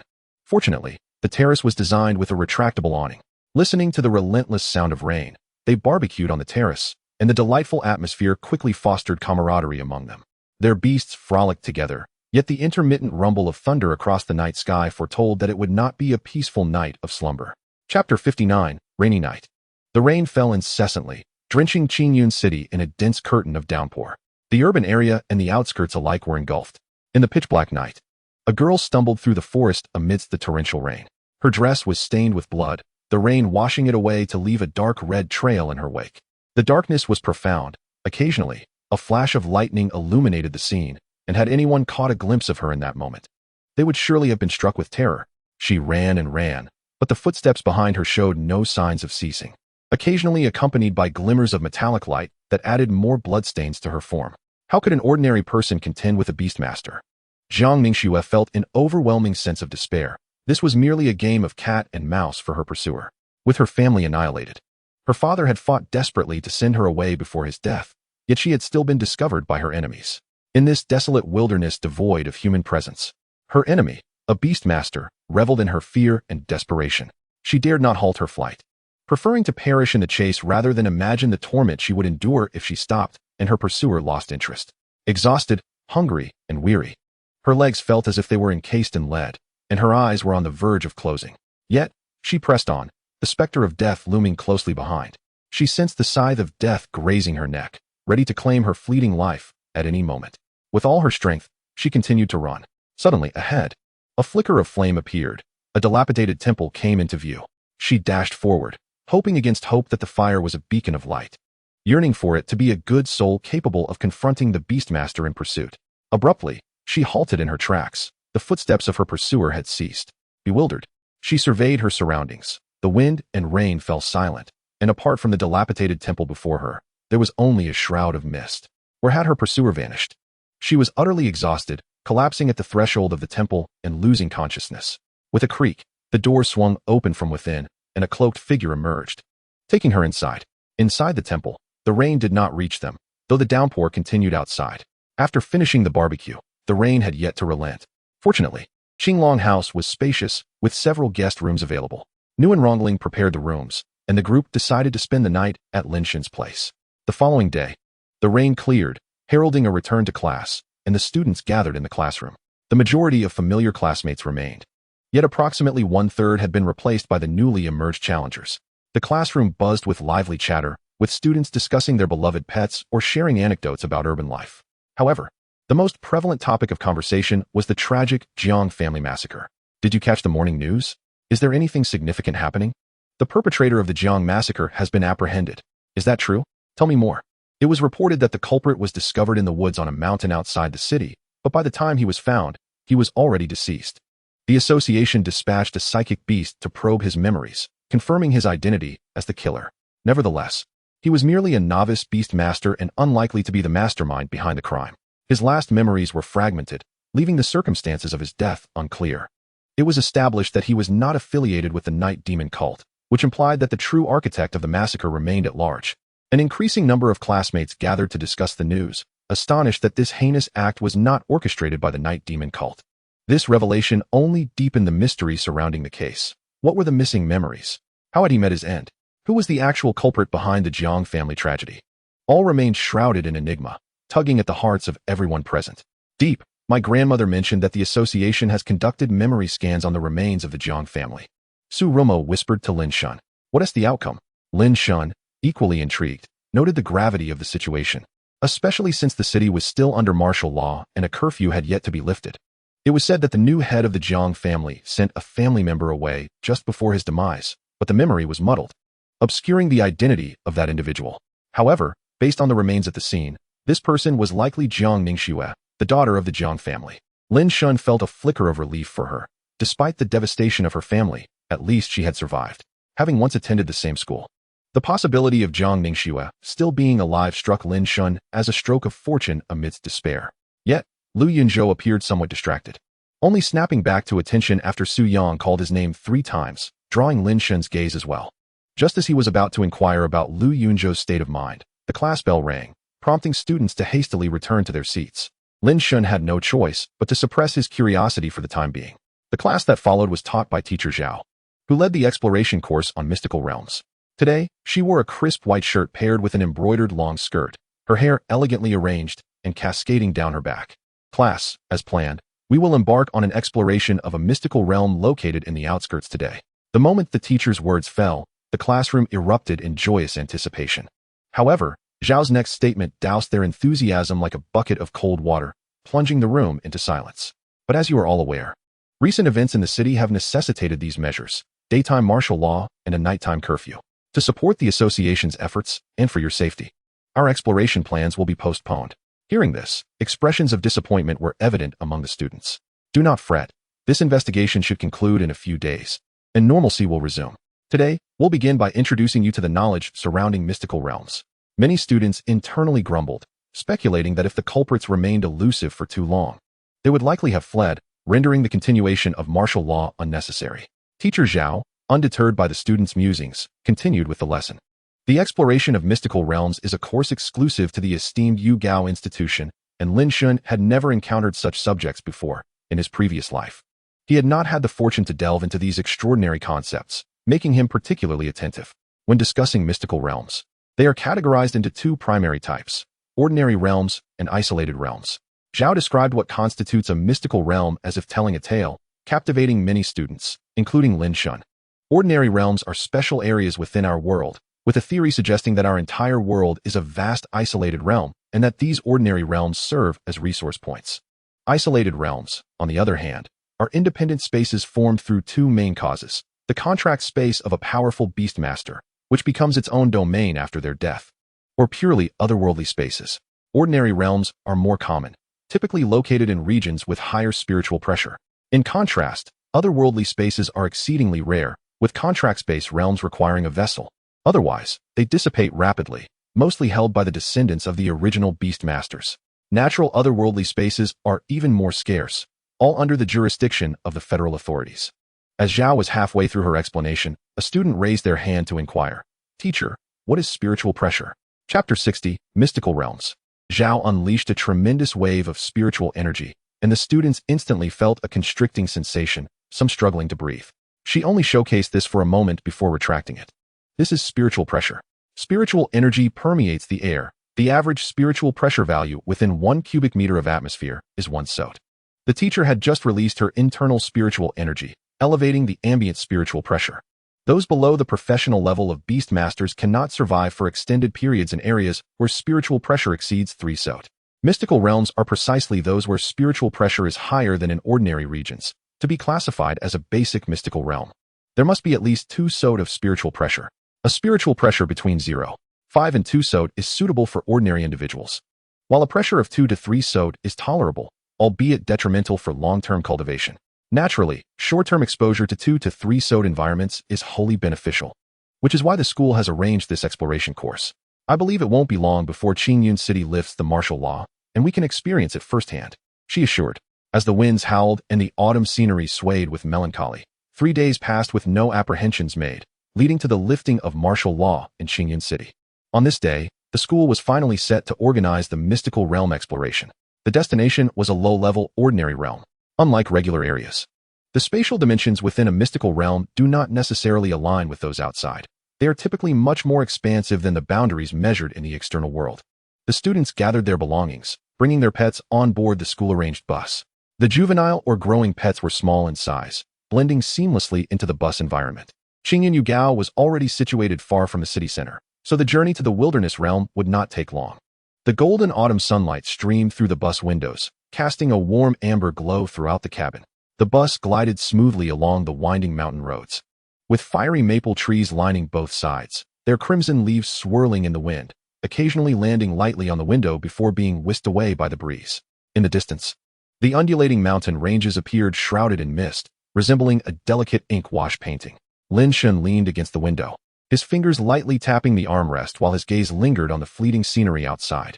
Lu nestled in his arms, her petite form swaying gently with the bus's movements, occasionally emitting soft chirps, seemingly brimming with anticipation for the mystical realm ahead. "Hey, do you think we'll encounter any rare spirit beasts in this mystical realm?" Su Yang called out excitedly from a row ahead, turning to face Lin Shen and Su Rumo. His eyes sparkled with enthusiasm, clutching a somewhat crumpled copy of the Spirit Beast Guide. "Who knows?" Lin Shen chuckled, "but I heard the realm we've access to this time is Yulan Valley, which is home to numerous wind and ghost-type spirit beasts." "Ghost-type?" Su Rumo instinctively recoiled, glancing nervously at Lu Yunzhou, who sat in the back row. The other party was resting with closed eyes, brows slightly furrowed, lost in thought. Beside them, the Shadow Blade spirit emitted an eerie cackling laugh, its chilling presence deterring anyone from approaching. Su Yang gazed at Su Rumo, grinning as he remarked, "Rumo, if you're feeling frightened, you should stick close to your brother Shen. He's the strongest here and will surely send those ghastly beings fleeing." "Who has scared?" Su Romo straightened her back immediately, asserting, I am merely contemplating tactics. Caw. The Shadow Blade spirit turned its attention, questioning why it was that spirits of the ghost type should be the ones to flee, expressing its discontent. Feng Shirlu huffed lightly, adjusting the lace hem of her Lolita dress, and languidly stated, what is so terrifying about the ghost type? They are merely spirit beasts. Cradling the star pup in her arms, she delicately stroked its fur, exuding an air of elegance. Didn't you say your talent can only manifest at night?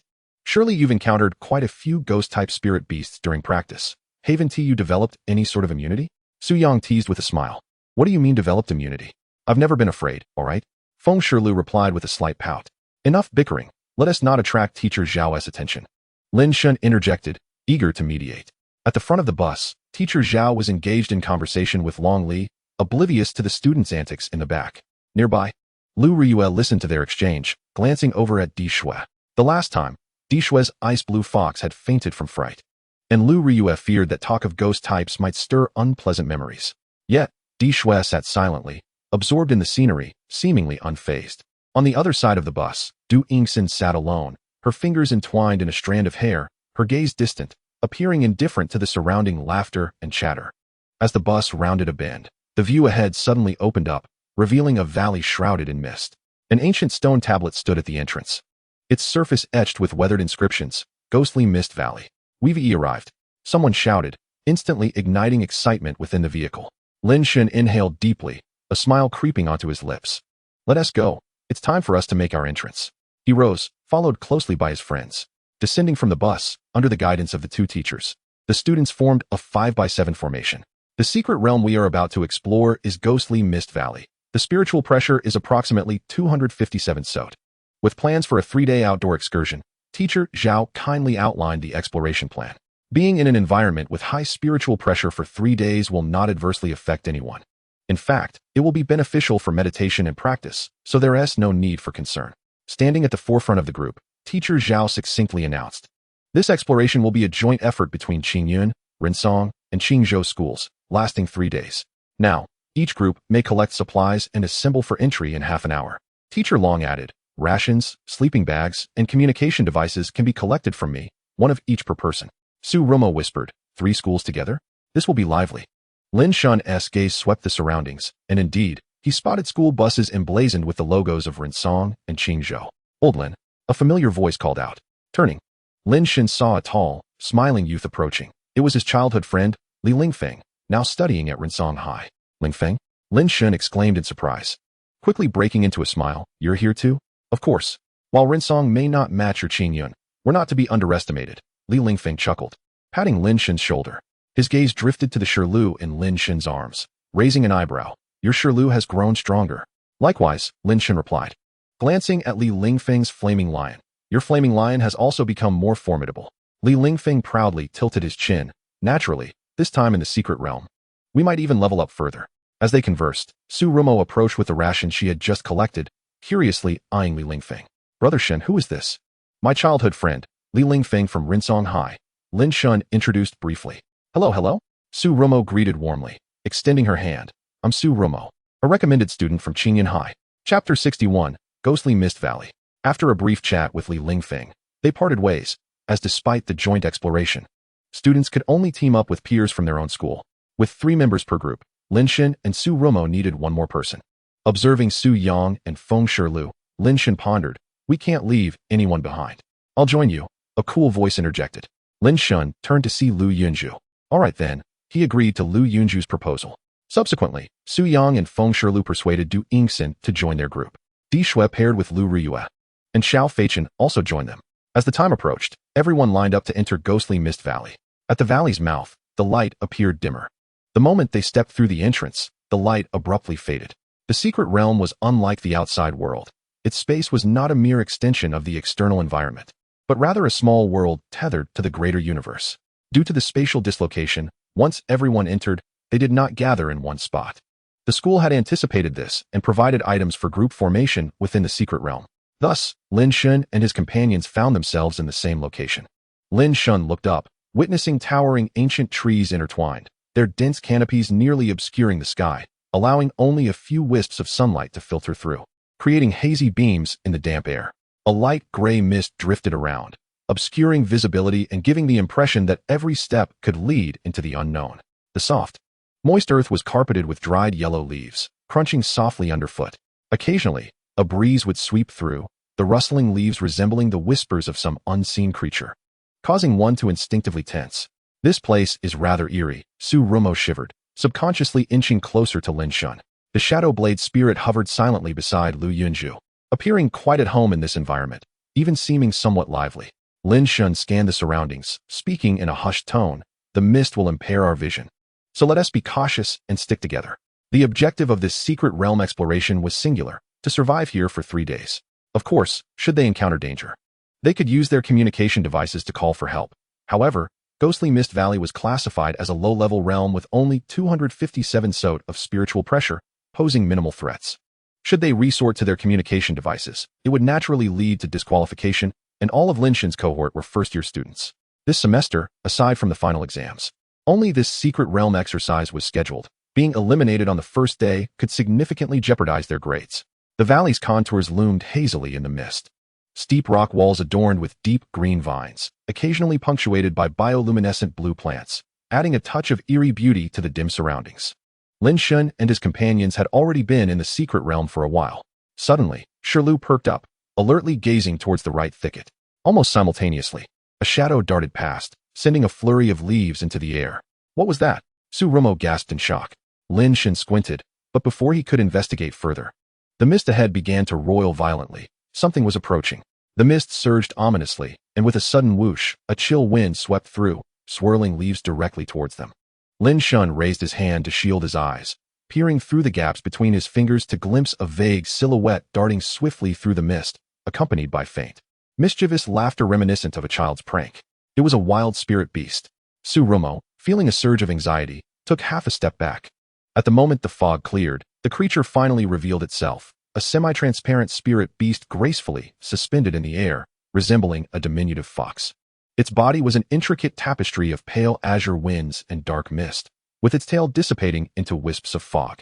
Its eyes sparkled with a bright, luminous green, mischievously squinting as a playful grin curled at the corners of its mouth. Lin Shen immediately activated his spirit sensing ability. Wind Phantom Fox. Level, Youth Form, 15. Classification, Wind, Ghost. Quality, Excellent.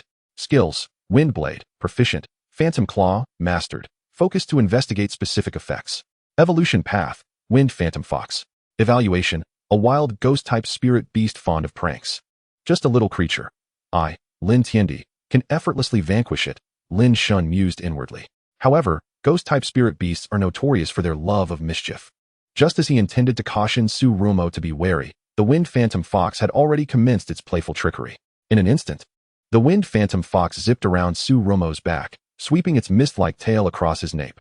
Wow! Su Rumo sprang up in surprise, turning around in a flurry, only to find the little creature floating to the other side, stifling a laugh, if it had hands. Lu Yunjiao's Shadow Blade spirit floated silently forward, seemingly intrigued by its counterpart.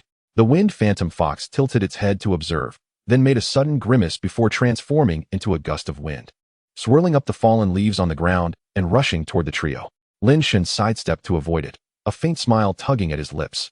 It appeared the creature wished to engage in play. This joint exploration among the 3 schools not only required survival for 3 days, but also challenged the spirit beasts within. The communication devices distributed by the schools could record battle situations, subsequently calculating scores. Juvenile spirit beasts earned 0.1 points for every 10 of their growth. Growth stage spirit beasts scored 1 point, while adult spirit beasts accounted for 10 points. Surviving a day garnered 20 points, meaning one could simply remain idle for 3 days and still pass. Yet, these schools were the CRME de la CRME. The elite students would not settle for mere base points. Any score exceeding 100 could be converted into Beastmaster points, further igniting everyone's competitive spirit. In addition to individual scores, there were team scores, with real-time rankings available via the communication devices. Across the 3 schools, there were over 200 teams, with the leaderboard only recording the top 100. Shirlu leapt down from his shoulder, her large eyes fixated on the Wind Phantom Fox, her tail gently swaying as her battle spirit began to rise. In response, the Wind Phantom Fox excitedly performed a flip in the air, its surrounding winds intensifying. This sudden skirmish was on the verge of erupting. Shirlu, unleash the demon wind, Lin Shen commanded swiftly. Shirlu opened her mouth, releasing a stream of demonic wind that accurately struck the wind phantom fox, causing its semi-transparent form to ripple slightly. The demonic wind swept through, making the wind phantom fox sway in the air, its gaze becoming dazed. It shook its head, forcibly concentrating to launch a wind blade. Aimed directly at the little sword crow. Shirlu, water flow ring. Lin Shen reacted promptly. Shirlu chirped, unleashing a torrent of water attribute spirit energy.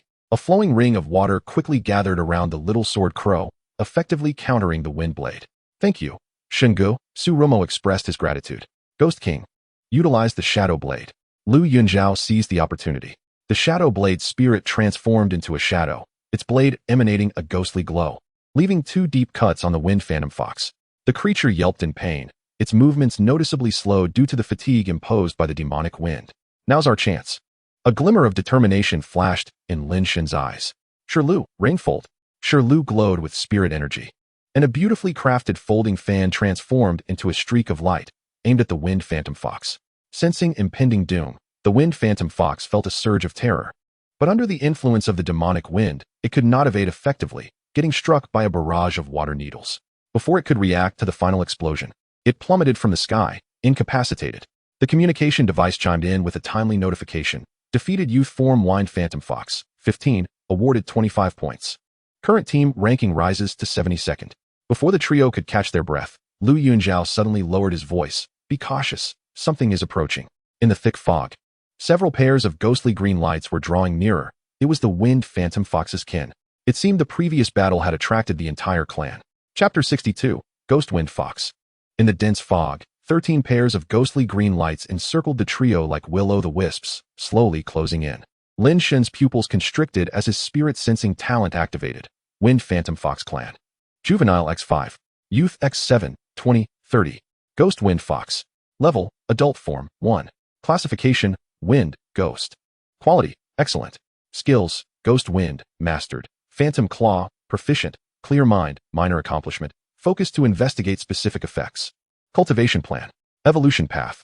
Evaluation. The evolved form of the Wind Phantom Fox. Clear Mind allows it to maintain clarity of spirit and can also be used on allies to alleviate certain negative statuses. This spirit beast is quite formidable and can effectively resist demonic winds, presenting a considerable challenge. This is troublesome, Lin Shen murmured, instinctively reaching for the communicator at his waist.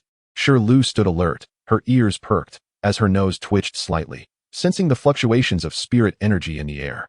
Su Rumo's little sword crow had already assumed a combat stance, its wings unfurled like blades, glistening with cold light. He lowered his voice. Shingu, should we withdraw? That large one looks formidable.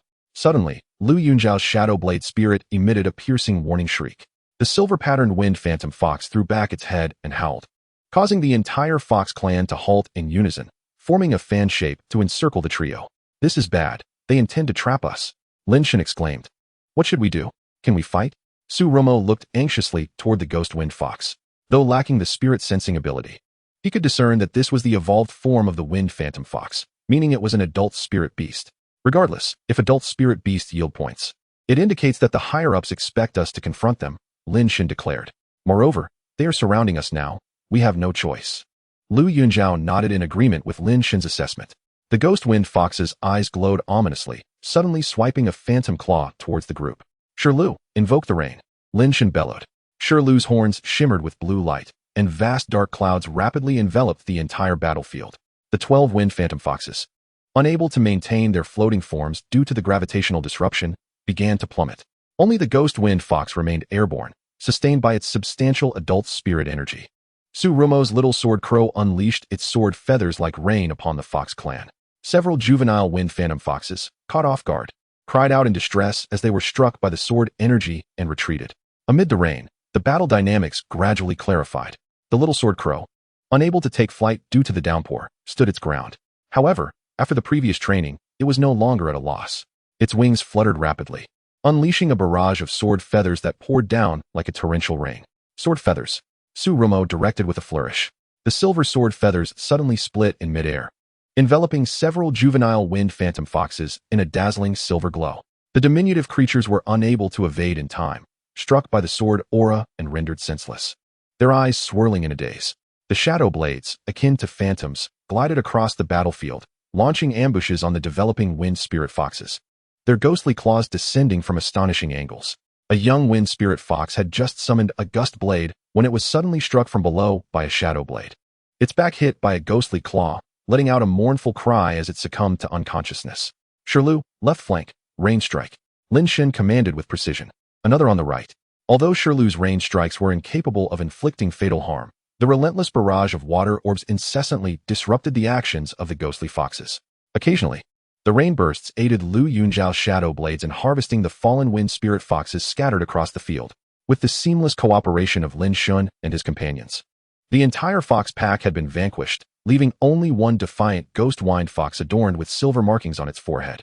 Only this one remains. Su Ruming suddenly extended his right hand, dramatically gesturing across his face, convinced of his own flair as he tossed his hair. Raindrops cascaded from his bangs, and with his doll-like visage, Lin Shen and Lu Yunjiao exchanged glances, both stifling a chuckle at the sight. Su Ruming stood half a head shorter than them. His youthful face, paired with an exaggeratedly mature demeanor, resembling a child who had donned oversized adult clothing. Ahem, Lin Shen cleared his throat, striving to suppress the twitch at the corners of his mouth. Ruming, can your little sword crow still hold on? Of course. Su Ruming puffed out his chest, striking what he believed was a cool sword gesture, only to nearly trip over the vines sprawled across the ground. Lu Yunjiao averted his gaze, his shoulders subtly shaking with suppressed laughter. Very well, Lin Shen endeavored to maintain a serious tone. Shirlu's rain prayer can last for another 3 minutes. We must conclude this battle within that time frame. The ghost wind fox, seemingly sensing their disdain, let out an enraged howl, its surrounding winds growing tempestuous. The damaged silver markings on its forehead flickered ominously, signaling its last-ditch efforts.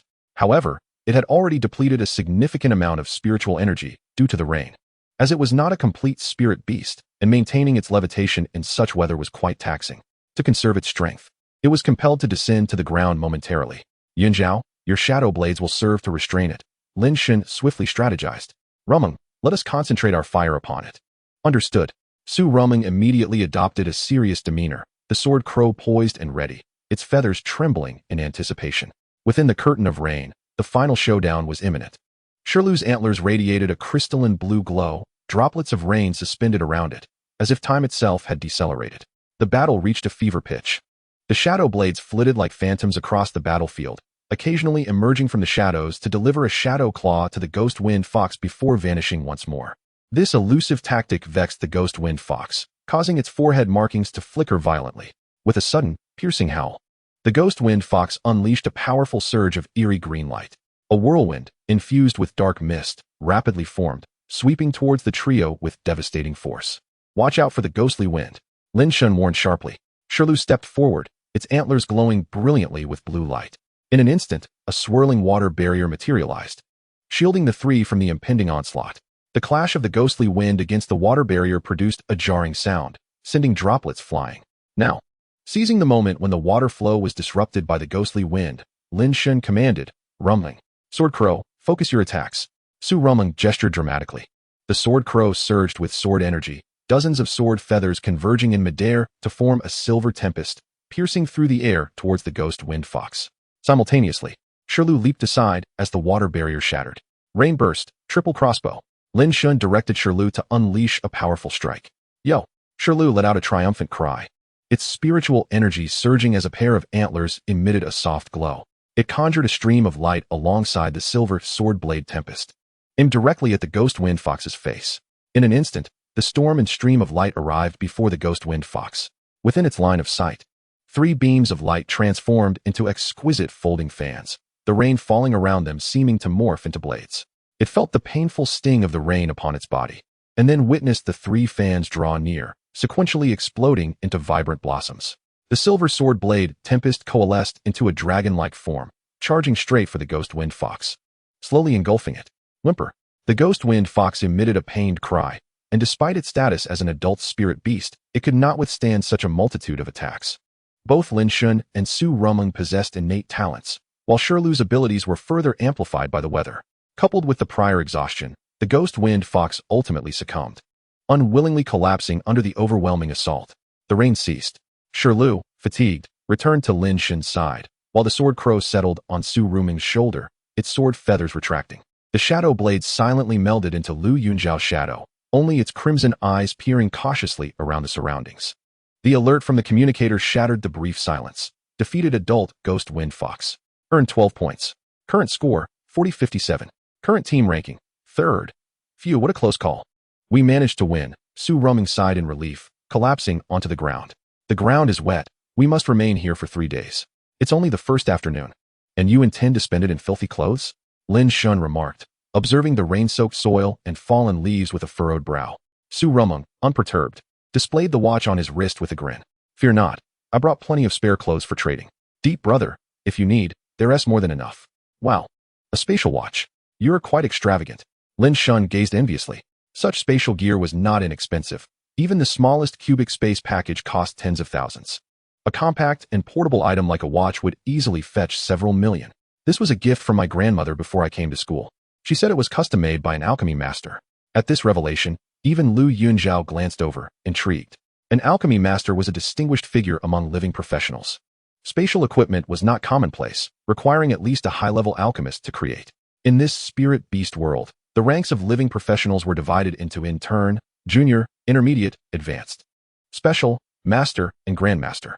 It was clear how precious Su Ruming's spatial watch was, a creation of an alchemy master, affirming the Su family status as one of the top families in Qingyan City. Such a treasure was not something Lu Yunzhao would openly discuss. Put that away. Don't you know that wealth should not be flaunted? Lin Shen cautioned. He got it. Although Su Ruming maintained a playful demeanor, he obediently tucked the watch into his sleeve. It's already 4 o'clock. Let us find a place to set up camp and have dinner before resting, Lin Shen suggested. Glancing at his phone, Su Ruming and Lu Yunzhao nodded in agreement. With the Mid-Autumn Festival behind them, darkness fell earlier, and it was indeed time to relocate. By the way, I checked online before coming. Ghost-type spirit beasts are quite active here at night. If we set up camp randomly, will it be haunted? Su Ruming glanced nervously at the shadow blades.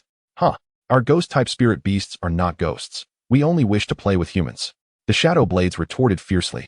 I merely intended to say we should find a safe spot to settle, Su Ruming clarified. Well, isn't there a ready-made solution here? Lin Shen pointed to the fallen foxes with swirling eyes on the ground. Surely you do not intend to. Su Ruming's eyes widened, urging them to lead the way. Lu Yunzu, having grasped the situation, commanded the shadow blade spirits to gather several wind spirit foxes together, administering a healing spray before binding them. Rain strike, Lin Shen intoned, as Shirlu immediately conjured rainwater infused with water elemental energy to awaken the wind spirit foxes. Whimper, whimper. The foxes stirred groggily, realizing they were bound, and emitted pitiful, helpless cries. Behave yourselves and lead the way to your lair, Lin Shen instructed. Yoo-hoo. Shirlu, accompanied by the shadow blade spirits and the little sword crow, intimidated the wind spirit foxes. The ghost wind fox also regained consciousness, understanding that the current circumstances were unfavorable to him. Having lost the battle, he was now a captive and could only comply. With a resigned whimper, the ghost wind fox guided the trio through a thicket shrouded in mist. Approximately 20 minutes later, the surroundings suddenly opened up, revealing a natural cave beneath a steep rock face, with luminescent blue moss scattered at the entrance. The interior was dry and warm, adorned with nests crafted from soft vines. What a splendid place, Su Ruming exclaimed, rushing inside, nearly stepping on a few wind-language crystals nestled in a corner. The little sword crow promptly flapped its wings, nudging his back to caution him. After inspecting the cave structure, Lu Yunzu nodded. It's easily defensible, free from mist, and even provides a ready-made bed. Jia. The shadow blade spirit pointed at the luminous moss at the entrance. Upon closer inspection, they realized the moss was absorbing the mist. No wonder. This truly is a treasure trove of geomancy, Su Ruming remarked. Lin Shen untied the ghost wind fox, retrieving a small pouch of high-grade spirit beast food from Su Ruming's spatial watch and placing it in the fox's embrace. A pleasure to cooperate. The ghost wind fox sniffed the offering and suddenly picked up the brightest crystal from the pile, placing it at Lin Shen's feet before darting into the night with its kin. Is this a token of gratitude? Su Ruming mused, picking up the egg-sized wind-language crystal, its interior swirling with rich wind elemental energy. Suddenly, the communicator vibrated. Rare resource point detected. Guarding rewards activated, 1 point per hour. Lin Shen calculated roughly. By the time they exited the secret realm, this cave alone could provide their team with 48 points, equivalent to defeating 4 ghost wind foxes. The trio exchanged knowing smiles. While other teams were still setting up camp in the damp fog, they were already relishing a self-heating hot pot prepared by Su Ruming in their plush abode adorned with soft vines. Outside the cave, the distant patter of wind spirit fox patrols could be heard, These indigenous beings seemed to have tacitly accepted their neighboring presence. Shirlu lounged at the cave's entrance, lazily squinting her eyes, counting the glowing moss on the rock face with ennui. Jia, Ga. The Shadow Blade spirits and the little sword crow appeared to be engaged in a lively conversation, seemingly quite pleased with themselves. Just as the group was relaxing, an incongruous sound of footsteps emerged from the mist. Shirlu's ears perked up, her previously languid eyes snapping wide open. The Shadow Blade spirits and the little sword crow immediately ceased their frolicking, collectively directing their gaze toward the cave entrance. Chapter 64. Meow Meow Meow. Tiger Baby is incredibly formidable. The rustling footsteps grew closer, accompanied by the weary chatter of several young individuals. This cursed place has become increasingly foggy. A male voice complained in a quacking tone. If we don't find a suitable campsite soon, we'll have to spend the night in the marshes. A crisp female voice chimed in. We must find shelter. Lin Shen, Shirlu, and Lu Yunzu exchanged glances, silently agreeing to remain quiet as the three beasts at the cave's entrance stealthily moved to a concealed spot. Wait, look over there. Suddenly, an excited voice rose in pitch. A cave. The footsteps hastened. Through the mist, three figures became faintly visible. Leading the group was a girl with a high ponytail, animatedly pointing towards the cave entrance. Wonderful. It looks so dry inside, and there's even. Her voice abruptly trailed off. At the cave's entrance, three pairs of eyes were intently observing them. Shirlu's gaze. The crimson eyes of the Shadow Blade spirit and the piercing eyes of the little sword crow stood out vividly in the darkness. The boy beside her, who had been squinting, instinctively shielded the others, while the quacking-voiced boy stepped forward. With a sudden grin revealing two playful fangs, the quacking boy exclaimed, "Oh, it seems we have company."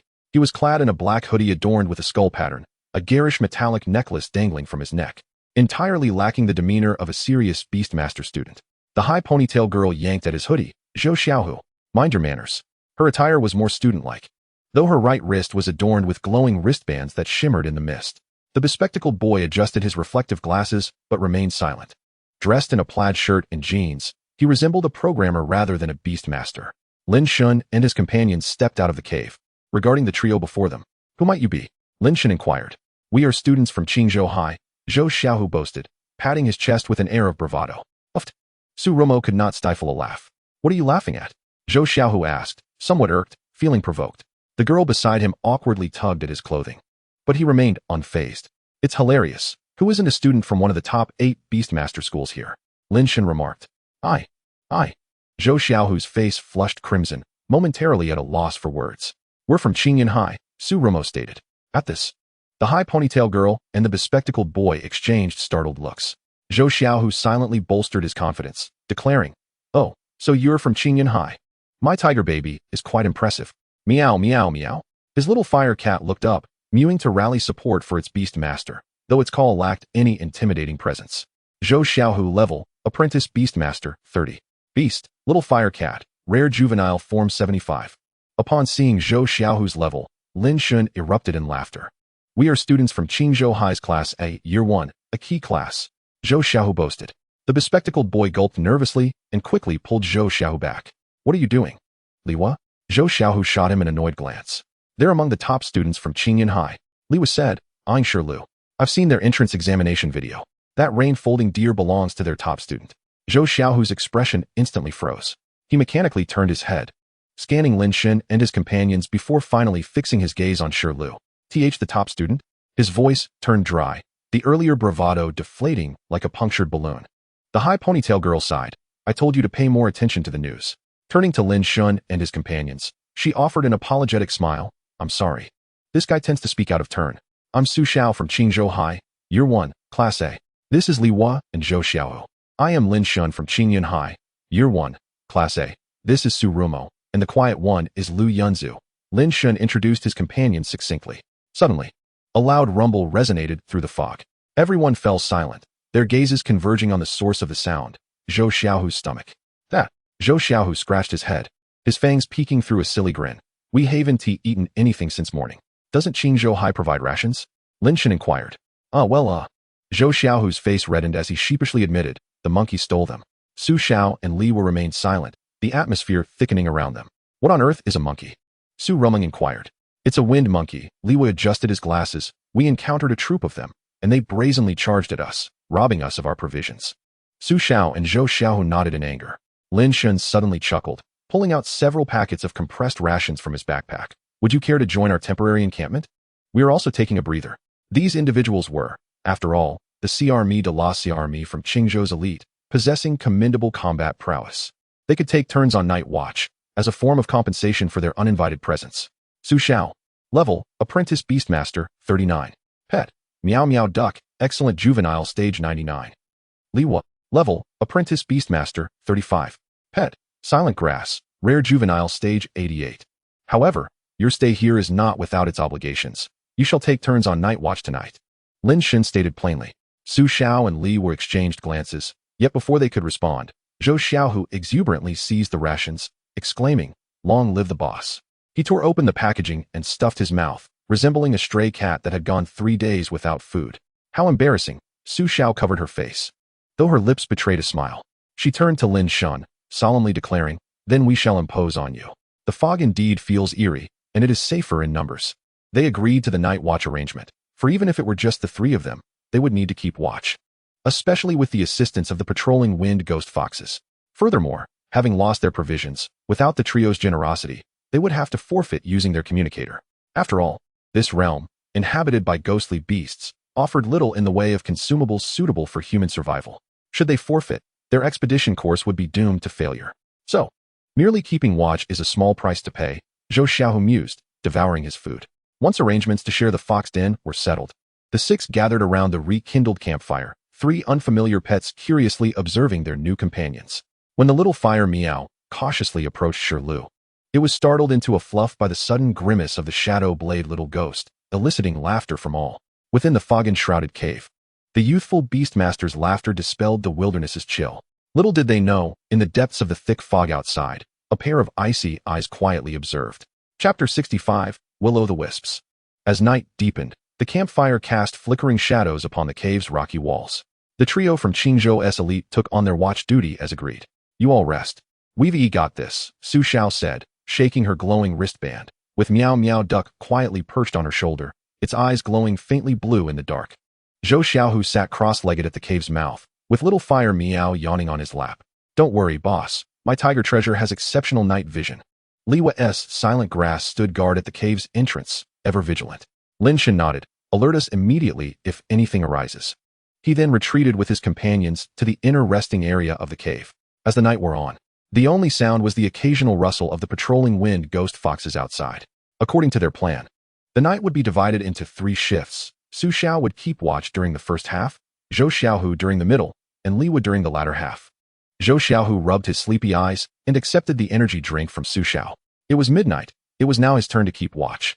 Everything's normal, Su Xiao whispered. The wind ghost foxes are still patrolling the perimeter.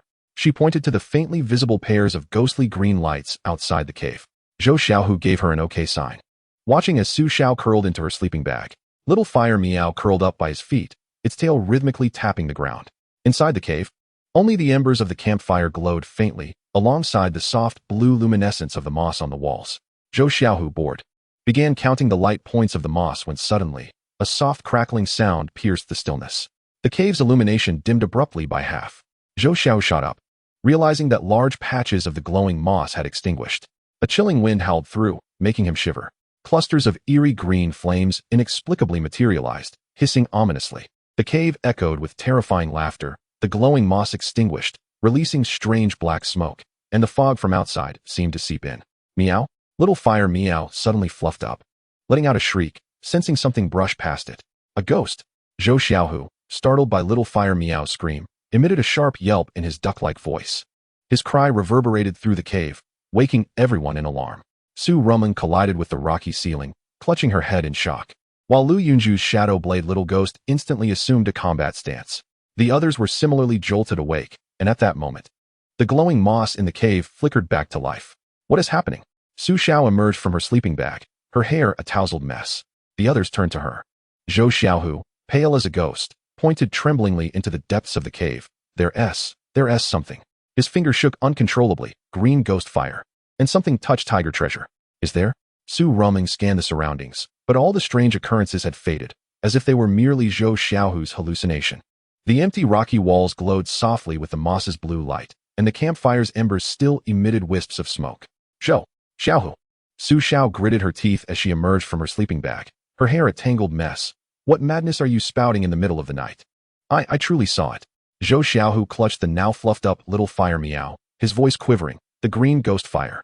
And something touched tiger treasure. Look, its fur is all puffed up. Su Rumeng yawned. Could it have just been a passing ghostly beast? Perhaps a relative of the wind ghost foxes came to visit. Impossible. Zhou Xiaohu gesticulated excitedly. The laughter was terrifying. Plus, my tiger treasure is usually very brave. Yunju, your ghost king is also a ghostly beast. Let it sense the area. Lin Shen suggested, stroking his chin. Ghost king, take a look. Lu Yunju nodded to Shadow Blade Little Ghost. Kekekek. The Shadow Blade Little Ghost began to attune itself. But as it spoke, Zhou Xiaohu couldn't help but shudder. Kekekek. It confirmed the presence of an unfamiliar ghostly beast. It seems quite cunning. It must have fled upon realizing everyone was awake, Liwa remarked. All right, Su Xiao said. Since there is no trouble now, let us all return to sleep. Liwa, stay particularly vigilant during your watch. The group settled back into their sleeping bags. The cave soon filled with the sound of even breathing. Only Zhou Xiaohu remained awake, with little fire meow tightly nestled in his arms. Time passed slowly, and the fog outside seemed to grow denser. At 4 a.m, Liwa gently adjusted his glasses, the lenses reflecting the last flicker of the campfire. He accepted the energy drink from Zhou Xiaohu. Watching his companion burrow into his sleeping bag, his gaze resting on the gently swaying silent grass at the cave's entrance. Did you sense anything? The silent grass remained silent, merely crossing its vines. Is that so? It appears the other party possesses remarkable skills. The silent grass was completely unaware of its presence. Liwa pondered deeply. Lu Yunju stood in the familiar courtyard, the cobblestone path glistening with a cold sheen under the moonlight. This was the backyard of his home, where the century-old ginkgo tree still stood resolutely in the corner, its leaves rustling softly. Uncle? He spotted a tall silhouette beneath the ginkgo tree, the deep gray long robe billowing gently in the night breeze. It was undoubtedly his uncle's figure. Lu Yunju's mother had passed away when he was very young, leaving him with only his uncle as the memory of his maternal relatives. His father was preoccupied with managing the family business, and it could be said that his uncle had raised him single-handedly. When he was in the 6th grade, his uncle left home to work as a mercenary abroad. Was this not the very day etched in his memory when his uncle departed? Lu Yunju quickened his pace to catch up. His footsteps echoed sharply in the stillness of the courtyard. Just as he was about to brush against his uncle's sleeve, the scene before him suddenly distorted. The cobblestones morphed into damp rock walls, and the ginkgo tree transformed into jagged stalactites. He found himself in a foxhole, the cavern stretching infinitely into the darkness. The companions who should have been sleeping beside him had vanished, leaving only an impenetrable fog. What was happening? Lu Yunju's voice echoed through the vast cave. The Shadow Blade Goblin was not by his side, and he had never felt so isolated and helpless. In the mist ahead, his uncle's silhouette re-emerged. Wait. He had no time to ponder this bizarre transformation and sprinted after it. His footsteps stirred strange echoes within the cave, as if something in the shadows were mimicking his pace. The distance closed. His uncle's figure was now within reach. Lu Yunju extended his hand. Chapter 66, Terrifying Dream. The figure abruptly halted and slowly turned around. Uncle. Before he could finish his thought, Lu Yunju's blood ran cold. The face that turned was not the gentle one he remembered, but a grotesque, ghastly visage. The pallid skin was marred with blue veins, and the mouth stretched grotesquely to the roots of the ears, revealing jagged, sharp teeth. Most terrifying of all were the eyes, devoid of pupils, mere swirling black voids. Found you, the ghastly face cackled, its voice like a cacophony of countless voices speaking in unison. Lu Yunju stumbled back, only to collide with the frigid rock wall. It was then he realized that the surrounding fog had coalesced into countless pale arms reaching out towards him. Get away. He jolted awake, gasping for breath. Before him was the familiar ceiling of the foxhole, the soft glow of luminescent moss gently illuminating the camp. The Shadow Blade Goblin immediately emerged from the shadows, circling around him with concern. Lu Yunju wiped the cold sweat from his forehead, only to find his pajamas soaked through. He pressed his hand against his chest, feeling the rapid thumping of his heart. Just a dream. Lu Yunju's movements startled the others awake, and Li Wu appeared equally shaken. Yunju, are you all right? Lin Shen asked first, concern etched on his face. Did you have a nightmare? Su Romo inquired with genuine care. Yes, Lu Yunju nodded. It was merely a nightmare, but it frightened me to death. Zhou Xiaohu yawned and turned, intending to resume his slumber. At this moment, Li Wu spoke up. I saw ghostly flames and dark mist as well. What? Before he could finish, Zhou Xiaohu was instantly wide awake. See, I told you it was haunted. No, our ghost-type spirit beasts are not ghosts. the Shadow Blade Goblin suddenly emerged from the shadows, startling Zhou Xiaohu. All right. Enough with the antics. Let us analyze the situation first, Lin Shen suggested. Yunju waking from a nightmare at such a coincidental time surely cannot be mere happenstance. Would you mind sharing what you dreamed about? The abilities of ghost-type spirit beasts are diverse and can certainly influence human dreams, Lin Shen thought, hoping to glean some clues from Lu Yunju's dream. Okay, Lu Yunju briefly recounted the details of his dream. The others were left utterly bewildered, unable to connect it to the ghost-type spirit beasts that had caused a ruckus in the foxhole. Thus, they could only return to sleep.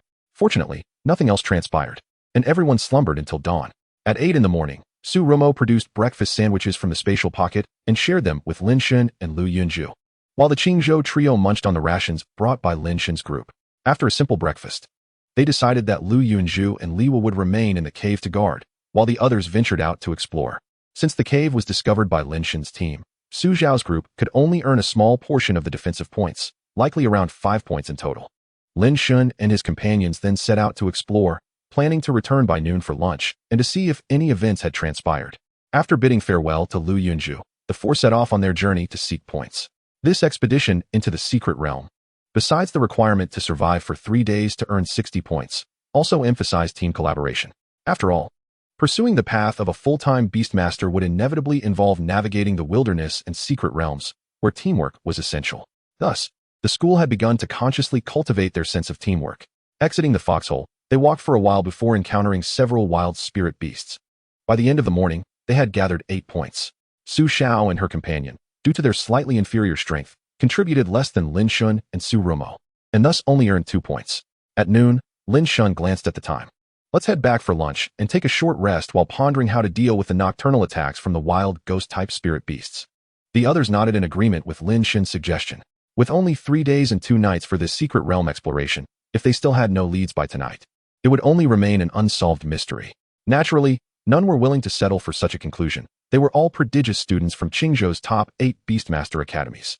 It would be a great regret to leave their first exploration of a secret realm shrouded in mystery. Each harbored their thoughts, some contemplating what strategy to propose, while others simply considered what lunch might consist of, like Shirlu, who was preoccupied with the food in Su Rumo's spatial pocket. Once we return, I must ask the Beastmaster to get me a spatial pocket as well. Next time we go out, I'll have endless spirit meals. Shirlu licked her lips, envisioning that delightful scene, drooling in anticipation. Suddenly, Su Xiao tripped over something and fell to the ground with a pained cry. The attention of the others immediately shifted towards her. Su Xiao, having picked herself up, discovered her palm had been scraped raw, and her pants were seeping a dark red liquid. Su Xiao, are you all right? Zhou Xiaohu hurried over to assist her. I'm fine. Su Xiao waved her hand dismissively. Those who chose to join the Beastmaster Academy were not delicate young ladies. Though her knee was scraped, making movement somewhat difficult, she did not cry out like ordinary girls who attended the academy. I have some ointment here. Let me treat your wound, Su Rumo said, retrieving some medicine from his pocket and offering it to Su Xiao. Thank you. Su Xiao took the ointment and moved aside to tend to her injury. Meanwhile, Lin Shen's gaze was fixed on the vines that had caused Su Zhao's fall. The fog in the ghostly mist valley was dense, and the towering trees obscured the sunlight, making it normal not to see clearly. However, these vines, dark and emitting wisps of black smoke, appeared rather conspicuous even amidst the surrounding mist, thus capturing Lin Shen's attention. Spirit gaze. Ghost craygrass. Quality, ordinary. Effect, it can be used to create a cage capable of ensnaring ghost-type spirit beasts below their complete form, and can temporarily control those at their complete form. Placing it at the entrance can effectively trap ghost-type spirit beasts. Evaluation. A grass that even ghosts would scream at. Deep brother, does that grass have any special properties? Su Rumo inquired, captivated by Lin Shen's observations. I have a plan to capture that wild spirit beast. Lin Shen's eyes sparkled with determination. Upon hearing this, the others were equally intrigued. After a brief explanation of the ghost craygrass's effects, admiration gleamed in their eyes. Wow, Deep brother, you truly are knowledgeable, Su Rumo praised. Lin Shen felt a bit bashful, as his knowledge stemmed primarily from his spirit sensing abilities. Yet, upon reflection, he thought that since spirit sensing was his innate talent, it was no different from having such knowledge ingrained in his mind. Rumor, gather all the ghost craygrass you can, the more the better. We'll set a trap for that fellow, ensuring he has no way to escape. Lin Shen instructed Su Rumo, who possessed spatial equipment. They would return to the fox den later to strategize their actions. Chapter 67, The Heavenly Net. After collecting a substantial amount of ghost craygrass, Lin Shen and the others returned to the cave entrance. Upon seeing Su Xiao injured and being carried back by Zhou Xiaohu, Liwa hurried over to inquire. Upon learning that Su Xiao had only sustained minor injuries, he breathed a sigh of relief. Let me go explore this afternoon. Su Xiao can't move easily, so she'll stay here to guard, Liwa suggested. That sounds good. Lin Shen nodded in agreement with Liwa's plan. After a modest lunch, the group sat together in the cave, and Su Rumor produced the ghost cry grass she had gathered earlier. Cackling. Upon seeing the ghost cry grass emitting black smoke, the Shadow Blade spirit curiously touched it, only to find itself engulfed in a trance, falling onto the grass. The Shadow Blade spirit struggled within the pile of grass, its shadowy form ensnared by the leaves as if caught in an invisible web. It emitted frantic cackles, attempting to sever the leaves with its shadow blades, only to realize its ghostly energy was gradually being absorbed by the ghost cry grass. What is this? Lu Yunju frowned, reaching to pull it from the grass, then looked at Lin Shen and Su Rumor. Once freed, the Shadow Blade spirit promptly shrank back into its shadow, clearly showing signs of significant suppression. It seems effective, Lin Shen remarked, holding up a sprig of ghost cry grass, the black patterns on its leaves resembling tear stains, exuding a faintly chilling aura. This is ghost cry grass. It can restrict the movements of ghost-type spirit beasts, effective against those below their complete form. The Shadow Blade spirit is in its juvenile stage, so it is more susceptible. But as long as the creature causing trouble at night is not at its complete form. Ghost cry grass. Liwa squatted down, gently touching the leaves with his fingertips. I've only seen descriptions in the rare spirit plant compendium. I never expected it to truly exist in the Yunlin Valley. I see. Lu Yunju nodded, realizing that Lin Shen and the others intended to use this grass to capture the ghost-type wild spirit beast from last night. So how shall we set it up tonight? Su Rumor asked eagerly. Should we just scatter it at the cave entrance or weave it into a trap? Lin Shen remained silent, turning to glance at Li Hua. Spirit resonance, spirit sensing, activate. Unspoken grass. Level, juvenile 88. Quality, rare. Skills, vines, mastery level. Paralysis powder, proficient level. Rooting, proficient level. Evaluation, a relatively uncommon grass-type spirit beast species, possessing 3 initial skills with promising potential. Li Hua, does your unspoken grass have vine-type skills? Li Hua nodded. What do you need me to do? Lin Shen smiled slightly, a glint of cleverness in his eyes. I need you to weave the vines of your unspoken grass with the ghost cry grass to form a net. A net? Su Rumor blinked, somewhat puzzled. Yes. Lin Shen crouched down, picked up several sprigs of ghost cry grass, delicately manipulating the black patterns interwoven among the leaves. While the ghost cry grass absorbs ghostly energy, its binding force is limited. If that spirit beast struggles too fiercely, it may break free. However, if he looked up at Li Hua, we use the vines of the unspoken grass to weave the ghost cry grass into a large net, securing it with roots. It will create a barrier, preventing any escape.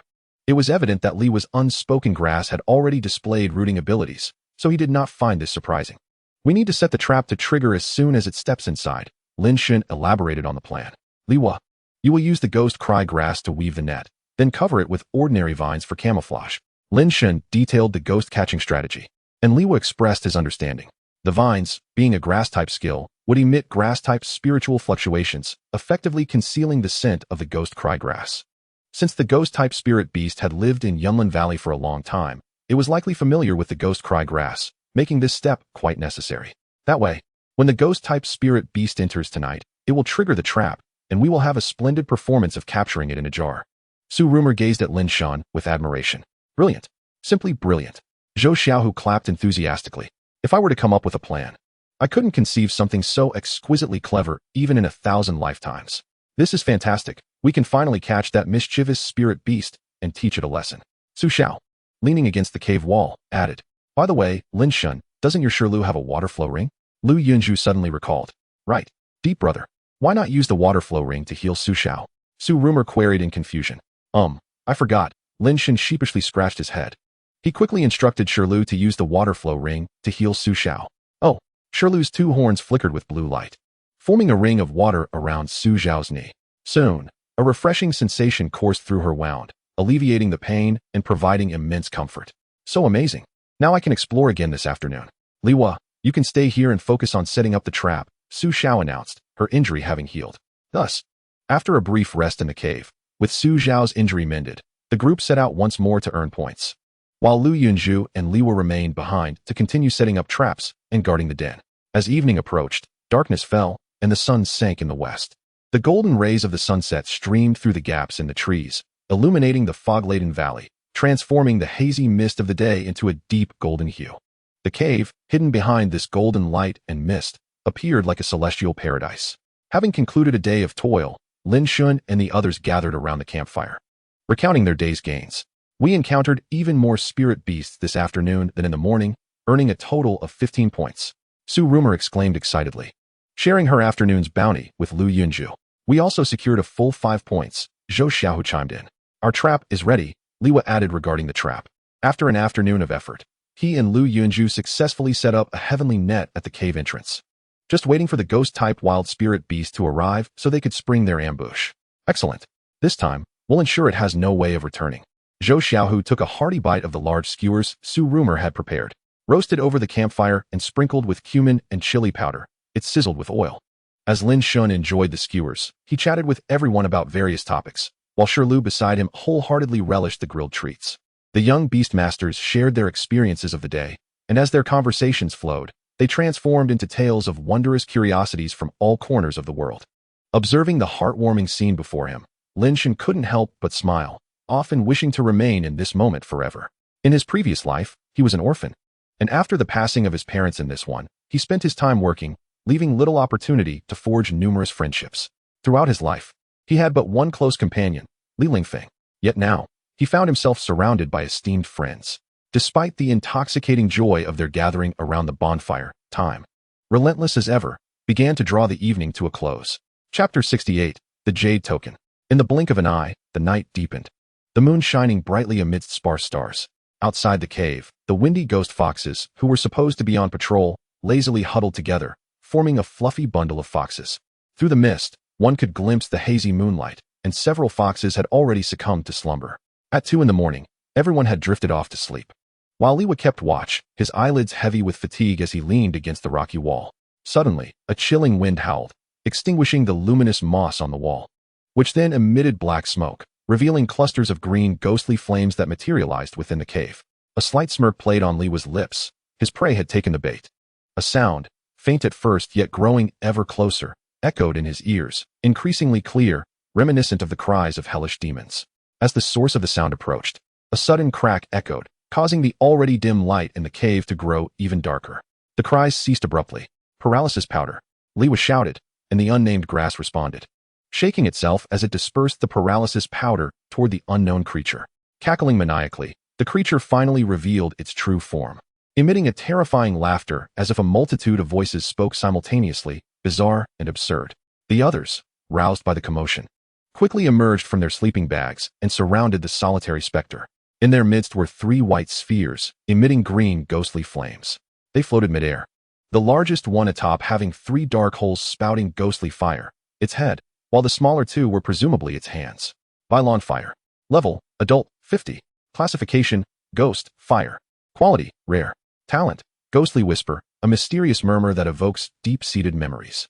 I have arrived, ha ha ha ha.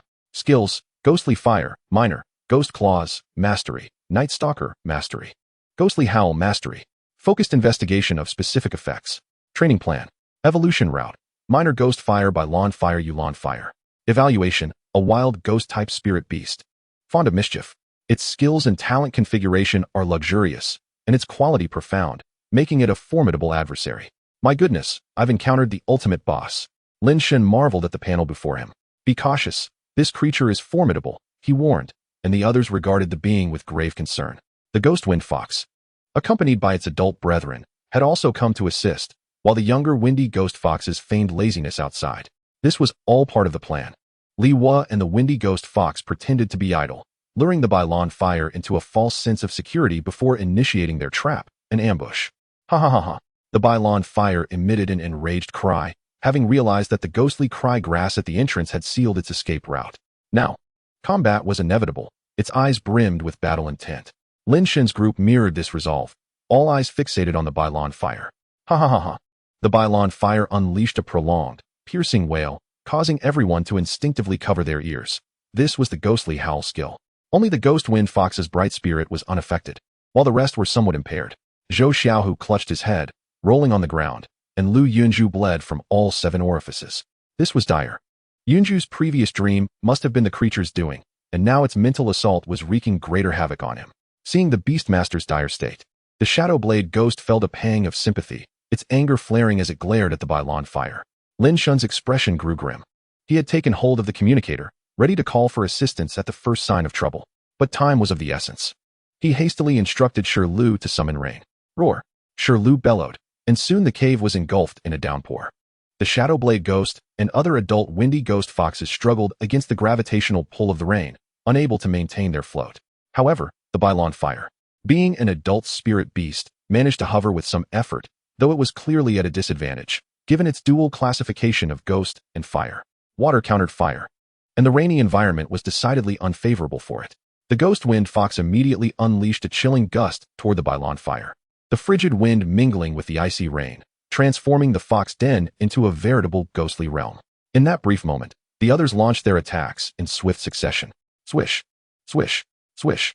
The barrage of sword feathers from the little sword crow tore through the air, the combination of its minor skill and perfect quality inflicting a painful wail from the Bylon fire, despite it being an adult spirit beast. The windy ghost foxes, having descended, willingly transformed into artillery, unleashing a flurry of wind blades. The little fire meow and the unnamed grass, not yet at a high level, could only contribute a token effort. The meow meow duck's water jets surged toward the Bylon fire, empowered by the rain, significantly amplifying its strength. The Bylon fire, already at a disadvantage due to the water-type skills, emitted another cry of pain. Ha ha ha ha. The Bylon fire directed its gaze at Shirlu, realizing that to capture the thief, one must first seize the king. Its first target was the rain conjurer, Shirlu, and it promptly lashed out with a deeply emotional claw aimed at her. Finally, Liwa sprang into action, commanding the unnamed grass to pull Shirlu away just in time. The Shadow Blade ghost emerged from the shadows, launching a Shadow Blade at the Bylon fire before swiftly executing its shadow escape. Ha ha ha ha. The Bylon fire, pained, let out a wail as it opened its mouth to unleash another ghostly howl. Lin Shen, quick on his feet, urged Shirlu to cast Rain Strike. With the rain enhancing the attack, the damage was substantial. Lin Shen was already the strongest among them, and the elemental advantage made it difficult for the Bylon fire to withstand the assault.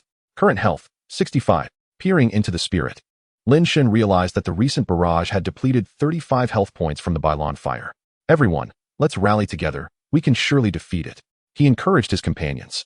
In an instant, the cave was ablaze with dazzling lights, a kaleidoscope of colors as various skills surged toward the Bylon fire. It was merely an adult spirit beast and was ill-equipped to handle the simultaneous onslaught from so many lower-level spirit beasts. Particularly, Shirlu's attacks, benefiting from elemental and weather advantages, coupled with her talent's damage amplification, proved overwhelming even for an adult spirit beast. Seizing the moment, Lin Shen unleashed another wave of demon wind. Though its effect on an adult spirit beast was less pronounced, the absence of a bright spirit, as with the ghost wind fox, meant it would still experience some hindrance, making it more challenging to target Lin Shen and the others. Each time, they were timely pulled away by the unnamed grass's vines. The ghostly howl was indeed a skill that demanded intense concentration to unleash. Yet it found itself somewhat bewildered by the onslaught. Time slipped away, and the battle ultimately concluded with Shirlu's remarkable triple rain strike. The blazing azure fell to the ground, its eyes spiraling into circles, accompanied by the sound of something clattering down from its form. As the onlookers witnessed the defeat of the blazing azure, a collective sigh of relief escaped their lips, with Zhou Xiaohu collapsing directly onto the ground in exhaustion. Lin Shen approached to retrieve the fallen object from the blazing azure, discovering it to be a jade token. Upon sighting the token, Lu Yunzhou's pupils trembled, and he hurried over to grasp it, examining it closely. Chapter 69, The Past. Yunzhou, Lin Shen furrowed his brow at Lu Yunzhou, unsure of the cause behind his agitation. Was there something amiss with this jade token? The light within the cave flickered erratically, drawing everyone's gaze towards the jade token held in Lu Yunzhou's hand. His fingertips trembled slightly, knuckles paling from the pressure. In a low voice, yet betraying a barely perceptible quiver, he uttered, "This is my uncle's possession." "Uncle?" Su Romo edged closer. "Is it the one you mentioned before?" "Yes." Lu Yunzhou closed his eyes briefly, attempting to regain his composure. "His name is Chinemo. My mother passed away early, and my father was preoccupied with managing the family estate. I was essentially raised by him." The jade token was a luminous white, intricately carved with swirling cloud patterns, and prominently displayed the ancient character fortune at its center. The edges showed signs of wear, clearly having been worn for many years. In the 6th grade, my uncle accepted a commission for a mercenary mission abroad, claiming he would investigate some ruins in the Shadow Valley. Thereafter, he never returned. Lu Yunzhou's voice remained calm, but the shadow blade ghost beneath him writhed uneasily, as if sensing its master's turmoil. A heavy silence enveloped the group. So, Liwa adjusted his glasses, analyzing coolly. The blazing azure may have latched onto you due to the lingering aura of your uncle. Your dreams also make sense now. Lin Shen nodded in agreement. It was the blazing azure that entangled you with the jade token. Su Xiao tightened her grip on the luminous wristband, whispering, "Then how did this jade token end up here? Could it be?" Her sentence trailed off. But the implication was clear to all.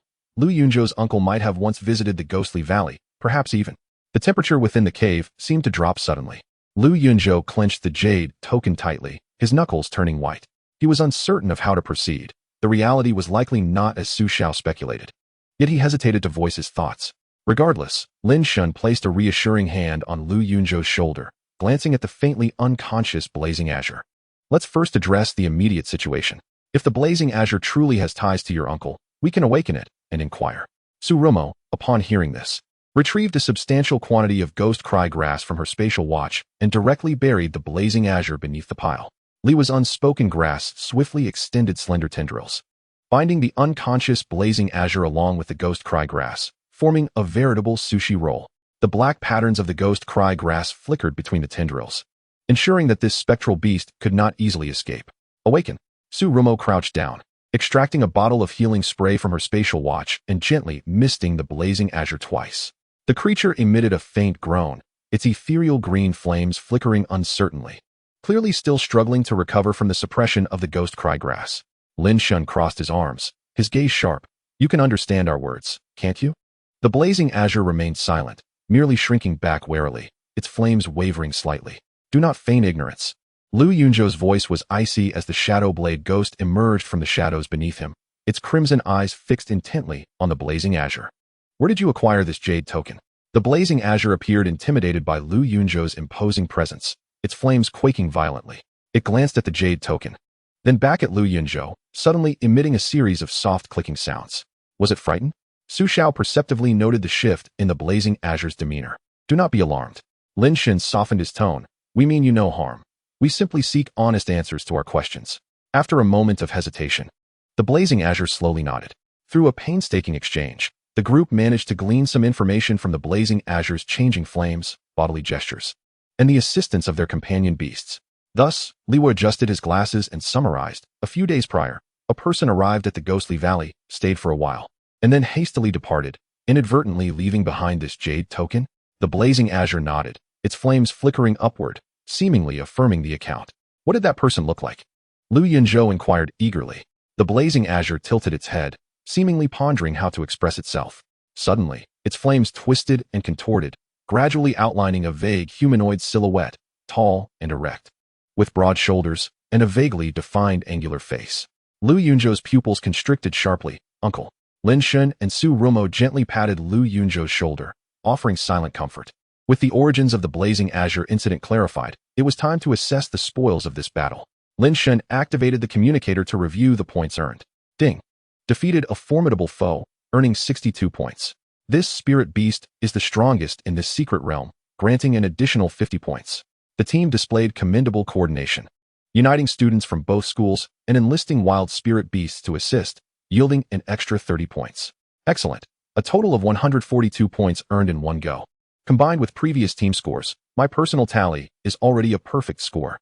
Lin Shen mused inwardly. The others also checked their scores, all quite satisfied, save for Lu Yunzhou, who appeared somewhat distracted. As Su Xiao and the others had contributed less, they only obtained 50 points, yet it sufficed for them to achieve commendable results in this exploration.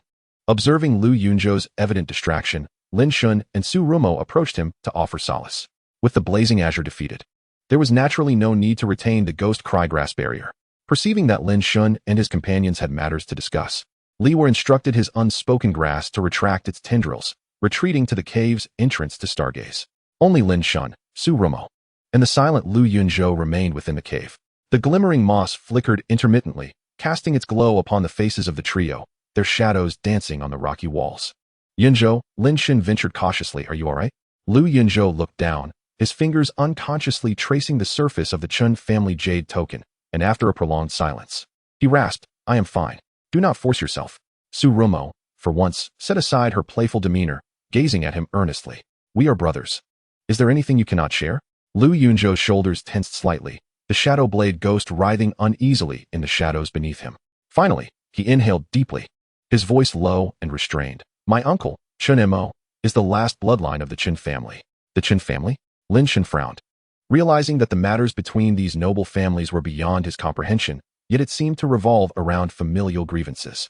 Surumo, however, furrowed her brow, as she too hailed from a prestigious family and had some knowledge of the Chun lineage in Qingyan City.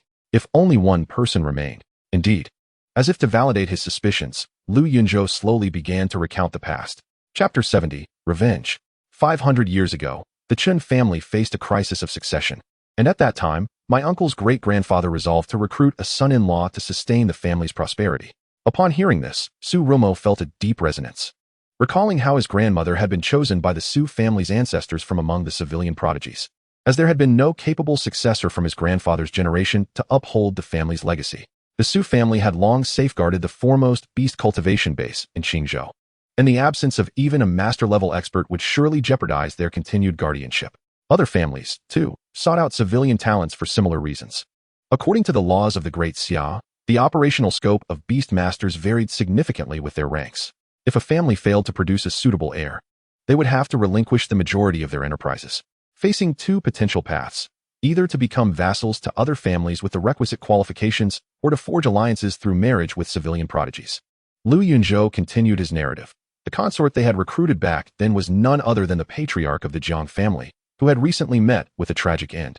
Following the demise of the Chun family patriarch, he had shed his former courteous demeanor, intent on annihilating the Chun lineage entirely. This chaos coincided with the upheaval in the East Sea, and in the ensuing turmoil, no one had the leisure to intervene. Fortunately, amidst the disorder that engulfed Qingzhou, my great-grandfather managed to escape, subsequently adopting the alias Chung. Su Rumo inhaled sharply. So all these years, your uncle has been pursuing vengeance. Lu Yunzhou closed his eyes, having assumed a clandestine identity as a mercenary to amass strength. A month prior, the Jiang patriarch's sudden demise had stirred whispers of his involvement, a suspicion that lingered in his mind. After listening to Lu Yunzhou's uncle's tale, Lin Shen felt a surge of emotions. Having been steeped in the historical and cultural essence of Blue Star for over 2 decades, he harbored an innate disdain for the notion of being a consort. Even after awakening his own talents, he had never sought to marry into a declining family for the sake of fortune, nor did he wish to engage in the sort of deceitful schemes that transpired daily across the globe. After all, the unpredictability of talent meant that while some families enjoyed unbroken legacies, many others faced dire straits. Yet, what concern was that of Lin Shen's?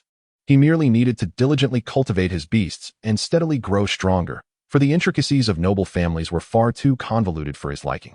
Lin Shen and Su Rumo exchanged glances, both recognizing the astonishment mirrored in each other's eyes. Lu Yunzhou lifted a jade tablet, his knuckles paling. Bai Lanhua mentioned he had been here for a few days. I suspect he sought refuge from the storm, and now that the tempest has passed, he has naturally departed. Lin Shen took up the conversation, patting Lu Yunzhou on the shoulder. Regardless, we stand by your side. Indeed. Su Rumo nodded vigorously. We are brothers. Moreover, that sort of scoundrel like Jiang deserves whatever fate befalls him. Lu Yunzhou raised his head, a flicker of emotion crossing his features. The shadow blade specter peeked from the shadows, gently nudging his wrist. Thank you, he murmured softly. The trio fell into a contemplative silence, and Lin Shen was the first to rise. All right, let us rest for now. Tomorrow is the final day, we cannot falter. Su Rumo exaggeratedly stifled a yawn. Yes. I'm utterly exhausted. Lu Yunzhou nodded slightly, tucking away the jade tablet. The three retreated to their sleeping bags, and the cave gradually fell into a serene quietude. No further mention was made of the previous discussion, yet an unspoken understanding had solidified among them. As night deepened, the embers of the campfire slowly dimmed. Aside from Li Hua and Zhou Xiaohu, who exchanged watch duties, only the Fengyu fox patrolled outside the cave. The Bai Lanhua, seemingly unfazed by its captive status, slept soundly, resembling a white ball of fluff. The 2 small orbs it had collected were now tucked away, and no longer did they emit the eerie green flames, save for the occasional flicker of sparks from its slightly ajar mouth. The following day dawned as usual, yet within the mist-laden realm of the secret world, the sunlight failed to convey any warmth. Lin Shen and the others roused from their slumber, greeting the watchman Zhou Xiaohu with a morning salutation, and began their final day of exploration with a brief breakfast. Su Rumo had already settled beside the Bai Lanhua, poking at its ethereal green flames. Hey, do you realize your mistake? Will you dare to frighten us again in the dead of night? The Bai Lan Ho emitted a series of plaintive cries, its flames flickering feebly, appearing quite pitiful. Enough, let it go, Lin Shen said, untangling the ghost cry grass that bound the Bai Lan Hoa. Freed. The creature darted out of the cave, only to pause momentarily, casting a lingering glance at Lu Yunzhou with its ghostly eyes before vanishing into the mist. After a simple breakfast, Lin Shen, Su Rumo, Su Xiao, and Zhou Xiaohu ventured outside. Following a morning of exploration, they amassed 10 points, with Lin Shen's team garnering 7 and Su Xiao's 3. At noon, everyone gathered for their final meal within the secret realm. Su Rumo retrieved a pot from his spatial device, igniting a fire to prepare a fragrant lamb soup. Oh, how enticing! Lu fixated on the bubbling pot, its rich aroma wafting through the air, a sentiment echoed by the other beasts. Rest assured, everyone will have a share. Su Rumo produced an array of ingredients from his spatial device, along with a sesame dipping sauce. He turned to the ghost wind fox. Come join us. I've prepared plenty. With the temperature dropping, we ought to enjoy something warm. Seeing this, the ghost wind fox hurriedly gathered its companions, drawn to the sizable pot that Su Rumo had brought, roughly a meter in diameter. Having already fed Lu its specialized beast food that morning, this was not something that required frequent feeding. He, like the other beast masters, simultaneously savored his meal while offering morsels to Lu. The meal left everyone thoroughly satisfied, warmth enveloping them as they finished. The humid mist of Yulan Valley seemed to dissipate as the group tidied away the remnants of their feast, preparing for a brief rest. Faint voices floated from the cave entrance. Wow, it smells so good, it seems delicious. Come on, let us go see if we can snag some. A male voice chimed in. Always eating, why don't you just stuff yourself? A female voice retorted, though her feet carried her toward the source of the enticing aroma. Sister, aren't you also heading toward the delicious scent? The boy protested, feeling aggrieved. All right, Yaya and Dazai, we're all family here. There's no need to bicker over such trivial matters. Let us just go ask for some.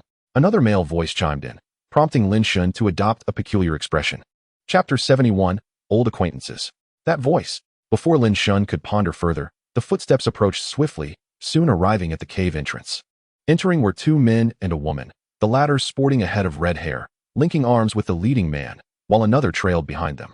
Upon recognizing them, Lin Shen's memory jolted. These were familiar faces. Indeed, the male among them turned to Lin Shen, his expression shifting to one of awkwardness. What brings you here? What? Is this secret realm exclusive to you? Lin Shen replied, feigning surprise. Oh, it's been a few months. Did you break up with Jiang Mingming? It turned out the man was Qin Ku, who, unlike Jiang Mingming, had diligently trained his rare spirit beast, managing to squeeze into the lower echelons of Qingzhou's elite beast masters, thus making his appearance in this secret realm entirely plausible. Refrain from sowing discord between my sister and brother, Wang Dazai remarked, casting a glance at his elder siblings. My brother, with his charming demeanor, has forsaken that troublesome woman for the sake of my sister's allure. Wow, brother Qinku, you are truly wonderful to me, Wang Yaya exclaimed, overflowing with joy, yearning to be closer to Qinku. Oh, pray, elaborate, Qinku replied with a mischievous gleam in his eye, eager to hear her thoughts. Ah, how vexing. My brother sacrificed his past for me. All his prior romantic experiences have served to fortify our innocent love. Wang Yaya nestled shyly into Qinku's embrace, adding, it was indeed a wise choice for my brother to abandon that troublesome woman in favor of me. Wang Dazai chimed in, supporting his sister's sentiments, which elicited a proud expression from Qinku. Lin Shen, observing from the side, felt his expression twist in distaste, nearly nauseated by their display. What on earth is this? He thought, seeing them dressed in ordinary attire rather than their usual eccentric outfits. He briefly entertained the notion that Qinku had turned over a new leaf and left behind Jiang Mingming, only to realize he had merely changed his tastes, finding a new troublesome companion, accompanied by a dim-witted lackey. Ugh, how revolting, Su Xiao declared, her face contorted in disdain. The others mirrored her sentiments, their expressions akin to those witnessing a spectacle of absurdity. Zhou Xiaohu couldn't contain himself, exclaiming, which asylum do you guys hail from? Indeed, it seems the caretakers at your asylum failed in their duties, allowing you to wander here and act deranged, Su Rumo added, echoing Zhou Xiaohu's sentiments. Have you not heard? This place does not welcome you, Lin Shen asserted, issuing an outright eviction order. Do you know who my brother is? How dare you speak so brazenly? Wang Debo protested, incensed by their comments about being asylum escapees. He quickly assumed an air of authority. Precisely. Rin Song Yu Hai, Class E Qinku. Wang Yaya joined in, eager to showcase their school's prestige. Have you heard of it? Do you comprehend how esteemed Rin Hai is? Uft. Laughter erupted among several individuals in Lin Shen's vicinity. Oh dear. Shirlu was laughing so hard, he rolled on the ground. Go ahead, laugh. But I wonder which school you currently attend, Chinku said, buoyed by Wang's siblings' adulation. Oblivious to his own embarrassment as he asked the question. His thoughts drifted back to a video he had seen on the Beastmaster app on the night of Qixi Festival. The video depicted a grand hall housing a revered idol, one that residents of Qingyun City would surely recognize, the water deity. The sole divine figure worshipped at Qingyun Temple. The official account of Qingyun Temple shared the video with a caption, "Child, do not stray. I foresee fortune approaching you soon. Those around you shall encounter misfortune. The water deity will aid you in eliminating those nuisances and bring you great luck. Claim your fortune." Upon viewing this, Chinku immediately thought of Lin Shen and Jiang Mingming. If it weren't for that troublesome woman, he wouldn't have faced such humiliation. Thus, he promptly logged into Yusin, disregarding Jiang Mingming's pleas, and severed ties with her. Although he couldn't directly retaliate against Lin Shen, he was confident that Lin Shen would soon face dire misfortune. All because he had posted 99 comments beneath that video, imagining Lin Shen's subsequent misfortunes at the hands of the water deity. Chinku couldn't suppress the grin spreading across his face. Wang Dazai, noticing his brother's expression, assumed he was hungry and, recalling their original purpose for being there, declared, "What is that delightful aroma? It seems to have piqued my brother's appetite. Now that you know my brother's name, shouldn't you quickly bring forth the delicacies?" He placed his hands on his hips, brimming with pride, convinced that his brother's reputation had intimidated Lin Shen and the others. Lin Shen found their antics laughable. Bemused that such absurdity could gain admission to Rin Hai. He couldn't help but worry for his childhood friend, Li Lingfeng's future. Deciding not to waste any more words, he instructed Yu Zhilu to unleash a triple rainfold, swiftly defeating their beasts. The rainfold arrived so swiftly that Qin Ku and his companions were caught off guard. Reduced to mere defeated foes. How could he be so powerful? Wang Dabo exclaimed in shock. Impossible, utterly impossible. Wang Yaya gasped, collapsing to the ground. Qin Ku, the quickest to react, felt his pants dampen in an instant, and with a crimson face, he bolted, forgetting even his own beast. "Brother, wait for me," Wang Dabo called, hastily recalling his own beast and inadvertently taking Chinso's along. Wang Yaya hurried after them, clutching her bucket in flight. "My word, Shingu. When did you become acquainted with such troublesome characters?" Su Romo observed Lin Shen with a sympathetic gaze. It was rather sudden. Lin Shen began to recount the tumultuous saga involving Jiang Mingming and Qin Ku, leaving everyone astonished. "The world is but a grand asylum," Su Xiao commented. Her expression one of exasperation. "It appears I was not mistaken," Zhou Xiaohu remarked. "If those individuals aren't confined to an asylum, how can they roam freely in such a chaotic manner?" The group nodded in agreement. "Shingu, would it be too lenient to let them off so easily?" "Perhaps," Su Romo suggested, lightly touching his neck and casting a pointed look at Lin Shen. "Romo, we cannot engage in unlawful activities. Do not act rashly," Lin Shen cautioned, concerned for Su Romo's potential recklessness. Though they may lack common sense, they do not deserve death. Moreover, with the three schools jointly exploring the secret realm, those 3S13 students brandishing the Class E banner dare to behave so arrogantly. Surely, they cannot assume the external instructors do not exist. Chapter 72. Encirclement. What are you all contemplating? Su Romo inquired, glancing at the Fengyu fox within the cave. "My intention is for the Fengyu foxes to encircle these individuals. Their beasts have been defeated and are still recovering," he continued. Lu Yunju added, "This way, they will have no choice but to call for help via their communicators. Indeed, this will deny them any chance of scoring points on the third day." Su Romo nodded in agreement. "Very well, let us proceed as you suggest," Lin Shen affirmed, endorsing Su Romo's plan. "It is time to teach them a lesson. Otherwise, they may presume I am a mere clay statue devoid of spirit." Lin Shen mused with a devilish smile. Shirlu, observing the peculiar expression on the beast master, silently distanced herself from him. With the plan set, Lin Shen approached the ghost wind fox, crouching down to meet its enchanting green gaze. "Did you witness those mindless antagonists just now?" The flames surrounding the ghost wind fox surged, crackling with intensity, clearly still harboring memories of Qin Ku and his companions. They had been laughing uproariously just moments ago. Now that their spirit beasts are injured, Lin Shen lowered his voice. "How about you and your kin entertain them? Remember, do not cause real harm." A glimmer of mischief danced in the ghost wind fox's eyes as it lifted its head and let out a long, haunting howl. "Let the games begin, brothers." In an instant, dozens of eerie green eyes illuminated the mist as the entire ghost wind fox clan emerged. The ghostly spirit beasts are notorious for their mischievous antics. Upon hearing this, the ghost wind fox, accompanied by its underlings, eagerly set out to deliver a grand surprise. Wait, Surumo suddenly exclaimed. Let us not frighten them too badly. If they activate their communicator, they retreat. Concerned that the ghost wind fox and its companions might face the wrath of Rin Songyu's teacher, Surumo advised them to withdraw at the opportune moment, as it would take some time for the teacher to arrive. Don't worry, I am quite adept at gauging the situation, the ghost wind fox replied confidently. Brothers, charge. With that, all the wind ghost foxes surged forth towards the direction of Chinku and his companions' retreat. Ha ha ha. The shadow blade ghost looked on enviously as the wind ghost foxes disappeared into the distance. What ghostly spirit beast could resist the temptation of scaring others? You can join us too. Sure Lu chimed in, inviting the shadow blade ghost to play along. Meanwhile, Chinku and his two companions stumbled through the fog, disoriented. Damn it. Chinku kicked a dry branch aside. This forest is surprisingly formidable. Brother Ku, Wang Yaya said, clutching the injured spirit beast, her voice trembling. Did we take a wrong turn? This missed. Shoo. Wang De's eyes suddenly froze. Do you hear that? Something is coming. It's terrifying. He quickly hid behind his sister and Chinku. Wang Yaya kicked him. What are you panicking for? There's nothing unusual. It's just your overly sensitive ears. Isn't it? Chinku, feeling irritable, was about to retort at Wang De's eye to vent his frustration when he suddenly halted. Wait, something does seem to be approaching. He swallowed hard. I hear it too, Wang Yaya said, her complexion paling as she edged closer to Chinku. The surroundings were filled with rustling sounds, akin to countless claws skimming over fallen leaves. Soon after, a pair, 2 pairs, 3 pairs, over 20 pairs of eerie green eyes flickered to life in the thick fog. Encircling them. Ghost! Wang Yaya shrieked as she stumbled backward, nearly falling.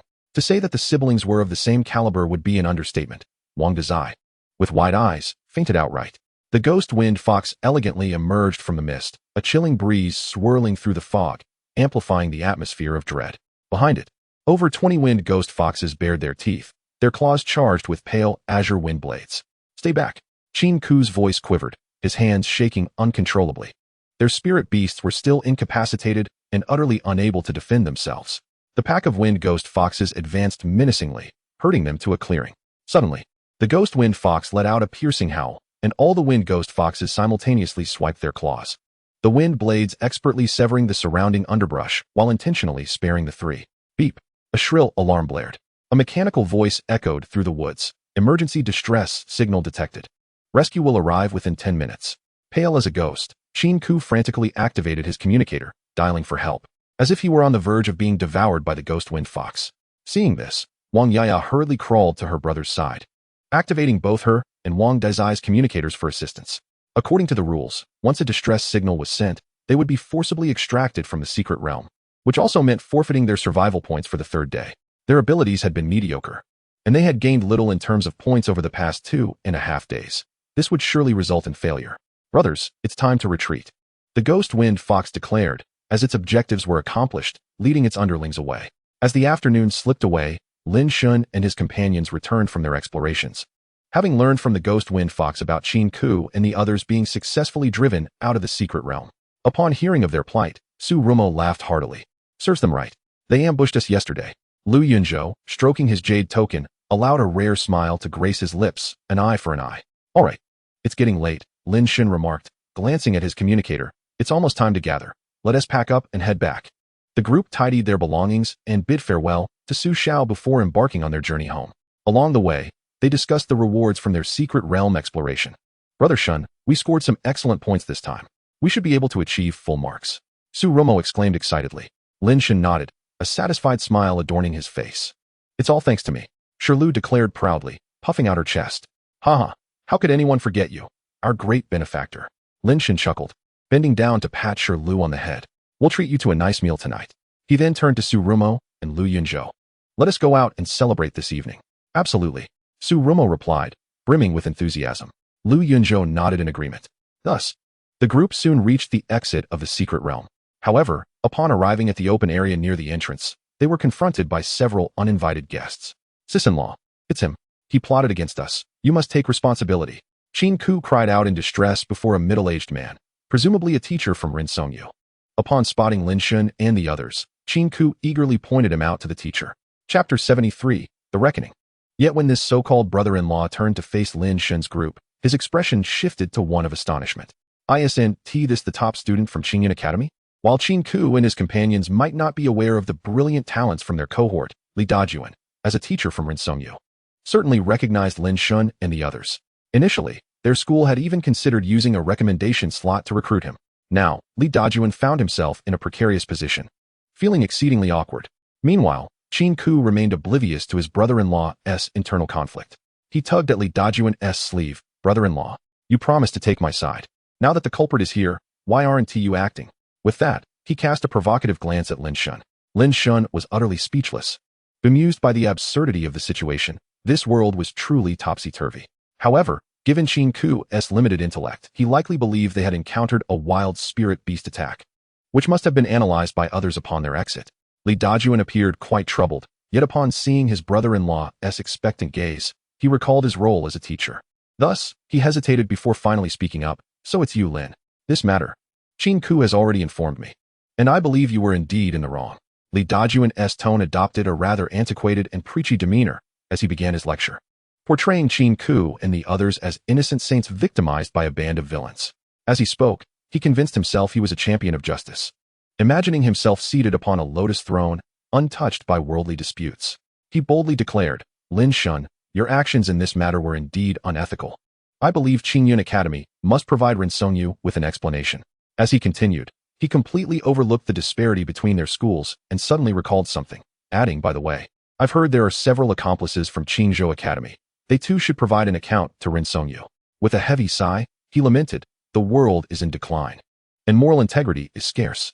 As for Qingyun Academy, it seems we must look to Rinsengyu to uphold our students' ethics, while you from Qingyun and Qingzhou only focus on the students' strength, neglecting their moral education.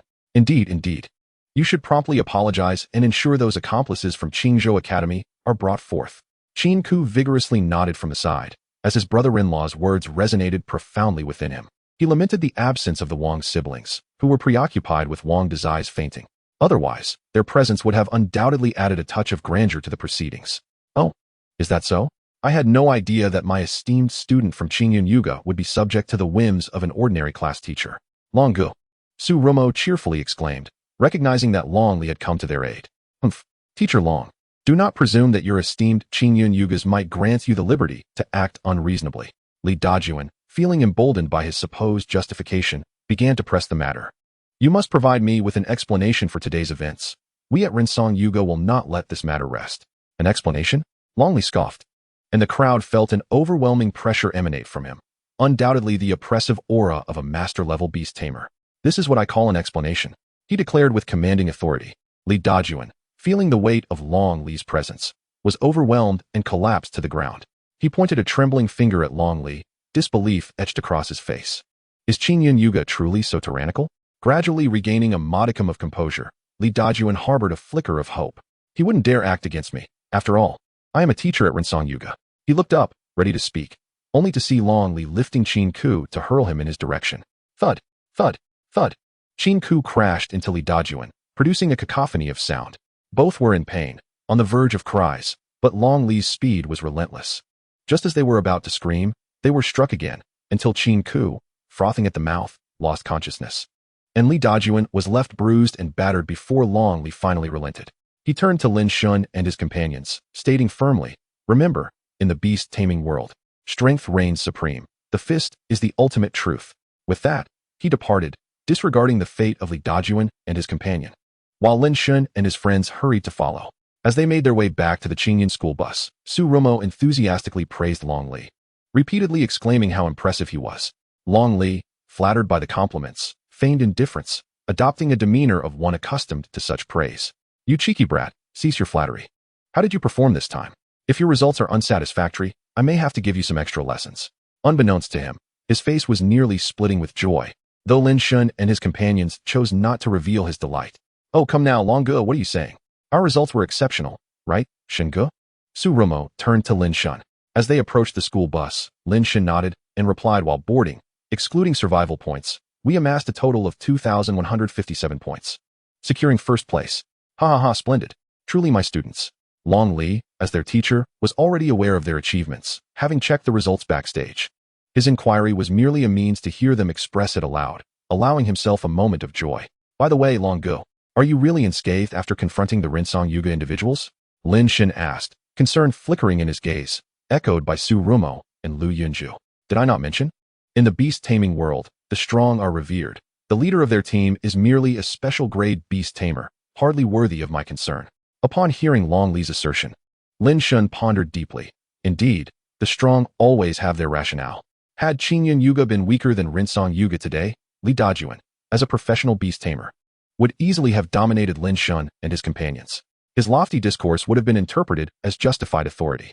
Conversely, with Lin Shen's trio being outmatched, they would have been at the mercy of others. Fortunately, Qingyun Yuga's strength prevailed today. Once Master Long Li unleashed his formidable aura, it rendered them powerless to resist. This is the advantage of strength, Lin Shen mused, stroking Shilu's fur, further solidifying his resolve to become a formidable force.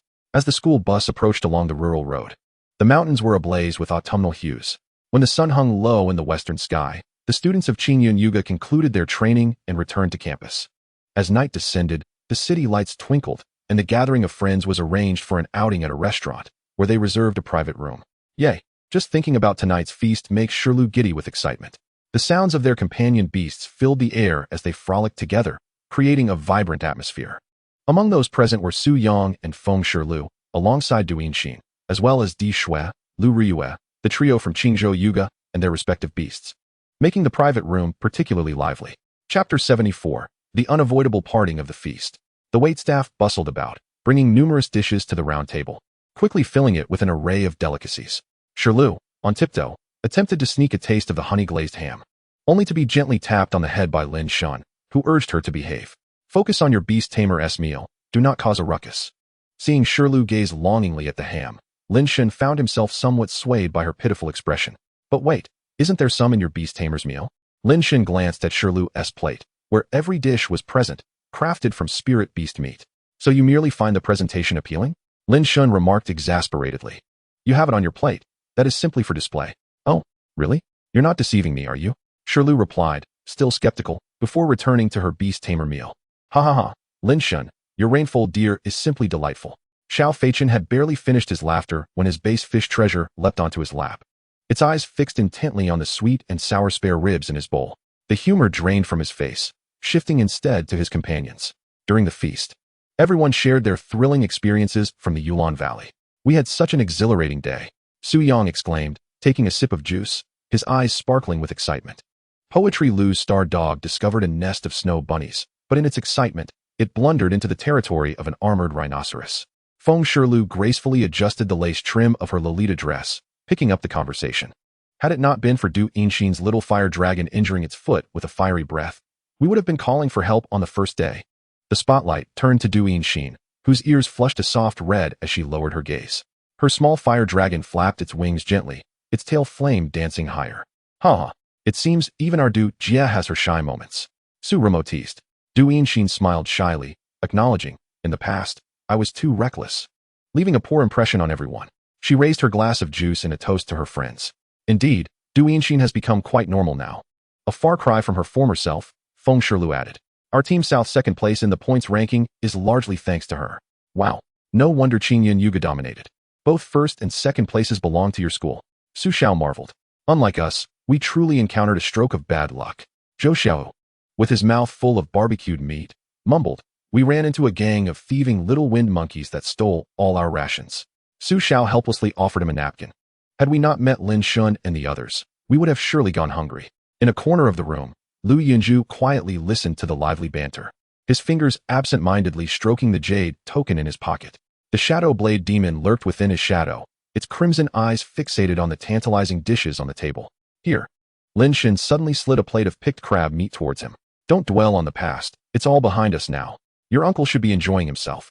Lu Yunjiao was momentarily taken aback, gently nodding in response. Seizing the opportunity, the shadowy imp darted onto the table, stealthily snatching a shrimp before retreating. Hey, that was my shrimp. Su Ruming suddenly realized that her dipping sauce bowl was empty and turned just in time to see the little sword crow sneakily tossing chili peppers into the bowl. Caw! The mischievous little sword crow called out, flapping its wings and taking refuge atop the chandelier. Laughter erupted among the group. Outside the window, the moonlight was just right, and the boys' laughter startled the nightingale perched on the branches. Humans experience joy and sorrow, partings and reunions, just as the moon waxes and wanes. The bright moon suspended high above gradually transformed from the full moon of the Mid-Autumn Festival into a slender crescent, and as the night deepened, it was time for farewells. Su Xiao and the others bid a reluctant goodbye to everyone before parting ways at the restaurant entrance, each embarking on their journey back to school. Upon returning to Qingyun Royal Academy, it was already past midnight. The group had dispersed early, each retreating to their respective abodes. Lin Shen, along with Shirlu, returned alone to the Qinglong courtyard. The warm, plush spirit had already fallen asleep. He gazed at the empty living room, feeling a wave of nostalgia wash over him. After all, we won't be cultivating at the same Royal Academy, and it seems that future encounters with that trio will be scarce. Well, life is full of gatherings and separations. Farewells are the norm. Yet, the road ahead is long, and I shall meet new people, experience new stories, and forge more bonds. Yo-yo, Shirlu, having eaten to its heart's content, nestled in Lin Shen's embrace, displaying a look of satisfaction, as it sensed the Beast Master's contemplative mood. It chirped softly and rubbed its head against Lin Shen, attempting to offer comfort. Thank you. Lin Shen rested his head against Shirlu's. He gently stroked the little creature's back, feeling its steady breathing. The lonely self from his past life could hardly have imagined such a unique opportunity. He felt immensely fortunate to have arrived in this fantastical world of beast taming, far more impactful than any novel he had previously read. Towering ancient trees in mysterious realms, singing phantasmal flowers, and those uniquely spirited beast companions. Suddenly, Shirlu lifted its head, its big, watery eyes reflecting the moonlight. It gently rubbed Lin Shen's cheek, as if trying to soothe his unexpected melancholy. I'm fine. Lin Shen chuckled softly, holding the little creature a bit tighter, simply feeling that meeting it was truly a blessing.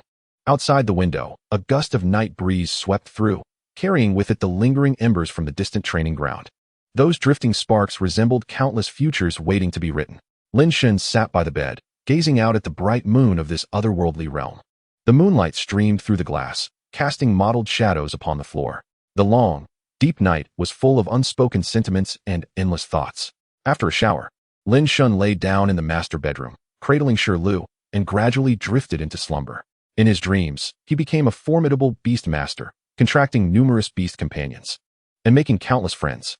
He stood atop the world, commanding the winds and rains. Yet, dreams are ephemeral. Upon awakening, they fade into obscurity. Perhaps they were always hazy from the start. Otherwise, how could one forget so readily upon waking?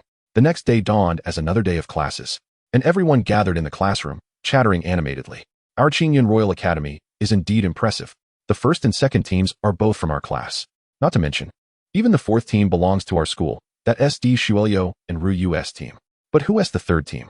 Sandwiched between Qingyun Royal Academy teams. How embarrassing. That S from Qingzhou Royal Academy. Doesn't that mean Rinsong Royal Academy's top team ranks 5th overall? They deserve it. I heard they even dared to block Brother Lin at the entrance, only to be thoroughly beaten by Brother Long. Brother Long is truly formidable. The discussion centered around the recent realm exploration course, with everyone expressing astonishment at Qingyun Royal Academy's outstanding performance. However, many wore smiles when discussing their own grades, as they were all among the elite students of the entire Qingzhou. All 12 teams in the class had secured a place in the top 20 of the overall rankings across 3 schools. Haha, the Lanzhou ramen shop must be overjoyed. One classmate joked, calling out Zhao Lanzhao's nickname. However, the timing was rather unfortunate. Just as the class bell rang, a sense of foreboding struck. Sure enough, a wave of pressure from a seasoned beast master accompanied a rise in spiritual pressure. The air in the classroom grew heavy and oppressive. Chapter 75. This time, I will win against you. The sound of high heels striking the ground announced Zhao Lanzhao's measured entrance into the classroom. The once boisterous classroom fell silent as if a pin could be heard dropping. She stepped to the center of the podium, surveying the class without uttering a word.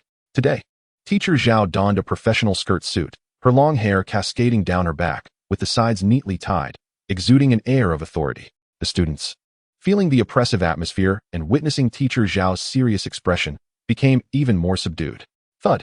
Teacher Zhao slammed a book onto the podium, and the students felt an immediate lightness as the pressure dissipated, except for the classmate who had just mentioned Lanzhou ramen, whose face turned pale. Although the pressure had lifted, the students dared not move, sensing this was merely the calm before the storm. Some students enjoyed giving their teachers nicknames behind their backs, a fact Lin Shen was aware of, but he refrained from intervening. As long as their nicknames did not come to his attention, he could pretend they did not exist. But this was the classroom, and soon it would be his lesson. Were some students truly afraid he wouldn't hear them? I hope there will be no more such incidents in the future. Teacher Zhao's tone was stern, and the students hurriedly echoed their agreement. The classmate who had boasted earlier felt relieved, yet before he could rejoice in his narrow escape. You, stand at the back and listen. After dealing with the unfortunate classmate who had made jokes at the wrong time, Teacher Zhao formally began her lecture for the day. The content merely summarized the previous realm exploration. This semester was the first for the Royal Academy, so there had only been this one exploration. After this, there would be no more classes with Zhao Lanzhao. Once the class ended, the students erupted into chatter once again. Phew. The penalized student let out a sigh of relief, feeling as though he had narrowly escaped disaster. I, the Dark Supreme, live again in my second life. Observing his overly dramatic demeanor, Lin Shen suddenly felt a sense of helplessness, as if looking into a mirror. Heavens, was I really like that during my own melodramatic phase? Sighing, Su Rumeng lamented that the next class would be about cultural refinement, a confusing amalgamation of language, art, and music. He buried his head in his desk, appearing as if he were on the verge of a breakdown. Is it really that difficult? Lin Shen ruffled his hair. Just pay attention in class, and you'll be fine. You should summon your Shirlu to play. Su Rumeng lifted his head, covering his own with both hands, glaring at a certain individual, his eyes wide like saucers. Little Mo is angry. Su Yang, intending to join them after class, strolled over only to burst into laughter at the scene. He directly teased Su Rumeng. Still laughing? Your academic performance is worse than mine. Just wait for your grades to plummet. How could I possibly fail? I think I'm doing just fine. Still being stubborn, huh? What about that poetry fill in the blank? Do you understand color coordination? Can you sing in tune? Facing Su Rumeng's soul-searching questions, Su Yang felt the heat rising in his cheeks. All right. The cultural courses at the Royal Academy aren't going to be too difficult. Just pray that Teacher Wang doesn't walk in soon, or you'll be in for it. Lin Shen observed the escalating banter between the two and hurriedly stepped in to mediate. The two individuals, upon hearing Lin Shen's words, reluctantly turned away from each other, unwilling to meet each other's gaze. After all, although Teacher Wang taught cultural subjects, the educators at Qingyan Yugo were all professional beast tamers. Cut off all ties. If that's the case, then so be it. Lin Shen placed his hand on his forehead and shook his head. The cultural classes at Yugo were not particularly challenging, especially since he had previously attended a key secondary school. To him, the content of these cultural lessons seemed exceedingly simple, though it might not be the same for his classmates. What is going on? Feng Shirlu approached, lifting her skirt slightly. Oh, they want to sever ties. Is that so? Don't mind them. They'll be reconciled soon enough. As the morning classes concluded amidst a cacophony of cultural discourse, lunchtime arrived in the cafeteria. Lin Shen and a few others sat together, deliberately arranging for Su Rumo and Su Yumo to sit beside each other in an effort to mend their rift. However, the two acted as if they were in a silent feud, refusing to look at each other throughout the meal, instead burying themselves in their food. You bumped into me. Which of your eyes saw me bump into you? My chicken nugget fell to the ground because of you. You. Enough. Their bickering was interrupted by Lu Yunju. I'll switch seats with you, Lu Yunju suggested to Su Rumo. They exchanged seats and finally settled down. Lin Shen cast an apologetic glance at Lu Yunju. Regretting his impulsive suggestion, Lu Yunju shook his head in reassurance, indicating it was no trouble. Observing Shirlu, who was focused on her meal, Lin Shen fell silent and concentrated on his food as well. Whatever, I'll deal with it this afternoon. Coincidentally, we have Long Ji's class then, so I can ask him for assistance. The lunch break quickly passed, leading them into the afternoon combat class. After the class was dismissed, Long Li eyed Lin Shen curiously as he approached, instead of heading straight to training. Had he encountered an issue during practice? No. Lin Shen recounted the entire situation regarding Su Yang and Su Yumo. That can be easily resolved. Leave it to me. Long Ge, do you have a plan? Long Li smiled slightly, whistling to gather everyone. Quiet down. Over the past few days, you all must have encountered numerous wild spirit beasts during your training in the secret realm. Today, let Long Ge assess whether your combat skills have progressed. Su Yang, Su Yumo, you two will demonstrate for everyone. With that, he winked at Lin Shen, revealing that the solution was merely to let them fight it out. Upon further reflection, it indeed seemed quite reasonable. Conflicts among beast tamers could often be resolved through a bout. On the other side, as the two ascended the stage, the atmosphere became palpably tense. This promised to be an entertaining spectacle. They would surely knock some sense into each other. Woof woof. Use civilized language for me, peanuts. The classmates, unable to contain their gossiping spirits, erupted in excitement as they saw the two take the stage. However, the remark about knocking sense into one another made even the most eager spectators hesitate and quickly apologize, seeing the furious expressions on Feng Shirlu and the Starry Dog.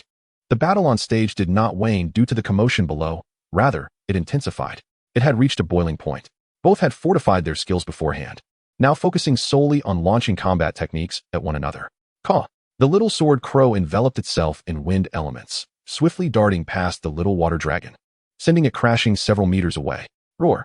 The arena was engulfed in a tempest as water elements coalesced into a swirling vortex.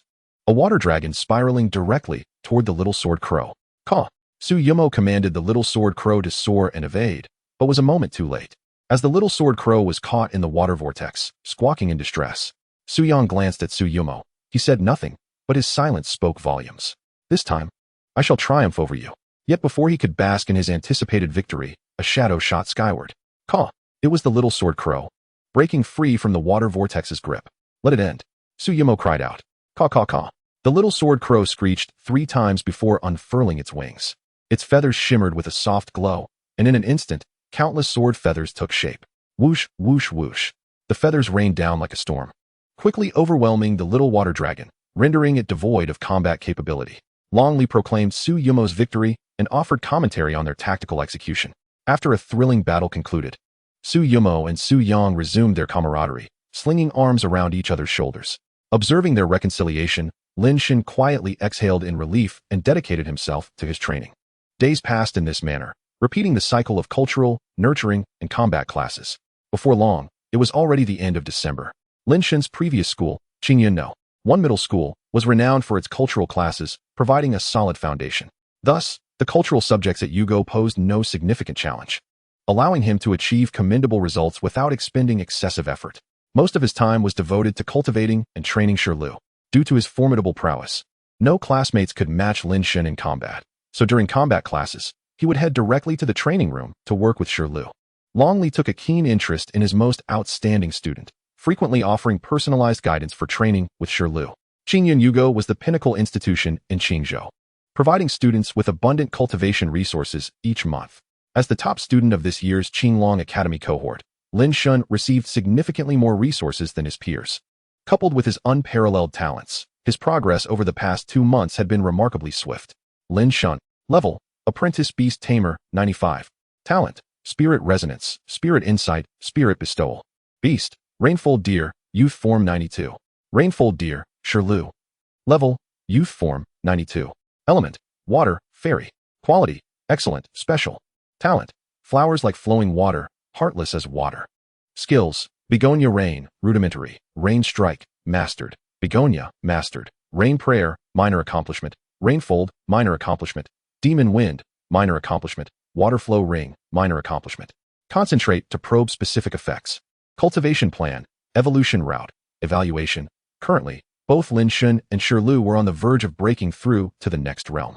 Their skills had been honed exceptionally well, and under the relentless training over these months, most of Shirlu's abilities had reached a minor accomplishment level.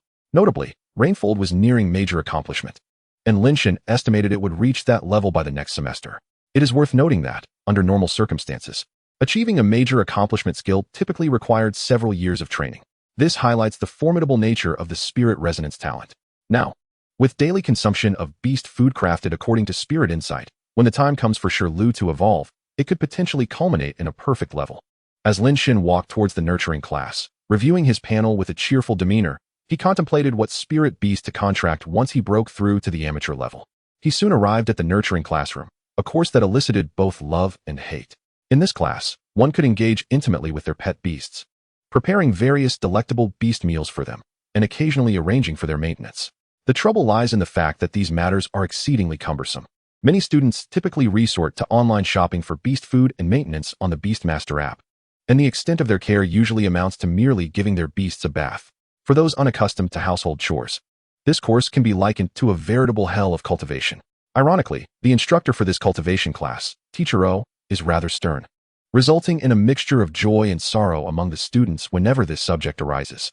Among the delighted is, of course, Lin Shen, who, having lost his parents at a young age, has been solely responsible for household tasks.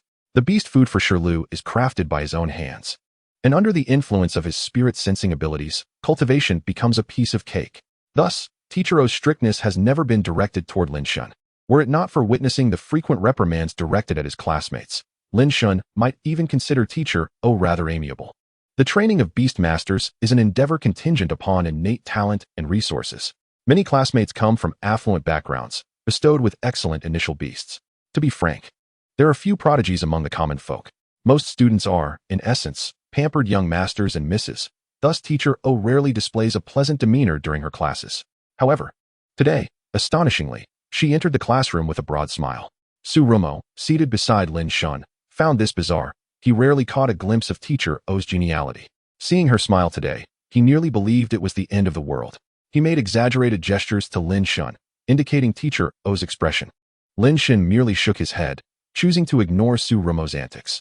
Dear students, with New Year's Day approaching, I would like to extend my early wishes for a happy new year. Teacher O announced cheerfully from her cooking station. The students below displayed expressions of enlightenment, realizing the source of Teacher O's unusual warmth, an impending holiday. However, before they could breathe a sigh of relief, Teacher O's mouth opened to deliver words as chilling as the outside weather. Today, we shall prepare beast cakes in our cultivation class. Tsurumo shivered, feeling increasingly uneasy about Teacher O's smile, which seemed increasingly sinister. He trudged to his cooking station, regretting his choices and wishing he could travel back to the beginning of the semester to slap some sense into himself. Seated beside Lin Shen, he felt utterly foolish, lamenting his decision to sit next to someone so extraordinarily talented. Now, Tsurumo had become a mere control subject, overshadowed by Lin Shen's prodigious abilities, rendering his own lackluster cultivation skills even more pitiful. Consequently, Tsurumo emerged as the most criticized student in Teacher O's class, without exception. As Teacher O passionately explained the key points for crafting the beast cakes, demonstrating each step for the students, she later circulated the classroom to assess their progress. Ah, splendid! Teacher O exclaimed upon observing Lin Shen's deft execution, finding it utterly delightful. She contemplated persuading him to pursue a career as a cultivation master. Yet Lin Shen's talent for beast mastery would likely prevent him from considering such a path. Turning her attention to Tsurumo's chaotic cooking station, she was seized by indignation. What on earth are you doing? She exclaimed, rushing over to halt his next move. Teacher O unleashed a torrent of reprimands upon Tsurumo. Today, as benevolent Teacher O was no more. She instructed Tsurumo to step aside and personally demonstrated the correct procedure once more, then observed him as he attempted to replicate it. Wood that cannot be carved, she scolded, pointing an accusatory finger at Tsurumo. As she found him impervious to her admonitions, she stormed off to the next unfortunate student's cooking station. Su Yang's heart sank. We're doomed. Teacher O is coming my way. He cast a pleading glance at Lin Shen, who turned away, signaling his inability to assist. What are you staring at? Teacher O's stern countenance had already reached Su Yang's station. Your whipped cream is a complete disaster. Is this how I taught you? Su Yang stood there, akin to a child caught in wrongdoing, flustered and unable to articulate a coherent response. After surveying the classroom, Teacher O's smile had vanished entirely.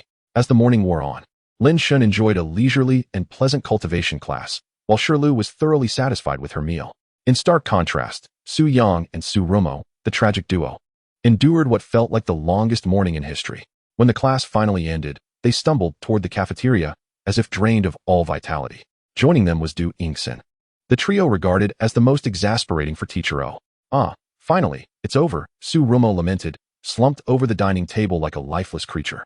Never again will I endure Teacher O's class, Su Yang echoed, mirroring his despondency. Is it truly that exaggerated?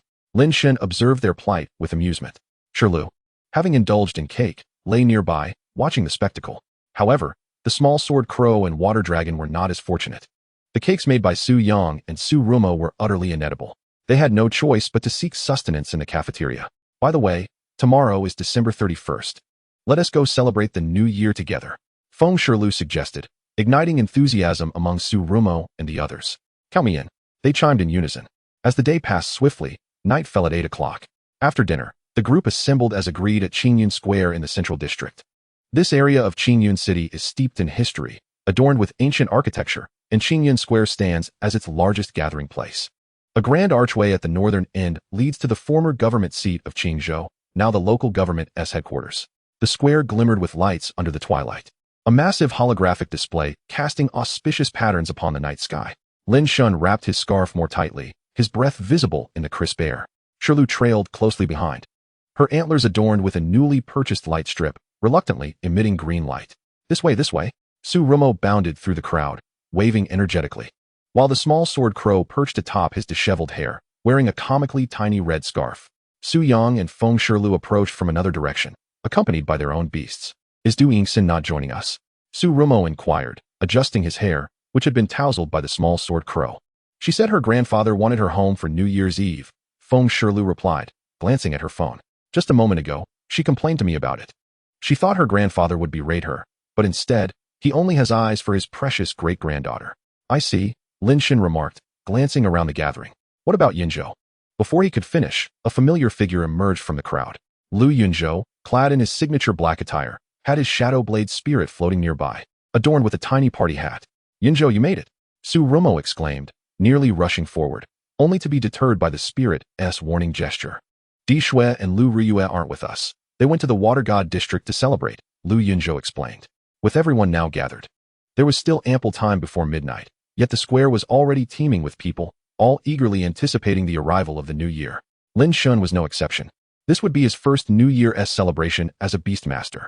Watching the light strip atop Shirlu's head, Lin Shen smiled, engaging in light-hearted conversation with his companions. As time swiftly approached, the grand screen atop the city tower commenced its countdown, while holographic fireworks burst forth in the night sky. The luminous LED strips adorning the tower glimmered brilliantly, harmoniously reflecting the celestial pyrotechnics. The throng of attendees, along with their companion beasts, became increasingly animated, instinctively joining in the countdown displayed on the screen. 10, 9, 8. The cacophony of cheers resonated deafeningly. Lin Shen observed his friends. As Su Rumo tugged at the reluctant Lu Yunzhou to take photographs, Lin Shen found himself similarly coaxed into posing, effortlessly flashing a peace sign, while Lu Yunzhou managed a smile that resembled more of a grimace than joy. Su Yang and Feng Shirlu were embroiled in a debate over which firework was the most splendid, as everyone, along with their spirit beasts, tilted their heads skyward. 3, 2, 1. The midnight chimes resonated, and countless wish lanterns ascended into the heavens.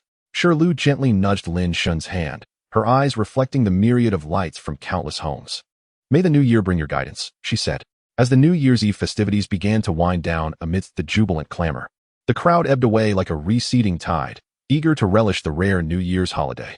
Meanwhile, the diligent students had already commenced their preparations for the impending final examinations. The results for the Secret Realm class had long been disseminated. Class A, being the Armée de las Armées of Qingyun City, naturally excelled. Each team from the last secret exploration had ranked within the top 20, ensuring that no one faced failure. Lin Shen felt no trepidation regarding the combat class. He mused that indeed, invincibility breeds solitude. He also excelled in the cultural subjects, contemplating the possibility of securing the top rank in his grade, which filled him with delight as a broad smile graced his face. While others returned home to celebrate, Lin Shen and Shirlu remained at Qinglong Academy. Sipping warm milk tea and indulging in snacks at the tea house, Lin Shen gazed at the warm, fluffy spirit beside him. Yes, staying at school alone was not lonely at all. Shirlu was likely to evolve after the final exams, having nearly completed her training regimen. Lin Shen decided to let her rest for a few days to prepare for the impending breakthrough. New training plans would be devised post-evolution. Upon returning from the holiday, Lin Shen spotted Su Rumo and Su Yang, who were lamenting while clutching their books. Many classmates were in a similar predicament. Lin Shen offered them a moment of silence and sympathy. Combat classes frequently involved battles, and everyone had a general sense of their respective levels. Thus, the current focus was predominantly on preparing for the cultural and nurturing course examinations. Qingyun Yuga, being the foremost academy for beast tamers in the region, naturally had a significant number of awakened students among its ranks. Once awakened, many students abandoned cultural studies early on, opting instead to train their beast taming skills. After all, this was a world where strength reigned supreme. Few were inclined to pursue cultural studies if they had prospects in beast taming or other professions. Alas, success was but a rare occurrence, and cultural courses remained fiercely competitive. However, Yuga differed greatly from regular schools. Cultural studies were merely supplementary. Lin Shen mused that had Yuga included subjects like mathematics or elemental studies, the students might have gone mad. Nonetheless, he was unfazed. Having previously excelled in cultural studies at a prestigious school, the difficulty of cultural courses at Yuga was trivial in comparison. Chapter 78, The Finals. In truth, the most arduous hurdle was the nurturing course taught by the formidable Master of Extinction, which required practical assessments. For Lin Shen, it was a piece of cake. But for Su Rumo and the others, it was a daunting challenge. As expected, after the examination day, Su Rumo and Su Yang emerged from the examination hall with expressions of utter despair. Others appeared equally underwhelmed by their performance. Yunzhu, how did you fare? Lin Shen inquired, knowing Lu Yunzhu was not one to indulge in exaggerated expressions like the others. Not bad. I should pass, Lu Yunzhu replied. Having also graduated from Qingyun First High, his grades were decent, and the cultural studies at Yuga posed no significant challenge for him. Tsurumo was the type who awakened to his contract space early and subsequently neglected cultural studies. Now, he gazed at Lin Shen and Lu Yunju with envy. Don't worry, we're at Yuga. As long as you don't fail in the secret realm and combat courses, it's not a big deal. Lin Shen reassured him. However, his words only served to deepen Tsurumo's sense of dread. And what about the nurturing course? Thinking of the Invigilator's barely suppressed laughter today sends shivers down my spine. Master of Extinction will surely have my head. Fear not, I am here with you. Su Yang chimed in from the side. Perhaps it would be better not to face this together? Tsurumo retorted, exasperated. 2 days later, Teacher Zhao distributed the final grades and assigned winter break homework. Classmates, our winter break assignments post-Yuga will differ from those of the past. Observing the unwilling expressions of his students upon hearing about the homework, Teacher Zhao clarified. There is a task platform at Yuga where tasks can be posted and accepted. It features an app called Task Treasure. The homework I've assigned is simply for you to accept a task from Task Treasure and secure a 5-star rating. Upon hearing this, the students collectively exhaled in relief. Once Teacher Zhao finished assigning the homework, the classroom erupted into a lively buzz, with everyone excitedly discussing their plans for the winter break. Wow, the holiday is finally upon us. I plan to sleep until noon when I get home. Haha. You're probably just talking about lounging around while secretly competing behind the scenes. Indeed, if we truly squander the entire break, we might return to find ourselves relegated to Class B. I'm merely indulging in some rest. How could that result in falling to Class B? Is this winter break homework really that simple? Some students had already downloaded the Task Treasure app and began browsing available tasks, discovering that some were indeed challenging, such as seeking rare materials in the secret realm. However, a plethora of simple tasks also existed, ranging from grocery shopping to pet sitting. How difficult could it possibly be? Just find a simple errand task. Securing 5 stars should be a breeze. The students exhibited a nonchalant demeanor, many believing the teacher was merely going through the motions to ensure they enjoyed a worry-free winter break. Shingo, what are your thoughts? I fear it may not be as simple as it appears. Lin Shen, recalling his past part-time jobs, felt a twinge of concern. Memories of being penalized for tardiness during food delivery, receiving a low rating for slow service at a convenience store, and even facing unjust reviews at a milk tea shop flooded his mind. Why are you silent, Shingo? You don't actually think the tasks are challenging, do you? Su Yang inquired, playfully patting his shoulder. Lin Shen sighed and replied, you have no idea how demanding some customers can be. Forget about 5-star ratings. Simply avoiding an inexplicable bad review would be a victory. Feng Shirlu raised an eyebrow. Surely not? We're merely completing winter break assignments. We can find simple tasks to fulfill. Exactly. Several classmates chimed in, suggesting temporary promotional positions at malls or pet walking gigs, asserting that there was no way to receive negative reviews. Seeing the conversation veering off, Tsurumo quickly interjected. Oh, let us not overthink it. There is still time before the winter break. We can discuss it then. The focus shifted. He raised his voice, cheerfully announcing, my sister's full moon celebration is on the 23rd, and you all must attend. My mother insists that those who do not come will regret it. She has invited the chef from Drunken Immortal Tower to prepare the feast. Drunken Immortal Tower. Su Yang's eyes sparkled with excitement as he immediately wrapped his arm around Tsurumo's neck. You've got connections, my friend. I've heard that their signature dish, the Tianjiao grass roast goose, has garnered rave reviews even from high-ranking beast tamers. Heh, I plan to indulge to my heart's content at your place. Absolutely. Tsurumo proudly lifted his chin. You must come too, Brother Shun, or all the delicious food will end up in Su Yang's stomach. Lin Shen couldn't help but chuckle. All right, I'll definitely be there. Hey, Su Yang protested. Don't make it sound like I've never eaten before. Laughter erupted among the group, and the conversation swiftly shifted from winter break assignments to the menu for the full moon banquet. Unbeknownst to them, in the back row of the classroom, Du Yingxin quietly lowered her head, jotting down the date of the 23rd in her notebook, a faint smile gracing her lips. As classmates bid their farewells, they each embarked on their journeys home for the winter break. Lin Shen chose not to return to Qinglong Courtyard for a monotonous holiday. Instead, he took a taxi to Qingyun West Station. Today, Rinsong Yugao was also on break, and he was heading to the high-speed rail station to pick up Li Lingfeng. Since Rinsong Yugao was located in the outskirts, Li Lingfeng had not returned for New Year's to prepare for finals. Now that the winter vacation had commenced, he naturally had to come back. Upon arriving at the high-speed rail station, Lin Shen encountered Uncle Li and Aunt Li, who were also there to greet Li Lingfeng. The three exchanged pleasantries. As they entered the waiting area of the station, Uncle Li and Aunt Li inquired about Lin Shen's well-being at school. Everything is great on my end. You both take care of your health at home, too. Oh, I'm about to become a mature spirit beast. Sure, Lu chimed in joyfully, expressing that they had been doing well at Qingyun Yugao. Haha, your aunt and I can manage ourselves at home. Knowing you're doing well at school puts our minds at ease.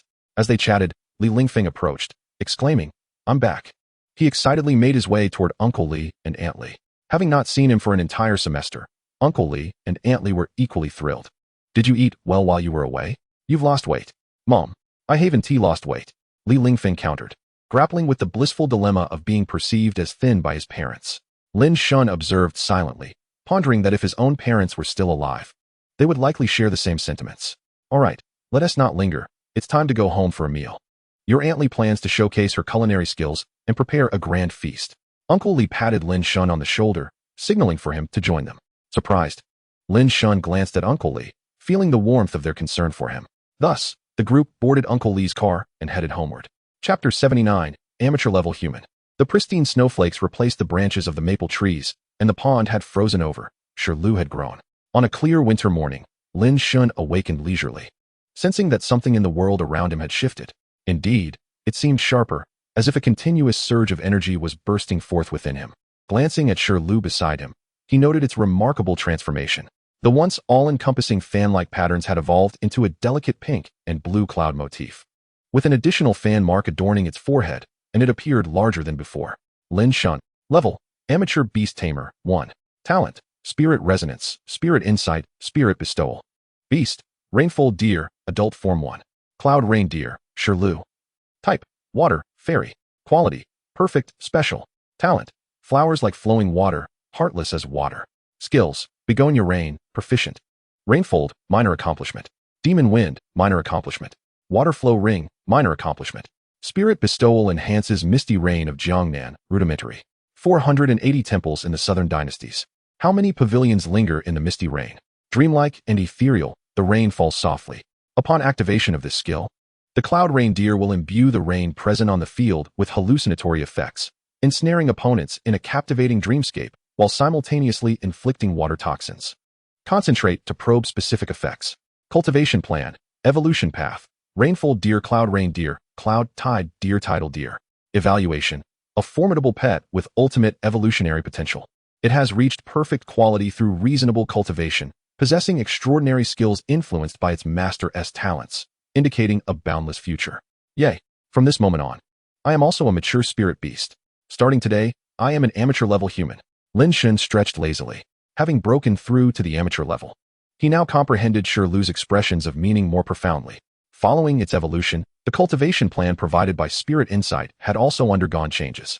It was time to re-establish training regimens and prepare new beast feed, and Lin Shen was filled with enthusiasm. Following this evolution, the skill Begonia Rain was finally usable. A powerful weapon indeed. When the first-year exchange competition for beast tamers commenced next semester, it would be Shirlu's moment to shine. Thanks to prior training on prerequisite skills, Begonia Rain had reached proficiency upon unlocking. After Shirlu's evolution, not only had its quality ascended to perfect as anticipated, but its new skill had also gained enhancement through Spirit Bestowal. This skill provided comprehensive fortification for Shirlu, augmenting not only the secret weapon, Begonia Rain, but also allowing Rainfold and Rainstrike to benefit from this enhancement. Now, Shirlu was practically a debuff genius, capable of inflicting fatigue, hallucinations, and poisoning. This reminded Lin Shen of a past business trip to Yunnan province, where he had suffered from mushroom poisoning. In any case, everything had improved, and a smile of happiness radiated from Lin Shen's face. Instead of heading to the training room immediately, he had more pressing matters to attend to. Opening the calendar, he noted that it was January 22nd. Tomorrow marked Su Rumo's sister's full moon celebration. Since they resided in Qingyun County, he decided to set off today, especially since he had ranked first in the entrance examination. He had earned the privilege of selecting a second pet at the first beast taming cultivation base in Qingzhou.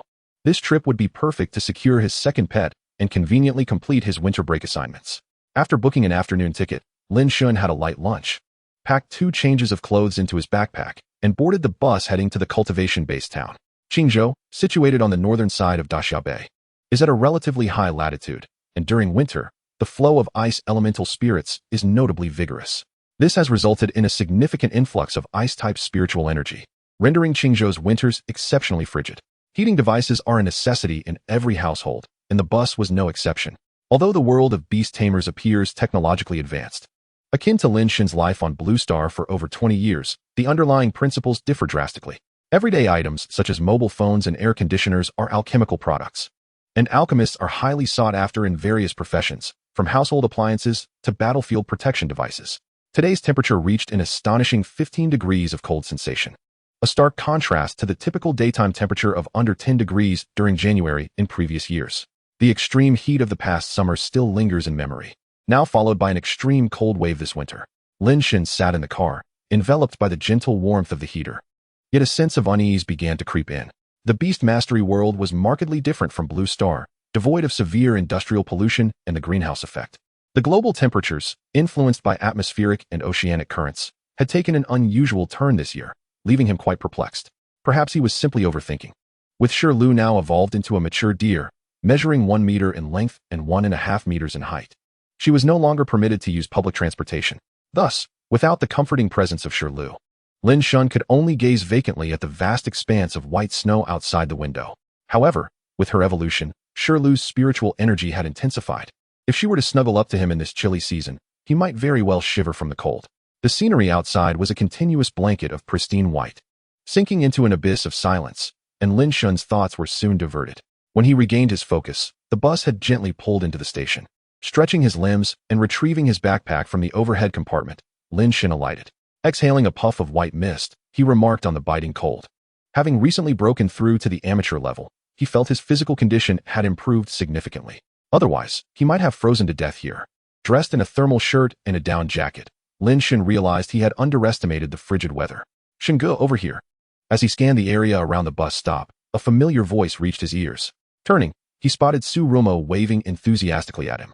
They had conversed on Yunshin that morning, and Su Romo had promised to come and fetch him. Adjusting the shoulder strap of his backpack, which threatened to slip off his slippery down jacket, Lin Shen strode towards Su Romo. "Finally, I've been waiting for you," Su Romo exclaimed, playfully showing off. "Get lost.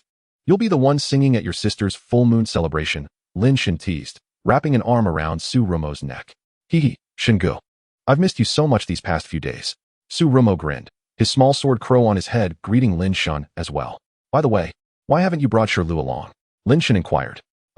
Have you finally noticed? Our protagonist has had another bout of misfortune," Su Romo replied with a crooked smile. "Allow me to show you our bond." Lin Shen extended his palm, and a green summoning circle gradually unfolded in his hand. Chapter 80. Welcome home, young master. Yin dear, make your grand entrance. "Shingo, why does your Shirlu seem different?" Su Romo asked, astonished by the green summoning circle. "Wait, you've broken through." His jaw dropped in disbelief. This is the prowess of your brother." Lin Shen patted his back, reveling in his achievement. "Wow. Shirlu and the little sword crow are greeting each other, flaunting their newfound strength, which left the little sword crow enviously amazed. "It's only 3 o'clock. There's no rush to head back. Let me show you around the town," Su Romo suggested. Thus, the two began to explore the quaint town. Su Romo's hometown, called Base Town, was built around the first Beast Master cultivation base in Qingzhou. With a population of around 100,000, it rivaled the county seat of Qingyun. The town lacked towering skyscrapers, featuring instead rows of modest houses with a layer of snow atop their roofs. The streets, narrower than those in the city, were nevertheless impeccably cleared of snow. The square in front of the bus station bustled with vendors, exuding a lively atmosphere. As Lin Shen followed Su Romo through the streets, the charm of the small town, so different from the city life he had known, piqued his interest. "Shingo, are you cold?" Su Romo nudged him, glancing toward the honey fragrance pavilion nearby. Understanding the hint, Lin Shen replied, "Just in time, I'm a bit parched too. Shall we grab a milk tea at that honey fragrance pavilion?" Su Romo nodded eagerly, and together they made their way to the charming establishment. Upon entering, they were greeted by a warm breeze infused with sweetness, and Su Romo's face lit up with delight. "Hello, welcome." A cheerful staff member welcomed them. They ordered a few cups of caramel milk tea with pearls, ensuring both Shirlu and the little sword crow had their share. They settled on the shop sofa, eagerly awaiting their drinks. Initially absorbed in their anticipation, they soon overheard a conversation behind them. One person sighed, seemingly burdened by unspoken troubles. "Sigh, Boss Wong. Is there something we can't discuss? If you're facing difficulties, feel free to share. We can brainstorm solutions together." "Alas, Boss Du, you don't know. My daughter has fallen ill, and I wish to sell our old house to support her, but rumors spread that it's haunted," Boss Wong lamented. "You know my profits are dismal. I can't be of much assistance," Boss Du replied with a forced chuckle, regretting his interjection. "Don't worry, Boss Du. I'm not here to ask for a loan. I just have some things weighing on my mind that I can't seem to articulate. You can listen, but please don't take it too much to heart." Hearing Boss Wong's words, Boss Du's face flushed with embarrassment. Just as Lin Shen and Su Rumo prepared to eavesdrop further, the staff announced their milk tea was ready. As they collected their drinks, they caught the tail end of Boss Wang's statement. You still don't know? My shop is barely scraping by, just like yours. The two fell silent, realizing the gossip had run its course. They stepped outside, holding their milk teas. With their skills reaching a minor level of proficiency, they found it quite convenient, as milk tea could not be stored in the contract space. Hence, Shirlu was summoned, conjuring 2 small water rings to hold the drinks for herself and the little sword crow. After all, one had only 4 hooves, and the other had wings and claws, making it quite impractical for them to carry milk tea. This arrangement spared Su Rumo the trouble of balancing 2 cups. Now that Shirlu had advanced beyond the amateur level, she had grown considerably stronger. The icy elements in the air were insufficient to freeze the water rings, allowing them to enjoy their drinks without worry about them cooling too quickly. The 2 humans and 2 beasts strolled through Base Town, sipping their milk teas. Passers-by frequently cast admiring glances at Shirlu, undoubtedly captivated by her adult beast form and her youthful master. Some elderly folks even complimented her. Young man, how old are you? My goodness, to become an amateur beast master at such a young age, your future is boundless. Their praises flustered Lin Shen, who quickly pulled Su Rumo along, hastening past a narrow alley where a black cat suddenly darted out.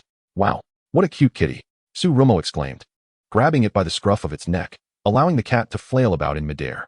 Little night cat. Level, growth stage, 62. Type, dark ghost. What's this kitty you're talking about? I don't see any. Lin Shen teased. Naturally, upon hearing this, Su Rumo's expression froze, and he hastily released the cat, which promptly bolted away. Shingu, don't scare me like that. Su Rumo tugged at Lin Shen's sleeve, feeling a chill breeze brush against his neck, causing him to shiver. Ha ha ha. The little sword crow fluttered its wings, signaling that it had indeed spotted the cat. Sensing the commotion caused by the little sword crow, Su Rumo belatedly realized he had been played by Lin Shen. Ha ha ha. How could you be so foolish? Lin Shen chuckled, clutching his belly in mirth. I shall no longer acknowledge you, Su Rumo huffed, puffing out his cheeks and turning his head away, pretending to truly ignore him. No, it's my fault. Regardless of Lin Shen's attempts to coax him back into conversation, Su Rumo stubbornly refused to engage until they arrived at the entrance of his residence. This is your home. How exceedingly grand. Lin Shen marveled at the grand redwood-carved lacquer door, flanked by the pale walls and dark-tiled roof of the adjoining courtyard. Upon hearing Lin Shen's admiration, Su Rumo turned and cast aside his earlier displeasure. Of course, just look at the kind of family I come from. Without such a garden, how could one be worthy of the chef from the drunken, immortal pavilion? Su Rumo leaned closer to Lin Shen, exuberantly extolling the virtues of his family's estate. Haha, I can hardly wait for tomorrow's feast. Lin Shen replied, anticipation gleaming in his eyes. Fear not, you shall feast to your heart's content tomorrow. At that moment, the door creaked open, revealing a middle-aged man clad in a tailcoat, followed by 2 rows of maids. Welcome home, young master. The servants bowed in unison. Hee, Shingu. It's not usually this extravagant. It's just because you're here today that I have them treat you so well. Su Rumo scratched his head, feeling a tad embarrassed. Upon realizing that this grand reception was solely for his benefit, Lin Shen felt a wave of awkwardness wash over him. You must be young Master Lin. I am the steward here. Like the young master, you may call me Old Wang. The steward introduced himself. The madam and the old madam are quite delighted to hear that your friend has arrived. They are waiting for you in the Snow and Harmony Hall. Please, follow me. In the company of Old Wang, Lin Shen and Su Rumo approached a luxurious limousine. Gentlemen, please, Old Wang gestured courteously.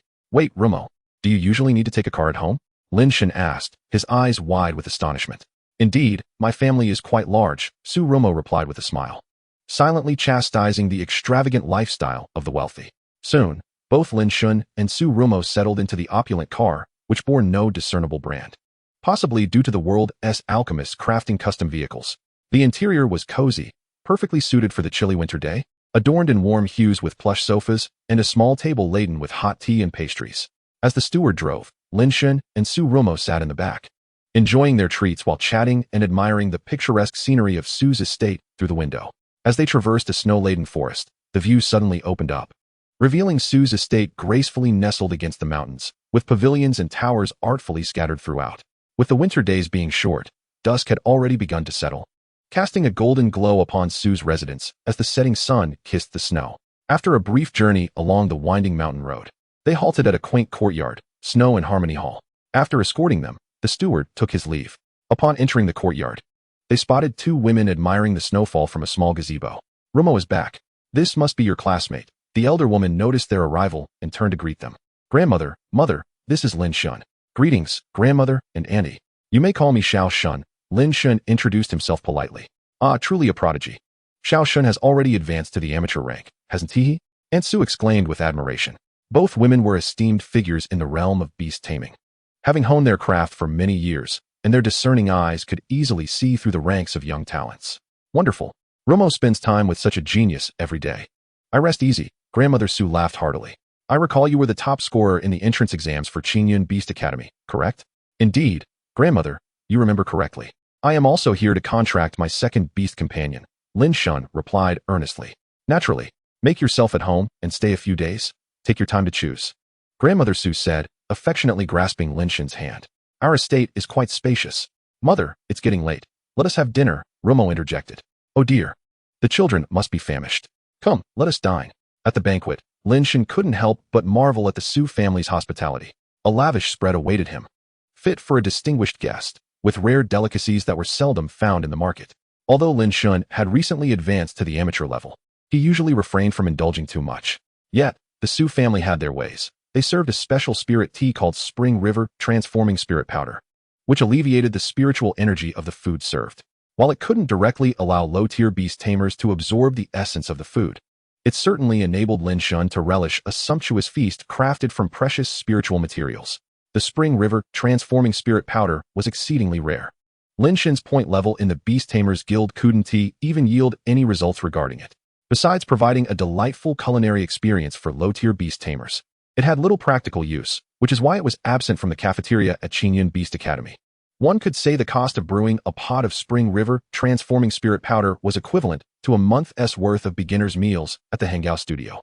After such a meal, Lin Shen found himself contemplating whether to wed into a wealthy family instead. No, Lin Shen shook his head, dispelling those decadent thoughts. How could you, Lin Xiaoshun, allow yourself to be corrupted by this materialistic lifestyle? Have you forgotten your dignity, ideals, and principles?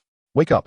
In a battle of wills within his mind, the righteous Lin Shen ultimately triumphed over the temptations of wealth, quashing any notions of slipping into a life of indulgence.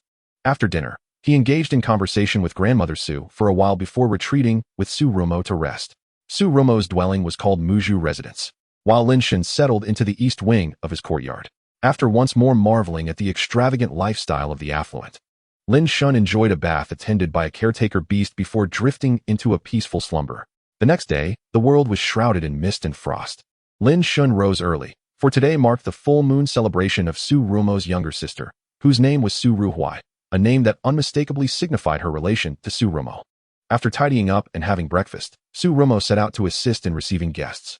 As Lin Shen was a guest himself, with numerous servants bustling about, he felt no obligation to help beyond exchanging pleasantries with the hosts. After finishing his breakfast, he was escorted to the main venue of the full moon banquet. This banquet took place in a pavilion-style building at the foot of the mountain, as the entire Su estate resembled a sprawling artificial garden. Some courtyards were separated by walls, typically serving as private residences for the Su family. The building hosting today's banquet lacked walls, designed specifically for gatherings. Following the servant's guidance, Lin Shen entered the spacious hall, named Guanghua Terrace, adorned in a classical style consistent with the estate. The hall featured a lofty ceiling illuminated by numerous summer-style palace lanterns, as the Su family was a prominent lineage in Qingyun City and the entire Qingzhou region. Today's gathering included not only relatives and friends of the Su family, but also notable families from within the city. Consequently, the banquet hall was filled with an abundance of tables. Though it was still early, merely 8 o'clock in the morning, Lin Shen was not the first to arrive at Guanghua Terrace. A few individuals were already seated inside. The students from Yugo Academy were all assigned to the same table, while their beasts were gathered in several adjacent dining halls. After Lin Shen and Shi Lu remembered their designated spots, they meandered through the garden. With ample time on their hands, sitting in the hall playing on their phones felt rather dull. The estate's picturesque scenery, even in winter, offered a unique charm. Outside Guanghua Terrace lay a plum blossom grove, a winter beauty in its own right. As Lin Shen and Shi Lu strolled through the grove, the delicate fragrance wafted around them, bringing immense contentment. Unbeknownst to them, time slipped by, and as the sun reached its zenith, it was already 10 o'clock. They decided it was time to return to the hall. Upon turning back, they spotted Lu Yunju also wandering through the plum grove. What a coincidence! Yunju, you are out here enjoying the blossoms as well? Lin Shen greeted him. Ah, fancy meeting you here. Lu Yunju replied nonchalantly, as was his usual demeanor. Jia, the Shadow Blade imp, had intended to make a sudden appearance to frighten Shirlu, only to discover she was nowhere to be found. The figure before him bore a striking resemblance to Shirlu. Could it be? A terrifying thought crept into the Shadow Blade imp's mind as he tugged at Lu Yunju's sleeve to direct his attention. Chapter 82, Su Ruhua. Jia, the Beastmaster. Shirlu has evolved. How astonishing! The Ghost King exclaimed. What is the matter? Lu Yunju followed the imp's gaze and was equally astonished. Ah Shun, you've broken through? Indeed. I am now an amateur Beastmaster, Lin Shen replied proudly, lifting his chin. Yay, this is all thanks to me. Shirlu chirped joyfully. Raising its head in delight, Lin Shen then returned to the banquet hall, while Lu Yunju opted to continue his exploration. By this time, most guests had arrived, and the newly transformed Shirlu made a dazzling entrance, prompting gasps of astonishment from their classmates. Wow, incredible! You've reached amateur status, Su Yang exclaimed, nearly dropping his jaw in disbelief. Unbelievable! Feng Shirlu gasped, covering her mouth in surprise. Envious glances were cast upon Lin Shen from all around. Meanwhile, Du Yingxin quietly lamented. Alas, the gap between us has widened even further. Today, Du Yingxin's family had come as well, but her grandfather was busy showing off his precious great-grandson to others, leaving her to go unnoticed. Soon, it was 11 o'clock, and nearly all the guests had gathered for the day's protagonist to make an appearance. The nanny cradled Su Ruhua and brought her to greet the guests, who showered her with compliments. The atmosphere in the hall was overwhelmingly warm and joyous. Su's grandmother, a formidable figure in Qingyun City, was well respected. Her surname was Yin, and she was affectionately known as Granny Yin. With her granddaughter's full moon celebration, the city's elite had all come to pay their respects, including the principal of Qingyun Academy and the president of the Beast Association. President Yu approached the nanny, gazing at the cherubic infant in her arms, his heart swelling with affection. Oh my, dear sister, your granddaughter is absolutely adorable, he exclaimed, picking up a rattle from a servantess tray to amuse Su Ruhua. If you like her so much, I shall have her call you auntie. Granny Yin replied with a smile. Very well, I cannot be an aunt without a token of my affection, President Yu stated, producing a peace charm made of azure spirit jade from his space bracelet. He personally adorned Su Ruhua with it. This charm contained a miniature protective formation, capable of shielding her from 3 attacks below the level of an intermediate Beastmaster. What a splendid peace charm. It symbolizes safety and genuinely provides protection. Thank you, dear sister, he praised. Spirit energy is a form of energy that resonates closely with living beings, and once a defensive or offensive creation reaches a professional level, it becomes exceedingly difficult to advance further. The senior level is the ultimate threshold. Hence, every year, professional Beastmaster championships are held. The National Youth Beastmaster Summit restricts participation to those at the senior level or below. Most professional leagues and local competitions are likewise confined to professional-level Beastmasters, as the protective shield's energy level reaches its limit at this stage, risking harm to the audience if a Beastmaster were to ascend further. Thus, the value of the peace charm, capable of withstanding 3 attacks from an intermediate Beastmaster, is evident, showcasing President Yu's thoughtfulness. After President Yu presented his gift, the principal of Qingyun Academy stepped forward to offer his own. He had crafted a peace lock from dragon blood melting fire crystal stone, a rare material sourced from a secret realm deep within Dashia Bay. Highly coveted, items made from it can serve as awakening catalysts, enhancing the success rate of innate or acquired awakenings. However, these items generally have limited effectiveness. Otherwise, civilian Beastmasters would have long ceased to exist, and prominent families would not face the threat of extinction. After conveying his best wishes, Granny Yin expressed her heartfelt gratitude to Principal Yin, who, at over 900 years of age, was the most senior Beastmaster in Qingyun City. Decades ago, both Granny Yin and President Yu had been his students. Principal Yin and President Yu, both semi-king level masters, were the only ones with the standing to personally present gifts. Others had delivered theirs upon entry. Having witnessed the guest of honor, the time had come for the eagerly anticipated feast. The banquet featured 3 types of spirit tea and 2 kinds of spirit wine. Since Lin Shen and his companions were under 20, they were prohibited from consuming alcohol. Given that their cohort had not yet reached professional levels, they were first served a cup of Spring River Spirit Powder. The other 2 accompanying spirit teas were the esteemed Dongting Immortal and Cloud Mountain Mist, both rare and valuable, surpassing the Spring River Spirit Powder in worth. The dishes were prepared by the renowned chefs of Drunken Immortal Pavilion, with fresh spirit ingredients airlifted from various locations. Su Yang's eyes widened in delight as he began to devour his meal voraciously. Lin Shen felt embarrassed watching him eat, as if he had never encountered food before. In such an elegant setting, can you not display a modicum of decorum? It's quite embarrassing to sit next to you. Lin Shen silently lamented before resolutely joining the ranks of diners. Heavenly flavors enveloped him. Was this the taste of spirit ingredients? Was this the culinary prowess of drunken Immortal Pavilion chefs? Lin Shen was almost lost in bliss, nearly succumbing to gluttony like Su Yang.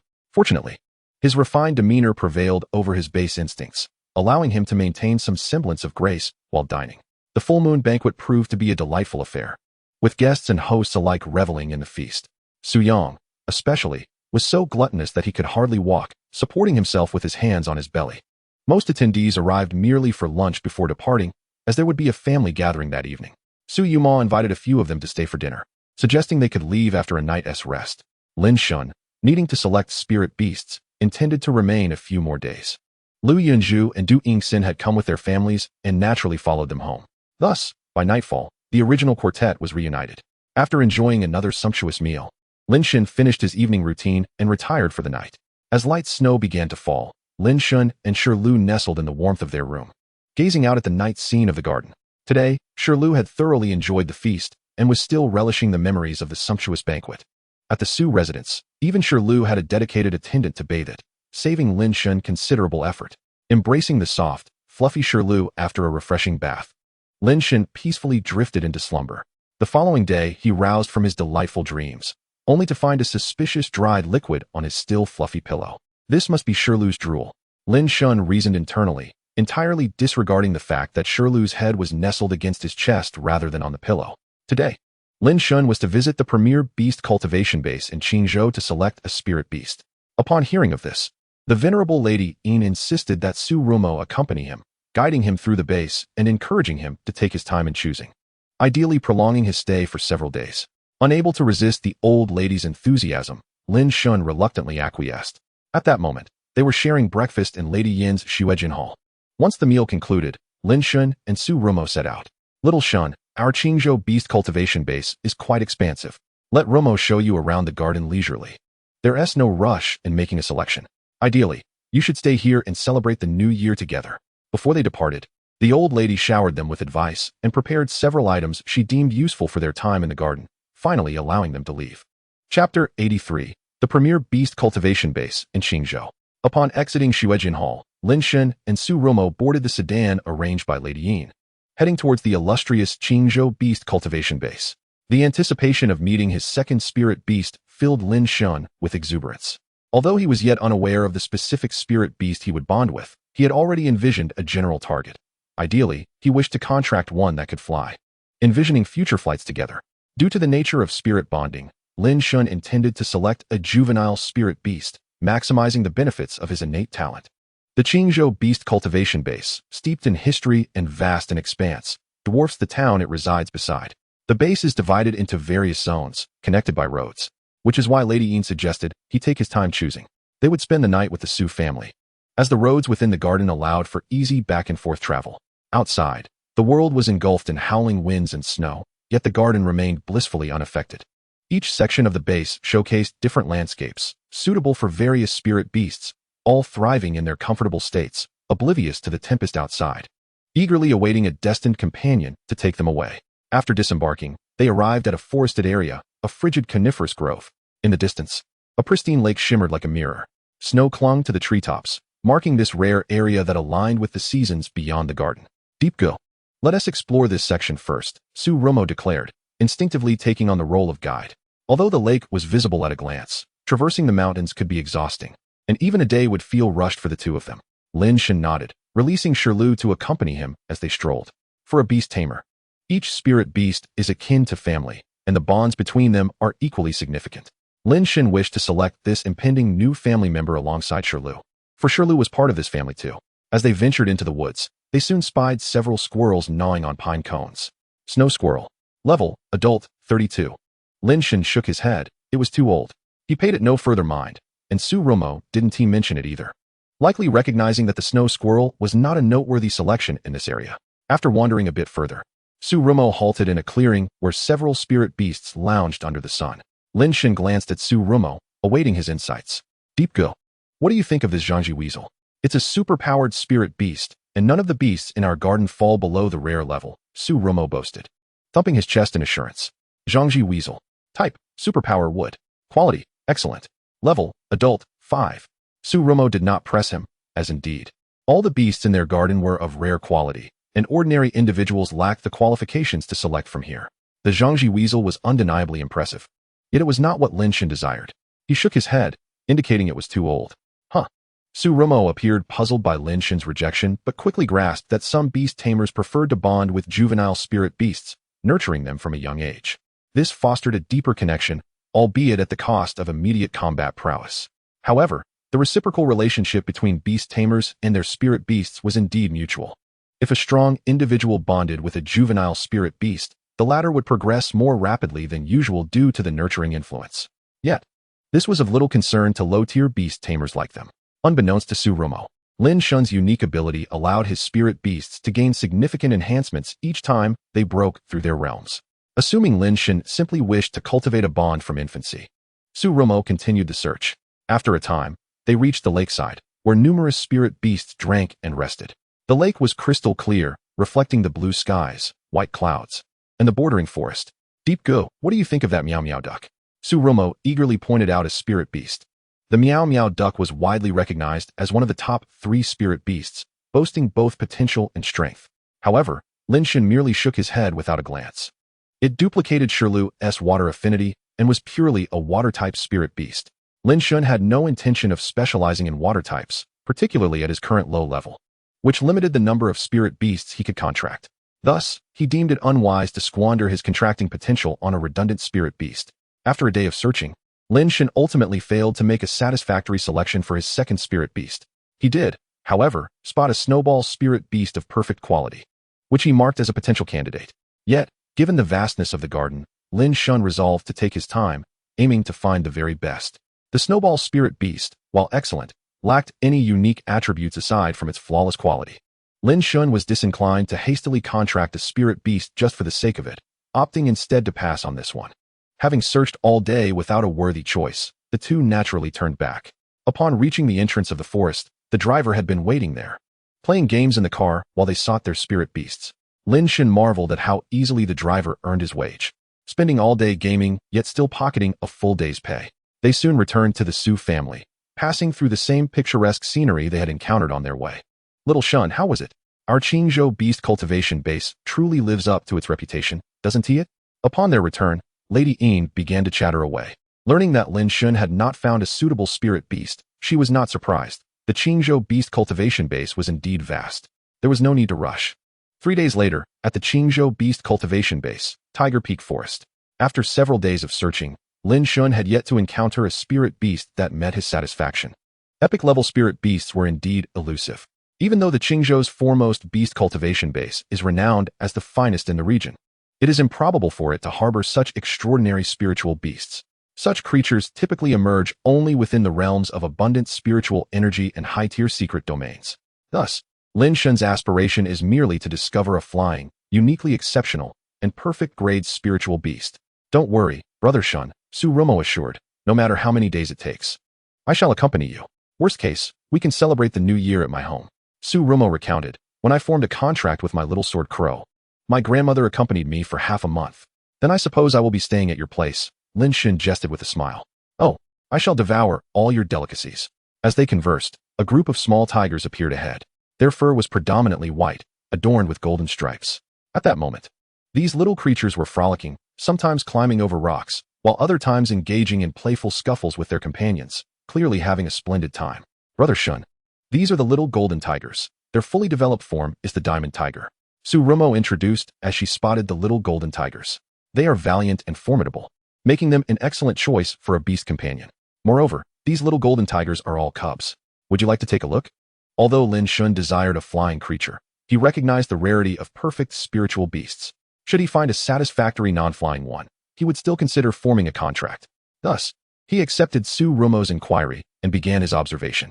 It was undeniable that these little golden tigers exhibited superior quality as spiritual beasts.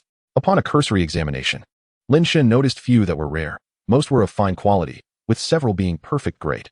Brother Shun, look over there. That little golden tiger appears exceptionally sleek and seems larger than the others. Oh, let me take a look. Little golden tiger, level, juvenile, 36, type, gold quality, perfect, special, innate talent, diamond, significantly enhances defense and attack. Skills, Diamond Claws. Tiger Roar, focus to examine specific effects. Cultivation Plan. Evolution Path. Little Golden Tiger, Big Golden Tiger, Diamond Tiger King Evaluation. An exceptionally gifted little golden tiger. With proper cultivation, it will surprise you with its potential.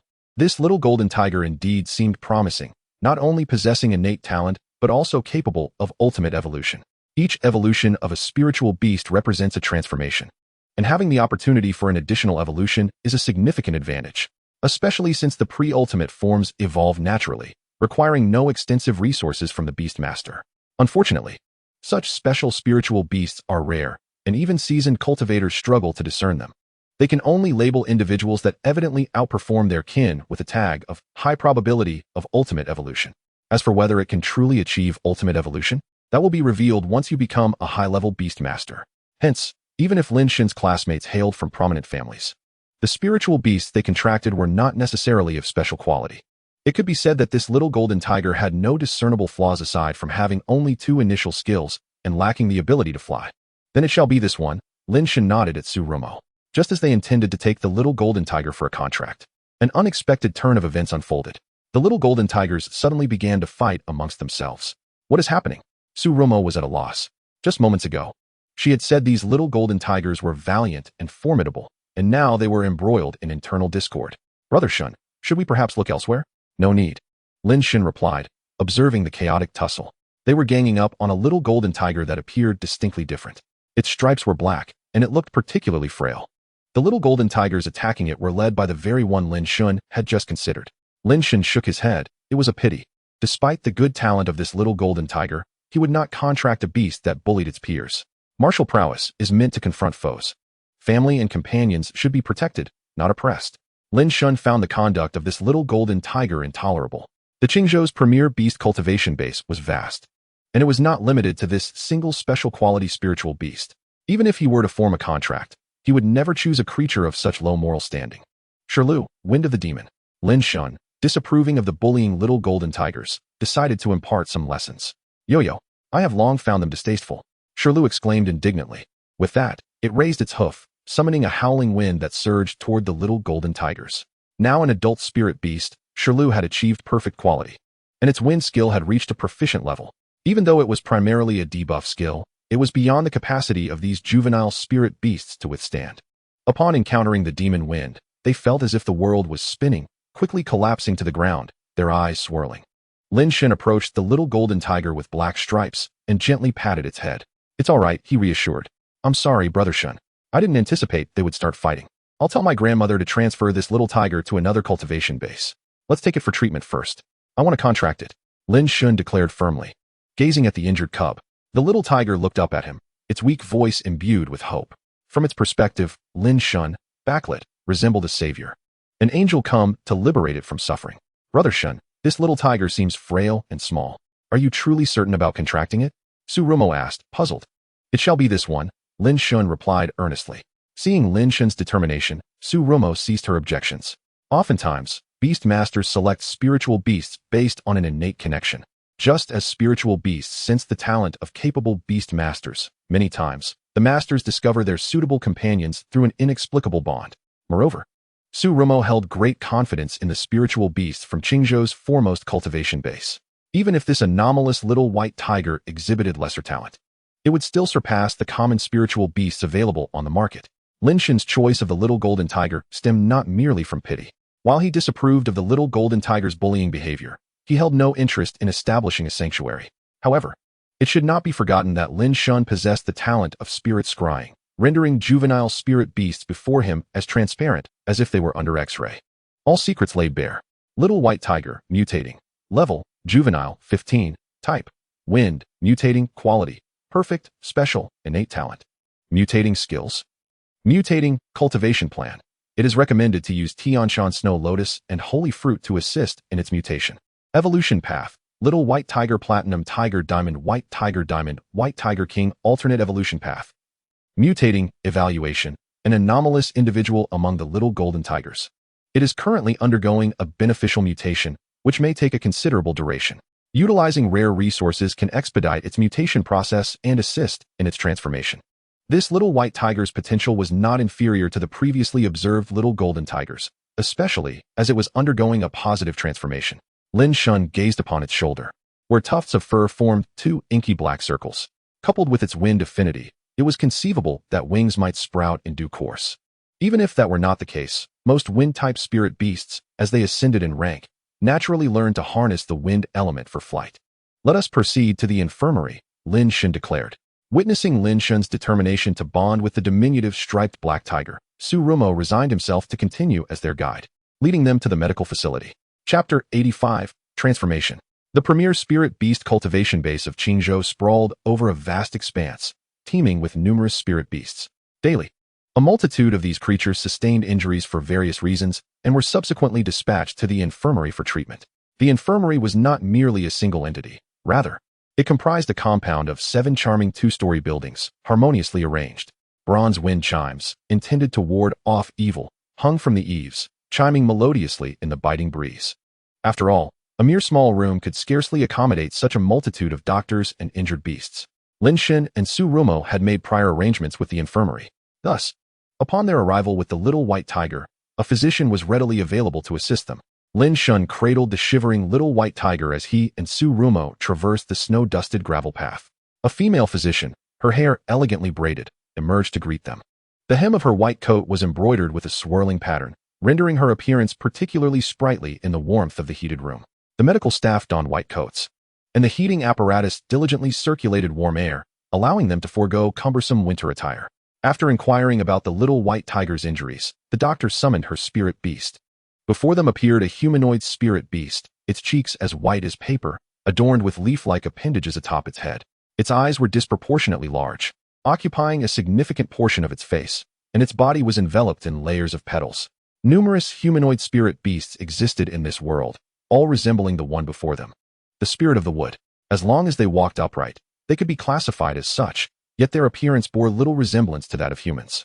Their skin exhibited a variety of colors, with white being the most prevalent, while other hues typically reflected the influences of their respective elemental affiliations. Lin Shen observed that this spirit of the wood was at the mid-stage of its complete form, corresponding to an intermediate Beastmaster-S spirit beast.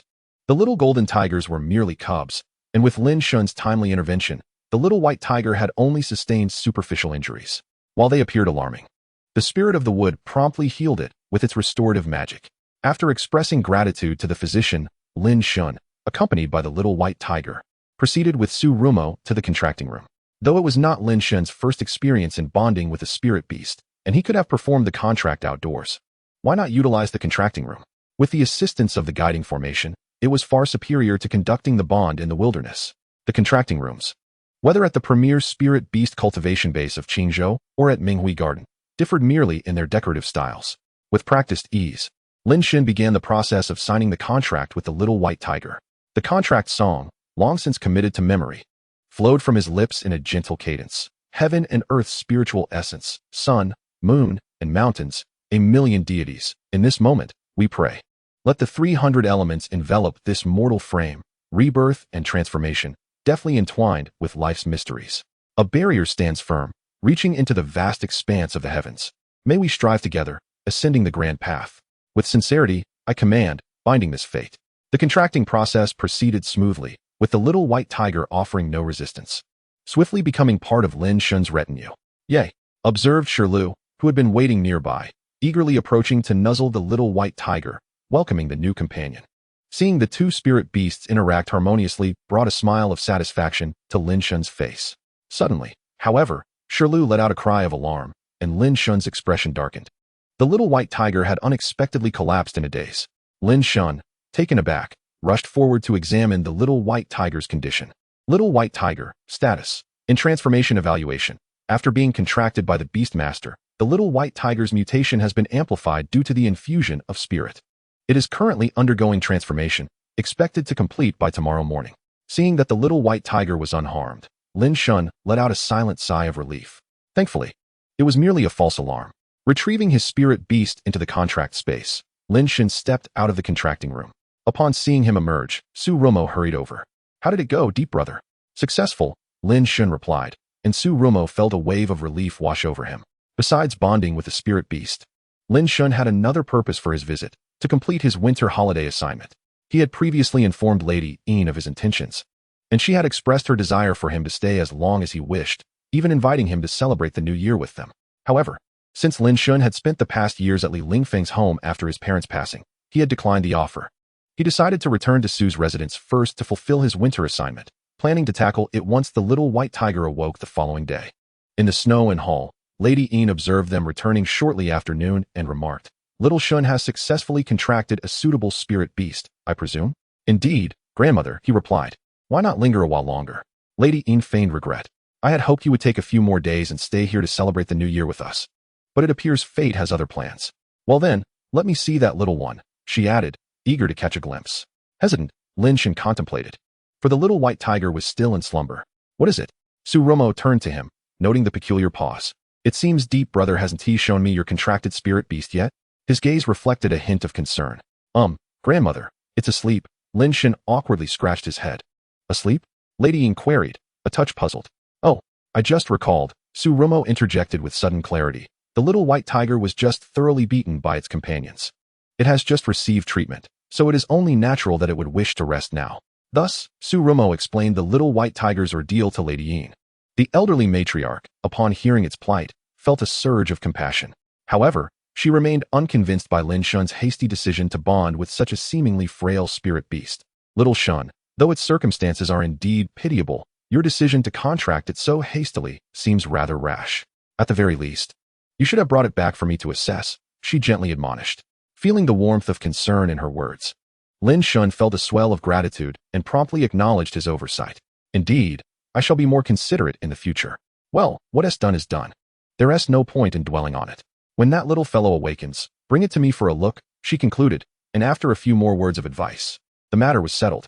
Upon returning to the Muxu residence with Su Romo, Lin Shen promptly began searching for suitable tasks on the mission app, noting that Su Romo had yet to complete his winter assignment as well. Thus, they resolved to seek a task that could be undertaken as a duo. Presently, the two sat together on the sofa in the reception room, perusing the tasks available on the app. Search for a long-lost mother. This task does not allow for teams. Pass. Clean an abandoned old house. This task requires a minimum of 5 participants. Pass. The requirements for a junior beastmaster were not met, and neither did the criteria for a supernatural pet. Frustrated, Lin Shen and Su Romo slumped onto the sofa. No matter how they searched, suitable tasks eluded them. In the modest confines of the base town, suitable missions were indeed scarce. Su Romo sighed, "Brother Shun, perhaps we should abandon the idea of teaming up and instead tackle 2 errands or household tasks separately." Just as their brows knitted in despair, a video call from Lu Yunjua illuminated their screens via the Yunxin group chat. "Shun, Romo, I've picked up a task on the Task Treasure app, located in the base town. We can team up if you're interested." "That's wonderful, Yunjua. We were just lamenting our lack of tasks. Please send the details to the group so we can consider our approach." "All right, I've sent it. I'll come over tomorrow morning, and we can check it out together." Link to Task Treasure sent by the Ghost King. Lu Yunjua's nickname in the chat was Ghost King. Upon clicking the link, Lin Shen and Su Romo began to peruse the task details. Investigate the haunting of the old mansion. Task description. In an old mansion within the base town, there have been reports of ghostly activities at night. Beastmasters are requested to accept the task and uncover the truth behind the haunting. Task reward: 10,000 federal coins. Note: failure to present findings within 1 week will result in automatic disqualification. Eligibility: only local beastmasters from Qingyun City may accept, with no level restrictions. And team formations are allowed. Ghost King, Sword Saint Lin Shen. It appears that my ghostly companion is a spirit-type beast, making this task particularly fitting. Furthermore, there is no limit on the number of participants, so I will extend an invitation to both of you. Sword Saint has accepted the invitation from Ghost King. Lin Shen has accepted the invitation from Ghost King. Yay! With the Ghost King leading the way, we can take it easy now. Su Romo exclaimed excitedly, while Lin Shen remained silent, hoping that matters would indeed unfold with such simplicity. Overthinking was futile. They would simply wait for tomorrow. The priority now was to observe any changes in the little white tiger and subsequently bestow upon it a name. After a restful night cradling Shirlu, Lin Shen, brimming with anticipation, activated the summoning array. A fleeting green light flashed. The little white tiger made its grand entrance. It had fully regained its vitality, its fur now a radiant, almost translucent white. The black markings had vanished, replaced by golden patterns that emanated a sacred brilliance. The circular spots on its sides were gone. transforming into two bony protrusions enveloped in fur on its back. Its eyes were adorned with sky blue markings akin to eyeshadow, and its ears and forepaws had taken on the same azure hue. A sky blue whirlwind mark graced its forehead, while its golden vertical pupils radiated an extraordinary holiness. Holy Wind Young Tiger. Level: Juvenile, 78. Type: Sacred, Wind Quality. Epic Pseudo, Special, Talent, Brilliant Wind. O sacred and resplendent spirit of the wind, your majesty is inviolable, and your power vast as the abyss and the prison. Bestow upon me the magnificent spirit of wind, imparting astonishing and terrifying strength. The Holy Wind Young Tiger, cherished by the elemental wind, embodies the essence of wind's sanctity. When it employs wind-based skills, its might intensifies, wielding the power to dispel all illusions and malevolence. Under the protection of the brilliant wind, when it channels its sacred power, the spirit of wind dances in unison with it. Skills: Holy Judgment, Entry Level. Beneath the divine radiance, evil finds no refuge, judging the sins of foes and inflicting significant damage. The greater the damage sustained by itself and allies, the more potent this skill becomes, particularly effective against enemies inflicting greater harm. Wind Fury, Entry Level. With a roar of the holy wind, a tempest arises, bolstering our morale and granting a wind fury buff to subsequent attacks. Golden Claw of Earth-Shattering, Entry Level. The Holy Wind Young Tiger strikes the ground with its forepaws, causing the earth to fracture and unleashing a forward linear assault. Cultivation Plan: Extract 300 grams of divine wind fruit juice. Mix in double the amount of Jiangji powder and Fuyaowood powder. Knead until it no longer adheres to the surface.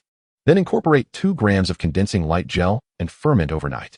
This beast food recipe can be scaled proportionally. Please adjust quantities as needed. Energy Block Recipe. Evolution Path: Holy Wind Young Tiger, Holy Wind Tiger, Holy Wind White Tiger.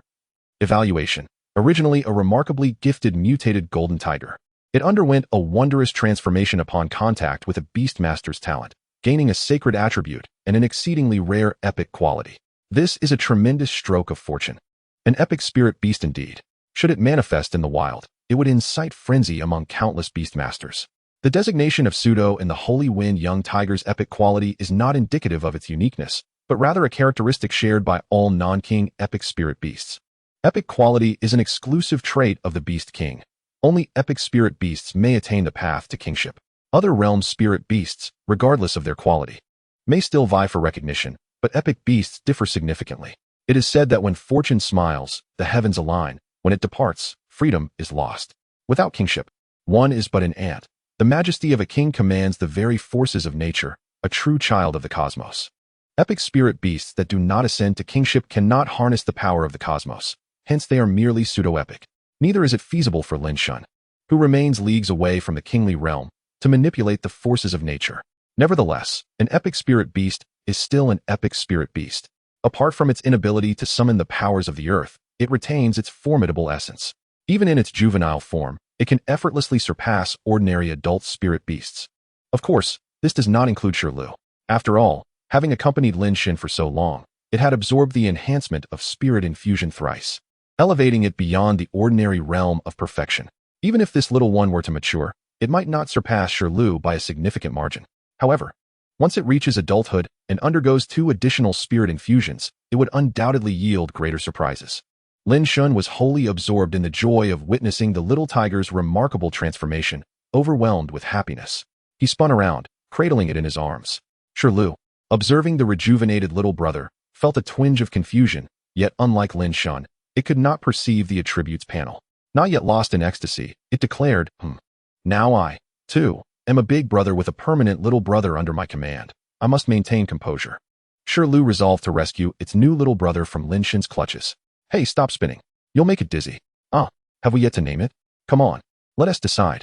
At Shirlu's insistence, Lin Shen finally snapped back to reality, sheepishly placing the little tiger on the soft bed. Admittedly, he was simply exhausted from spinning, but he would never confess that to his pets. He cast a grateful glance at Shirlu, acknowledging its wise counsel, and then proceeded to announce the name of his second spirit beast. As the saying goes, the dragon follows the clouds, the tiger follows the wind, since you possess a wind attribute. Henceforth, you shall be named Yufeng. Lin Shen was thoroughly pleased with the name he had chosen for himself. He added, the Divine One, the Sovereign of all. The title you seems quite fitting, does it not? The once ordinary wind spirit, now transformed into a formidable creature, emitted a sound that reflected its newfound essence. It was filled with joy, exuberantly expressing its satisfaction with its new name. Lin Shen did not forget his promise to the venerable lady Yin to show her the awakened Yufeng. Since Yufeng had completed its metamorphosis, it was only natural to take it over for a visit. Following that, he would join Su Rumo in receiving Lu Yunzhou at the station and completing their winter break assignments. Without further ado, Lin Shen set out with his two cherished companions and knocked on the door of the neighboring Su Rumo's room.